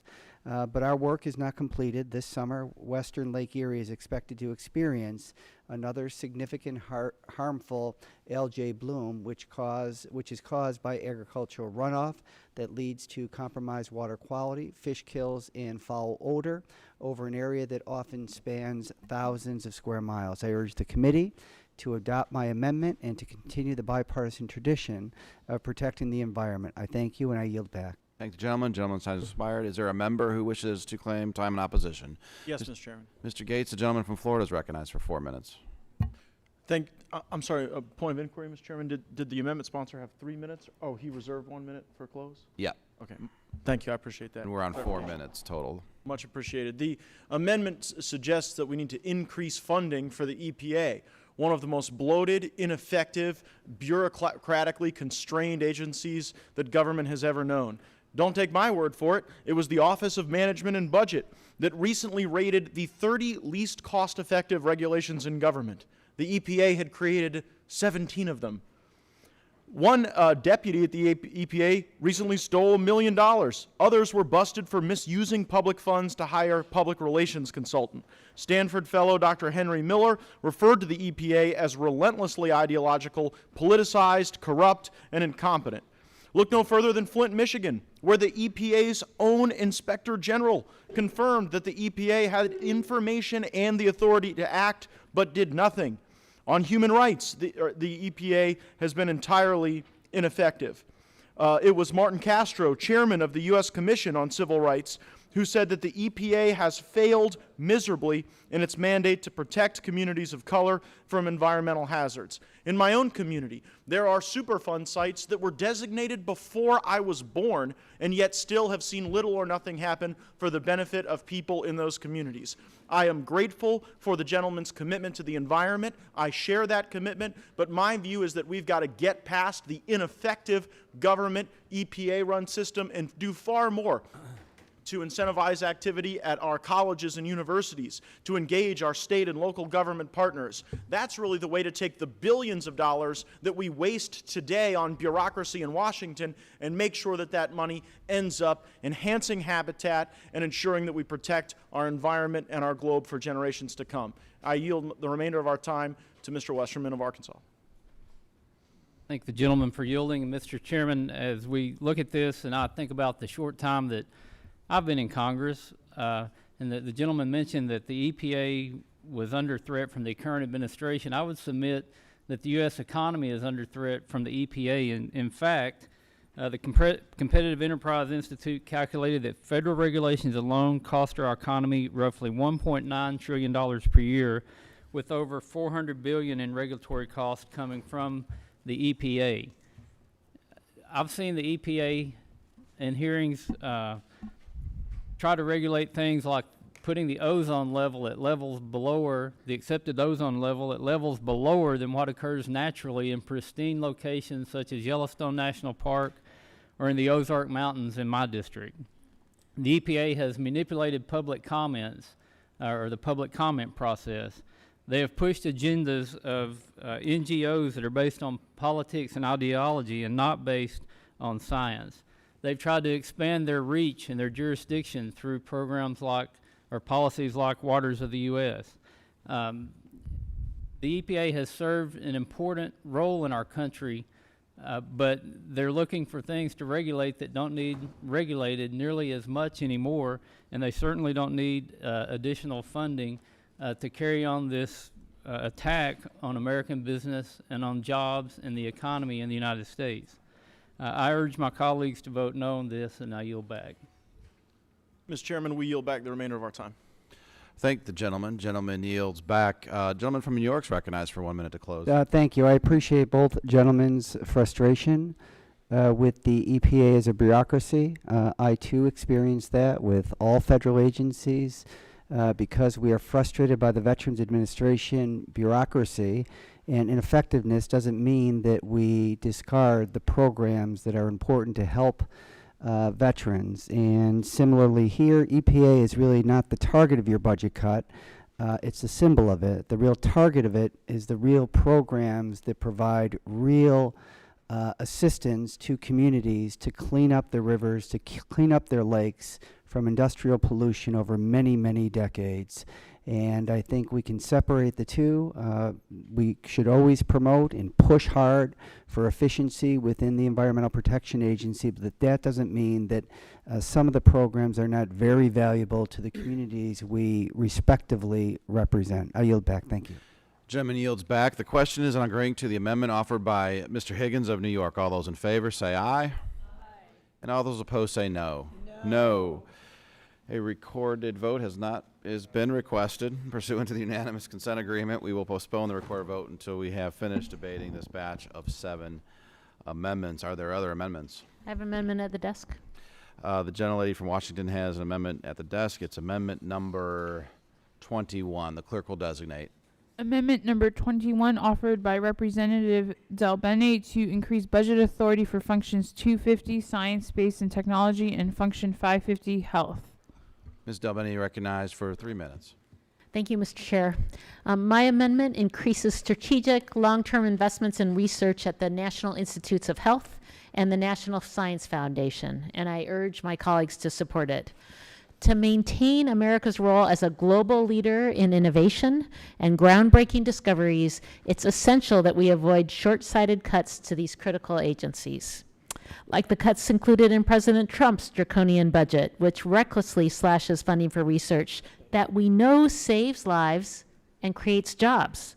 Unfortunately, the House Republican budget also neglects investments in basic research through NIH, NSF, and other important agencies. Even though we know these investments help us push the boundaries of scientific knowledge, advance promising research, and offer hope to millions of Americans. Funding for the life-saving work at NIH is also a key economic driver, supporting more than 400,000 jobs and generating over $60 billion in economic activity. It delivers an enormous return on investment today and for generations to come. For all of these reasons, Congress has collectively dedicated $4 billion in additional resources for NIH-funded research in recent years. Now is not the time to undermine our momentum, particularly as scientists pursue cutting-edge innovations in precision medicine and immunotherapy. We should not be taking steps that could hinder medical research across the country. That's why I, along with more than 100 of my colleagues, have called for NIH to receive no less than $36 billion in the next fiscal year. Funding for the National Science Foundation is also extremely important. It supports critical research to defend our nation's cybersecurity, foster innovation, and develop a globally competitive workforce. The work done at NSF is a key driver of the U.S. economy and enhances our nation's security. That's why we should be forward-looking rather than always being reactive and dedicate at least $8 billion to NSF next year. I urge my colleagues to support this amendment, and I yield. Gentlelady yields. Is there a member claiming time in opposition? Mr. Ferguson, the gentleman from Georgia, is recognized for 4 minutes. Thank you. Thank you for the time, and would first like to state that I too believe that basic research is important for this nation. I was my background at the University of Georgia was in biochemistry and organic chemistry, and I fully understand the importance of research and the impact that it can have on the health of this nation. And this budget does provide stable funding for the National Science Foundation, but it's important that we focus our priorities on basic research in both mathematical and physical science, engineering and computer information science, and the biological science, but it must be focused on the basic research. Spending in research and development within the NSF is now over $6 billion per year, distributed across almost 9,000 total grants. The proper role of the federal government is to support basic research and distribute funding accordingly, and the NSF could be more transparent and accountable to the taxpayer. One possible example would be to require every grant it issues to be accompanied by an explanation of the project's specific merits and how it serves the national interest, as prescribed in the recently enacted American Innovation and Competitiveness Grant.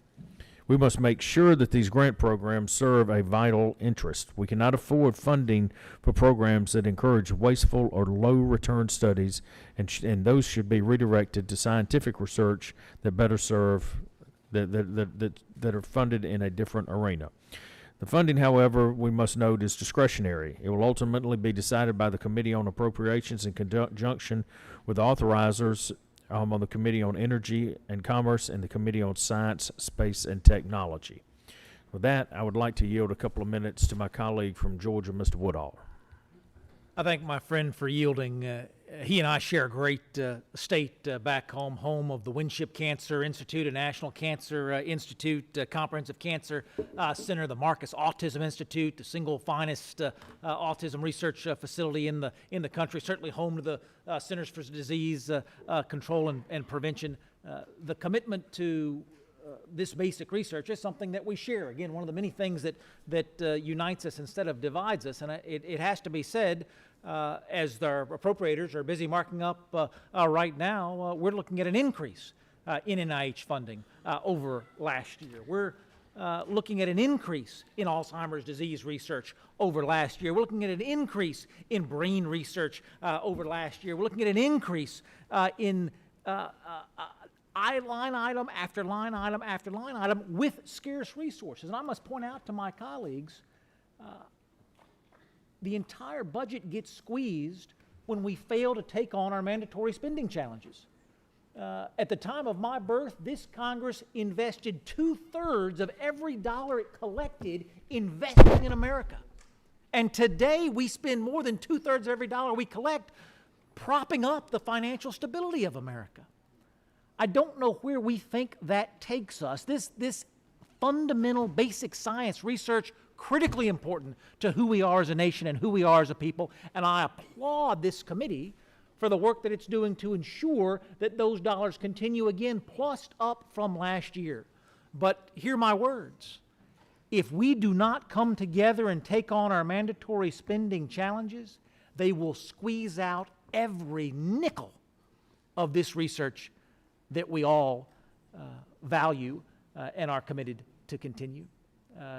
Join us in solving this mandatory spending issue. Celebrate this increase in NIH funding for next year and resist this amendment. With that, I yield back.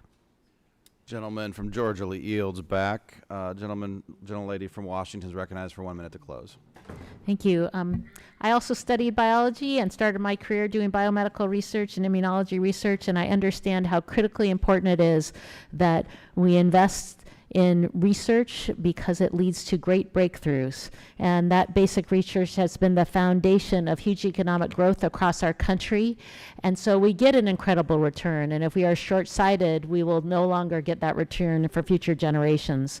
On a bipartisan basis, members of Congress have repeatedly demonstrated our clear and unambiguous support for medical research at the NIH.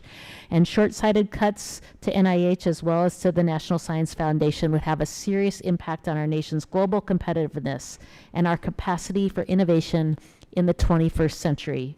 I urge my colleagues to vote yes on this important amendment, and I yield back. Gentlelady yields back. I've been informed that some of our members are at the Appropriations Committee and on their way back.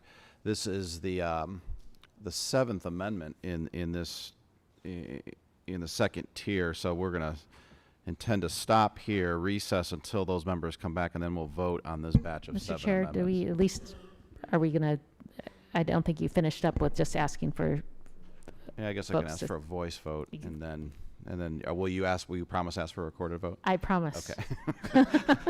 I didn't want to be in suspense.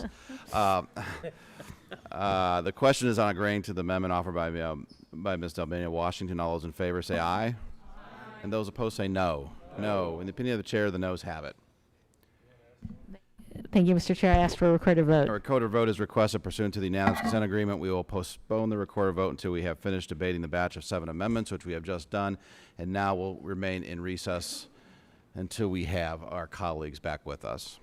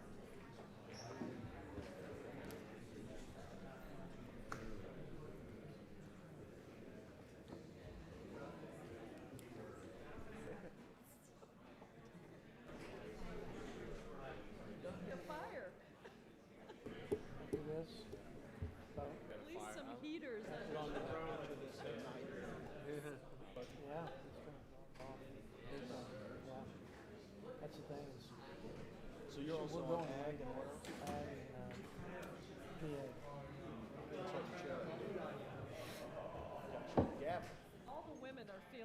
me tell you. How's Hask? Love it. What's the other one? Judiciary. But that's fine. Oh, it's just bombs and judiciary. It's Trump and Russia everywhere. Really? Yeah. And Goodlatte won't roll votes, so you have to sit there for like 10 hours. Well, you also have immigration. Yeah, immigration. We have all the IP, like tech stuff. We have tort. About a third of the jurisdiction.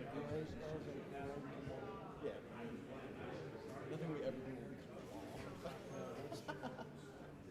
Because you need 60 votes.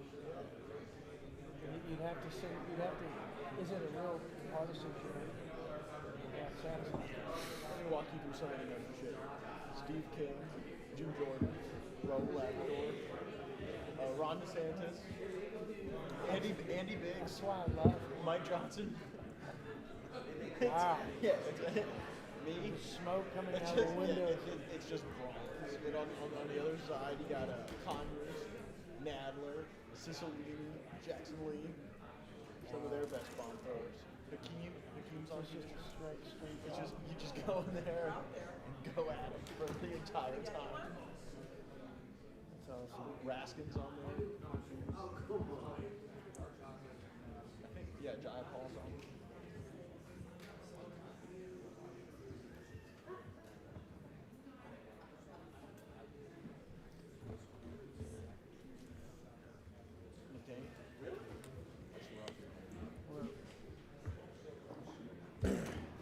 See, Meadows and Jordan call for a discharge petition. On Mo Brooks or on San Francisco? No, on ACA repeal. Yeah, but there's multiple versions. I don't know which one it was. The committee will now come back to order. Since we've decided to roll votes today, the committee will resume postpone votes on the following amendments: number 15, 16, 17, 18, 19, 20, and 21. The committee will now vote on the amendment offered by Mr. Yarmouth of Kentucky. The clerk will redesignate the amendment. Amendment number 15 offered by Representative Yarmouth. The clerk will call the roll. Mr. Rakita. No. Mr. Rakita, no. Mr. Diaz-Balart. Mr. Cole. Mr. McClintock. Mr. McClintock, no. Mr. Woodall. Mr. Woodall, no. Mr. Sanford. Mr. Womack. Mr. Womack, no. Mr. Bratt. Mr. Bratt, no. Mr. Grothman. Mr. Grothman, no. Mr. Palmer. Mr. Palmer, no. Mr. Westerman. Mr. Westerman, no. Mr. Renacci. Mr. Renacci, no. Mr. Johnson. Mr. Johnson, no. Mr. Smith. Mr. Smith, no. Mr. Lewis. Mr. Lewis, no. Mr. Bergman. Mr. Bergman, no. Mr. Fazo. Mr. Fazo, no. Mr. Smucker. Mr. Smucker, no. Mr. Gates. Mr. Gates, no. Mr. Arrington. Mr. Arrington, no. Mr. Ferguson. No. Mr. Ferguson, no. Mr. Yarmouth. Mr. Yarmouth, aye. Miss Lee. Miss Lujan Grisham. Miss Lujan Grisham, aye. Mr. Moulton. Mr. Moulton, aye. Mr. Jeffries. Mr. Jeffries, aye. Mr. Higgins. Miss Delbene. Miss Delbene, aye. Miss Wasserman Schultz. Mr. Boyle. Mr. Boyle, aye. Mr. Khanna. Aye. Mr. Khanna, aye. Miss Jaya Paul. Aye. Miss Jaya Paul, aye. Mr. Carbajal.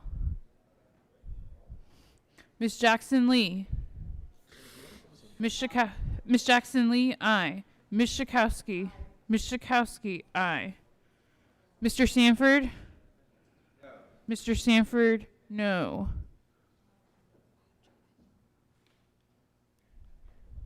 Are there any other members who wish? Madam Chairman. Madam Chairman, no. Are there any other members who wish to vote or change their vote? Mr. Higgins, how's Mr. Higgins recorded? Mr. Higgins, aye. Are there any other members who wish to vote or change their vote? If not, the clerk shall call the roll. Excuse me, if not, the clerk shall report. Mr. Chairman, on that vote, the ayes are 11 and the noes are 20. The noes have it. The amendment is not agreed to. The committee will now vote on the amendment offered by Ms. Lee. The clerk. Okay. We're going to. The committee will now vote on the amendment offered by Ms. Lujan Grisham. The clerk will redesignate the amendment. Number 17. We're skipping 16. We're 17.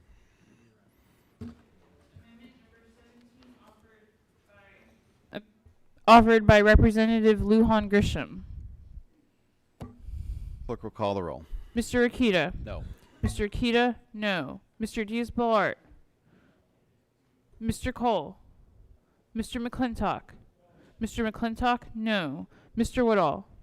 Mr. Woodall, no. Mr. Sanford. Mr. Sanford, no. Mr. Womack. Mr. Womack, no. Mr. Bratt. Mr. Bratt, no. Mr. Grothman. Mr. Grothman, no. Mr. Palmer. Mr. Palmer, no. Mr. Westerman. Mr. Westerman, no. Mr. Renacci. Mr. Renacci, no. Mr. Johnson. Mr. Johnson, no. Mr. Smith. Mr. Smith, no. Mr. Lewis. Mr. Lewis, no. Mr. Bergman. Mr. Bergman, no. Mr. Faso. Mr. Faso, no. Mr. Smucker.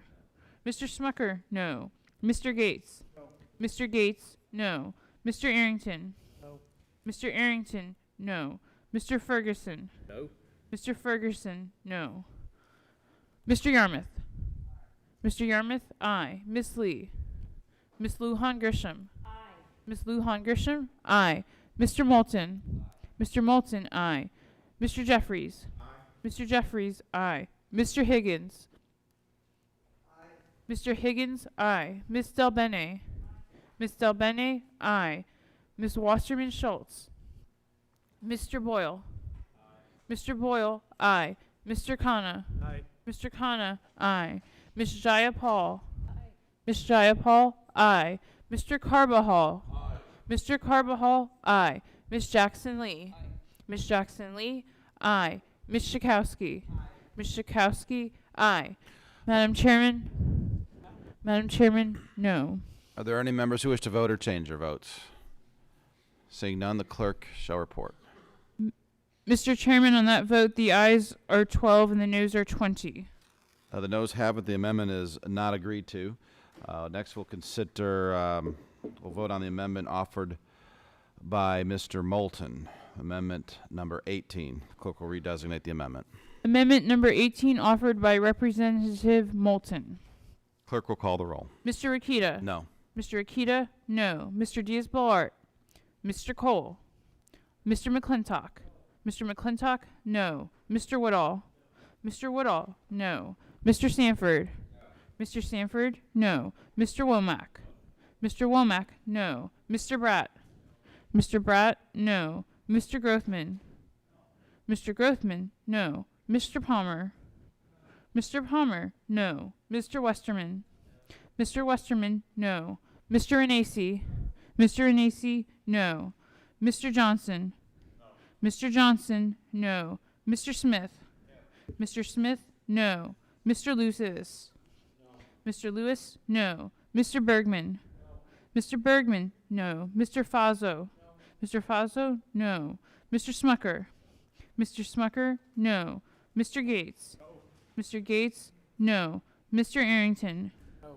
Mr. Arrington, no. Mr. Ferguson. No. Mr. Ferguson, no. Mr. Yarmouth. Mr. Yarmouth, aye. Miss Lee. Miss Lujan Grisham. Aye. Miss Lujan Grisham, aye. Mr. Moulton. Aye. Mr. Moulton, aye. Mr. Jeffries. Aye. Mr. Jeffries, aye. Mr. Higgins. Aye. Mr. Higgins, aye. Miss Del Bene. Miss Del Bene, aye. Mr. Wasserman, Miss Wasserman Schultz. Mr. Boyle. Aye. Mr. Boyle, aye. Mr. Khanna. Aye. Mr. Khanna, aye. Ms. Jayapal. Ms. Jayapal, aye. Mr. Carbajal. Mr. Carbajal. Mr. Carbajal, aye. Ms. Jackson Lee. Ms. Jackson Lee, aye. Ms. Schakowsky. Ms. Schakowsky, aye. Madam Chairman? No. Madam Chairman, no. Are there any members who wish to vote or change their vote? Hearing none, the clerk shall report. Mr. Chairman, on that vote, the ayes are 12 and the noes are 20. The noes have it. The amendment is not agreed to. The committee will now vote on the amendment offered by Mr. Jeffries. The clerk will redesignate the amendment. Amendment number 19 offered by Representative Jeffries. Clerk will call the roll. Mr. Akita? No. Mr. Akita? No. Mr. Diaz-Balart? Mr. Cole? Mr. McClintock? Mr. McClintock? No. Mr. Woodall? Mr. Woodall? No. Mr. Sanford? Mr. Sanford? No. Mr. Womack? Mr. Womack? No. Mr. Bratt? Mr. Bratt? No. Mr. Grothman? Mr. Grothman? No. Mr. Palmer? Mr. Palmer? No. Mr. Westerman? Mr. Westerman? No. Mr. Renacci? Mr. Renacci? No. Mr. Johnson? Mr. Johnson? No. Mr. Smith? Mr. Smith? No. Mr. Lewis? Mr. Lewis? No. Mr. Bergman? Mr. Bergman? No. Mr. Fazo? Mr. Fazo? No. Mr. Smucker? Mr. Smucker? No. Mr. Gates? Mr. Gates? No. Mr. Arrington? Mr. Arrington? No. Mr. Ferguson? No. Mr. Ferguson? No. Mr. Yarmouth? Mr. Yarmouth? Aye. Miss Lee? Miss Lee? Aye. Miss Lujan Grisham? Aye. Miss Lujan Grisham? Aye. Mr. Moulton? Mr. Moulton? Aye. Mr. Jeffries? Mr. Jeffries? Aye. Mr. Higgins? Mr. Higgins? Aye. Miss Del Bene? Miss Del Bene? Aye. Miss Wasserman Schultz? Mr. Boyle? Mr. Boyle? Aye. Mr. Khanna? Aye. Mr. Khanna? Aye. Miss Jayapal? Miss Jayapal? Aye. Mr. Carbajal? Mr. Carbajal? Aye. Miss Jackson Lee? Miss Jackson Lee? Aye. Miss Schakowsky? Miss Schakowsky? Aye. Madam Chairman? No. Madam Chairman, no. Are there any members who wish to vote or change their vote? Seeing none, the clerk will report. Mr. Chairman, on that vote, the ayes are 13 and the noes are 20. The noes have it. The amendment is not agreed to. Now we're going to go back to Amendment 16. The committee will vote on the amendment offered by Ms. Lee. The clerk will redesignate the amendment. Amendment number 16 offered by Representative Lee. The clerk will call the roll. Mr. Akita? No. Mr. Akita? No. Mr. Diaz-Balart? Mr. Cole? Mr. McClintock? Mr. McClintock? No. Mr. Woodall? Mr. Woodall? No. Mr. Sanford? Mr. Sanford? How is Mr. Sanford recorded? He's not recorded. Mr. Sanford, aye. Mr. Sanford. How's Mr. Sanford recorded? Mr. Sanford, aye. Mr. Womack? Mr. Womack, no. Mr. Bratt? Mr. Bratt, no. Mr. Grothman? Mr. Grothman, no. Mr. Palmer? Mr. Palmer, no. Mr. Westerman? Mr. Westerman, no. Mr. Renacci? Mr. Renacci, no. Mr. Johnson? Mr. Johnson, no. Mr. Smith? Mr. Smith, no. Mr. Lewis? Mr. Lewis, aye. Mr. Bergman? Mr. Bergman, no. Mr. Fazo? Mr. Fazo, no. Mr. Smucker? Mr. Smucker, no. Mr. Gates? Mr. Gates, no. Mr. Arrington? Mr. Arrington, no. Mr. Ferguson? No. Mr. Ferguson, no. Mr. Yarmouth? Mr. Yarmouth, aye. Ms. Lee? Ms. Lee, aye. Ms. Lujan Grisham? Ms. Lujan Grisham, aye. Mr. Moulton? Mr. Moulton, aye. Mr. Jeffries? Mr. Jeffries, aye. Mr. Higgins? Mr. Higgins, aye. Ms. Del Bene? Ms. Del Bene, aye. Ms. Wasserman Schultz? Ms. Wasserman Schultz, aye. Mr. Boyle. Mr. Boyle, aye. Mr. Khanna. Aye. Mr. Khanna, aye. Ms. Jayapal. Ms. Jayapal, aye. Mr. Carbajal. Mr. Carbajal, aye. Ms. Jackson Lee. Ms. Jackson Lee, aye. Ms. Schakowsky. Ms. Schakowsky, aye. Mr. Diaz-Balart. Mr. Cole. No. Mr. Cole, no. Madam Chairman. No. Madam Chairman, no. Are there any other members who wish to vote or change their vote? If not, the clerk shall report.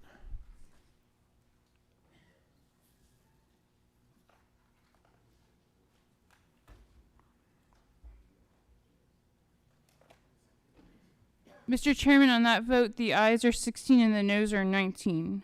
The noes have it. The amendment is not agreed to. The committee will now vote on the amendment offered by Mr. Higgins, amendment number 20. The clerk will redesignate the amendment. Amendment number 20, offered by Representative Higgins. Clerk will call the roll. Mr. Akita. No. Mr. Akita, no. Mr. Diaz-Balart. Mr. Cole. No. Mr. Cole, no. Mr. McClintock. No. Mr. McClintock, no. Mr. Woodall. Mr. Woodall, no. Mr. Sanford. Mr. Sanford, no. Mr. Womack. Mr. Womack, no. Mr. Bratt. Mr. Bratt, no. Mr. Grothman. Mr. Grothman.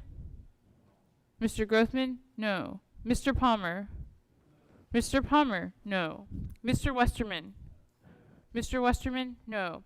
Mr. Renacci. Mr. Renacci, no. Mr. Johnson. Mr. Johnson, no. Mr. Smith. Mr. Smith, no. Mr. Lewis. Mr. Lewis, no. Mr. Bergman. Mr. Bergman, no. Mr. Fazo. Mr. Fazo, no. Mr. Smucker. Mr. Smucker, no. Mr. Gates. Mr. Gates, no. Mr. Arrington. Mr. Arrington, no. Mr. Ferguson. Mr. Ferguson, no. Mr. Yarmouth. Mr. Yarmouth, aye. Miss Lee. Miss Lee, aye. Miss Lujan Grisham. Miss Lujan Grisham, aye. Mr. Moulton. Mr. Moulton, aye. Mr. Jeffries. Mr. Jeffries, aye. Mr. Higgins. Mr. Higgins, aye. Miss Del Bene. Miss Del Bene, aye. Miss Wasserman Schultz. Miss Wasserman Schultz, aye. Mr. Boyle. Mr. Boyle, aye. Mr. Khanna. Aye. Mr. Khanna, aye. Miss Jayapal. Miss Jayapal, aye. Mr. Carbajal. Mr. Carbajal, aye. Miss Jackson Lee. Miss Jackson Lee, aye. Miss Schakowsky. Miss Schakowsky, aye. Madam Chairman. Madam Chairman, no. Are there any members who wish to vote or change their vote? If not, the clerk shall report. Mr. Chairman, on that vote, the ayes are 14 and the noes are 21. The noes have it. The amendment is not agreed to. The committee will now vote on the amendment offered by Ms. Delbane, Amendment 21. The clerk will redesignate the amendment. Amendment number 21, offered by Representative Del Bene. The clerk will call the roll. Mr. Akita. No. Mr. Akita, no. Mr. Diaz-Balart. Mr. Cole. No. Mr. Cole, no. Mr. McClintock. Mr. McClintock, no. Mr. Woodall. Mr. Woodall, no. Mr. Sanford.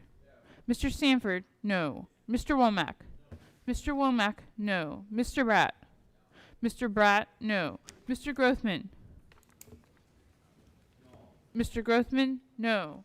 Mr. Palmer. Mr. Palmer, no. Mr. Westerman. Mr. Westerman, no. Mr. Renacci. Mr. Renacci, no. Mr. Johnson. Mr. Johnson, no. Mr. Smith. Mr. Smith, no. Mr. Lewis. Mr. Lewis, no. Mr. Bergman. Mr. Bergman, no. Mr. Fazo. Mr. Fazo, no. Mr. Smucker. Mr. Smucker, no. Mr. Gates. Mr. Gates, no. Mr. Arrington. No. Mr. Arrington, no. Mr. Ferguson. No. Mr. Ferguson, no. Mr. Yarmouth. Mr. Yarmouth, aye. Miss Lee. Miss Lee, aye. Miss Lujan Grisham. Miss Lujan Grisham, aye. Mr. Moulton. Mr. Moulton, aye. Mr. Jeffries. Mr. Jeffries, aye. Mr. Higgins. Mr. Higgins, aye. Ms. Del Bene. Ms. Del Bene, aye. Ms. Wasserman Schultz. Ms. Wasserman Schultz, aye. Mr. Boyle. Mr. Boyle, aye. Mr. Khanna. Aye. Mr. Khanna, aye. Ms. Jayapal. Ms. Jayapal, aye. Mr. Carbajal. Mr. Carbajal, aye. Ms. Jackson Lee. Ms. Jackson Lee, aye. Ms. Schakowsky. Ms. Schakowsky, aye. Madam Chairman? Madam Chairman, no. Are there any members who wish to vote or change their vote? If not, the clerk shall report. Mr. Chairman, on that vote, the ayes are 14 and the noes are 21. The noes have it. The amendment is not agreed to. I recognize Ms. Lee. Thank you very much, Mr. Chairman. I just want to note for the record that had I been here for the prior amendments, I would have voted aye on all of them. I thank the gentlelady. We're now Chairman. moving into... Mr. Chairman. Mr. Chair. I recognize Ms. Wasserman Schultz. Thank you, Mr. Chairman. I also would like to record that had I been here, I would have recorded an aye vote for the amendments that I missed, I thank the gentlelady. having been in the appropriations markup at the same time. Understood. Thank the gentlelady. The gentleman is recognized.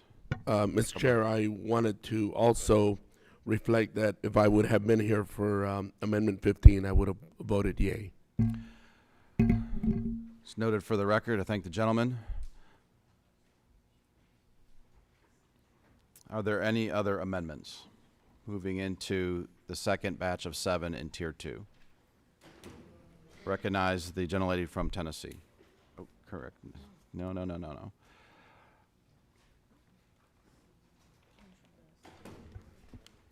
Who are we up to? You want me to speak up? Yeah, Mr. Chairman, I have an amendment at the desk. Thank you. Gentlelady has an amendment at the desk. The clerk will designate the amendment. Amendment number 22, offered by Representative Wasserman Schultz to increase budget authority and outlays on early childhood programs. Gentlelady is recognized for 3 minutes. Thank you, Mr. Chair. I offer an amendment to provide adequate funding for early learning and early childhood development programs. Overwhelming research shows that children benefit from access to high-quality early childhood programs, and society as a whole benefits from targeted investments in making sure every child gets these opportunities. Research also shows that every public dollar spent on high-quality early childhood education can equal a net payoff of $8 in increased productivity, less reliance on public assistance, and other savings. We know that the best way to reduce the achievement gap is to give every child the right start from the very beginning, from birth to age 5. Child care is one of the biggest expenses families face. In some families, these costs can exceed the cost of housing, college tuition, transportation, or food. This amendment, providing $600 million in necessary services, is offset by increasing taxes on the top 1% of income earners. Quality daycare is critical to a child's early development. According to the NIH, teens who were in high-quality child care settings as young children score higher on measures of academic and cognitive achievement and were slightly less likely to report acting out behaviors. Early childhood education can also lower involvement with the criminal justice system.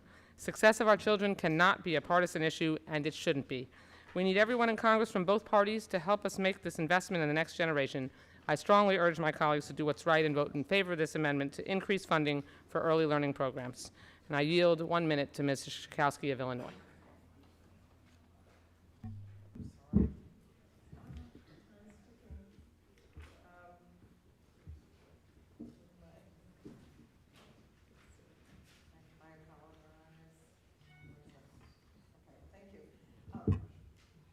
I would thank my colleague so much for her amendment.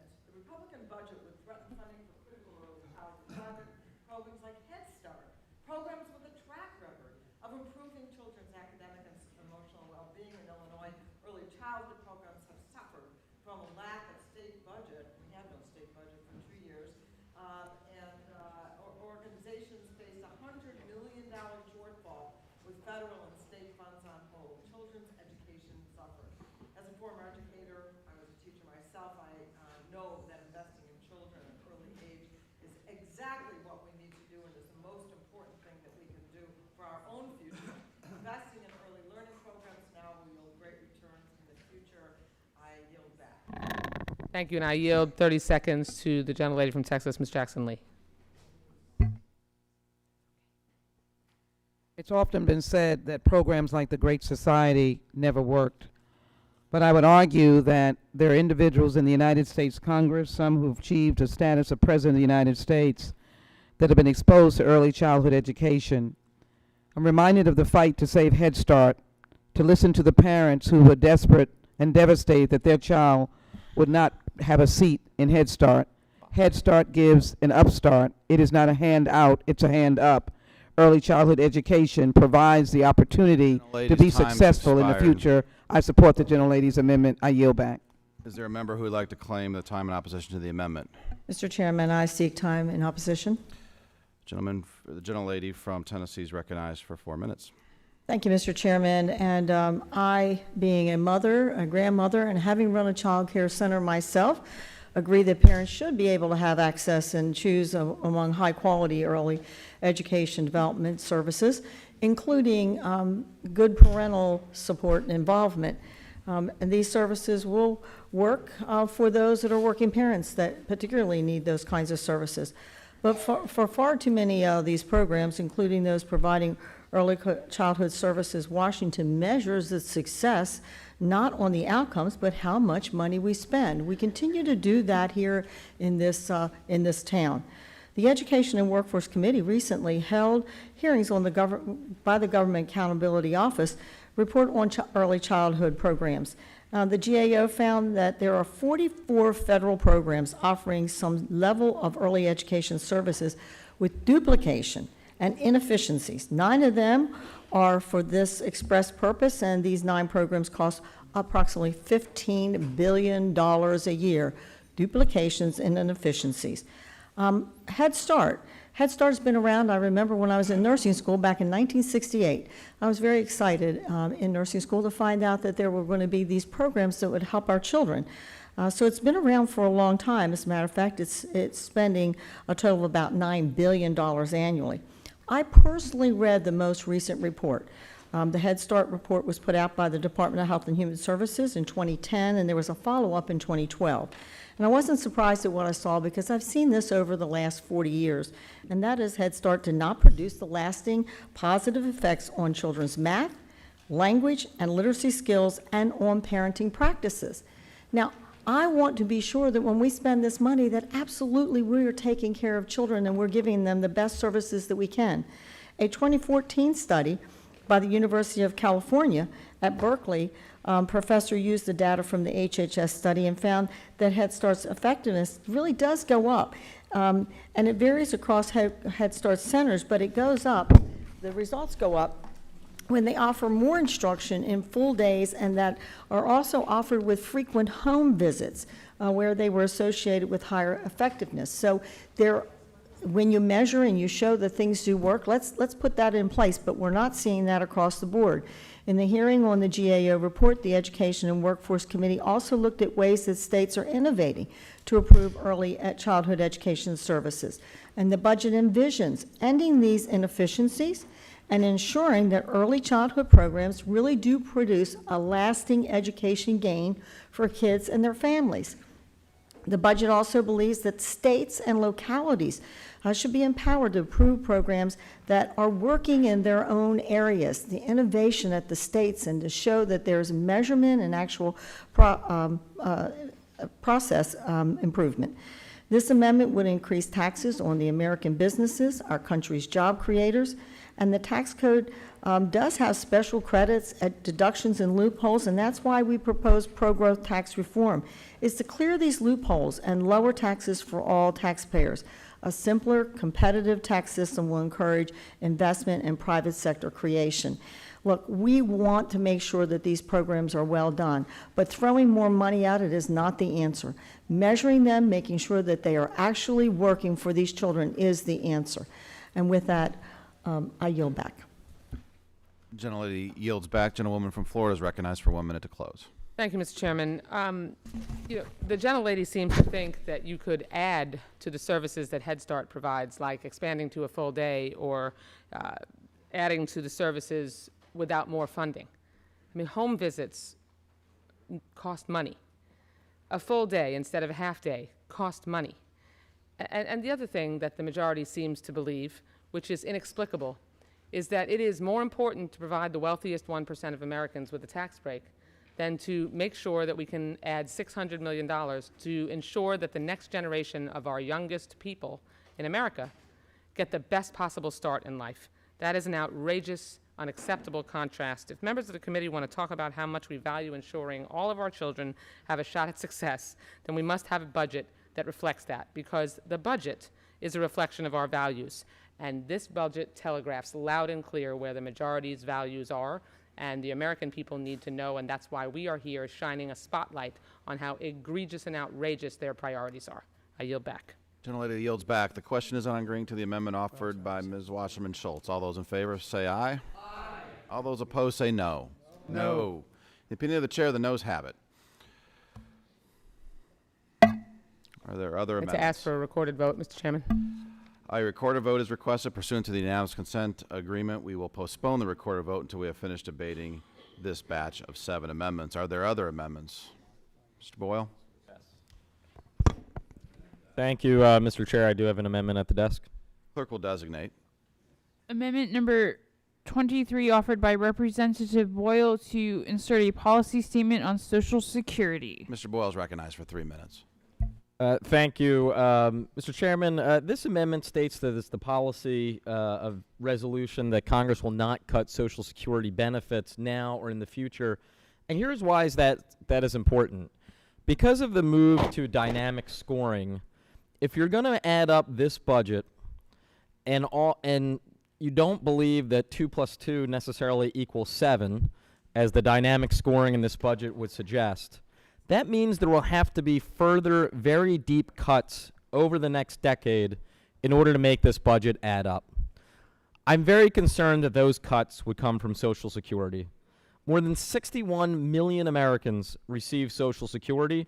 For a quarter of those on Social Security, it's over 90% of their income. This is one of the, over the last 82 years, really one of, if not the most successful program. When we consider that pre-1935, 46% of seniors were mired in poverty, today that figure is a fraction of it. Social Security isn't the only reason for that success, but it's a big reason.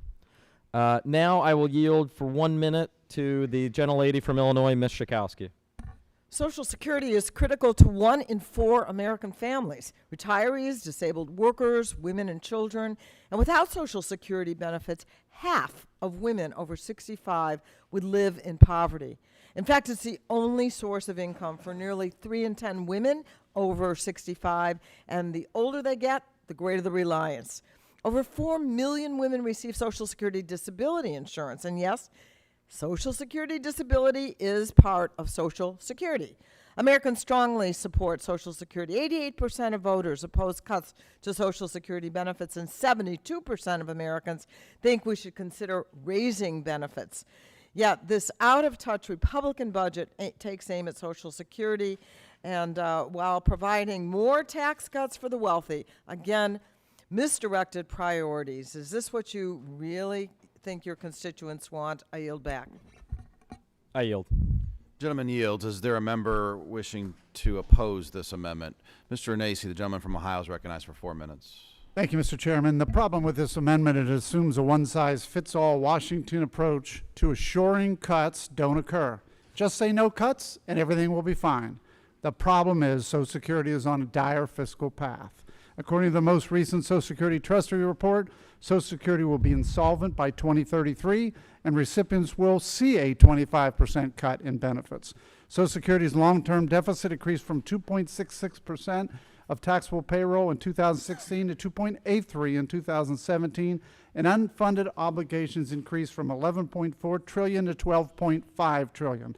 Think about that. The unfunded obligations increased by 1.1 trillion in just 1 year. This is simply unsustainable. This amendment would make it extremely difficult to make lasting bipartisan reforms to the program by taking any sort of reform, such as adjusting the retirement age or even cutting benefits for higher income recipients out of consideration. Like my colleagues on the other side of the aisle, we all are committed to protecting Social Security. However, I know reforms and difficult choices will have to be made in order to do so. We must work in a bipartisan way to address this issue and ensure that this program is solvent and able to operate as designated for the next generations of Americans. All policies for reform should be on the table, and we must find a way to work together and stop kicking this can down the road so that Social Security is around for our children and grandchildren. And now I'd like to yield some time to Mr. Sanford. I thank the gentleman and would just echo his sentiments. I think you have three different considerations. I think you have the consideration that he just mentioned in terms of solvency of the trust fund itself. But you also have a second consideration, which is this whole notion of intergenerational warfare within the budget. The idea that, apparently, as it's been polled, more young people are likely to believe in a UFO's return to America or to the world than to believe that they'll get the full value of their Social Security over time. I think the market presently discounts the validity of the political promises that are in place. As we know, there are more than $100 trillion worth of political promises that are outlying, and the history of man is that folks in politics are more often than not able to promise a lot more than they can deliver on. So I think we have to look at not only solvency in terms of what might happen in 2033, but we have to look at one, negative cash flow. The unified budget, which works so well when folks are coming into the system, when workers are coming into the system, the knife cuts against you as 60 million baby boomers march their way toward retirement, which is the case now.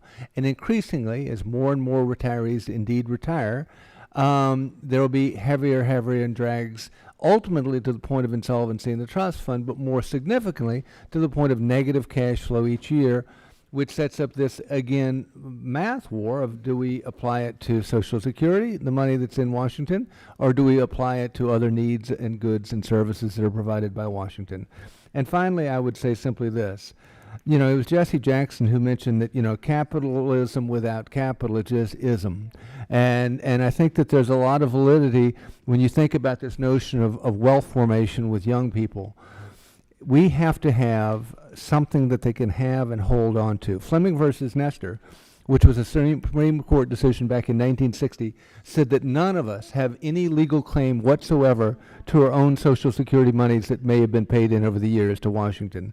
And what a lot of young people are saying is, I would like to have some degree of control in some form of private account that would allow me to know that that money will be there not only for me, but should I die early for those that I love. And so I think that this idea of looking at reforms, not closing the door to the idea of other ideas that might work, is essential, and for that reason back what my colleague just had to say. Gentleman's time has expired. Mr. Boyle, you're recognized for 1 minute to close. Yes, well, thank you. Let's just be clear.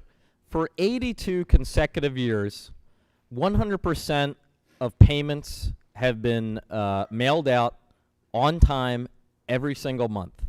It is a perfect record dating back to 1935. And as both speakers on the other side conceded, from now through at least the year 2033, the next 16 years, it is a 100% funded program. There have been other times in Social Security's history when there have been projected shortfalls decades in advance. We got together and solved those. What I'm concerned about, though, is any potential solving of a problem that won't happen for at least another 20 years on the other side tends to mean either a benefit cut or raising the retirement age. People need to be aware of that. They are not talking about increasing revenue. They're talking about benefit cuts or raising the retirement age. That's why this amendment is needed. Gentleman yields back. The question is on agreeing to the amendment offered by Mr. Boyle. All those in favor say aye. Aye. And all those opposed say no. No. No. In the opinion of the chair, the noes have it. Are there other amendments? Mr. Chairman, I would like to request a recorded vote. Recorded vote is requested pursuant to the unanimous consent agreement. We will postpone the recorded vote until we have finished this batch of 7 amendments. Are there other amendments? Chair, I have an amendment at the desk. Mr. Khanna, this is amendment number 24. The clerk will designate the amendment. Amendment number 24, offered by Representative Khanna to insert a policy statement supporting the mission and independence of the Consumer Financial Protection Bureau.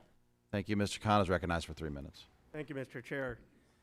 Mr. Chair, 7 years ago, President Obama signed into law the Dodd-Frank Wall Street Reform and Consumer Protection Act. The act created the Consumer Financial Protection Bureau. The Consumer Bureau is focused on one goal: watching out for American consumers in the market of consumer financial products and services.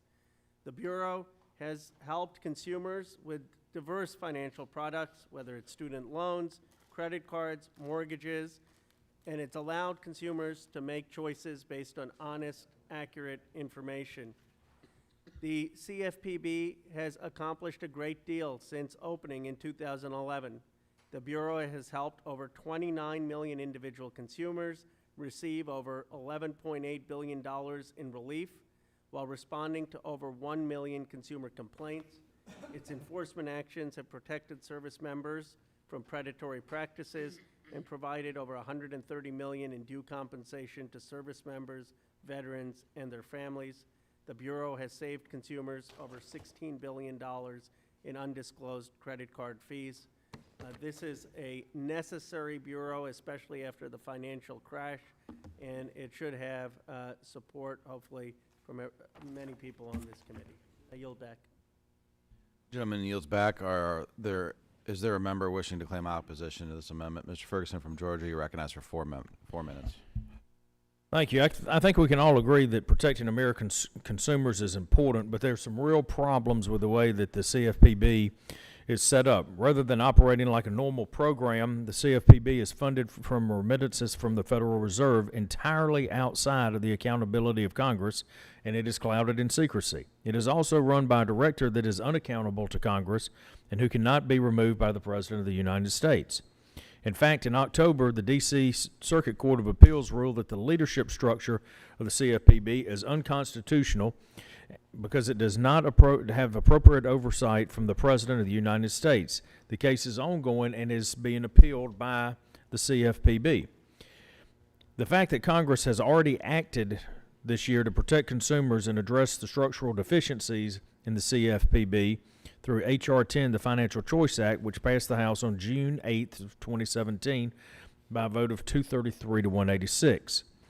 Many of my colleagues wanted to repeal the CFPB entirely, but in a highly significant step, H.R. 10 did not repeal CFPB, but provided good governance reforms to the CFPB and renamed it the Consumer Law Enforcement Agency.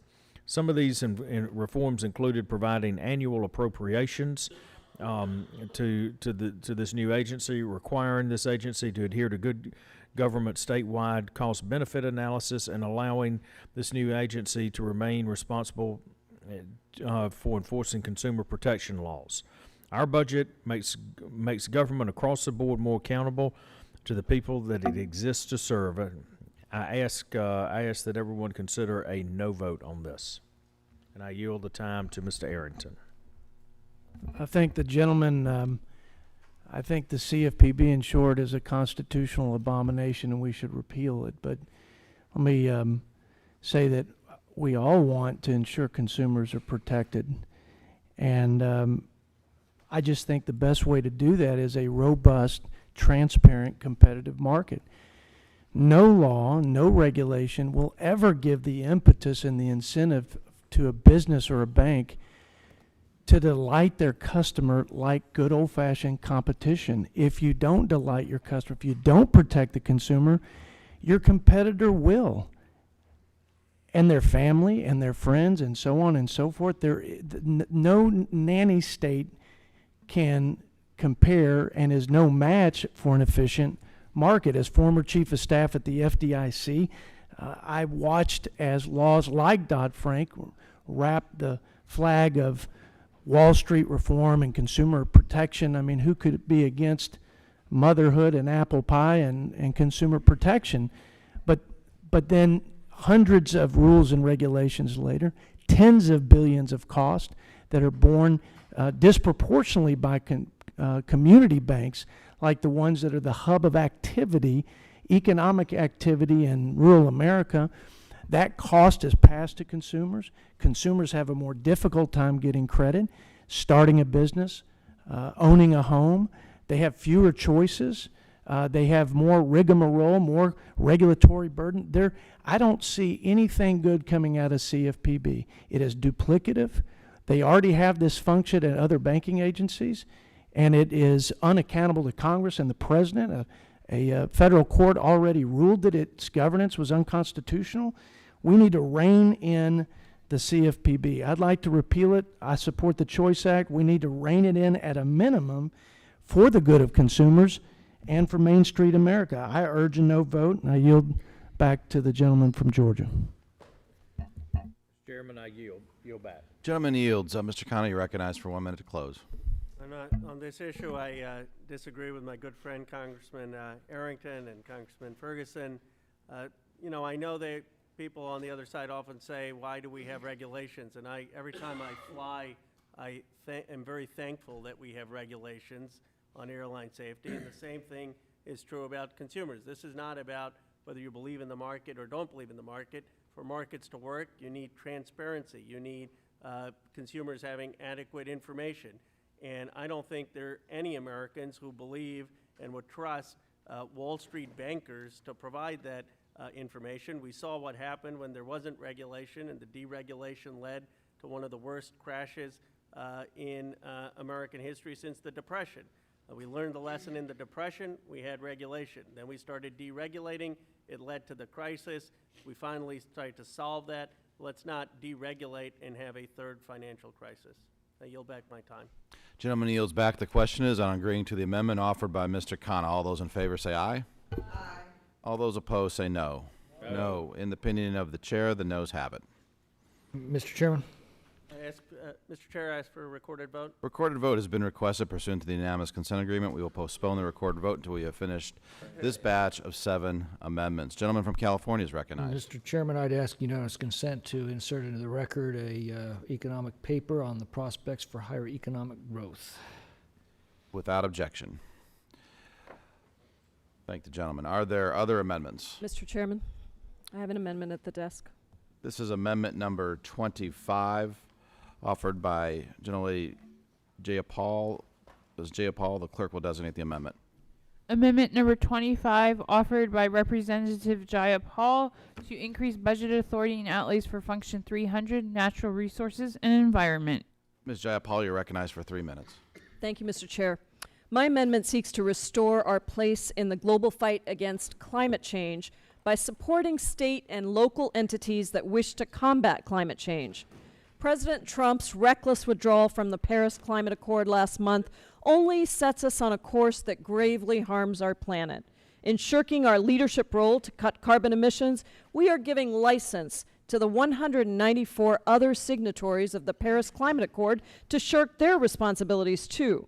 Withdrawing from the Paris Climate Accord only stalls our move to renewable sources of energy.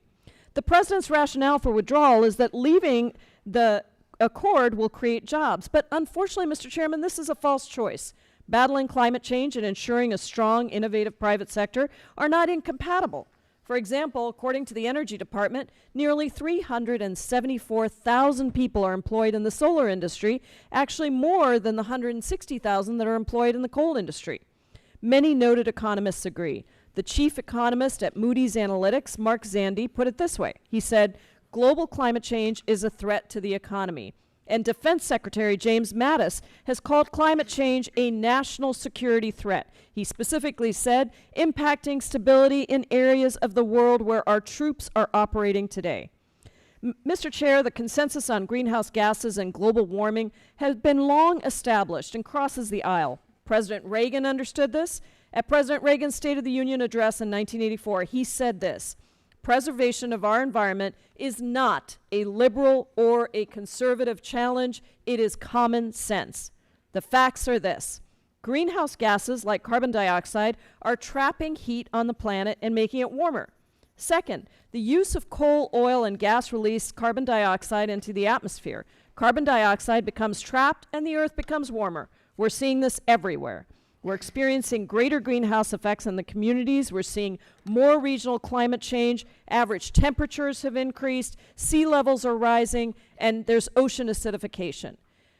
Mr. Chair, all of these have serious economic impacts, whether it's droughts that face farms or damage sustained due to stronger, more frequent storms, or whether it's destruction of coastal property or the devastation of ocean ecosystems that industries rely on. I would like to yield the rest of my time to the representative from the great state of Illinois, Ms. Schakowsky. I thank my colleague so much for her amendment. We know climate change is real, it's happening, and it's happening at an alarming rate. We know that it's got implications for our national security. It certainly has implications for our economy. It has implications for health. I'm so disappointed that President Trump surrendered America's leadership when he removed our nation from the Paris Climate Agreement. The rest of the world and our own private sector is moving ahead. Gentlelady's time's expired. Oh. I yield back. I thank the gentlelady. Is there a member who would like to claim time in opposition? Gentleman from Alabama, Mr. Palmer is recognized for 4 minutes. Thank you, Mr. Chairman. The President was right to withdraw from the Paris Climate Accord, which was entered into unilaterally without the advice and consent of the Senate, as is required by the Constitution. The burden of complying with the agreement fell heavily on the United States.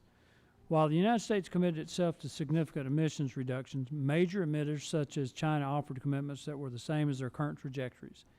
India committed to improving its emissions per unit of GDP at a rate slower than they were already improving. Analysis by MIT, the Massachusetts Institute of Technology, found that full compliance with all the pledges would reduce temperatures by 0.2 degrees Celsius in the year 2100. Some studies indicated that the deal would have cost Americans 9 million jobs and $3 trillion. That's an extreme price to pay for very little result. American companies are already reducing their emissions on their own. Instead of wasting any more time on the unconstitutional accord, we need to focus our efforts on taking advantage of this country's abundant resources and reducing barriers and regulation on energy production. What I'd like to do now is urge my colleagues to oppose the amendment, but I'd like to yield 1 minute to Mr. Grothman.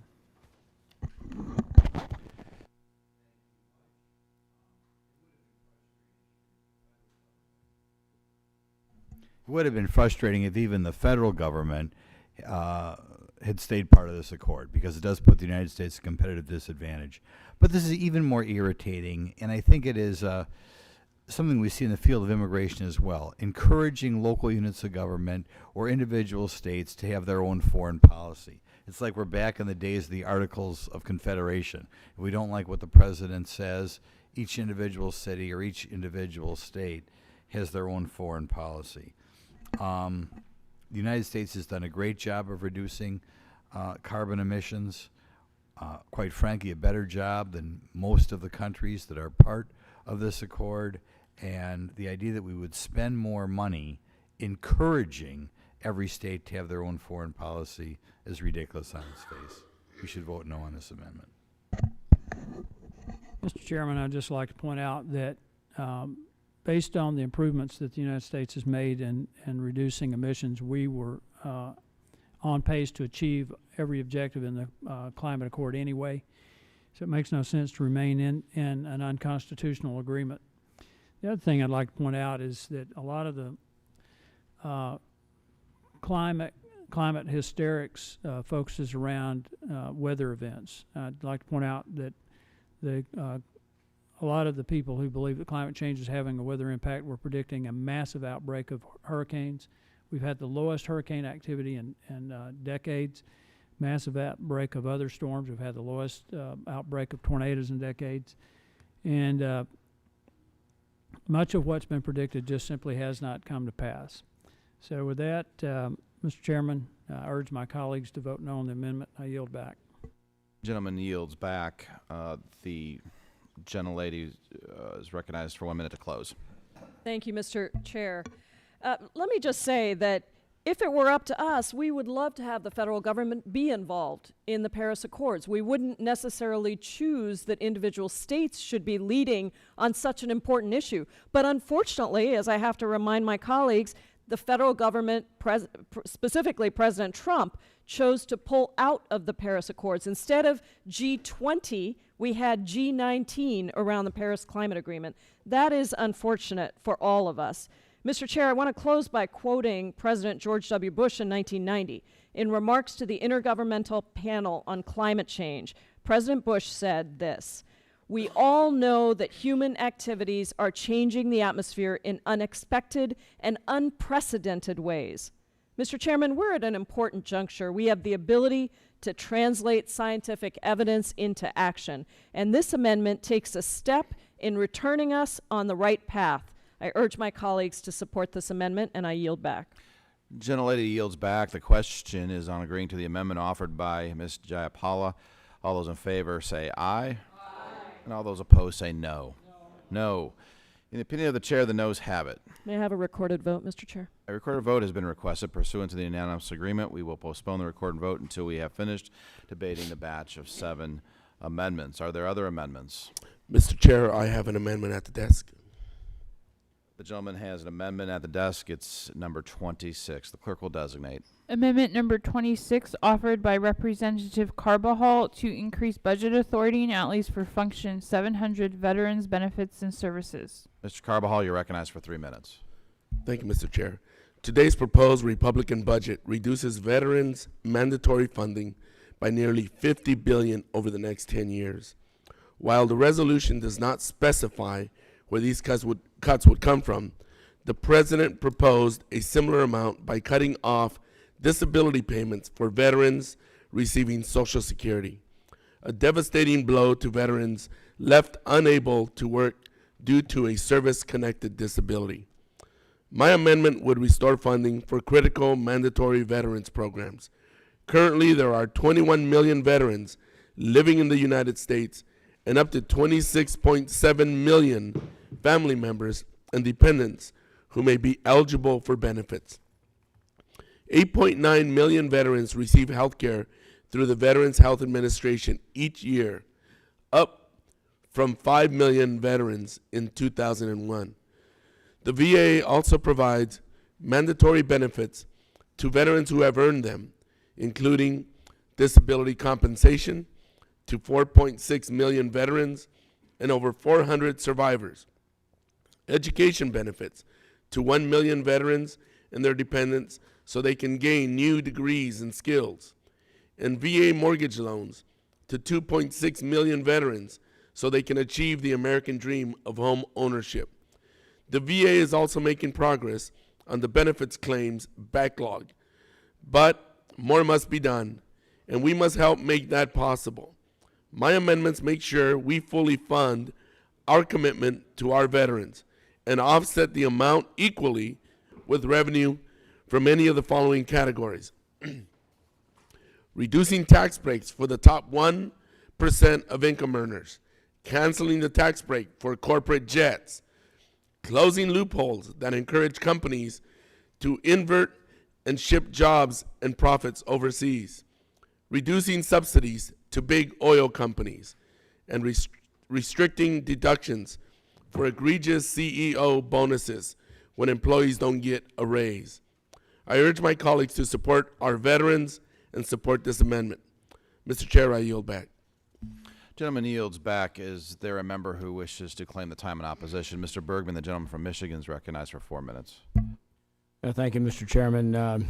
We all know that, veterans, when they signed that oath and went into service, they pledged their lives in defense of our country, and they deserve every benefit. They've earned them all. But we also hear that the simple answer is more money and more people applied to a task will solve everything. Well, we know that doesn't work. First of all, veterans are a top priority in this budget. The budget matches President Trump's request, provides about 6% increase in discretionary budget authority. The addition, this is in addition to 27% increase in discretionary funding for the Department of VA over the past 6 years under a Republican-controlled House. Given the continued failures of the VA to deliver health care and benefits to America's veterans effectively and efficiently, including giving them timely access to health care, it is clear that the VA has a management problem, not a money problem.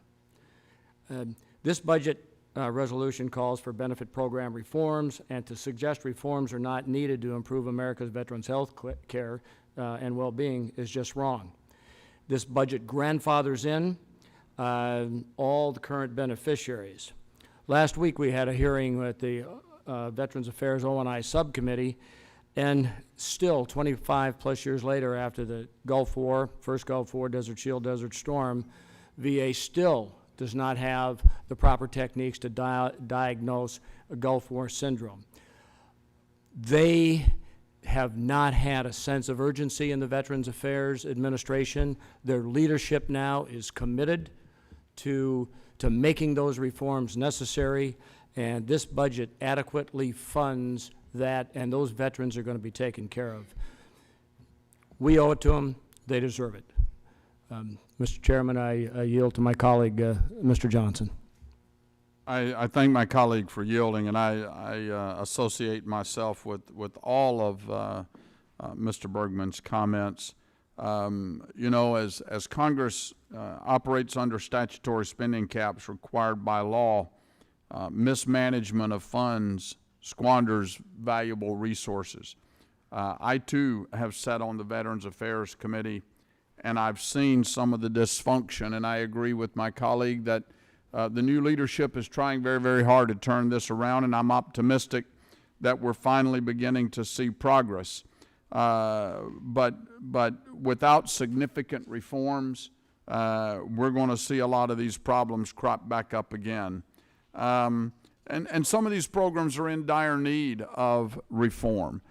Take a look at what the Government Accountability Office has said. Since 2003, VA health care and mandatory benefit programs like disability compensation have appeared on the GAO high-risk list because they're vulnerable to fraud, waste, abuse, and mismanagement. They are in need of transformation, or they have the inability to ensure allocated resources are being used in a cost-effective and efficient way. Now, those are not my words. Those are the GAO's words. We applaud the VA's decision, for example, to replace its legacy system with a single electronic health record. They've been working on that for years, and they've spent over $4 billion on IT, but they've still not quite gotten there yet. So I agree with my colleague. We think this budget supports our veterans, and with that, I yield back. Mr. Carbajal is recognized for 1 minute to close. Thank you very much. I really appreciate my colleagues' comments. But the fact of the matter is that this budget still cuts $50 billion that impacts veterans. I just want to reiterate the need to honor our commitment to our nation's veterans and fully fund the benefits our veterans have earned. I'm a veteran myself. This includes funding not only for the VA, but funding for all other agencies that care for our vets and their families. We can put all the spin we want. We can talk about the terrible things that the VA has not been able to get over in terms of management, but our veterans should not get penalized. And no matter how we characterize this, we're talking a significant cut to our veterans. The Republican budget shortchanges our commitment and the needs of our veterans. I ask my colleagues to support my amendment. Thank you. I yield back. Question is on agreeing to the amendment offered by Mr. Carbajal. All those in favor say aye. Aye. Those opposed, no. In the opinion of the chair, the noes have it.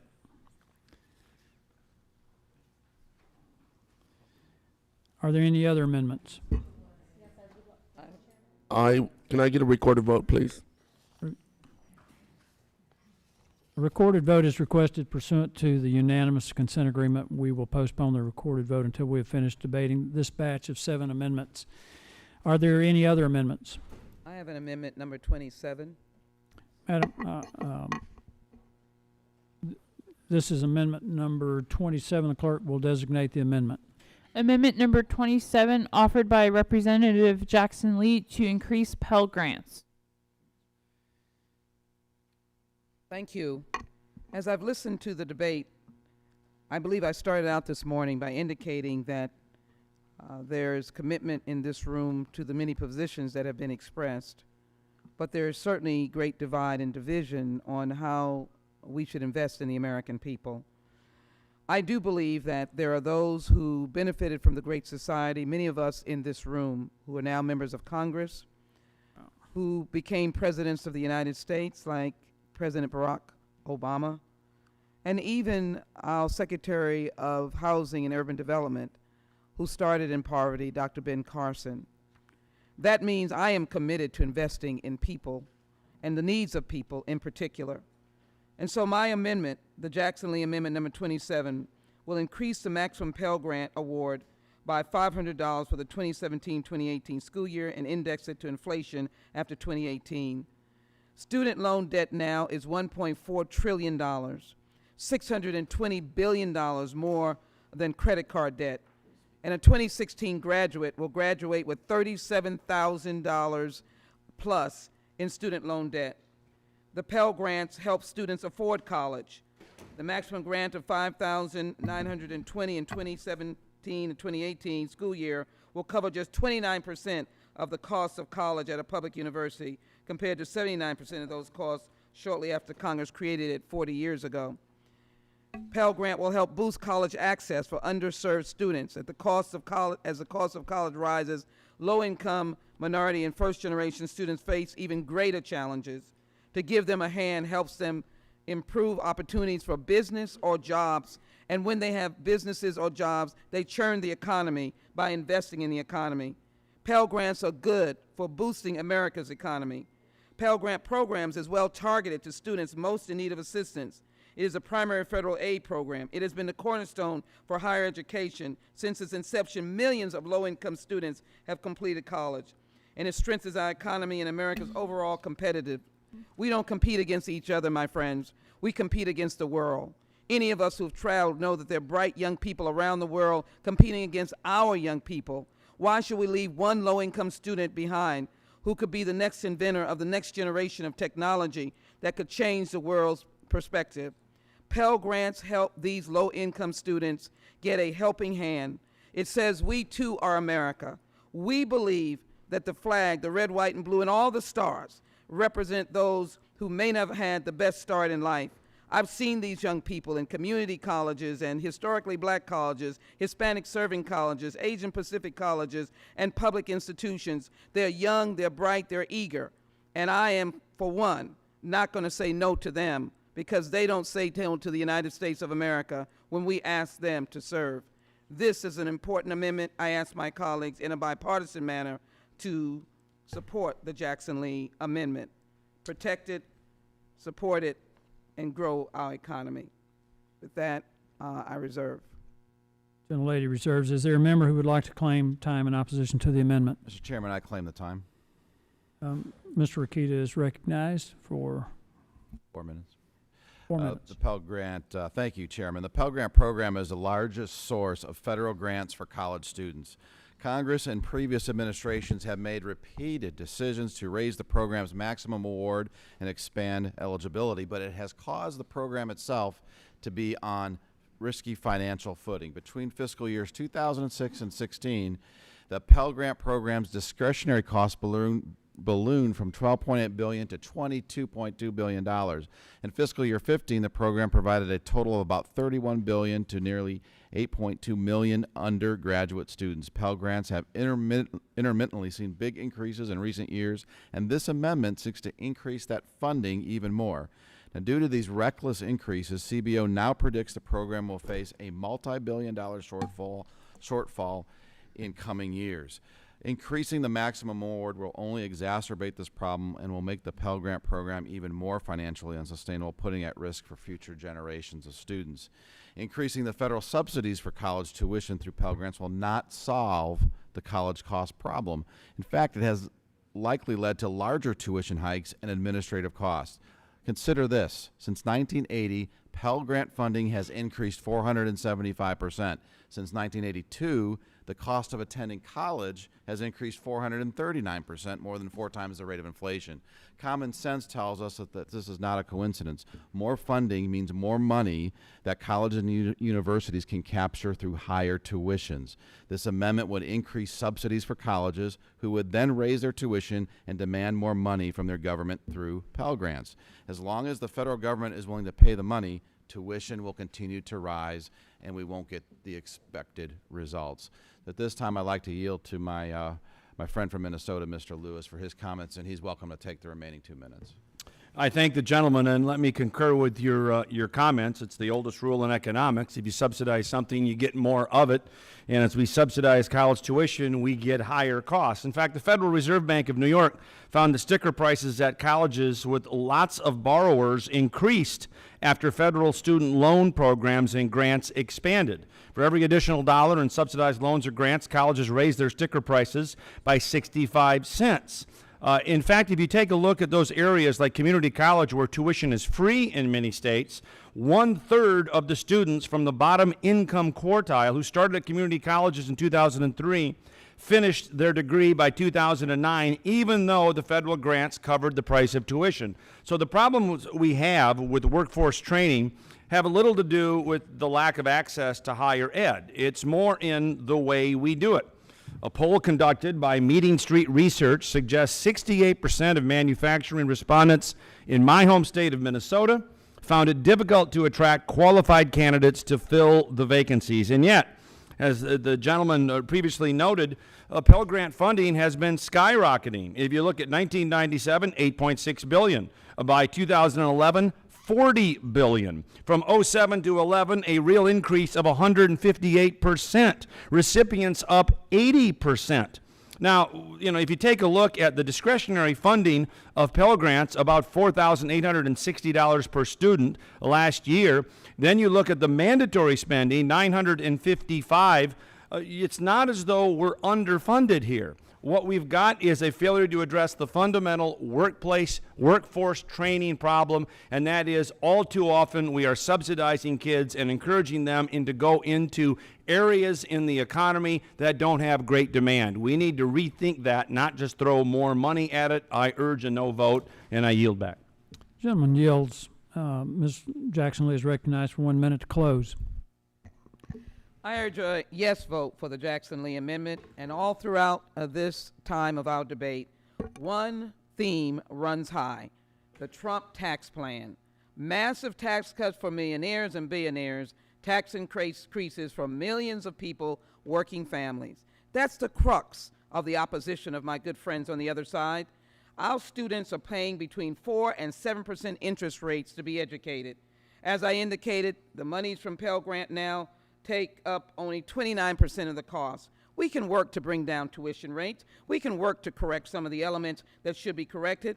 Young people want to be directed toward those in professions that are now current in the 21st century. They're not rejecting that, but they simply want to go to college. But yet the whole theme of this budget hearing tonight, this markup, is all about giving rich people taxes. Otherwise, we'd be committed to some of the amendments that have been offered by my friends. We'd be committed to fixing some of the elements so that it could be a better offering to the American people. I put my money on the American people and their needs. I will not put my money on a tax plan for the time has big expired. rich while we go to heck in a basket. I yield back. Vote for the Jackson Lee Amendment. Question is on agreeing to the amendment offered by Ms. Jackson Lee. All those in favor say aye. Aye. Those opposed, no. No.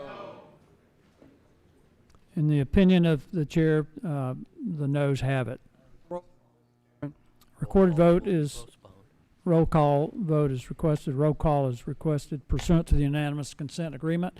We will postpone the recorded vote until we have finished debating the batch of 7 amendments. Are there any other amendments?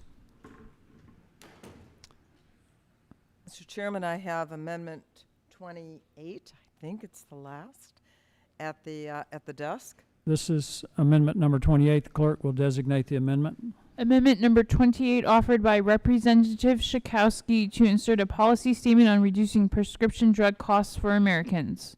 Ms. Schakowsky is recognized for 3 minutes.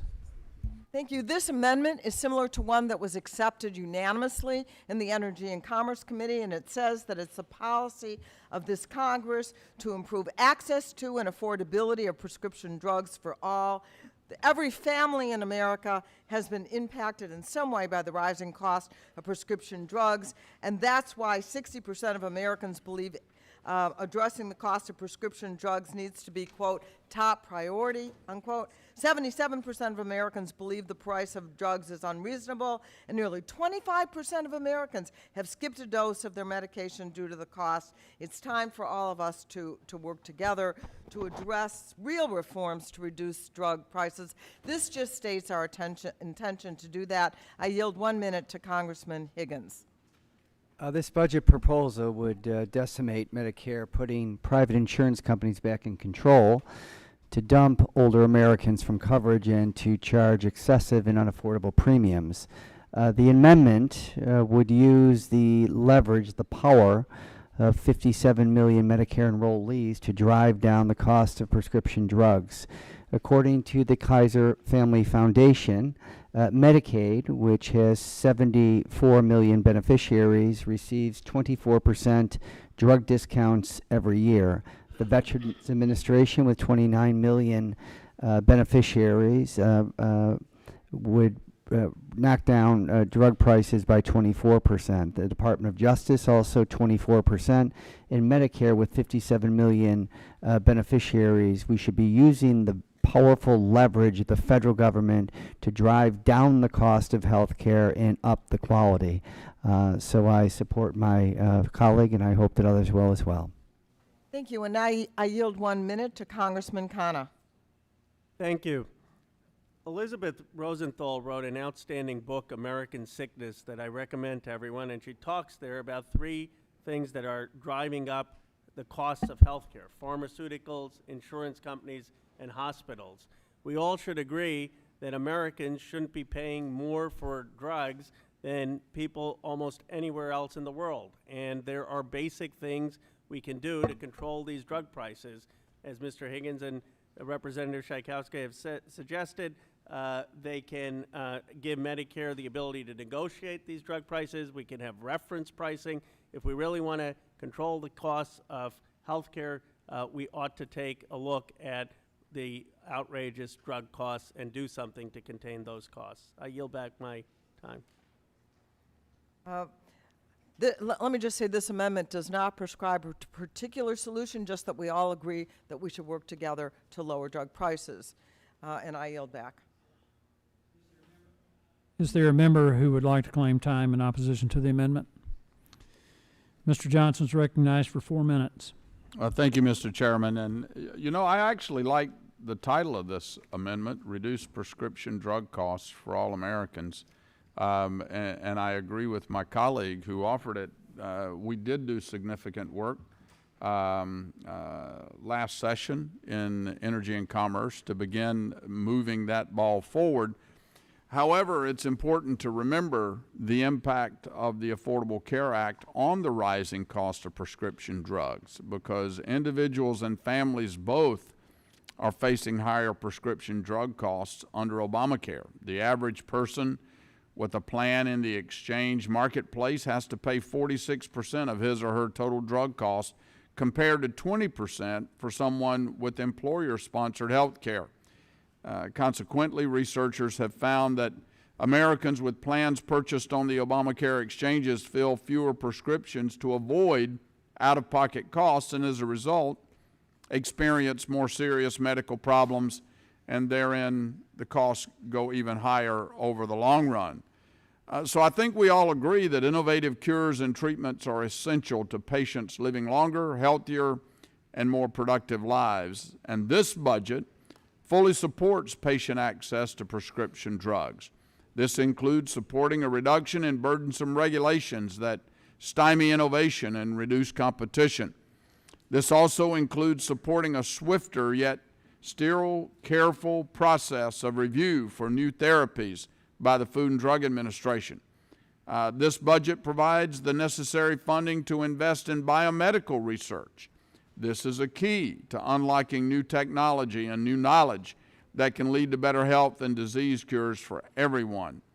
This resolution calls for Congress to support the important work of medical innovators throughout the country through continued strong funding for the agencies that engage in life-saving research and development, and the empowerment of innovation by removing obstacles that impede the adoption of medical technologies.